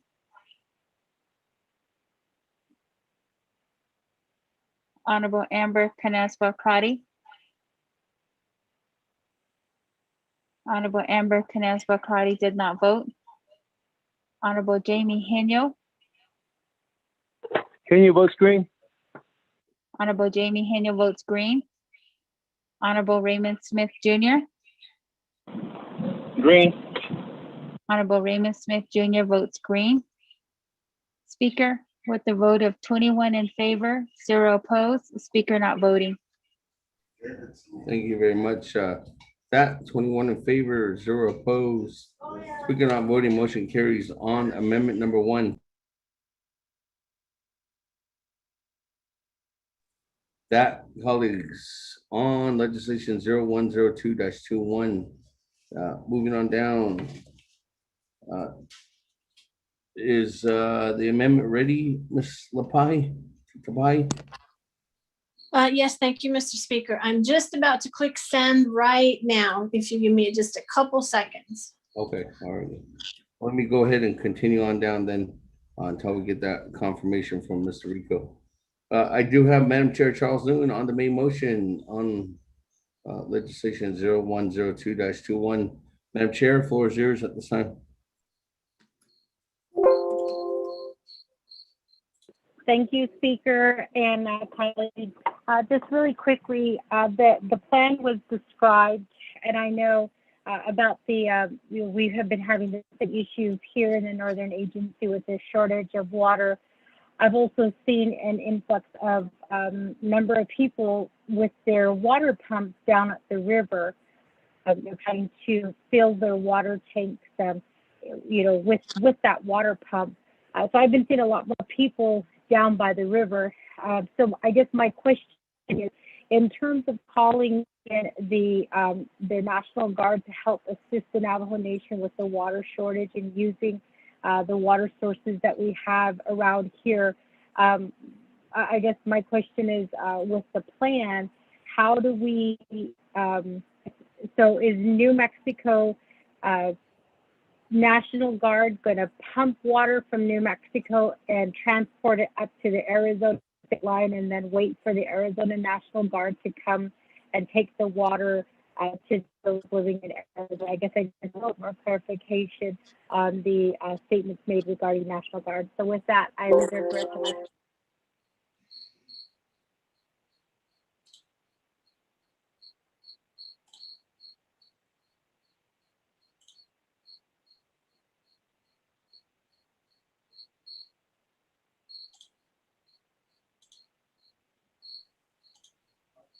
With that, Madam Chair's resolution, 2 minutes and 46 seconds.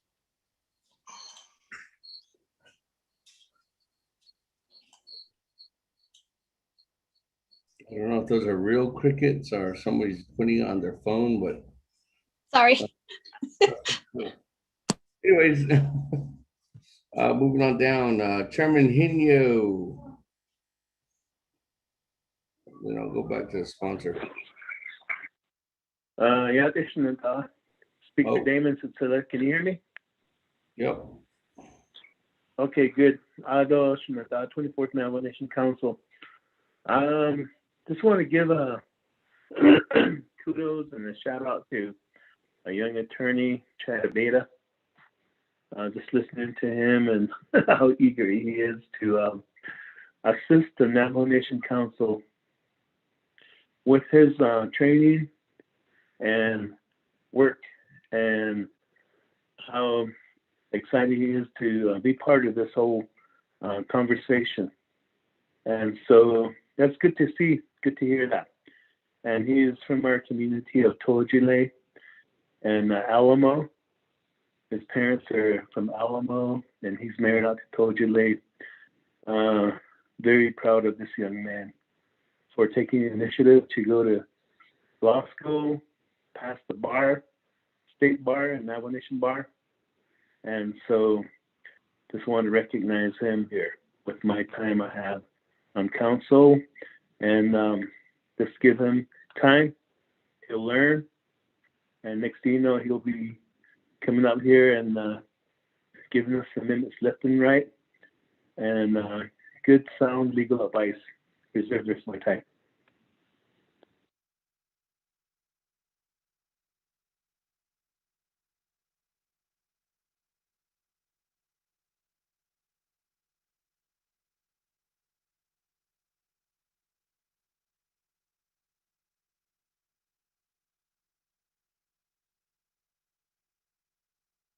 Thank you very much, Chairman. 3:36 on reserve time. That, moving on down, Honorable Elmer Begay, floor is yours.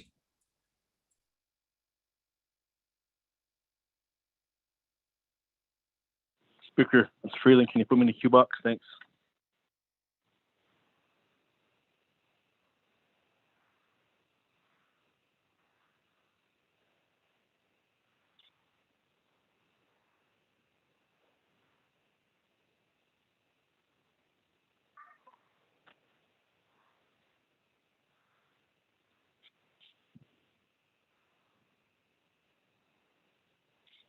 Speaker, can you hear me? Yes, Honorable Elmer Begay.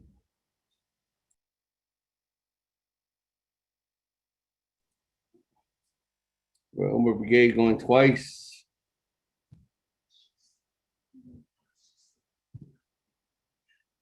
Elmer Begay going 3 times. That, moving on down, Honorable Speaker, Freeland. can you hear me? Floor is yours.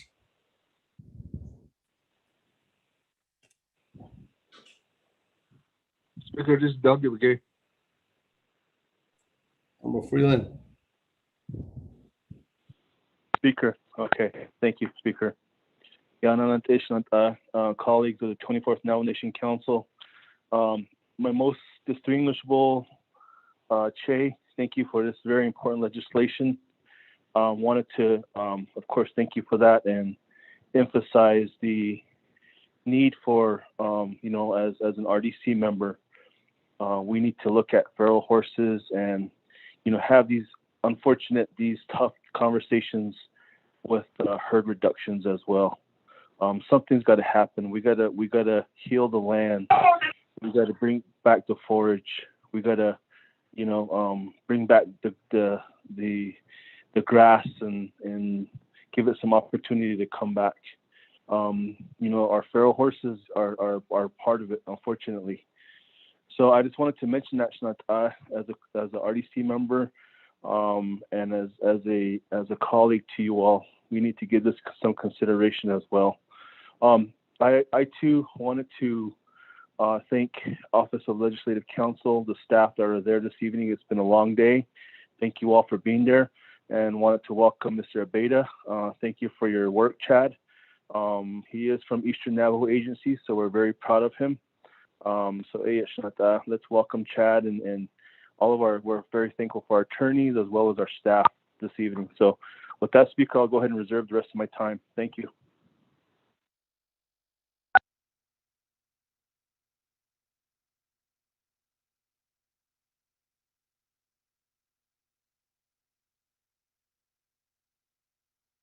All right, Honorable Freeland, 3 minutes and 35 seconds.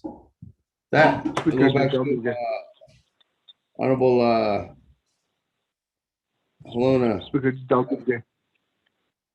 Yes, Honorable Gay, I'll come back to you. Okay. That, Honorable Chairman Daniel So for the questions. Thank you. Speaker, Otto, members of the 24th Navajo Nation Council, thank you for indulging this time to address this emergency legislation. Otto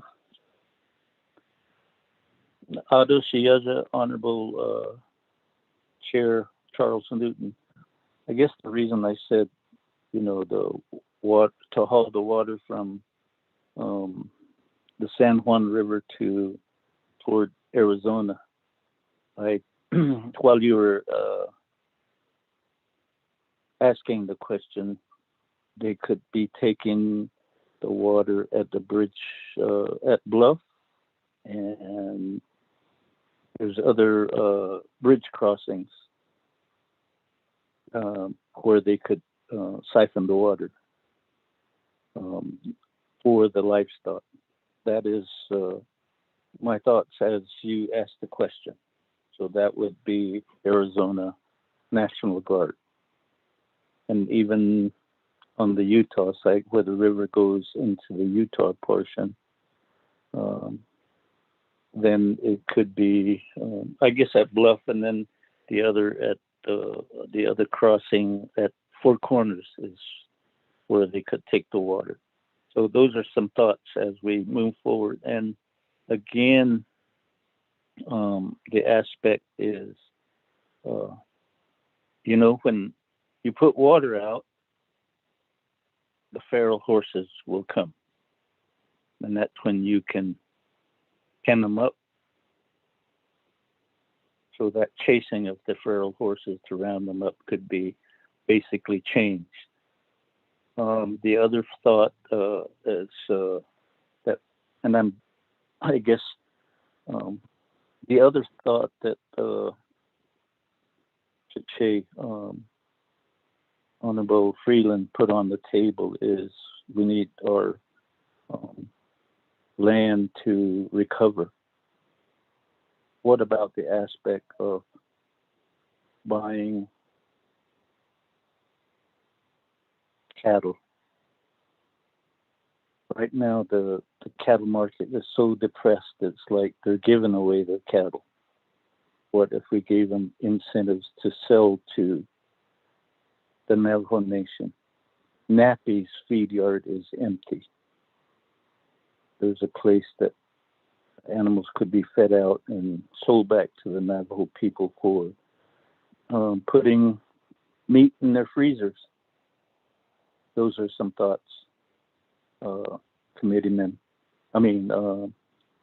Distinguished and honorable delegates of the Navajo Nation. Thank you for the opportunity to put some ideas out there that perhaps each member could run with. But the main intent is to get water to our people and to the animals that they so cherish. Thank you.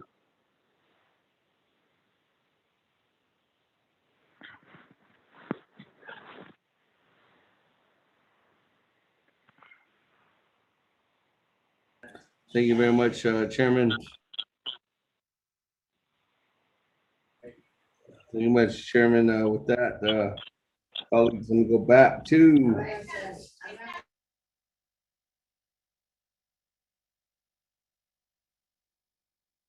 that. Going back to actually, no one has motioned the second amendment, so I don't have anybody in the queue. So, Madam Chair Charles Newton, reserve time 3 minutes 46 seconds. Come in the queue, Speaker. Also. Speaker, just don't get gay too. Oh, yes. Madam Chair, Charles Newton, let me go to new players. I did call on you, Honorable Elmer Brigade, but there was no response. So Honorable Elmer Brigade. And then I'll go to Honorable Otto. So Honorable Elmer Brigade, colleagues, time now is almost 10 o'clock, FYI. Thank you. Thank you, Speaker. I don't know that 现在都学会到的Delegate Danielson for this legislation. I wrote I sent an amendment to Dana, and the response is that she said she gave it to Mariana Khan with the legislative council office, but I haven't received any response from her yet. But I just wanted to say this. I don't know if Dana, do you still have it? It's regarding the right now if we're declaring a drought, we have the problem with the construction workers here in Dakhan as far as with NTA constructing a new substation and then the new hospital. We have a lot of contractors that are coming in and taking all the livestock water from these water.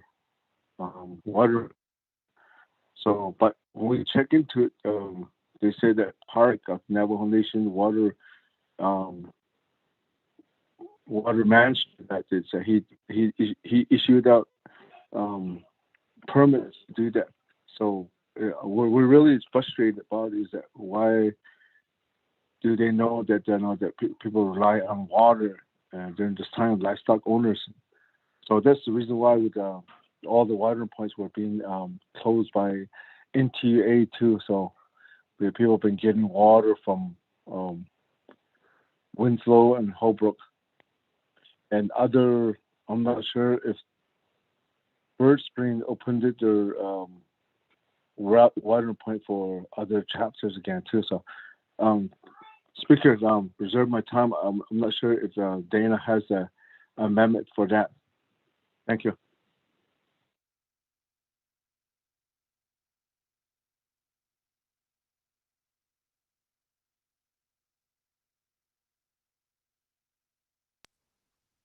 Thank you. That colleagues, reserve time at 2 minutes and 52 seconds. My little piece of paper is running out of space. Moving on down, Vice Chair. Armada, so floor is yours. Yeah, you guys hear me?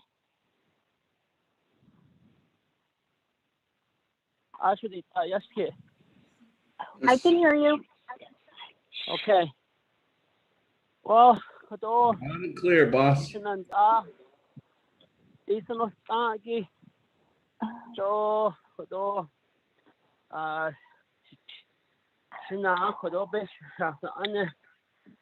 did and Jindo Arjun Hadiki Mr. So yeah there's Ani Hadoni so Ani hope but the Tahiye Lego dice go Ado but I don't really wrap my hands I can't get my hands around this thing is that the Navajo Nation, we know that we come to a drought season.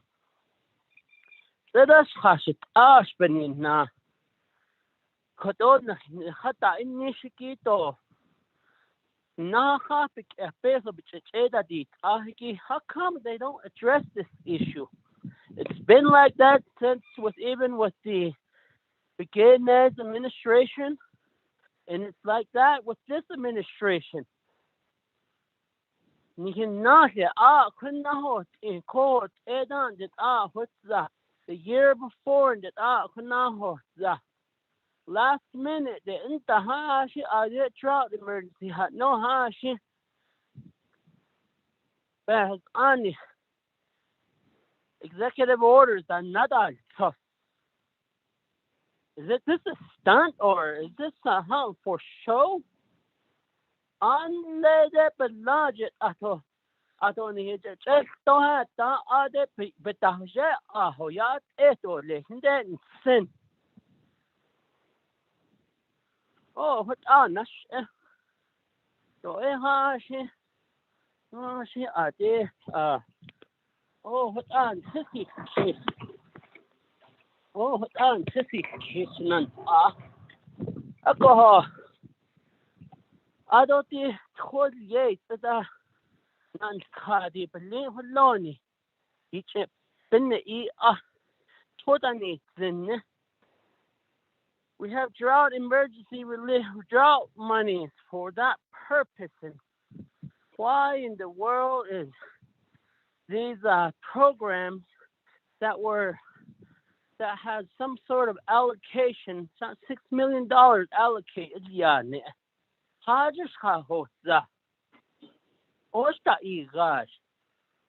think our programs are asleep at the wheel on this issue. We have about $70 million in the drought forge, the drought insurance. Hot ego goes peso, hello goes codoche, do be hotet after. Oba, oh, sissy kiss. I don't think that Kadiki Lady Kita Ige. I thought there's some ranchers that are reducing at this time. And I like the term of giving them incentives in Nachaeg Balink Kita Ige. And that's supporting stock reduction willingly. I don't that whether it's a cow or whether it's a horse. And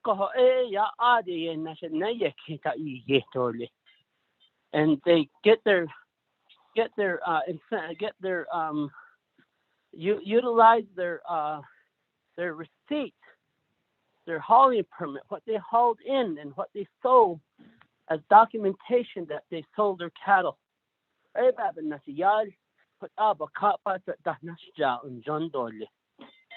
don't think that na hapik na droshi what kagi tally permit and not in but not droshi holoni na kadi bik so ahadi kadi Johnson.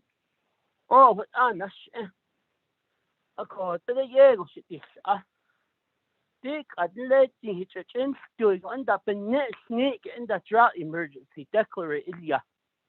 Don't in lady that been yes at the hashtag net on city case. Every year and that had it out of it not. I really don't know what's wrong with the administration, but this is a function that the administration has. They are supposed to prepare the nation for this. Nick, oh, hard to see now, not all that. Alcohol, oh, nash, the she or she's photo it happened again now. Oh, what Nash? Oh, what let Ensign. Could they yet the never now? You know, get off of those photo ops and let's get to work. Onsen. And now, she had the Konana, Kodana, Shakodi, Nachnet or the Schneider. Oh, Quananish, oh, Quananish, and he did the vacation, the other idea should change the other Yego, Hale, Ego, Lae, administration, hit the dog. We as council, we only have two authorities. It's to legislate laws and to appropriate funding. The execution of the authority of the executive branch is to execute these policies, these procedures. Nick do you get do that take a ho hit the car and do that ziki kita overta shgajna no catch yani ka o then later overta just shgajna no what about or dancing. And I really appreciate this legislation asking the states to issue a drought emergency for the Navajo people. Yeah, got Nahot additional onsen. She thought what they never leave her long. Yeah, but the toy you didn't let out of toy don't need to touch from egg toy you didn't let. Has I see ego, but that's a deal. What the yeah. Thank you much, Honorable Otto. So, for those comments. That, colleagues, let me go back. I don't have anybody else. I don't think there was a question. Back to the sponsor. Is there any more comments? Not. Let me go back to Madam Chair Charles Newton. Reserve time 3 minutes 46 seconds. Thank you, Speaker Damon. I don't have any other questions, so I'm going to go ahead and give the rest of my time to Shitsuri Honorable Otto. Thank you. Honorable Otto. So with that,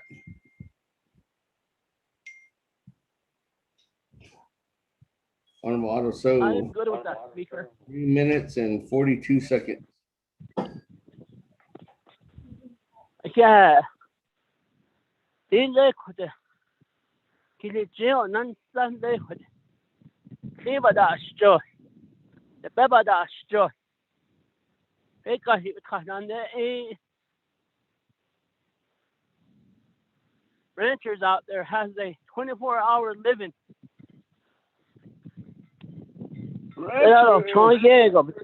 Not this jig. I don't know could all the copy has only so sticky. Could only hit it and saw how the so they had it egon cut off. I did that the dog sick ade and saw how the so they. A court did the bed not late. I think that the caution and maybe if the president signs request into law, let's get the chairmen all together and let's go visit each state. I shown it up the no artist, not they had it ego topics with the other these kids. Abo net, a job at a house, coco. I didn't saw how that was so then hit a hador sent off. The kids aren't no lessons. I did even Yabani. We know that we have other state issues that need to be addressed, but if we get in unison from every committee to visit the state and sit down and the drought, the Kihari, the Quapen, Cardo, was a short. The hair thought a cut and it the hair thought a cut. And I so hard is a ya. The net that all. Ben night, hard as a Ben ha hot, it don't put the hot up and ha hot with the dot me. Even now, hot up. Oh, trying to know that he's not the barn many, I think. They cost cover on the hard at the base. And I think we really need to sit back down in the legislative forum and the legislative discussion with the executive branch to look at the feral horse issue, to look at the aspect of is it economical to have horses or cattle? How do I yo, isn't it? Wait,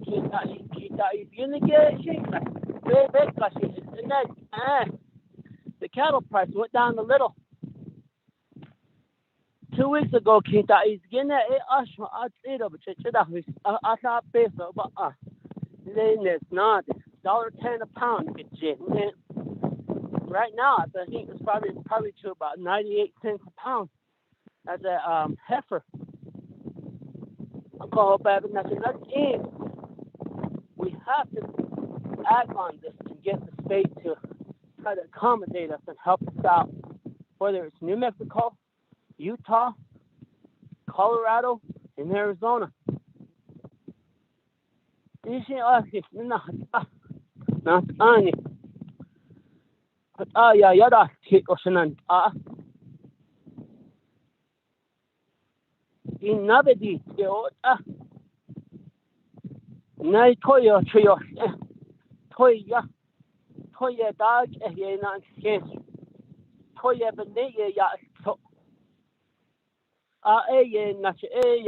Time. Yeah, I can get claro, yeah. Ata hadya. Aneri ba hajishkelo listen. Aun so yeah. Thank you, Honorable. So Open the queue. that, colleagues, there is still a option for additional amendment.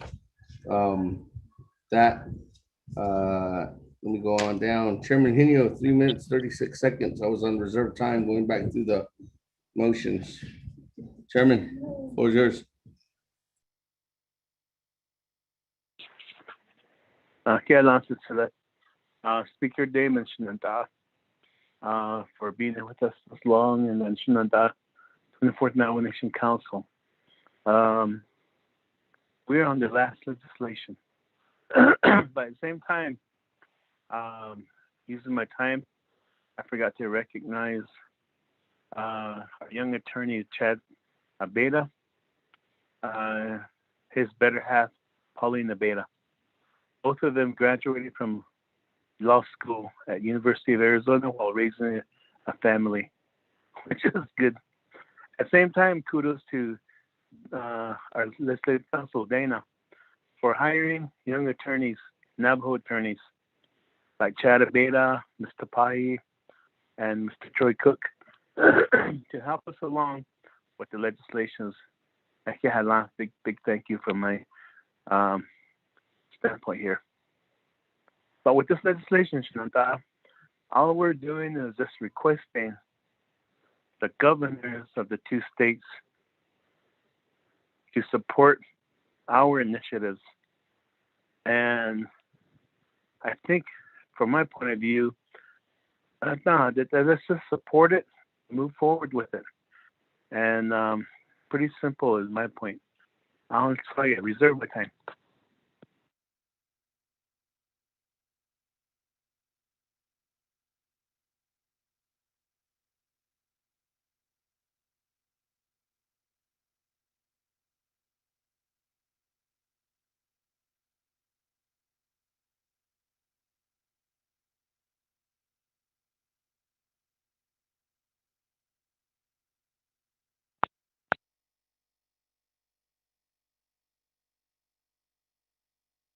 With that, colleagues, thank you.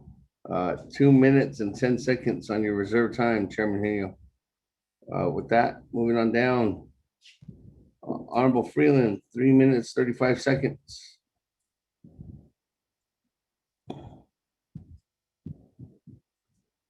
Good evening, Yana Natation, Speaker, colleagues of 24th Navigation Council. Thank you for Shana for remembering Pauline as well, and they are very, very unique individuals. So thank you for them returning and coming home. Colleagues, one point I wanted to mention, RDC had an opportunity to hear from Navajo Fish and Wildlife, and what we wanted to do is hear about the drought, the climate change mitigation plan, and we already have a resource at hand in front of us, and we wanted to take an opportunity for us to really think about, maybe getting a presentation from Fish and Wildlife on this mitigation plan. It was something that we passed as a 24th council when we came into office in 2019. So I would highly recommend for us to take a look at this plan, maybe get a presentation from Navajo Fish and Wildlife.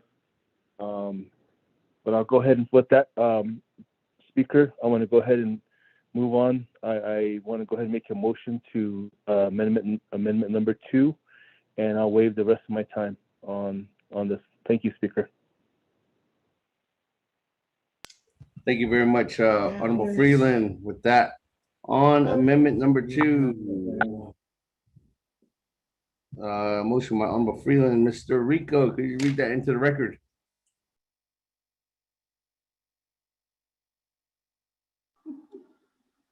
Good evening, Mr. Speaker, members of 24th Navigation Council. Amendment number 2, on page 1, lines 11 to 14, make the following changes. Relating to an emergency for the Navajo Nation, overstrike requesting the governors of the states of Arizona, New Mexico, and Utah to declare states of emergency for the drought occurring across the Southwest and overstrike.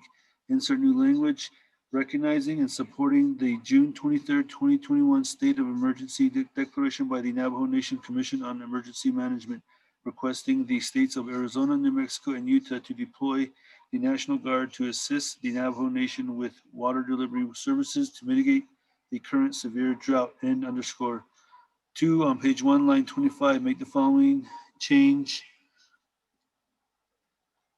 The Navajo Nation entire domestic water systems are down completely.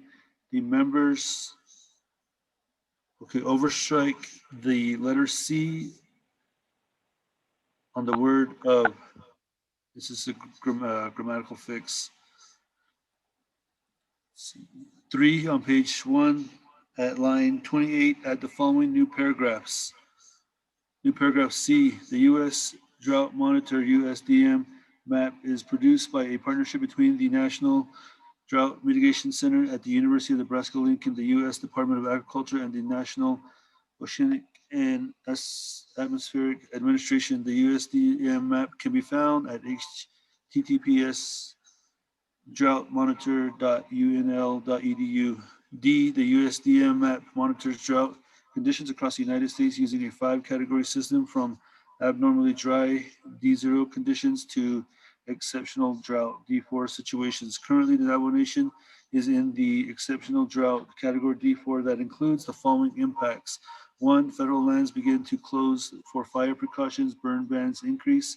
2, no surface water is left for agriculture. Farmers use private wells. 3, lakes, ponds, rivers, and streams are dry. Under category D3, livestock do not have adequate water and ranching operations are affected. The nation has surpassed category D3. E, on June 25th, 2021, the Navajo Nation Commission on Emergency Management, in concurrence with the President and Vice President of the Navajo Nation, reaffirmed the drought declaration state of emergency on the Navajo Nation that was issued in 2018. At that time, according to the USDM map, the Navajo Nation was in category D3. Alarmingly, the USDM map now indicates the Navajo Nation to be in category D4. F, on Friday, June 25th, 2021, President Nez and Vice President Lizer were joined by 24th Navajo Nation Council Speaker Damon and Navajo Nation Chief Justice Joanne B. Jane for a virtual opening ceremony and proclamation signing ceremony for the Navajo Nation Days of Prayer. The declaration offers prayers for rain, moisture for our people, livestock agriculture for the current drought experienced by the Navajo Nation, and the healing of Navajo communities as we recover from the COVID-19 pandemic. G, the current exceptional drought conditions have created significant shortages of water and range feed for livestock, as well as lack of water for agriculture uses. The exceptional drought has also caused severe shortage of water for all communities across the Navajo Nation. H, New Mexico has experienced an extended drought since January 2018. As a result, on December 9, 2020, the governor of New Mexico issued Executive Order 2020-084 drought declaration. The governor's order allows proper state agencies to take action to mitigate the drought in New Mexico. Furthermore, on June 14, 2021, the governor declared a drought and severe fire conditions throughout the state of New Mexico. See Executive Order 2021-28. I also, as a result of the widespread drought on May 13, 2021, the governor of Utah issued a new executive order declaring a state of emergency across the state due to continued serious drought conditions in Utah. The order allows the emergency operations plan and the state drought response plan, which were activated on March 17, 2021. J, on June 8, 2021, the Arizona Governor's Drought Interagency Coordinating Group recommended that the state's previous drought emergency declaration, PCA 99006, and drought declaration for the state of Arizona, Executive Order 2007-10, remain in place and underscore. 4, page 2, lines 1 through 3, make the following changes.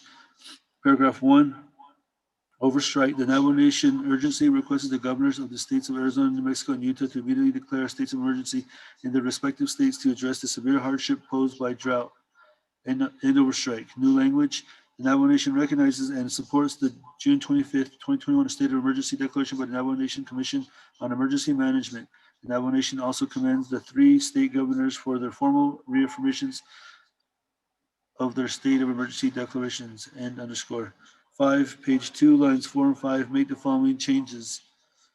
Paragraph 2, the Navajo Nation overstrike further requests that overstrike upon the issuance of states of emergency that and overstrike the governors, insert new language underscore of Arizona, New Mexico, and Utah immediately and underscore deploy the National Guard to assist the residents of the Navajo Nation. Mr. Speaker.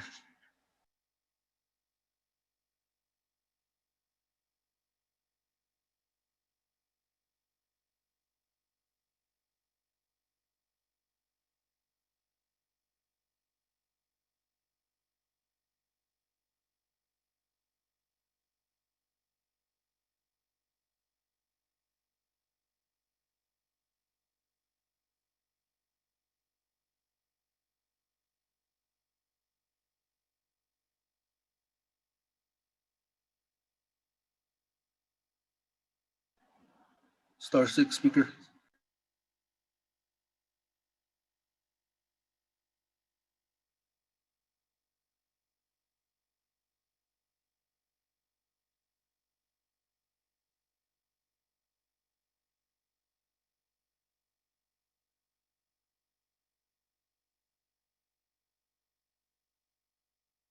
Thank you very much. With that, Honorable Freeland's motion, is there a second?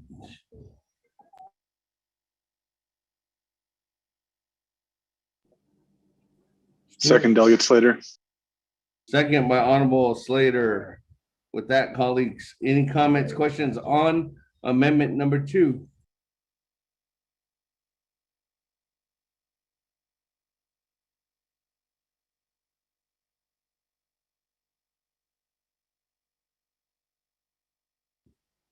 Going twice. Going 3 times. Let's go to board on amendment number 2. Honorable Elmer Begay, I vote green. Honorable Elmer Begay votes green. Honorable Key Allen Begay Jr., Key Allen votes green. Thank you. Honorable Key Allen Begay Jr. votes green. Honorable Paul Begay, Delegate Begay votes green. Honorable Paul Begay votes green. Honorable Nathaniel Brown, Delegate Brown votes green. Honorable Nathaniel Brown votes green. Honorable Eugenia Charles Newton. Charles Newton votes green. Honorable Eugenia Charles Newton votes green.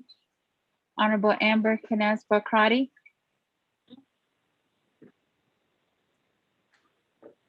Honorable Amber Canes Bakrati. Honorable Amber Canes Bakrati did not vote. Honorable Herman M. Daniels Jr. Green. Honorable Herman M. Daniels Jr. votes green. Honorable Mark Freeland. Green. Honorable Mark Freeland votes green. Honorable Pernell Halona. Lona votes green. Honorable Pernell Halona votes green. Honorable Jamie Henyo. Hay votes green. Honorable Jamie Henyo votes green. Honorable Vince James.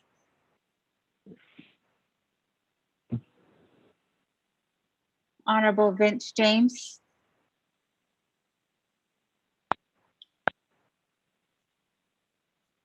Honorable Vince James did not vote. Honorable Rick Nez. Delegate Rick Nez votes green. Honorable Rick Nez votes green. Honorable Carl Slater. Delegate Slater, green. Honorable Carl Slater votes green. Honorable Raymond Smith Jr. Green. Honorable Raymond Smith Jr. votes green. Honorable Wilson Stewart Jr. Green. Honorable Wilson Stewart Jr. votes green. Honorable Otto So.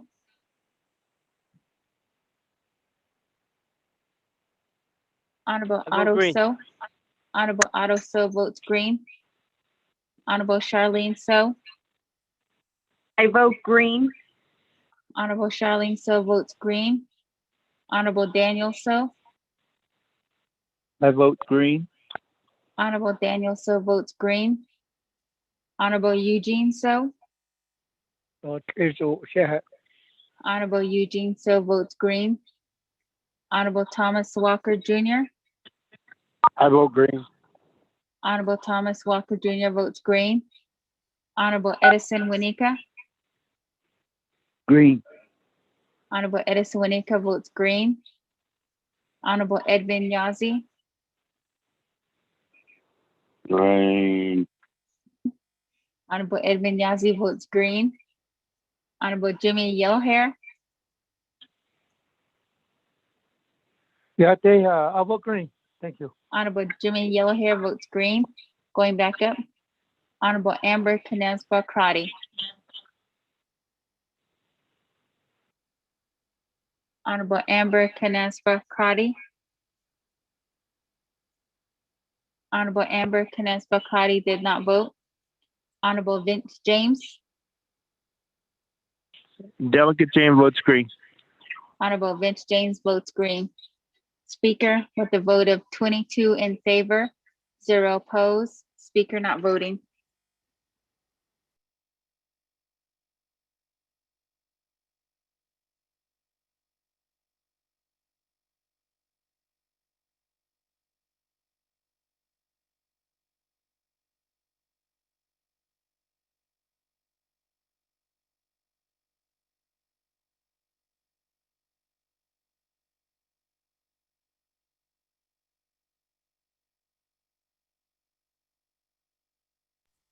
Thank you very much, colleagues. With that, on amendment number 2, 22 in favor, 0 opposed. Speaker not voting, motion carries. With that, let's go back to the main motion. We do have honorable, as I don't have anybody else in the queue right now,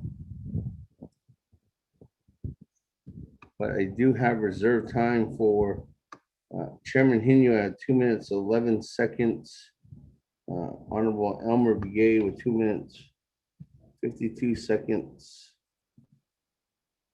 So let me go to Chairman Henyo, 2 minutes, 10 seconds.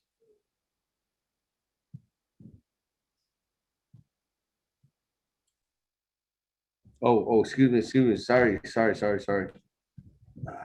late in the hour. Before I go back to reserve time, we did have a new colleague that wanted to speak.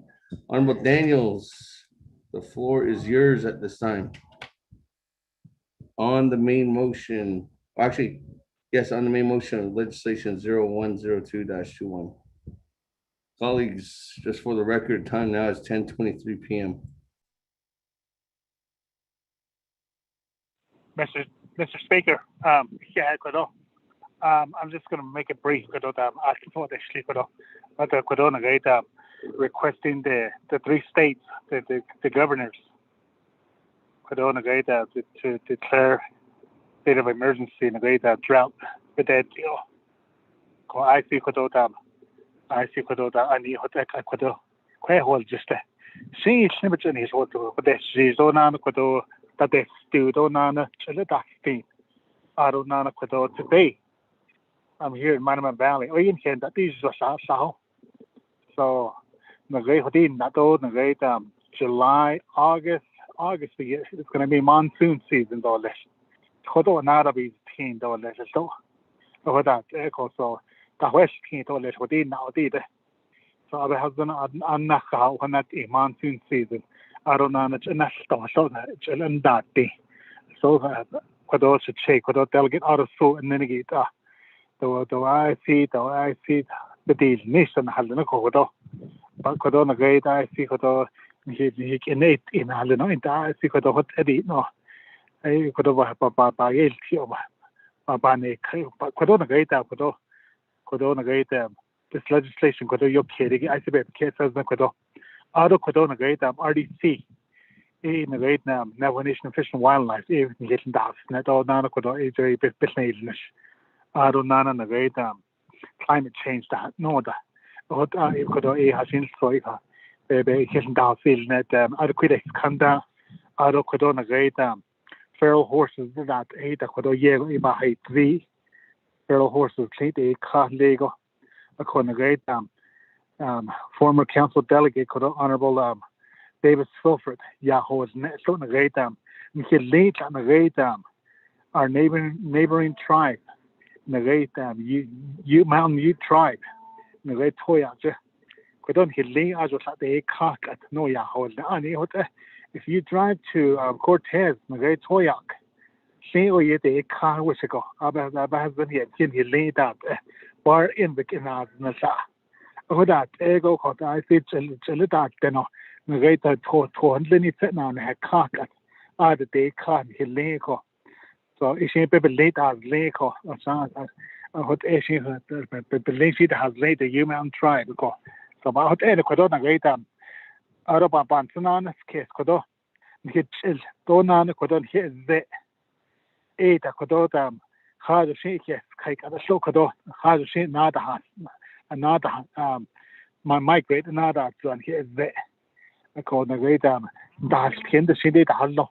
I don't know tuna Kiribani so did according to Sazenigate other question that because it's not a JD that Edibana so clear lay hard to your car 2 o'clock in the morning at a tuna Shavana shot or did Maria I knew and at the watering point Maria in Goulding, Monument Valley. Oh, you can't even that 2 o'clock in the morning.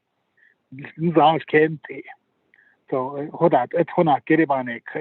But reaching out to the states, the 3 states, I see the case as the could halt so that is I am you can't do I don't know a bit deals necessary to help our Navajo people could on a great tweet and Liniki don't know could not close by the Hadlonigi to halt for which $1 every day in hello. So it is Yakodon, I see Baba street or Kodo, Mr. Speaker, thank you very much.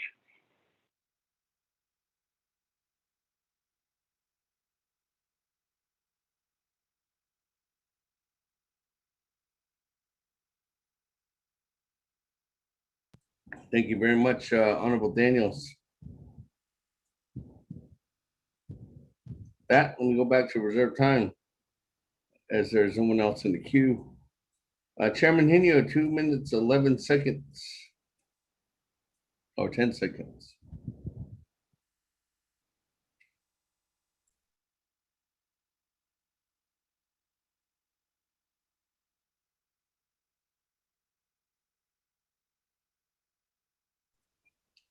Chairman Henio?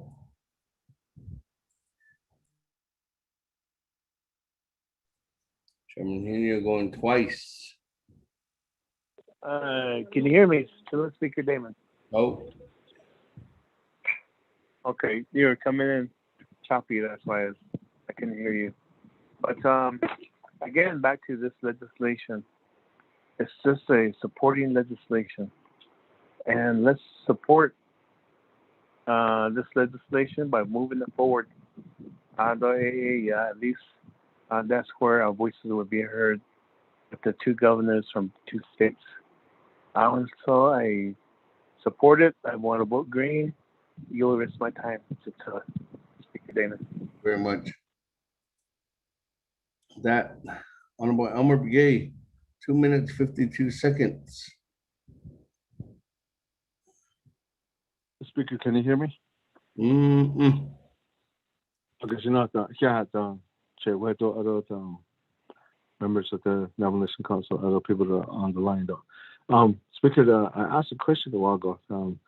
There's nobody that responded back to me on the amendment that I made, and I emailed it to Dana and Chief Legislative Council and the staff there called. I haven't get it yet, but so forwarded. I wanted to. It's just a small amendment that I wanted to do. I'm not sure if it's going to be. It's just asking to include a provision that would temporarily suspend all commercial water leases or permit during the duration of the emergency orders. That's what I wanted to put in there, because we noticed that the Navajo Nation Water Code and Water Management, they're issuing water permits for contractors hauling water from these livestock wells in our area. Speaker, reserve my time.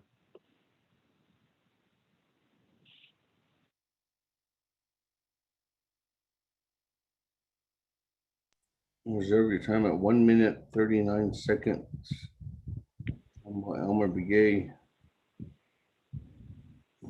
Okay, I'm a little confused. So you're wanting to put forth a measure while their emergency legislations are in place, but this legislation or the legislation that we passed earlier, 0104, rescinded the all emergency legislations.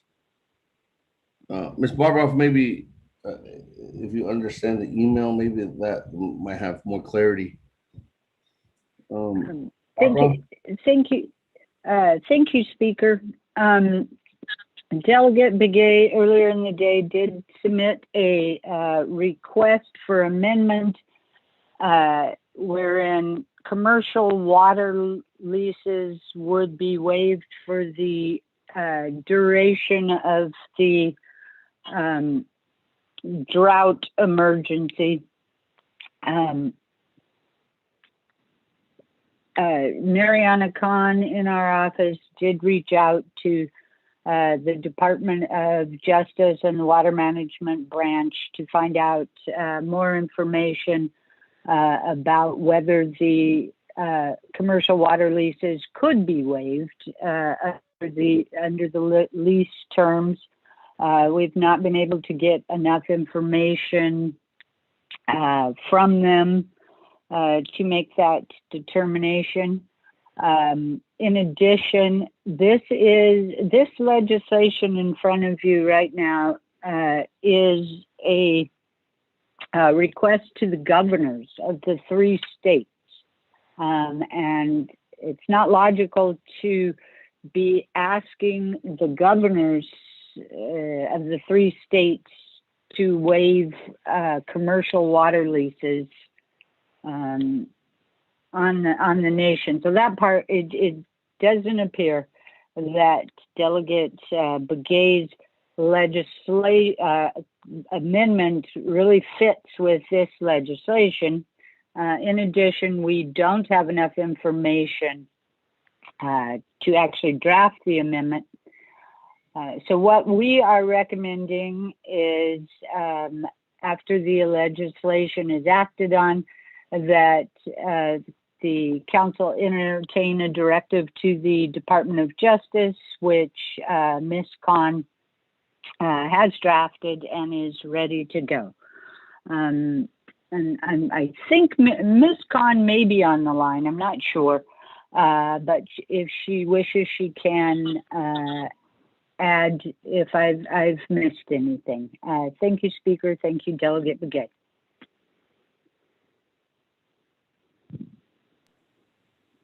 Thank you. With that, Mr. Speaker, I am on the line. okay. Mariana Cohn is here.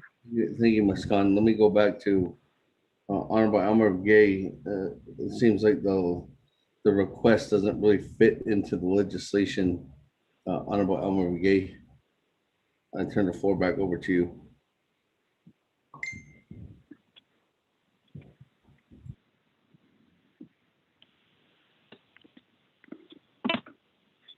Speaker, I think I can go with the recommendation.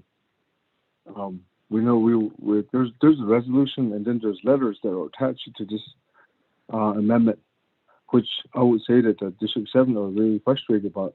This contractor doesn't, they don't listen to us, and they said they have permits, and that's what you don't want to. If you're out here, if you have livestock, and this is the water that you're saving. These contracts are coming with big 2,000 gallon tanks, and they would just they'll show you a permit. And they take all your water.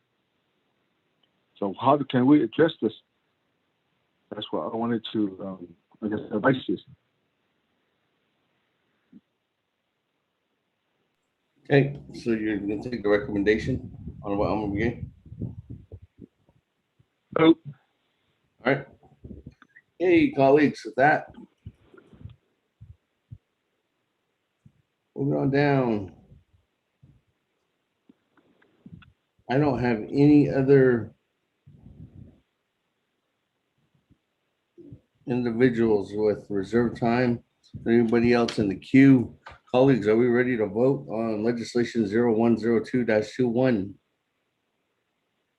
Speaker, can we hear from Mary Anacon, see what she says on it?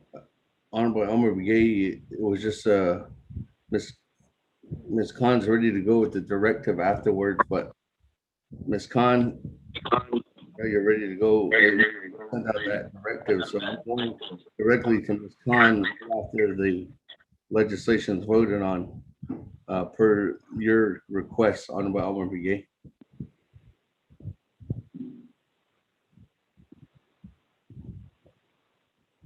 Point of order, Speaker. Point of order, Chairman Daniel So. We're requesting the governors to declare emergencies and to deploy the National Guard. What my daddy, Elmer Begay, is talking about is water permit. Totally outside the realm of this particular legislation.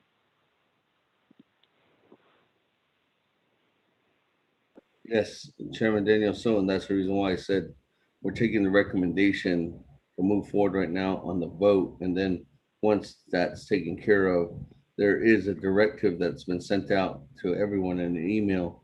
Honorable Elmer Begay, I'm going to go to after the vote is taken, and he's going to motion for a directive at that time. So that was the deciding factor.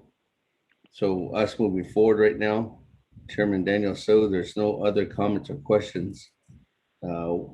If there's no response, from anybody or anybody that hasn't spoken on legislation who is eligible to speak, we can go ahead and move forward with the vote. So colleagues, on legislation 0102-21, is there any further comments or questions?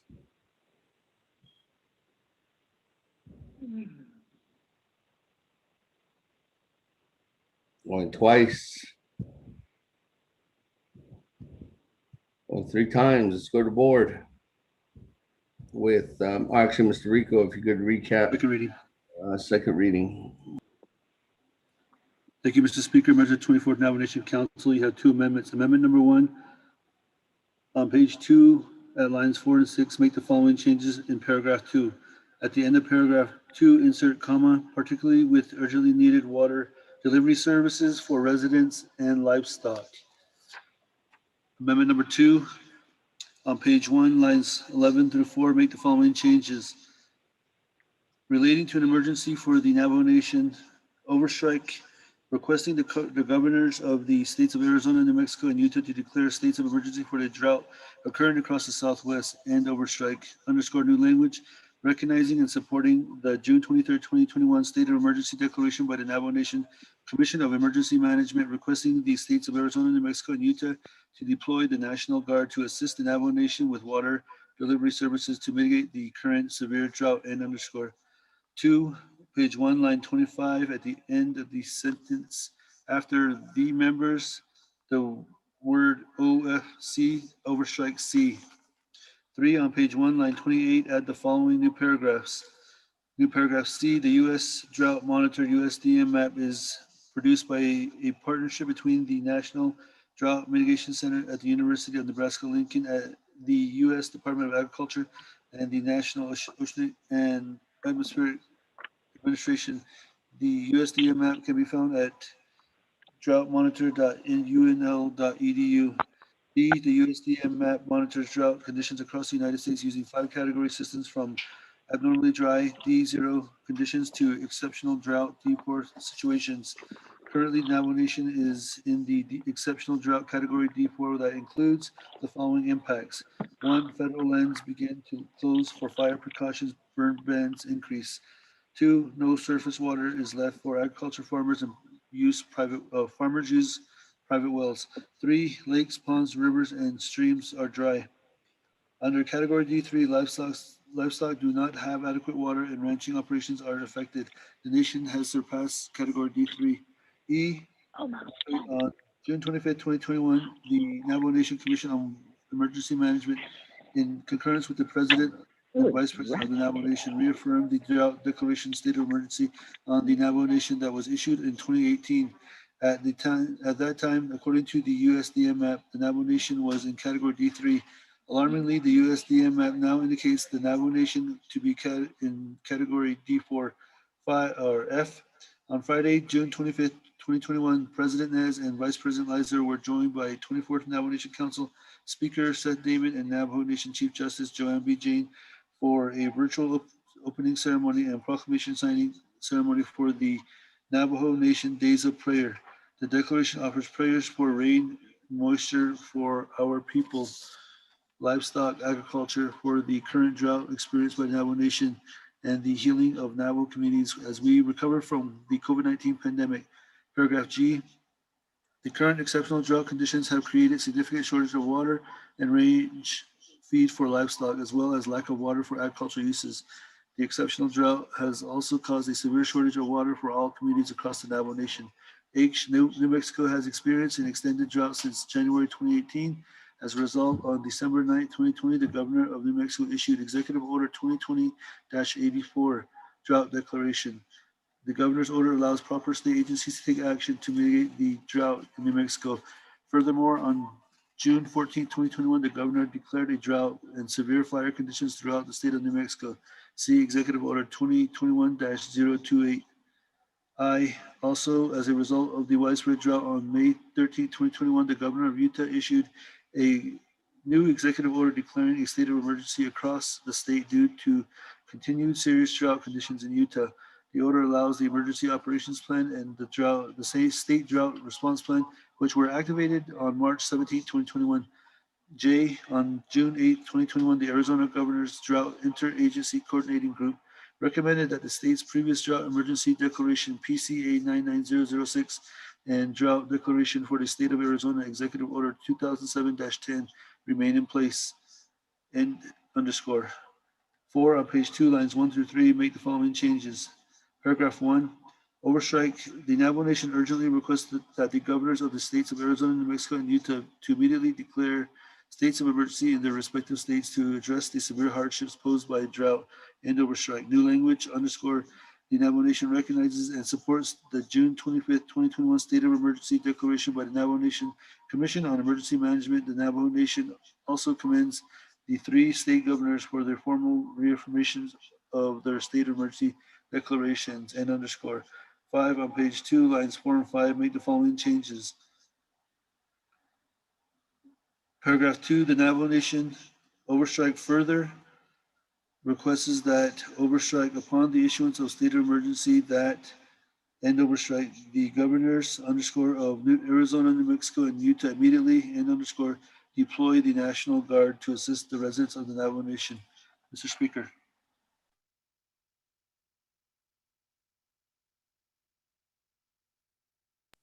Thank you very much. With that, motion, and we do have on legislation 0102-21 with 2 amendments. Colleagues, let's go to the board. Let's vote. Honorable Elmer Begay.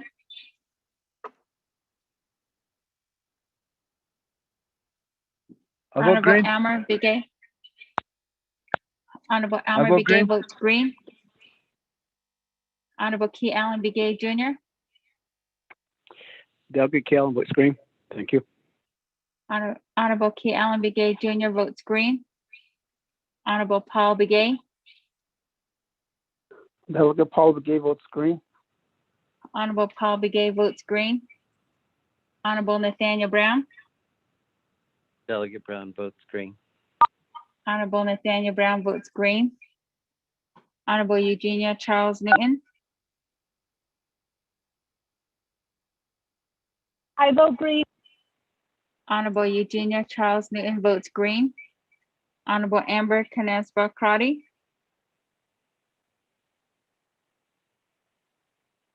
Honorable Amber Canespa Crotty.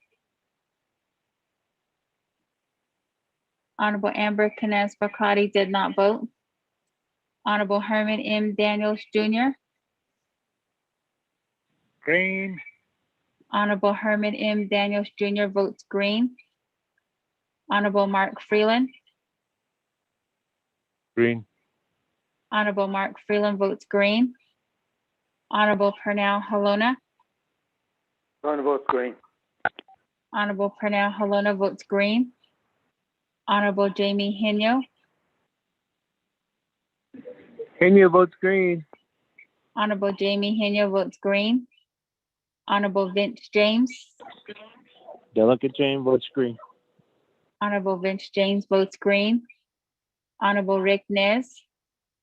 Delegate Rick Nez votes green. Honorable Rick Nez votes green.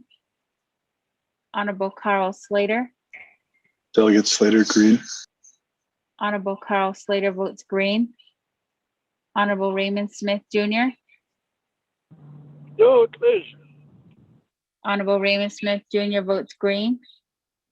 Honorable Wilson Stewart Jr. Green. Honorable Wilson Stewart Jr. votes green.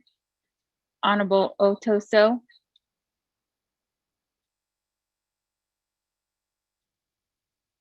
Honorable Otto So votes green.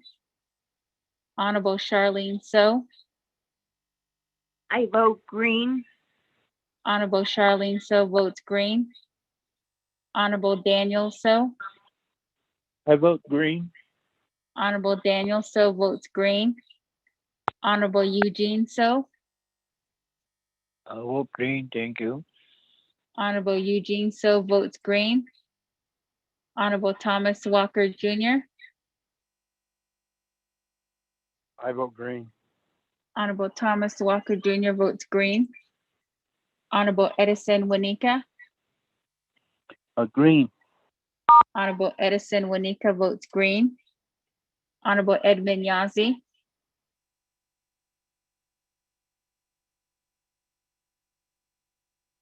Honorable Edmund Yazzie.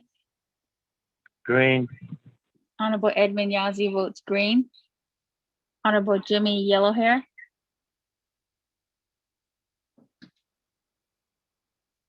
Honorable Jimmy Yellowhair. Honorable Jimmy Yellowhair did not vote. Going back up. Honorable Amber Canespa Crotty. Honorable Amber Canespa Crotty. Honorable Amber Canespa Crotty did not vote. Honorable Jimmy Yellowhair. Honorable Jimmy Yellowhair. Honorable Jimmy Yellowhair did not vote. Speaker, with a vote of 21 in favor, 0 opposed, speaker not voting.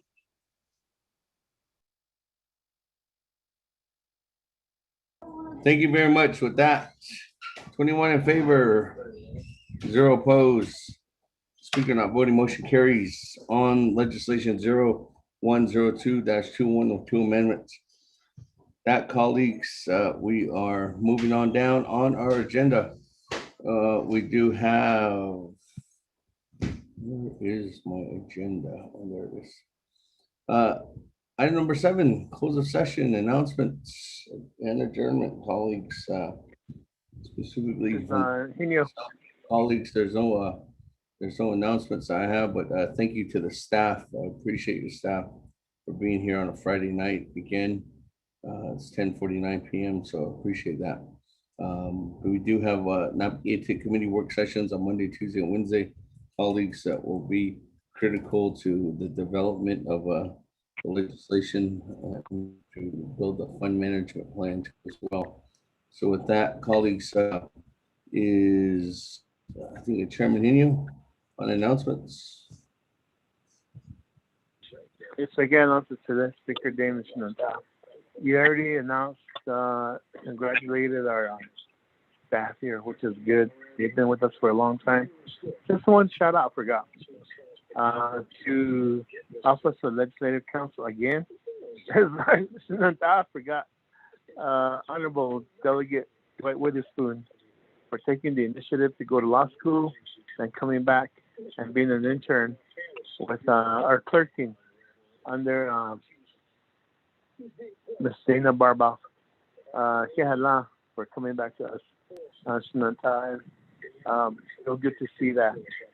That's it. Thank you, Speaker Dana. Thank you very much. Yes, if I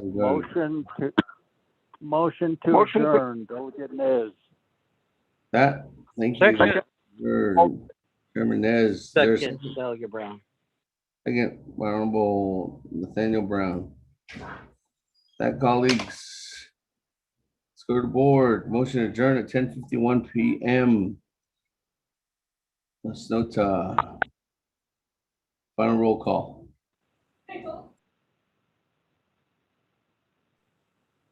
Honorable Almer Begay. I'll vote green. Honorable Almer Begay votes green. Honorable Key Allen Begay Jr. Delegate Calvin Gay Jr. votes green. Thank you. Honorable Key Allen Begay Jr. votes green. Honorable Paul Begay. Delegate Paul Begay votes green. Honorable Paul Begay votes green. Honorable Nathaniel Brown.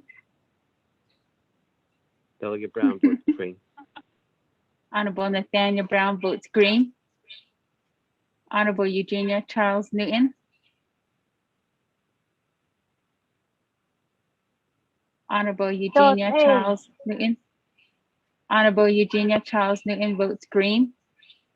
Honorable Amber Canespa Crotty. Honorable Amber Canespa Crotty. Honorable Amber Canespa Crotty did not vote. Honorable Herman M. Daniels Jr. Honorable Herman M. Daniels Jr. Great. Honorable Herman M. Daniels Jr. votes green. Honorable Mark Freeland. Green. Honorable Mark Freeland votes green. Honorable Pernell Halona. Horner votes green. Honorable Pernell Halona votes green. Honorable Jamie Henyo. Nahina votes green. Honorable Jamie Henyo votes green. Honorable Vince James. Delegate James votes green. Honorable Vince James votes green. Honorable Rick Nez. Delegate Rick Nez votes green, and thank you, staff. Honorable Rick Nez votes green. Honorable Carl Slater. Delegate Slater, green. Honorable Carl Slater votes green. Honorable Raymond Smith Jr. Green. Honorable Raymond Smith Jr. votes green. Honorable Wilson Stewart Jr. Green. Honorable Wilson Stewart Jr. votes green. Honorable Otto So. I vote green. Honorable Otto So votes green. Honorable Charlene So. I vote green. Honorable Charlene So votes green. Honorable Daniel So. I vote green. Honorable Daniel So votes green. Honorable Eugene So. Oh, that is, thank you. Honorable Eugene So votes green. Honorable Thomas Walker Jr.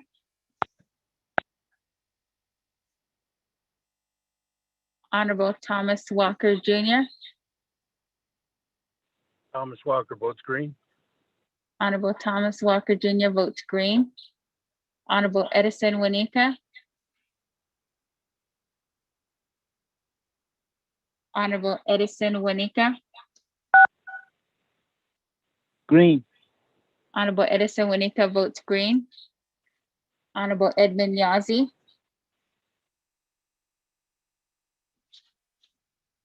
Honorable Edmund Yazi. Honorable Edmund Yazi did not vote. Honorable Jimmy Yellowhair. Honorable Jimmy Yellowhair. Honorable Jimmy Yellowhair did not vote. Going back up. Honorable Amber Canesba Crotty. Honorable Amber Canesba Crotty. Honorable Amber Canesba Crotty did not vote. Honorable Edmund Yazi. Honorable Edmund Yazi. Honorable Edmund Yazi did not vote. Honorable Jimmy Yellowhair. Honorable Jimmy Yellowhair. Honorable Jimmy Yellowhair did not vote. Speaker, with a vote of 20 in favor, 0 opposed, speaker not voting.